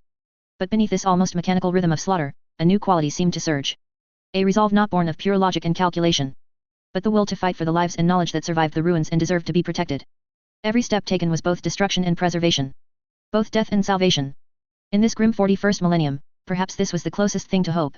Chapter 598, Clearing the Orcs. Residential District 7 had been completely transformed into a crucible of steel and flesh. This settlement, once home to tens of thousands of tech workers and their families, was now nothing but a shattered concrete skeleton and the burning remains of residences. Thick black smoke rose from dozens of fires, coalescing into an ominous canopy overhead, staining the sky a murky grey-black. The air was a mix of pungent ozone, burning insulation, molten plastisteel, and the acrid smell of charred flesh. Orc war machines rampaged through the narrow streets. A bone breaker with a skewed track was using its massive front-mounted crushing roller to destroy the last defensive fortifications. The roller was caked with dark red bloodstains and suspicious chunks of meat. Further away, a Skullhammer battle tank was using its crudely made kill cannon to blast any moving target. Each shell shrieked as it flew, exploding into huge holes on building surfaces. Hordes of orc boys and knobs surged through the streets like a tide. They wielded crude choppas, axes cobbled together from scrap, and spiked iron clubs. Deafening war cries of Wa'ak echoed everywhere. Some orcs carried various firearms, from crude slug gas to dangerous energy weapons. They unleashed indiscriminate firepower in all directions. Stray rounds occasionally punched through crumbling walls or blasted craters into the asphalt. The human resistance was rapidly crumbling. A few surviving Adeptus Militaris and local defense force soldiers were making a desperate stand, relying on makeshift barricades and building ruins. The sounds of their lasgun and projectile weapons were faint and sparse amidst the orc din. With each orc charge, the defensive line was pushed back, leaving more fallen bodies. Most of these bodies were dismembered. Some were severed limbs. Some were torn apart by explosions. Others were ripped to shreds by the orcs' brute force. Just as the defensive line was about to collapse completely, Ferrus Manus led the main Iron Hands forces, cutting into the battlefield like a torrent of steel. They entered the residential area in precise combat formations. The roar of their power armor instantly drowned out the clamor of the battlefield. Laquan clan, establish a defensive line, block the main streets. Valen clan, eliminate enemy heavy weapon units, fire at will. Ferrus's commands were transmitted through the Legion's communication channel. Her voice was calm and clear, devoid of any emotional fluctuation. The warriors of the Laquan clan immediately executed her orders with efficiency. They quickly occupied key intersections and vantage points. They constructed a dense network of fire using heavy bolter, assault cannons, and missile launchers. Their firing rhythm was steady and efficient. Each volley was precisely calculated to maximize lethality. Explosions and shrapnel continuously harvested the lives of the greenskins, forcefully halting their charge. The warriors of the Valen clan, on the other hand, focused on clearing the orc heavy equipment. Blue orbs of plasma fire streaked through the smoke, accurately hitting the cockpits of bone breakers or the ammunition bays of Skullhammers, triggering violent secondary explosions. After the hum of gravity weapons distorting fields, orc knobs and their equipment were crushed into grotesque mixtures of metal and flesh. The warriors used jump packs to maneuver between buildings, delivering precise strikes on critical targets from above. Ferris herself was like the eye of a destructive storm, charging directly into the most intense areas of combat. Her right arm, the Gorgon's skin, constantly shifted shape as needed for battle. At times, it formed a massive power hammer, smashing orc vehicles into compressed metal blocks with a single blow. At other times, it extended into a long whip crackling with energy arcs, bisecting orcs in swathes wherever it swept. And at still other times, it condensed into a huge power fist, easily tearing through the thickest armor. Her every action brought widespread destruction. Hordes of orcs fell before her like stalks of wheat. As the main forces steadily advanced, an orc detachment outflanked them through the underground pipe network, suddenly appearing near the entrance of a civilian shelter. The few local soldiers guarding it were pale, their lips trembling, but they still maintained sporadic lasgun fire. The orcs howled as they charged forward, getting closer and closer. The greenskins at the very front had already raised their blood-stained choppas. At the critical moment, a squad of Valen clan warriors airdropped from a tall building on the flank using jump packs. The continuous rattle of bolter fire immediately suppressed the orc howls. Precise burst fire blew apart the heads of the charging orcs one by one. A Valen sergeant precisely parried a crude choppa aimed at a civilian with his power sword, then, with a swift counter slash, cleaved the orc in half from shoulder to waist. Retreat inside the building, lock down the entrances, the Valen sergeant commanded through his helmet's loudspeaker, his voice processed to sound cold but clear. The soldiers and civilians, still shaken, quickly complied, retreating into the building and reinforcing the entrance. Similar scenes occurred sporadically across the battlefield. While efficiently annihilating the enemy, the Iron Hands warriors began consciously protecting civilians. They would actively intercept orcs charging towards shelters, provide covering fire for retreating civilians, and even use their armored bodies to block stray rounds and shrapnel flying towards crowds. These actions were not mandated by orders, but they gradually became instinctive behaviors for the warriors. This subtle change originated from the Forge Council's new directives, from the Gene Seed Primarch's personal example, and even more so from the gradually reawakening sense of guardianship deep within the warriors' hearts. Ferris used her liquid metal arm to smash an orc truck, along with its occupants, into scrap metal. Her gaze calmly swept across the entire battlefield. She saw the steady advance of the Laquan clan. She saw the precise elimination by the Valen clan. She also noticed the subtle protective actions of the warriors. There was no expression on her metallic face, but the flow of liquid metal on her right arm seemed to become a little smoother. Report casualties, report cleanup progress in each sector, she inquired through the communication channel, her voice as steady as iron. Northern streets cleared, 3 civilian hiding spots found, marked, and protection arranged. Western Orc war machine cluster destroyed, mopping up remaining enemies. Southern sector facing fierce resistance, suspected Orc leader commanding. Request heavy fire support. The information was quickly consolidated. Ferris's attention turned to the southern sector, where Orc resistance was unusually stubborn, even organizing several well-executed countercharges. Notify Valen clan assault teams to converge on my position, Ferris commanded. Her gaze fixed on the tallest, smoke-plumed building in the southern sector, once the residential district's dispatch center. It was now likely the temporary command post of an Orc warboss. Commence clear-out operation. Chapter 599, The Primarch Takes Action. The interior of the dispatch center was already unrecognizable. What was once an orderly command hub had now completely devolved into a noisy, filthy Orc nest. The walls were covered with crude, grotesque totems and symbols haphazardly daubed with unknown pigments glowed with a primitive and violent aura. Various captured or self-made weapons and ammunition were piled high, emitting a pungent odor of oil, blood, and Orc body odor. A restless energy permeated the air, like an invisible electrical net stimulating every inch of space. This was the core source of the Warhammer field, the focal point of savage will. Ironjaw, the splintered iron, the newly appointed warboss of the Orc army invading Fukin's hammer, sat high on a crude throne built from discarded dispatch consoles, torn armor plates, and rusty metal junk. He was even more burly and ferocious than his predecessor, his muscular body covered in layers of rough steel plates, with weld seams crawling across his armor like centipedes. A massive mechanical claw replaced his left hand, its tips constantly dripping viscous black oil and fresh blood, clearly having just undergone a bloody suppression.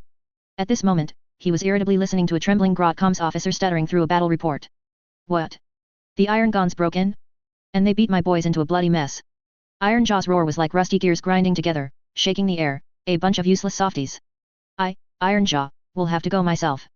He stood up abruptly, his metal boot soles striking the ground with heavy thuds. Leaning against the throne was an enormous power claw, its jagged claws crackling with chaotic energy. Let's go.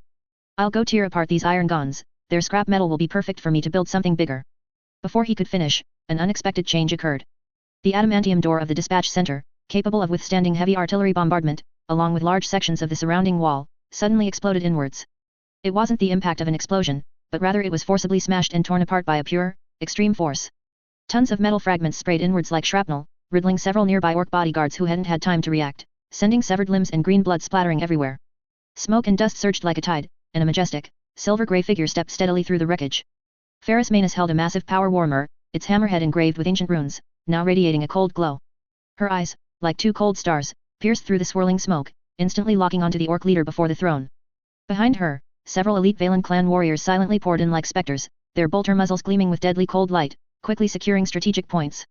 Are you the leader of this trash? Ferris's voice was deep as thunder, carrying the natural gravitas of a gene seed primarch, every syllable seeming to strike the heart of every creature present. Ironjaw, the splintered iron, was visibly stunned, his crimson eyes narrowing in fury, then he let out an even wilder roar. You're the Iron Gun boss who smashed my door? Good. I'll twist your head off and hang it on my... His response was Ferris's sudden charge. The silver-gray figure instantly broke the sound barrier, her heavy power armor stomping the ground with continuous, dull thuds, like a war drum announcing death. The entire nest trembled beneath her footsteps. Waik!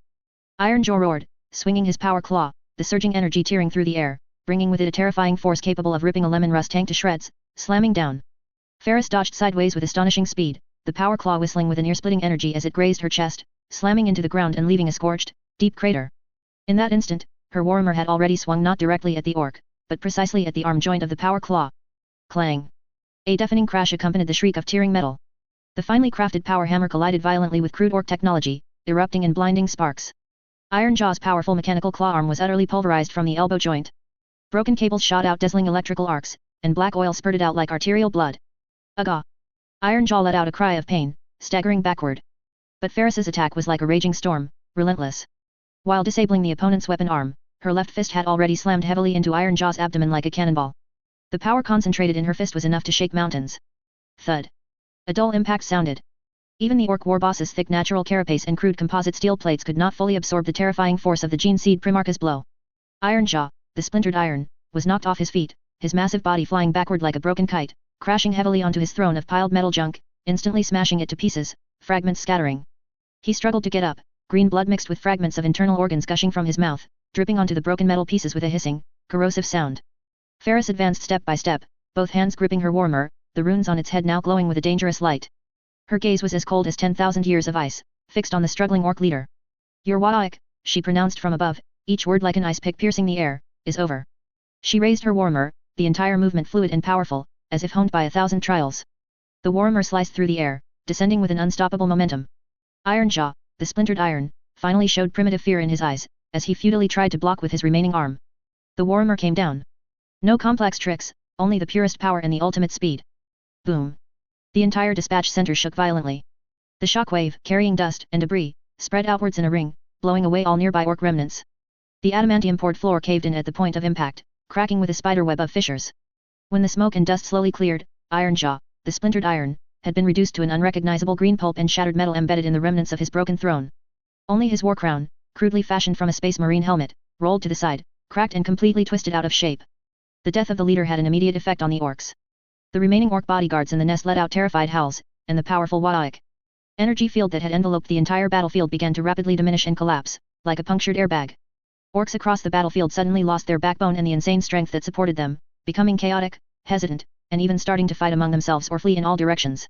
The leader has been slain, Ferris calmly announced to the entire army, her voice amplified through her helmet's voxcaster, spreading across the comms channel, cold and utterly devoid of emotion. Exterminate all remaining resistance units. Purify this area completely. Chapter 600, After the Victory. The star of Fukin's hammer was slowly sinking below the horizon, its light, distorted by the atmospheric pollutants, illuminated the land for the first time without the backdrop of intense gunfire, presenting a tragic and dim yellow stillness. The Iron Hands Legion had completed the cleanup of the main combat zone, only occasional explosions and bolter bursts in the distance reminded everyone that sporadic fighting was still ongoing, but these echoes could no longer turn the tide, and only smoke continued to rise, like unhealed wounds. The STC temple had been completely retaken, its core template library miraculously intact. Tech priests in red robes, escorted by Iron Hands warriors, moved through corridors scarred by bullet marks and energy burns, assessing damage and performing emergency repairs. Their chanting intertwined with the hum of mechanical servo systems, like a song of mourning and hope belonging to an era of remanufacturing. All discovered shelters were opened one by one. Survivors, technical workers, civilians, and battle-scarred soldiers helped each other out of the dark ruins. Their faces were covered in dust and dried tears, their eyes a mix of the dazedness of surviving a catastrophe and the grief of losing loved ones, and as they looked at the silver-grey giants standing like mountains, an unspeakable awe and gratitude silently spread in their gaze. Most of the fires in the 7th habitation zone had been extinguished, leaving only thick smoke still writing the grim history in the air. Iron Hands warriors stood like statues at various strategic points, their helmet sensors scanning every inch of the ruins. Engineering vehicles and servitor skulls moved in groups, clearing obstacles, searching for possible survivors, and solemnly recovering the remains of fallen comrades and precious gene seeds. Captain Kyle stood in the center of a street where fierce battles had once raged, his squad around him, performing inter-combat preparations and weapon maintenance.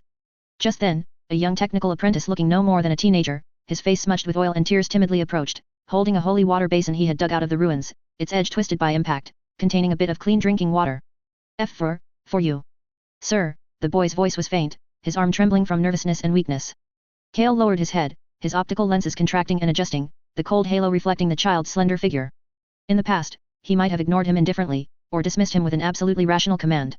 But at this moment, his new left hand, that metal hand forged by the Emperor's personally bestowed technology and the Primarch's will, capable of sensing subtle vibrations and temperature changes, slowly extended. He did not take the water basin, but instead, with his fingertip, very lightly and steadily touched the boy's oil-stained, still trembling, flesh hand. An extremely simple touch. Temperature: 34.2 degrees. Vital signs stable, but urgently needs water and nutritional supplements. His voxcaster emitted modulated words, still trying to maintain his usual coldness, but seemed to have lost a certain indifference, adding an inexplicable weight. He took the water basin and then handed it to a warrior behind him who had a leg injury and was being bandaged. Prioritize the supply of materials to survivors. This is an order. The apprentice stared at him blankly, the fear in his eyes gradually dissipating, replaced by a nascent, faint but real light. Inside the makeshift command center, Ferris Manus was intently listening to battle reports and loss summaries from various battle groups. Data streamed like a waterfall across the holographic screen. Confirmed 1 orc war boss killed, 17 nob level leaders, estimated total greenskin annihilation over 300,000. Our forces suffered 43 dead, 109 wounded, of which 21 seriously wounded need to be sent back to Medusa for deep mechanical repair. STC core template library confirmed intact, incalculable technological loss averted. Successfully rescued 5,731 civilians and technical personnel. Remaining forces of the Fukin's Hammer Adeptus Militaris and Defense Force have been reorganized and integrated, now assisting in maintaining order and performing basic duties. Inquisitor Chen Xi stood by, his gaze sweeping over the cold data stream, finally settling on Ferris's figure. A costly, but indispensable victory, Inquisitor Chen Xi slowly began. We not only reclaimed a Forge world and crushed a Warhammer threat, but more importantly, he paused slightly, his voice deep and clear, it proved the value of the path of remanufacturing. Iron, too, can be held tight for protection. Ferris remained silent. Her gaze turned to the window, the afterglow of the setting sun plating the warrior's cold armor with a warm golden edge.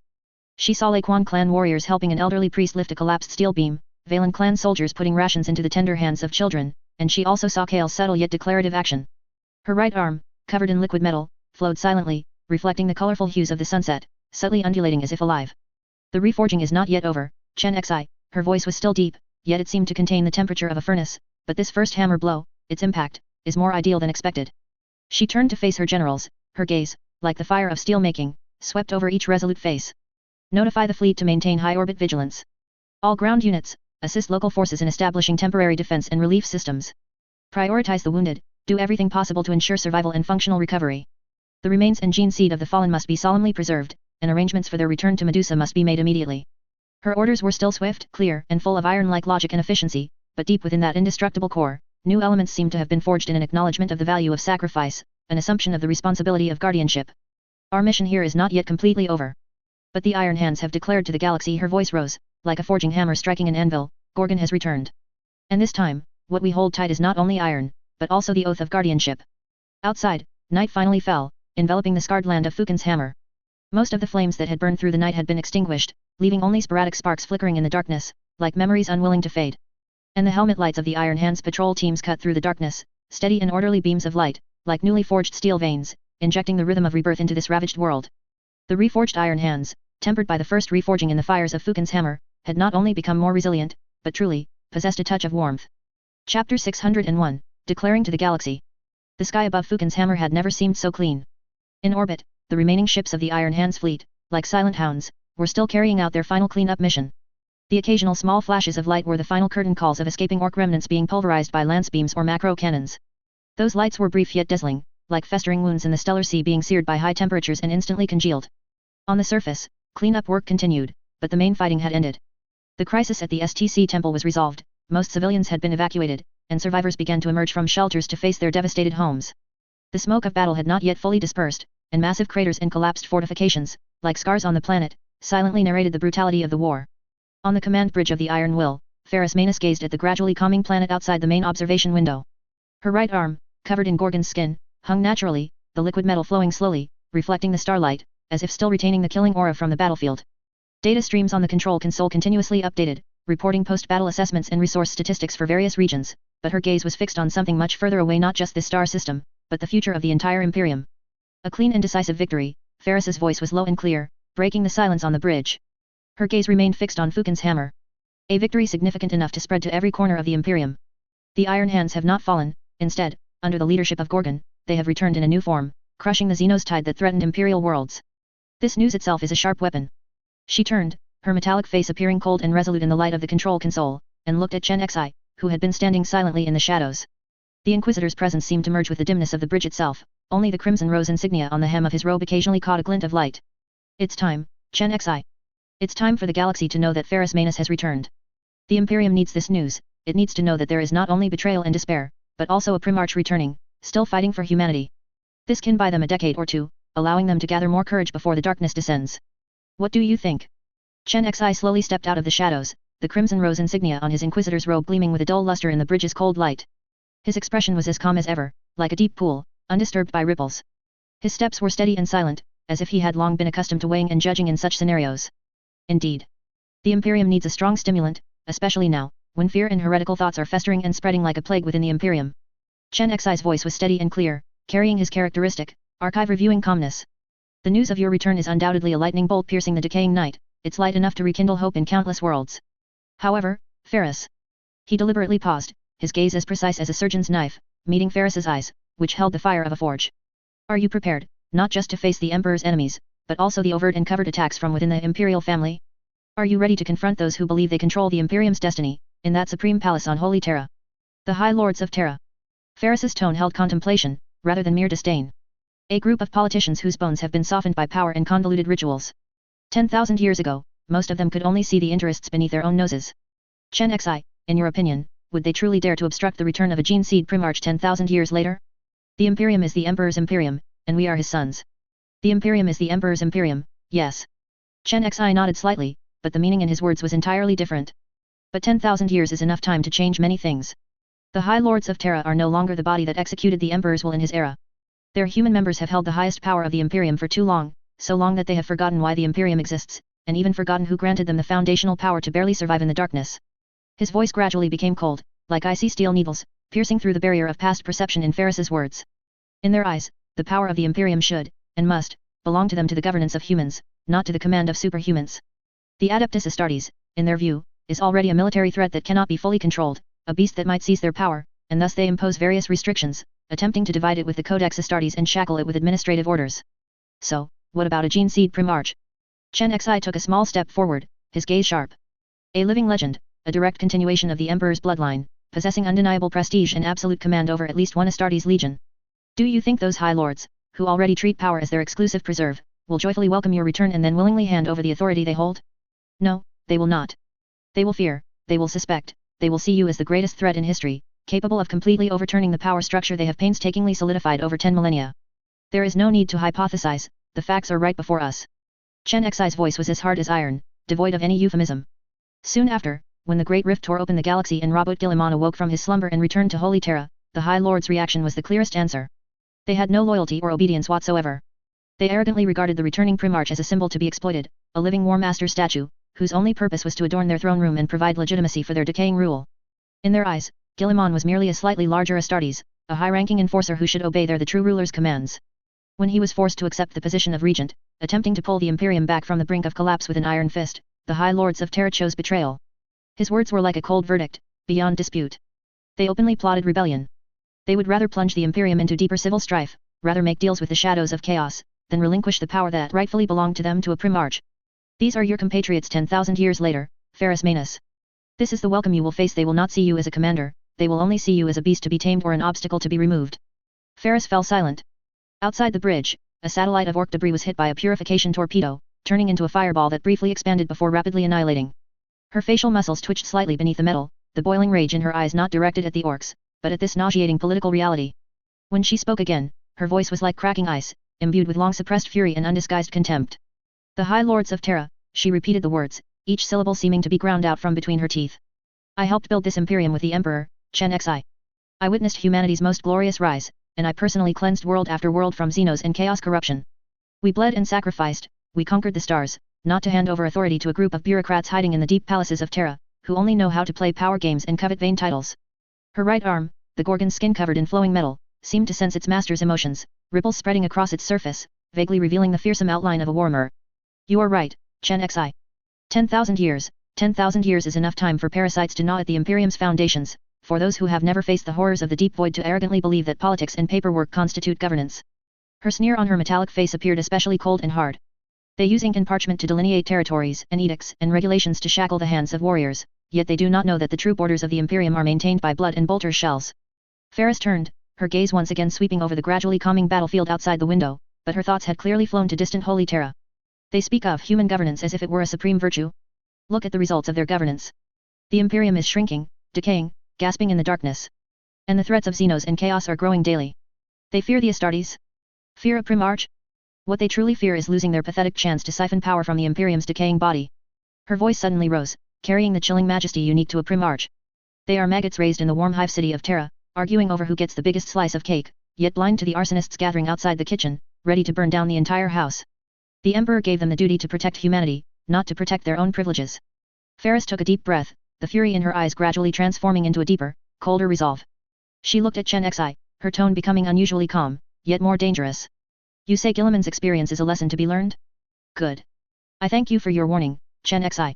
This has made me see that my return is not just a declaration of victory, but the beginning of a war. And the adversary in this war might be an enemy more pathetic, more obstructive to human survival than orcs or Xenos, that is, our own decay and short-sightedness. She turned to Chen Xi, her tone serious. Chen Xi, even if they are an incorrigible bunch of insects, the Imperium is still what the Emperor and we established 10,000 years ago. Protecting humanity is the fundamental meaning of our existence. I have been absent for 10,000 years due to death, watching helplessly as the Imperium slid into the abyss, watching my sons become twisted. I cannot continue to be absent. Should I continue to hide and watch countless worlds fall into despair just because there are a bunch of idiots on Terra getting in the way? Her right arm suddenly hardened, solidifying into the fearsome shape of a warmer, as if to smash an unseen enemy. Duty above machinations, Chen Xi. That is the iron rule. But I need to hear your thoughts. Chen Xi gazed at the Primarch's eyes, burning with anger and a sense of duty, and slowly, almost imperceptibly, sighed. He knew this was the core code of a gene seed Primarch, a cornerstone that could not be twisted by pure self-interest. I never advised you to hide. Chen Xi's tone softened, but remained firm. I merely suggested that you choose the timing and method of your return to avoid unnecessary internal strife, especially at a time when the Imperium most needs to concentrate its strength against external threats. Your duty is to protect humanity, not to wrestle with a bunch of insects in the mud of Terra, that would only waste your precious time and strength, and might even drag you into a trap. He stepped forward again, pointing a finger at the tactical table, bringing up the star chart of the Medusa sector and the surrounding Iron Hand's successor chapters. My advice is, announce your return, let the galaxy know that Gorgon has returned, and the Iron Hands have regained their guidance. But the place where this declaration should resound is Medusa, not Holy Terra. You do not need to personally go to that vortex of power to receive the High Lord's hypocritical reverence and hidden daggers. Your immediate priority is to consolidate your foundation. Medusa is your home world, the Legion's home. You need to firmly hold this place, forging it into an unshakable fortress. At the same time, in the name of the Primarch, issue a call. Recall all successful Iron Hands successor chapters, the Iron Hands, the Iron Guard, the Goliath. Let them return to the Legion's ranks. Before the Great Rift tears open the galaxy, restore the 10th Legion's strength as close to its peak as possible. A complete, unified, and reforged Iron Legion is far better equipped to face future crises, and truly, protect humanity, than a Primarch who goes to Terra alone, potentially falling into political isolation or even soft imprisonment. Chen Xi's gaze was as sharp as a hawk's. When you command a reorganized legion, and when Guilliman also returns from his slumber and inevitably clashes with the High Lords, that will be the best time for you to truly go to Terra, with undeniable power and the support of another Primarch, to settle old scores and reshape order. Going now is a risk. Going then is to establish supremacy. The anger in Ferris's eyes gradually subsided, replaced by deep contemplation. She looked at the worlds marked with Iron Hand's successor chapter symbols on the star chart, her gaze slowly sweeping over them. Chen Xi's words were cold and realistic, stripping away the veneer of idealism to reveal the brutal political realities and strategic considerations beneath. She loathed such calculations, but she was not ignorant of war. She knew that sometimes, the greatest victory came from choosing the right battlefield and the right time. After a long silence, only the faint hum of instruments could be heard on the bridge. Finally, Ferris Manus slowly raised her head, her will having made a decision. She nodded slightly to Chen Xi, indicating approval. Your insights are always so profound, Chen Xi. Entangling with those parasites on Terra is indeed a desecration of time and strength. The true enemies of the Imperium are beyond the stars, in the fissures of the warp. Her arm, covered in liquid metal, resumed its flowing state, pointing to Medusa on the star chart. Right here. As you suggested, declare to the galaxy that Ferris Manus has returned on Medusa. The Iron Hands returned to the Primarch's command. Her finger moved, highlighting several successor chapter worlds. Issue the call. In Gorgon's name, summon all scattered sons of iron to come home. Tell them that the Legion needs every son, and humanity needs every ounce of strength. The Great Rift is coming, we must become stronger and more unified than ever before. She turned to Chen Xi, the light in her eyes now different. It was an acknowledgement of strategy, and a determination for the future. Terra can wait. When Guilliman awakens, the drama there will naturally begin. Our stage is here. Our duty is to ensure that when darkness descends, humanity holds at least one reforged, absolutely reliable warmer in its hands. Chen Xi bowed slightly, indicating agreement. His advice had worked, the Primarch adopted a more cautious, strategically astute plan. A wise decision. This way, even if the High Lords are restless, they cannot directly make rash moves against you, who command an entire legion. They can only listen as your renown is sung throughout the galaxy, powerless to stop the iron tide from regathering. Ferris looked again at Fukin's hammer outside the window, the fireworks of victory now sporadic. So be it. Chen Xi, you are responsible for drafting the proclamation, in my name. Let messengers and star language readers carry the news across the stars. Ferris Manus has returned. But this time, Gorgon will first protect her own nest and her sons. Her voice echoed on the bridge, carrying undeniable authority and a subtle, heavy anticipation for the future. The political maelstrom of the Imperium was temporarily avoided, while the true storm was gathering strength in the distant future. The reforged Iron Hands would first prepare themselves, and for the ultimate darkness that was to come. Chapter 602, The Primarch Returns. The announcement of Ferris Manus's return to Medusa was as impactful as a supernova's explosion. Light and shockwaves, traveling at speeds far exceeding physical laws, swept across the vast and silent Imperium of man through the screams of star language readers and the flickering of psychic beacons. In this 41st millennium, where despair and darkness had become the norm, this news was like a colossal stone thrown into a still pond, stirring up foundational ripples. When the message reached the upper echelons of Holy Terra's inner sanctums, it brought not pure joy, but a silent storm. In the gilded council chambers, the air was frozen, with only the faint hum of servitor skulls and the somber calculations of the cognito-hazard array intermittently interweaving. Power here was like precisely meshed gears, interlocking and balancing each other. The return of a gene seed Primarch, especially in such an independent and formidable manner, was akin to suddenly throwing a massive, uncalculated weight onto these scales. Panic and suspicion quietly brewed in silent glances, encrypted data streams, and sudden accelerations of heartbeats. The High Lords of Terra were long accustomed to strategizing from the deep palaces of Terra, viewing Astartes legions as beasts to be carefully managed, a living Primarch, possessing the absolute loyalty of their legion and embodying the ancient legal traditions of the Imperium, was a primeval force completely beyond their control. After a brief moment of shock, there followed intense closed-door deliberations and power calculations, how to test her political intentions, how to ensure the authority of the Department of Military Affairs and the Department of Justice remained unshaken, and how to integrate this uncontrollable force into the existing rules of the game. A meticulously worded official document, outwardly brimming with imperial celebration but subtly laced with probes and inquiries between the lines, was drafted by the most eloquent bureaucrats. Its sole true purpose was to painstakingly ascertain the true intentions and bottom line of this Gorgon. In stark contrast to the cold, calculating machinations of the High Lords of Terra, the reaction of the Adeptus Ministorum was almost deliriously fervent. The return of an emperor's bloodline. It was instantly interpreted by fanatic bishops, preachers, and devout followers as a manifestation of the God Emperor's will, an unparalleled blessing and a great miracle for the faithful. Hymns and sermons echoed in every cathedral world, every hive city shrine, and even among wandering pilgrim fleets. The name and iconography of Ferris Manus were swiftly reinterpreted, her ancient deeds given new, religiously fanatical explanations. Almost immediately upon confirmation of the news, they selected a key shrine world on the edge of the storm sector Sanctum Phyros to plan a triumphal mass that would sweep across the entire sector, intending to broadcast it via star language reader halls and psychic projection obelisks to as wide a sector as possible.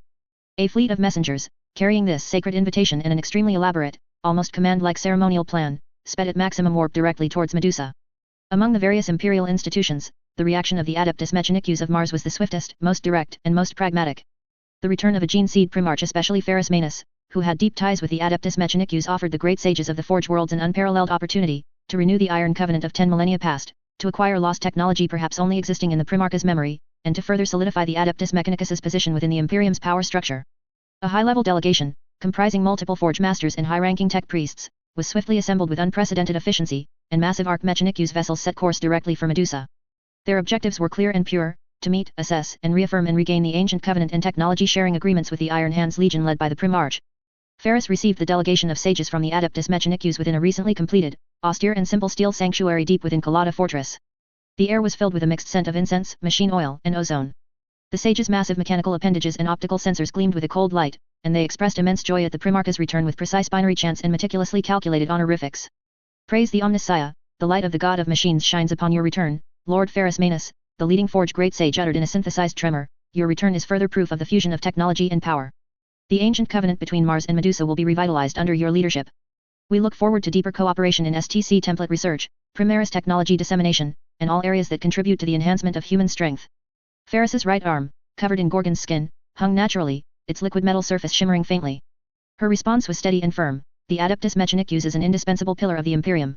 The Iron Hands will continue to fulfill their ancient duties, guard human territory, and share the fruits of technology with loyal allies. Medusa's forges will burn ceaselessly for the Imperium's victory. Her statement was pragmatic and clear, reaffirming the basis for cooperation. However, after a brief, ritualistic exchange, the sage's irrepressible curiosity quickly turned to the core issue. Countless sensors focused on Ferris, especially her inhuman arm and her vibrant, living body. Esteemed Primarch, another sage stepped forward, data cables trembling slightly, optical lenses constantly adjusting focus. Forgive our presumption. Your return itself is a miracle beyond the current understanding of biological technology. Your form of existence, the technological principles employed, are undoubtedly a great breakthrough in the form of the divine machine. Might we ask you to elaborate on the technical details behind this feat of rebirth? This would greatly advance our understanding of the Emperor's creations, and perhaps even. The question was carefully wrapped in honorifics and a thirst for knowledge, but the underlying investigative intent was starkly clear. Ferris's metallic face showed no emotion, but the surrounding air seemed to suddenly drop in temperature. She was silent for a moment, her gaze sweeping over these half-human, half-machine seekers of knowledge, finally cutting off the topic with a deep, undeniable voice. My return is not a replicable or analyzable technological achievement. Her tone was like a hammer striking an anvil. This is a manifestation of the Emperor's will, brought about by a power beyond mortal comprehension. Its mysteries belong to the Emperor, and are not for us to presumptuously speculate upon or investigate. She directly shut down all possibilities for technical discussion, attributing everything to the Emperor's supreme will. This answer both aligned with the Adeptus Ministorum's increasingly fervent deification narrative and temporarily curbed the Adeptus Mechanicus's excessive technical inquiry, though she knew full well the latter would never truly give up. However, Ferris's public attribution of her return to the Emperor's great power was like adding fuel to a fire, plunging the already fervent ecclesiarchy into an even deeper, almost uncontrollable religious fervor. They proclaimed it ironclad proof of the Emperor's direct intervention in the real universe, a victory of faith over the cold laws of the cosmos. When the suffocatingly detailed mass plan, full of red tape and symbolic rituals, was presented to Ferris, her reaction was undisguised, physiological revulsion. She gazed at the holographic image of the shrine world that would be engulfed by countless believers, banners, incense, and fervent shouts, scrutinizing the elaborate, exaggerated, almost theatrical ritual procedures, her liquid metal-covered right hand unconsciously hardening and tightening, emitting a faint but clear metallic scraping sound. They've turned the return of a war leader into a superstitious carnival. Her voice echoed in the cold sanctuary, suppressing a rage like Medusa's storms. The Emperor is the lord of mankind, the pinnacle of reason and wisdom, not the central idol of this extravagant performance. My place should be beside the battlefield and the forge, at the stratagem table and the gene seed vault, not on that elevated platform watched by a billion blindly worshipping eyes, strewn with petals and holy oil. Chen Xi stood silently in the shadows, like a reflection of the Primarch's cold thoughts. Only when Ferris's anger had subsided did he speak calmly, his voice so rational it was almost cold. What you see is a meticulously choreographed performance, Primarch. Yet, for countless mortals across the galaxy struggling in darkness and despair, what they see is a real, undeniable light of hope piercing the long night. The ecclesiarchy uses this hope, even distorts it, but it cannot be denied that this guided, almost blind fervor currently maintains the Imperium's crumbling cohesion, allowing mortal soldiers to face Xeno's artillery with courage. He stepped forward, his gaze sharp as a surgeon's scalpel. To attend is not to endorse all their dogma, but to accept and guide this immense cohesive force born of you. To refuse it is to personally push away billions of hearts ignited in your name, potentially even causing schism. This is not yielding to superstition, but a strategic acceptance, for the sake of the Imperium you wish to protect, an Imperium that still needs these ignorant ropes to bind it together. Ferris fell silent, her sharp gaze fixed on Medusa's perpetually raging storms outside the window, as if seeking answers within them. Rational deliberation and intense inner rejection were silently clashing fiercely. Ultimately, the heavy sense of responsibility belonging to a legion commander and a guardian of the Imperium outweighed pure personal preference and aesthetic discomfort. She took a deep breath, her eyes showing a cold determination after making a compromise. Tell them I will attend. But I will not promise to be a docile idol in their script. I will speak in my own way. And so, on the designated shrine world of Sanctum Phyros, a triumphal mass, unprecedented in Imperial history, was held. The planet's surface was almost entirely covered by a sea of people. Billions of faithful poured in from across the entire sector and even more distant worlds, clogging all ports and thoroughfares, camping in the wilderness, forming an endless ocean of humanity. Grand chants, synchronized through a global array of colossal loudspeakers, merged into a deafening single wave that made the very ground tremble. Holy Emperor! Saint Ferris! Thick clouds of incense smoke billowed from countless gigantic censers, dragged forward by tens of thousands of red-robed faithful. The smoke was so dense it obscured the starlight, enveloping the entire world in an eerie, hazy ochre glow, as if one were inside some colossal living organism. Gigantic effigies of the Emperor and hastily erected battle standards of Ferris Manus emblazoned with the cold head of the Gorgon were simultaneously raised on floating platforms, slowly moving above the heads of the crowd. Countless church bells rang madly, mixing with the continuous chanting and the fervent cheers and screams of the crowd, forming a sensory storm capable of driving the uninitiated mad. Adeptus Ministorum priests, clad in exquisitely opulent gold-embroidered vestments, holding holy staves with crackling arcs, preached hoarsely from towering pulpits about the divine revelation inherent in Ferris's return, their voices distorted by amplification equipment into an inhuman, absolutely authoritative roar. And when ornate cherubim, offered by the Adeptus Mechanicus, buzzed across the sky, sprinkling consecrated holy oil and holy seals bearing Ferris's likeness, the crowd's fervor reached its peak. These small servitors and synthetic biological units, sculpted into bloated infant forms with delicate wings and lifeless eyes, were themselves an object of Ferris's profound disgust. They symbolized the mechanical distortion of the human form in service to hollow rituals, diametrically opposed to her revered concept of pure and practical mechanical integration. Witnessing these grotesque creations weaving through the smoke, like twisted hymns made manifest, her metallic face grew colder, the arm muscles beneath her Gorgon skin subtly tensing from extreme restraint. She stood on the elevated platform, the focus of all eyes, her posture as straight as steel, yet she was like an island standing in an ocean of fervent faith. Compared to the trembling, tearful bishops and ecclesiastical officials around her, she resembled more a war machine forcibly placed on a shrine, cold, silent, and utterly out of place with everything surrounding her. Throughout the entire process, Chen Xi was like a shadow, standing slightly behind her to the side. His very presence was a silent reminder and anchor, momentarily pulling her back to reality from this suffocating religious drama. When the lengthy, seemingly endless ritual finally drew to a close and it was Ferris's turn to speak, she stepped forward. Amplification equipment carried her voice across the entire world, and even through psychic projections to distant stars. Her voice was steady, hard, devoid of the dramatic inflections of the Adeptus Ministorum priests, yet carrying an undeniable, weighty power of a warrior and artisan, like a smith's hammer striking an anvil. She did not repeat the Adeptus Ministorum's fervent theological interpretations, but stated clearly. The Emperor's great power guided my return, to fight, to protect, to rebuild humanity's spine of steel. Her gaze swept like a scanning beam across the endless sea of people below, as if able to penetrate the surface of fervor to see the souls beneath, yearning for protection, seeking meaning. Humanity's future is founded on solid ground, fearless sacrifice, technology passed down through generations, and an unyielding will. Faith can give you the courage to face darkness, but do not let lengthy rituals and empty hymns replace the swords in your hands, the armor on your backs, and the practical responsibility in your hearts. Remember the concrete things you are meant to protect: your homes, your people, your own dignity, and not merely an illusory vision to be protected. Her words were like a cold wind injected into a boiling forge, causing the fervent atmosphere to momentarily freeze and allow for a pause of thought. The cheers did not cease, but were mingled with confused whispers and brief silences. She did not entirely negate faith, but directed it towards a more pragmatic, action-oriented path. The instant her words ended, Chen Xi gave an almost imperceptible nod, as if in approval of this speech that both appeased the populace, conformed to the situation, and clearly conveyed their own stance. The Adeptus Ministorum hierarchy still wore their practiced bright smiles, but their eyes and brows were slightly stiff. They understood that this Primarch had accepted the stage they built, but refused to recite the lines they wrote, and furthermore, refused to become the idol they worshipped. She was a smith's hammer with her own will, even when forced to the center of a fervent forge, she maintained her cold hardness and clear direction. The political maelstrom of the Imperium surged with undercurrents due to her return. Ferrus Manus knew clearly that while refreshing the Legion and confronting external enemies were difficult, navigating the internal quagmire of the Imperium, woven from faith, tradition, lies, and lust for power, would perhaps be another, longer war, one that tested patience and will even more. And she, the daughter of Gorgon, had stepped onto this battlefield. Chapter 603 The High Lords of Terra.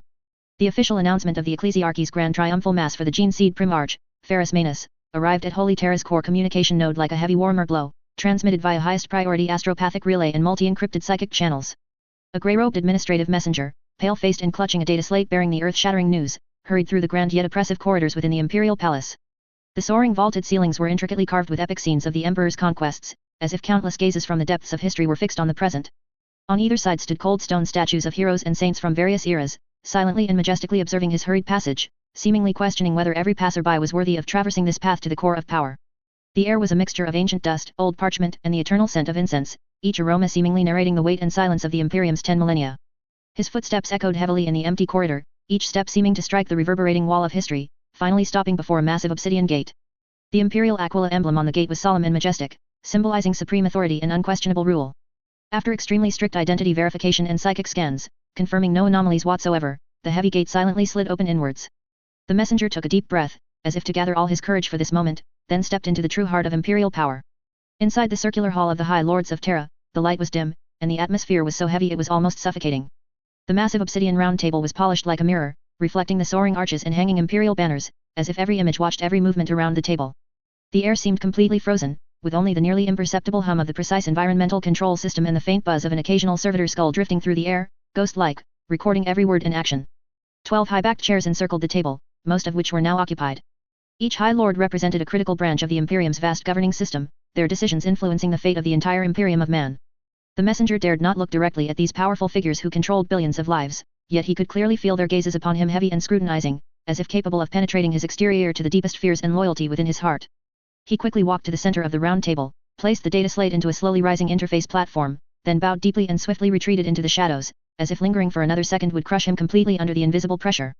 The first to break the suffocating silence was Marshal Loken Vorden, the representative of the Department of Military Affairs. His epaulets were adorned with medals symbolizing countless military achievements, and his face was as grim as wind-eroded rock, as if time and war had long since erased all soft emotions from it. No emotion could be read on his wrinkled face, but his slightly constricted pupils and the unconscious tapping of his rough knuckles on the table betrayed the violent tremor within him. By this time, the contents of the data slate had been projected onto the holographic image in the center of the round table, every word seemingly carrying immense weight. A living Primarch, he began, his voice hoarse, with the authority of one accustomed to giving orders, yet suppressing a deeper turmoil, not in historical records, nor on hagiographic paintings, but on Medusa commanding his legion, having just crushed a massive Wadaik.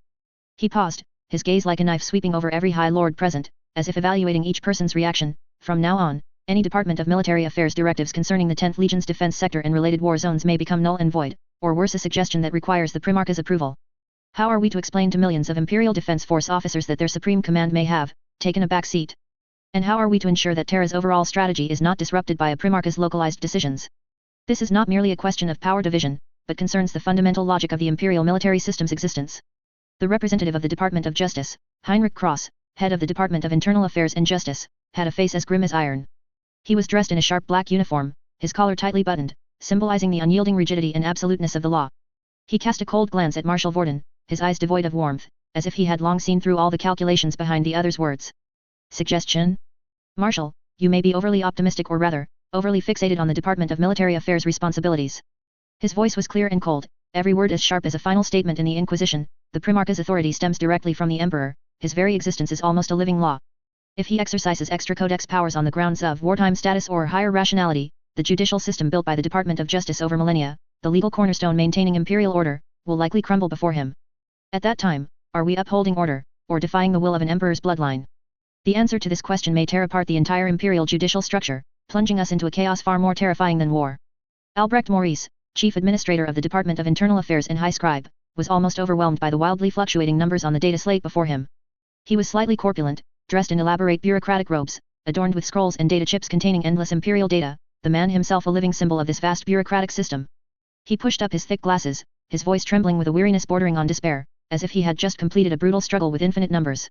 Gentlemen, before debating jurisdiction and judicial dilemmas, please look at these numbers. The real issue is resources. Reviving and maintaining a full legion, please note, a legion, not dispersed chapters, requires astronomical amounts of material. He brought up holographic charts, intricate curves and mountains of numbers dazzling the eye, as if silently proclaiming an impending resource crisis. Millions of new armaments, the maintenance and expansion of massive fleets, vast supplies of ammunition and energy, the comprehensive upgrade of Medusa and its surrounding star systems infrastructure. This will drain the annual allocations of at least 3 major star systems. Morris's voice was almost hoarse, every syllable filled with urgency. We must immediately establish some mechanism for review, negotiation, and even restriction, otherwise the governors and command centers of other star systems will rebel due to supply shortages. The Imperium's already strained logistics network will completely collapse. He wiped the sweat from his brow, making an almost dangerous suggestion, his voice lowered, as if afraid of being overheard by some unseen force. Perhaps, we could activate emergency protocols, reallocating some of the excess quotas from the Ultramar star system? After all, Lord Robert Gillimon is currently, in stasis, unable to object. At these words, several high lords frowned deeply. Diverting resources from another Primarch's homeworld was tantamount to touching the Imperium's most sensitive taboo, potentially triggering unforeseen chain reactions. Cassius Raven, master of the astropathic choir and psychic overlord, his face unusually pale from years of immersion in the warp, showed a deeper flicker of unease. He wore robes embroidered with star patterns, emanating a faint psychic glow and a camphor-like scent, as if he himself were a bridge connecting reality and the void. He slowly raised his gaunt hand, unnatural blue light coiling around his fingertips, the light seemingly alive and subtly trembling. Before you worry about power, law, and resources, these mundane matters, his voice was like one from deep water, ethereal and chilling, every word seemingly carrying the whispers of the warp. We should perhaps focus on certain more arcane details, beyond our current comprehension. The Primarch's return is certainly shocking, but how did he return? Why now? Is there a force at work behind this that we have not yet perceived? The answers to these questions may be even more unsettling than the Primarch himself.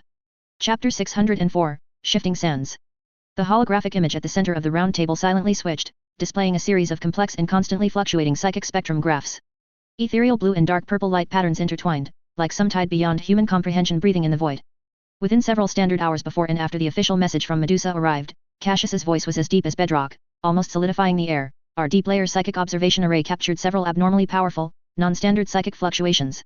His face was so pale it lacked any trace of color, his gaze sweeping over every face around the round table. They do not belong to any known astropathic transmission encryption pattern, and their spectral characteristics are also distinctly different from common subspace storms or known signs of warp entity activity. These fluctuations were more concentrated, more deliberate. As if some extremely powerful, highly purposeful will was conducting organized probing or communication.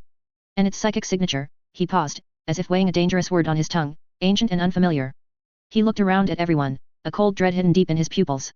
The Primarch's return itself is beyond reason, and do these accompanying phenomena, unexplainable by current knowledge, suggest that some unknown power, or technology, is involved.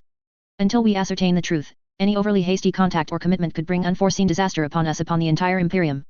I have ordered this discovery to be classified as throne-level secret, not to be leaked for now. The representative of the Navigator families, Quintus Arabic, patriarch of the Arabic family, remained silent as a statue. His ornate and ancient mask concealed all expression, only the tightly closed, inhuman navigator's eye on his forehead exuded a faint, eerie glow in the shadows.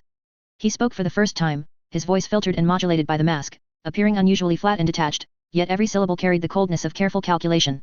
Danger and opportunity, Lord Master, are two sides of the same coin, always existing simultaneously. He tilted his head slightly, as if perceiving the turbulent invisible energy around him with that third eye. The Gorgon's return is undoubtedly a massive force that will severely disrupt the existing balance of power. We Navigator families serve the Imperium, guiding ships through the Star Sea for generations, adhering to the ancient covenant established with the Emperor.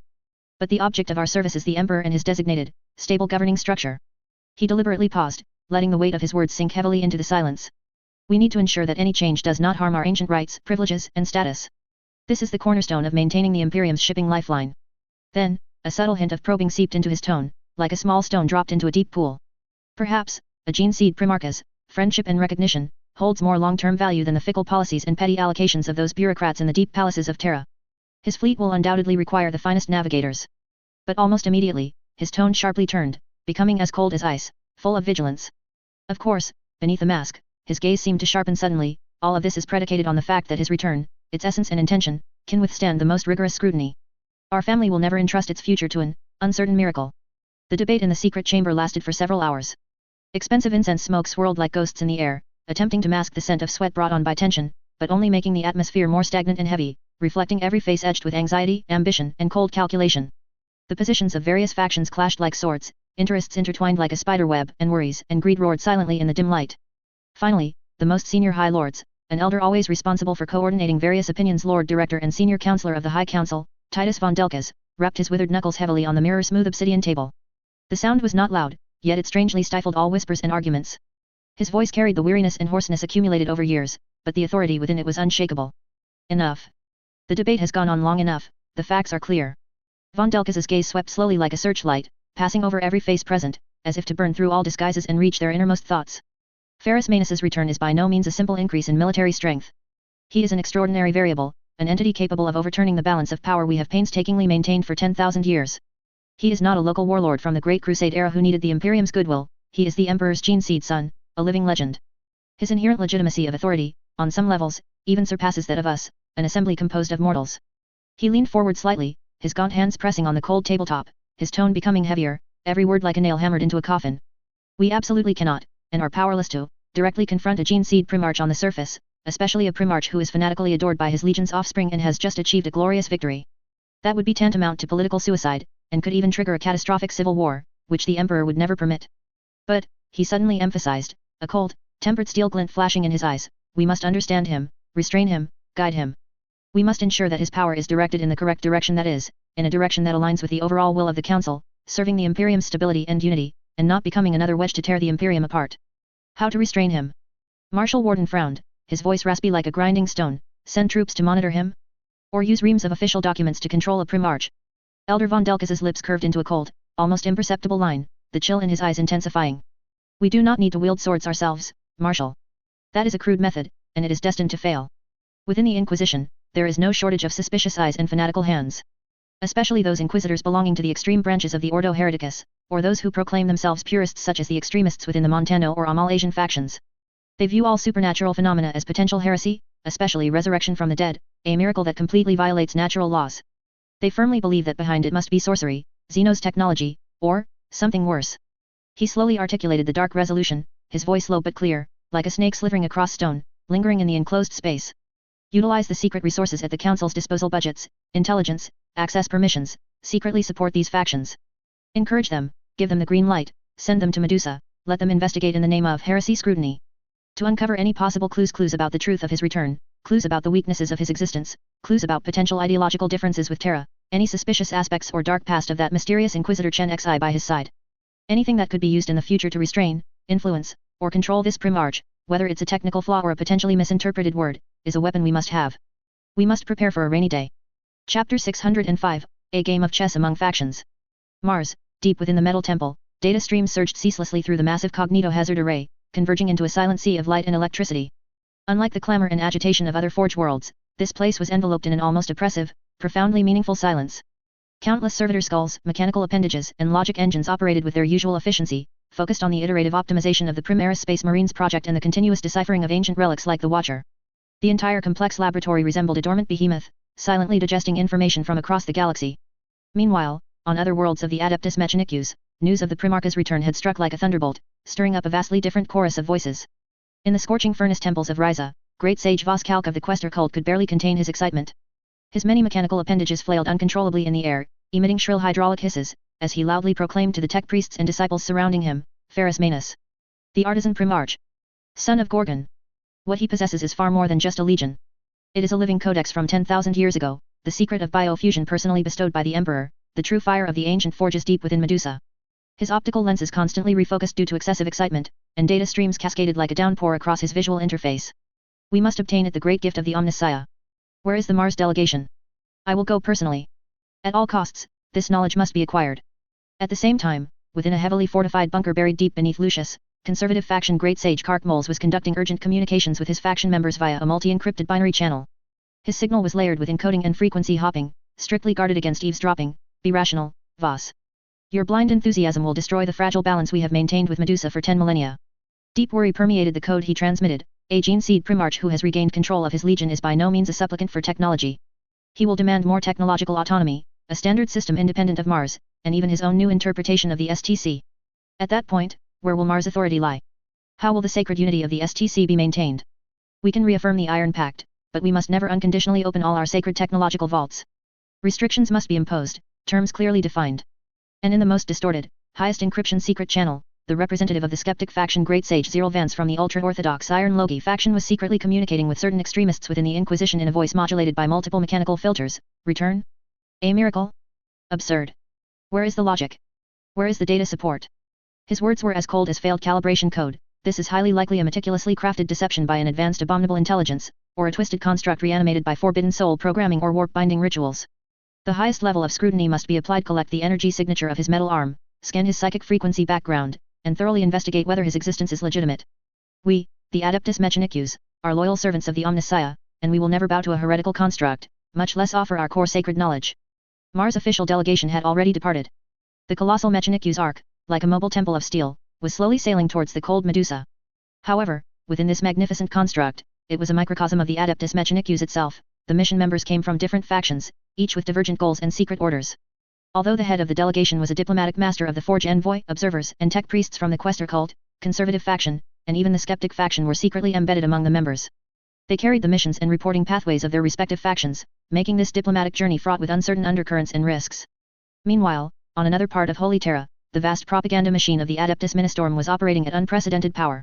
Within the towering and magnificent St. Gregory Cathedral, capable of holding hundreds of thousands of faithful, Bishop Decimus Walker, an ambitious and seasoned leader of the radical faction, stood on the gilded and jeweled pulpit. Facing the frantically summoned bishops, preachers, and propaganda directors below, his arms gestured passionately, his voice shrill and highly inflammatory, echoing continuously beneath the massive dome. This is the Emperor's miracle. It is a great victory for faith. Bishop Walker's face was flushed with fanaticism, his eyes gleaming with the light of power. Ferrus Manus is no longer merely an ancient warrior, he is the Iron Saint. He is the most brilliant proof that the God Emperor has bestowed upon us in this dark era, guiding us. His return signifies that faith can transcend the cold laws of the universe, and devout prayer can bring the dead back to life. He pointed to a religious icon rapidly generated on the holographic screen behind him. Ferrus glowed with golden light, his face as majestic and compassionate as a deity, holding the Emperor-blessed war wreathed in holy flame, his feet trampling the twisted corpses of greenskins. I want his holy name to be proclaimed in every corner of the Imperium, from the most glorious upper nest spires to the shacks of the most remote agri-worlds. Walker's voice was almost a roar. Brochures, holy images, prayers, hymns, they must spread like a tidal wave. Let all citizens know that it was their unbreakable faith in the Emperor that brought back this saint. This is the greatest reward for our piety. He spun around abruptly, his gaze burning into a trusted archdeacon responsible for propaganda standing beside him, and this is just the beginning. We will hold a saint's triumphal parade for him, unprecedented in imperial history. Its scale must surpass any previous celebration. We will erect an altar on Sanctus Phyros unlike any before, gathering billions of faithful. We will, in our own way, shape him into the most dazzling and sacred symbol within the ecclesiarchy system. We will enthrone him with the fervent faith of billions of adherents. His face was filled with undisguised ambition, his voice lowered but more powerful. At that time, the High Lords of Terra, those bureaucrats who only play with paperwork? Other primarchs who might return but do not understand the true meaning of faith? Those simple-minded Astartes warriors who only know how to wage war? They will all be overshadowed by this divine radiance, fading into insignificance. The ecclesiarchy will become the true dominant force of the Imperium, leading humanity towards ultimate salvation. Beneath the flames of pious fanaticism, he brazenly unveiled the massive political scheme behind it, as if he could already see a future where he controlled the Imperium's spirit and authority through the Primarch's prestige. Within the deep palaces of Terra, beneath the red sands of Mars, and within the shadows of the ecclesiarchy cathedrals, countless undercurrents had already converged into a raging vortex. Every faction at the highest level of the Imperium, the Department of Military Affairs, the Department of Justice, the Department of Internal Affairs, the Astropathic Choir, the Navigator Houses, the Adeptus Mechanicus, the ecclesiarchy, and even within the Inquisition, which had yet to clearly state its position, was conducting the most precise analysis and the coldest calculations regarding Ferrus Manus's return, based on their own interests, fears, and ambitions. Beneath the outwardly enthusiastic and respectfully worded congratulatory messages lay the prelude to a war without smoke, yet far more perilous, concerning the future fate of the Imperium. Each side was secretly adjusting strategies, preparing resources, sharpening blades, or weaving nets, awaiting how the Iron God who returned from the storms of Medusa would make his move, and how he would respond to the overt and covert attacks that would follow from his own people. The political abyss of the Imperium had silently opened its maw. Chapter 606, Warren's Actions. Deep within the Star Sector Tribunal complex in the Mariupol sector, Inquisitor Qasim Warren's private meditation chamber was concealed in what seemed like an eternal shadow. It was a windowless, sealed room with thick alloy walls that completely blocked out all external noise, leaving behind an almost absolute silence. The only ventilation system emitted a low, steady hum, constantly filtering out potential contaminants, leaving only purified, cold air with the scent of metal and ozone, which slowly circulated within the room. On both sides of the room, towering data slate racks and cogitator terminals were arranged, with mountains of dossiers and encrypted storage chips recording centuries of heresy and forbidden knowledge from the sector. The surfaces of the paper and chips bore marks of age and frequent use. In the center, an old holographic projector displayed a slowly rotating star map, with the Medusa system prominently marked in crimson, surrounded by energy readings, tactical annotations, and numerous question marks personally penned by Warren, casting cool-toned patterns across his face. Inquisitor Warren stood still amidst the interplay of light and shadow, like a statue carved from steel and wool. He wore a heavy black robe, its collar tightly fastened, and emblazoned with the crimson eye symbol of the Inquisition's authority, which faintly reflected a matte finish in the dim light. His face was gaunt, with high cheekbones, and his eyes, like tempered blades, seemed capable of piercing through all illusion and disguise, filled with an undeniable sternness. Decades of confrontation with heretics and mutant forces had etched a deep suspicion and relentless scrutiny into his demeanor. What drove him was not directives from superiors, but an almost extreme conviction and obsessive pursuit of the metaphysical purity of pure humanity and an unreserved loyalty to the will of the Emperor. At this moment, his long, slender fingers gently traced a recently declassified report bearing the Astropathic Choir's insignia. The paper itself was slightly coarse, the ink clear and neat, recording the abnormal psychic fluctuations that accompanied the news of the so-called Ferris return. Identification pattern, non-standard, signal ancient and unrecorded, suspected of being deceptive. He repeated the words from the report in a low voice, each syllable like a piece of ice falling into silence, clear and cold, particularly distinct in the enclosed space. Seated opposite him were two allies he had specifically summoned for the assessment. Inquisitor Marcia Clerf of the Ordo Malleus was as enigmatic as silence, her form almost blending into the shadows of the background. Her left eye was covered by an inconspicuous metal eye patch, and the edge of her remaining right iris glowed with an unnatural faint golden light, a mark left by prolonged exposure to the warp, adding a touch of inhuman solemnity to her. Her very presence was like a moving shield against the contamination of the immaterial realm.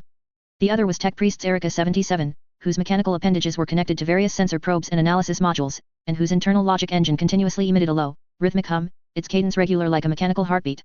He belonged to an extremely orthodox faction within the Adeptus Mechanicus, harboring deep suspicion towards any organic miracles or non-standard technology, firmly believing that humanity could only survive by adhering to the codex technology of the Omnissiah. The chain of evidence is closing, Warren began, his voice dry as a desert wind, yet carrying undeniable authority. The true Ferris Manus gene seed Primarch of the Iron Hands was confirmed dead on Istvon V during the 30th millennium. His head was personally severed by the traitor Fulgrim, a fact corroborated by countless historical archives and chapter annals, beyond dispute. He paused, calling up another optical file. A pale blue light screen clearly displayed Inquisitor Chen Xi's record, with several time points and mission logs prominently highlighted in red. And this Inquisitor Chen Xi, her whereabouts have long been a mystery, closely linked to multiple fringe technology experiments and unregistered Xenos contact incidents. She appeared on Medusa almost simultaneously with the so-called Ferris. Warren raised his eyes, his gaze like an interrogation lamp shining on the other two. Too perfect a coincidence is often the most obvious flaw in a carefully woven deception. Inquisitor Clerf nodded slightly, her voice like a cold wind passing through ruins, her tone steady but subtly alert. The warp's essence is treachery and deceit. Powerful daemon princes, or certain ancient curses, are capable of weaving illusions as real as reality itself. They steal the images of heroes, distort the perceptions of mortals. This so-called return, in my view, is more like a meticulously planned sacrilege, intended to corrupt the chapter's pure faith in its Primarch, and thereby dismantle the very foundations of the Imperium's belief. Erica 77's Voxcaster first emitted a rapid burst of binary code, then switched to flat Gothic, with faint static crackling between sentences. Logical validation failed. According to existing scientific doctrine, biological tissue cannot spontaneously reassemble and maintain Primarch form after 10 millennia. This phenomenon cannot be explained by any known technology. It is highly suspected of involving the following forbidden practices: advanced artificial intelligence simulation, anomalous STC template replication, or illegal soul programming technology. One of his mechanical appendages lifted slightly, its probe flashing with cold light. This entity must undergo mandatory scanning and analysis to verify its compliance with the human form orthodoxy standard. Any deviation will confirm its impure nature. The opinions of the three quickly converged through rigorous suspicion and logical deduction. The true Ferris had long since perished, and what now appeared on Medusa was most likely a simulacrum created by Inquisitor Chen Xi using some unrecorded forbidden technology. Warren even noted in his report that descriptions mentioning the entity's unusually feminized features might well be a deliberate blasphemy, a malicious mockery of the Emperor's sacred creation. Their collected evidence: the inexplicable resurrection mechanism, physiological characteristics inconsistent with historical records, suspicious links to Chen Xi, and anomalous psychic signals had been quietly circulated within the Inquisition's encrypted network, accessible only through the highest level clearance channels. A plan of action was swiftly drafted. Inquisitors possessed their own authority and resources, without the need for complex political procedures. Warren had already begun secretly mobilizing the forces he needed: an assault team of loyal stormtroopers, a modified strike cruiser equipped with silent engines, and a set of equipment for on-site verification and, if necessary, final purification, including high-sensitivity psychic scanners, molecular-level analyzers, and heavy melta-weapons. All deployments were conducted in the shadows. Fleet routes were set to take circuitous warp jumps through desolate sectors to conceal the final destination. Personnel involved were only notified that this was a top-priority scrutiny mission, with the target labeled as extremely dangerous and highly deceptive. Qasim Warren firmly believed that he was not defying the will of the Imperium, but rather fulfilling his most fundamental duty to defend the purity of humanity with fire and steel before the enemies of the Emperor could corrupt everything. Chapter 607, Visitors to Medusa. Outposts on the edge of Medusa detected the approach of a small fleet. The ships had a rigid outline and sharp lines, like mobile fortresses emerging from the void. Their hulls were painted with the Imperial Fist's iconic bright yellow, interspersed with solemn black stripes, a symbol of Rogel Dorn's sons. They sailed in a steady and precise formation, like a silent drill. The flagship, Eternal Resolve, transmitted multiple encrypted Imperial identification codes and docking requests, stating its origin from the Imperial Fists and its successor chapter, the Black Templars.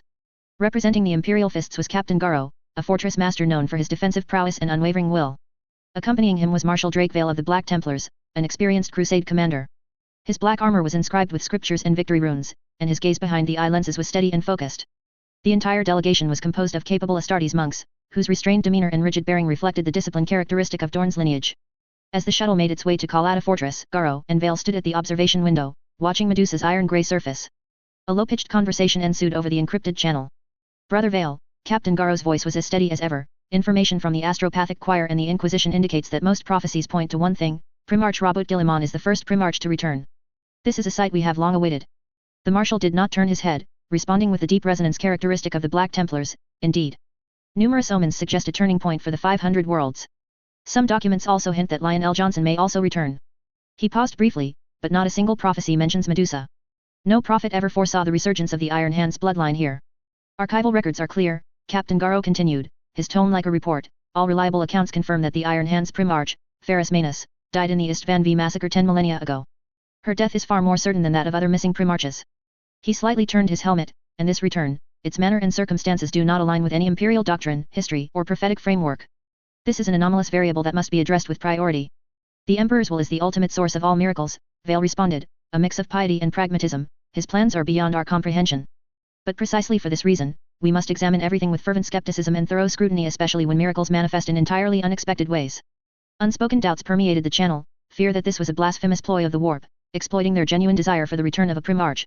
Her authenticity must be thoroughly verified, Captain Garo finally said, his tone resolute, not merely by gene print or memory comparison, but by judging her essential nature, whether her will is absolutely aligned with the pure objectives of the Imperium. Dorn's sons will uncover the truth. Will the Black Templars cooperate? The sword of the Black Templars is eternally loyal to truth and human purity, Vale solemnly declared, his finger unconsciously tracing the hilt of his sword. If she is truly a Primarch, we will dedicate our full loyalty and strength.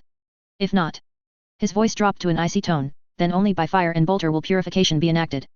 A brief silence fell, broken only by the low hum of the shuttle's engines filling the cabin. The two Astartes once again looked ahead at the approaching, rugged fortress of the Iron Hands. Whatever awaited them, they were prepared. Outposts on the edge of Medusa monitored the void in eternal vigilance. No sooner had the sensor arrays stabilized, recording the energy signatures of the Imperial Fist's fleet, than new alarms blared again. Another fleet was exiting the warp, its signal characteristics distinctly different from the orderly uniformity of Dorn's sons. These ships were elegant and swift, like red comets streaking across the star sea, their hulls adorned with the Blood Angel's symbol, a bleeding wing. Leading them was a fast combat vessel named Spear of Sanguinius, whose flight posture had an almost artistic fluidity, a stark contrast to the rigid steadfastness of the Imperial Fist's eternal resolve. The Imperial Fist's shuttle was preparing to depart for Kallada Fortress. Captain Garo and Marshal Drakevale briefly discussed this new development over an encrypted channel. The two chapters had not coordinated their journeys to Medusa, but their near-simultaneous arrival was not entirely coincidental. Fragments of information from the Astropathic Choir had simultaneously stirred the Imperial Fist's rigorous pragmatism and the Blood Angel's fervent desire, guiding them to the same objective. After brief interfleet communication, the two delegations decided to seek an audience together. This was partly in line with the tradition of cooperation among the Adeptus Astartes, and partly because both sides recognized the historical significance of this meeting and the value of cross-referencing their observations. The Imperial Fist sought conclusive evidence and logical rationality, while the Blood Angels yearned for hope and confirmation of faith. Kallada Fortress's reception hall was more solemn than usual. The Iron Hands clan had specifically reinforced security, with 2 squads of Iron Hands Terminators standing on either side of the hall, their figures like silent, steel statues, their power fists gleaming under the cold light. In the center of the hall, Ferris Manus stood majestically, her liquid metal arms occasionally rippling subtly under the lighting, flowing as if alive. The Imperial Fist's delegation entered the hall first. Captain Garo led the way, his bright yellow armor particularly striking under the hall's lighting, the Imperial Fist's emblem clearly visible on his pauldrons. He was followed by Marshal Drakevale of the Black Templars, whose black armor was covered in scriptures and oath scrolls, the hilt of his sword adorned with sacred symbols. The entire Imperial Fist's delegation moved with precise, unified steps, demonstrating the discipline and accuracy characteristic of Dorn's sons. Their movements were coordinated, as if rehearsed countless times, every detail conforming to the Codex Astartes. Moments later, the Blood Angels delegation arrived. Chief Librarian Mephisto walked at the forefront, his red armor adorned with intricate golden angel wing reliefs, the librarian's blue details contrasting sharply with the armor. His face bore the characteristic blend of handsomeness and inner struggle unique to Sanguinius's sons, his gaze sharp, hinting at a subtle, almost imperceptible thirst. The accompanying Blood Angels warriors moved with an elegant yet distinctly eager demeanor, their armor adorned with various personalized relics and medallions, a contrast to the Imperial Fist's uniform standards. Captain Garo saluted first, his movement precise and in accordance with Codex etiquette. Primarch Ferrus Manus, he spoke through his helmet's voxcaster, his voice as steady as rock. On behalf of the Imperial Fist's chapter and the Black Templars, we offer our most sincere respects for your return from distant times. Dorne's bloodline has never forgotten the years of fighting alongside a Primarch. Your reappearance is a tonic for the Imperium's faith, a triumph of the divine human will. Almost simultaneously, Mephisto stepped forward and saluted, his etiquette impeccable yet containing a more overt emotionality. Primarch Ferrus, his voice was more emotional than Captain Garo's, to see you standing here is like rekindling a lighthouse in a dark universe.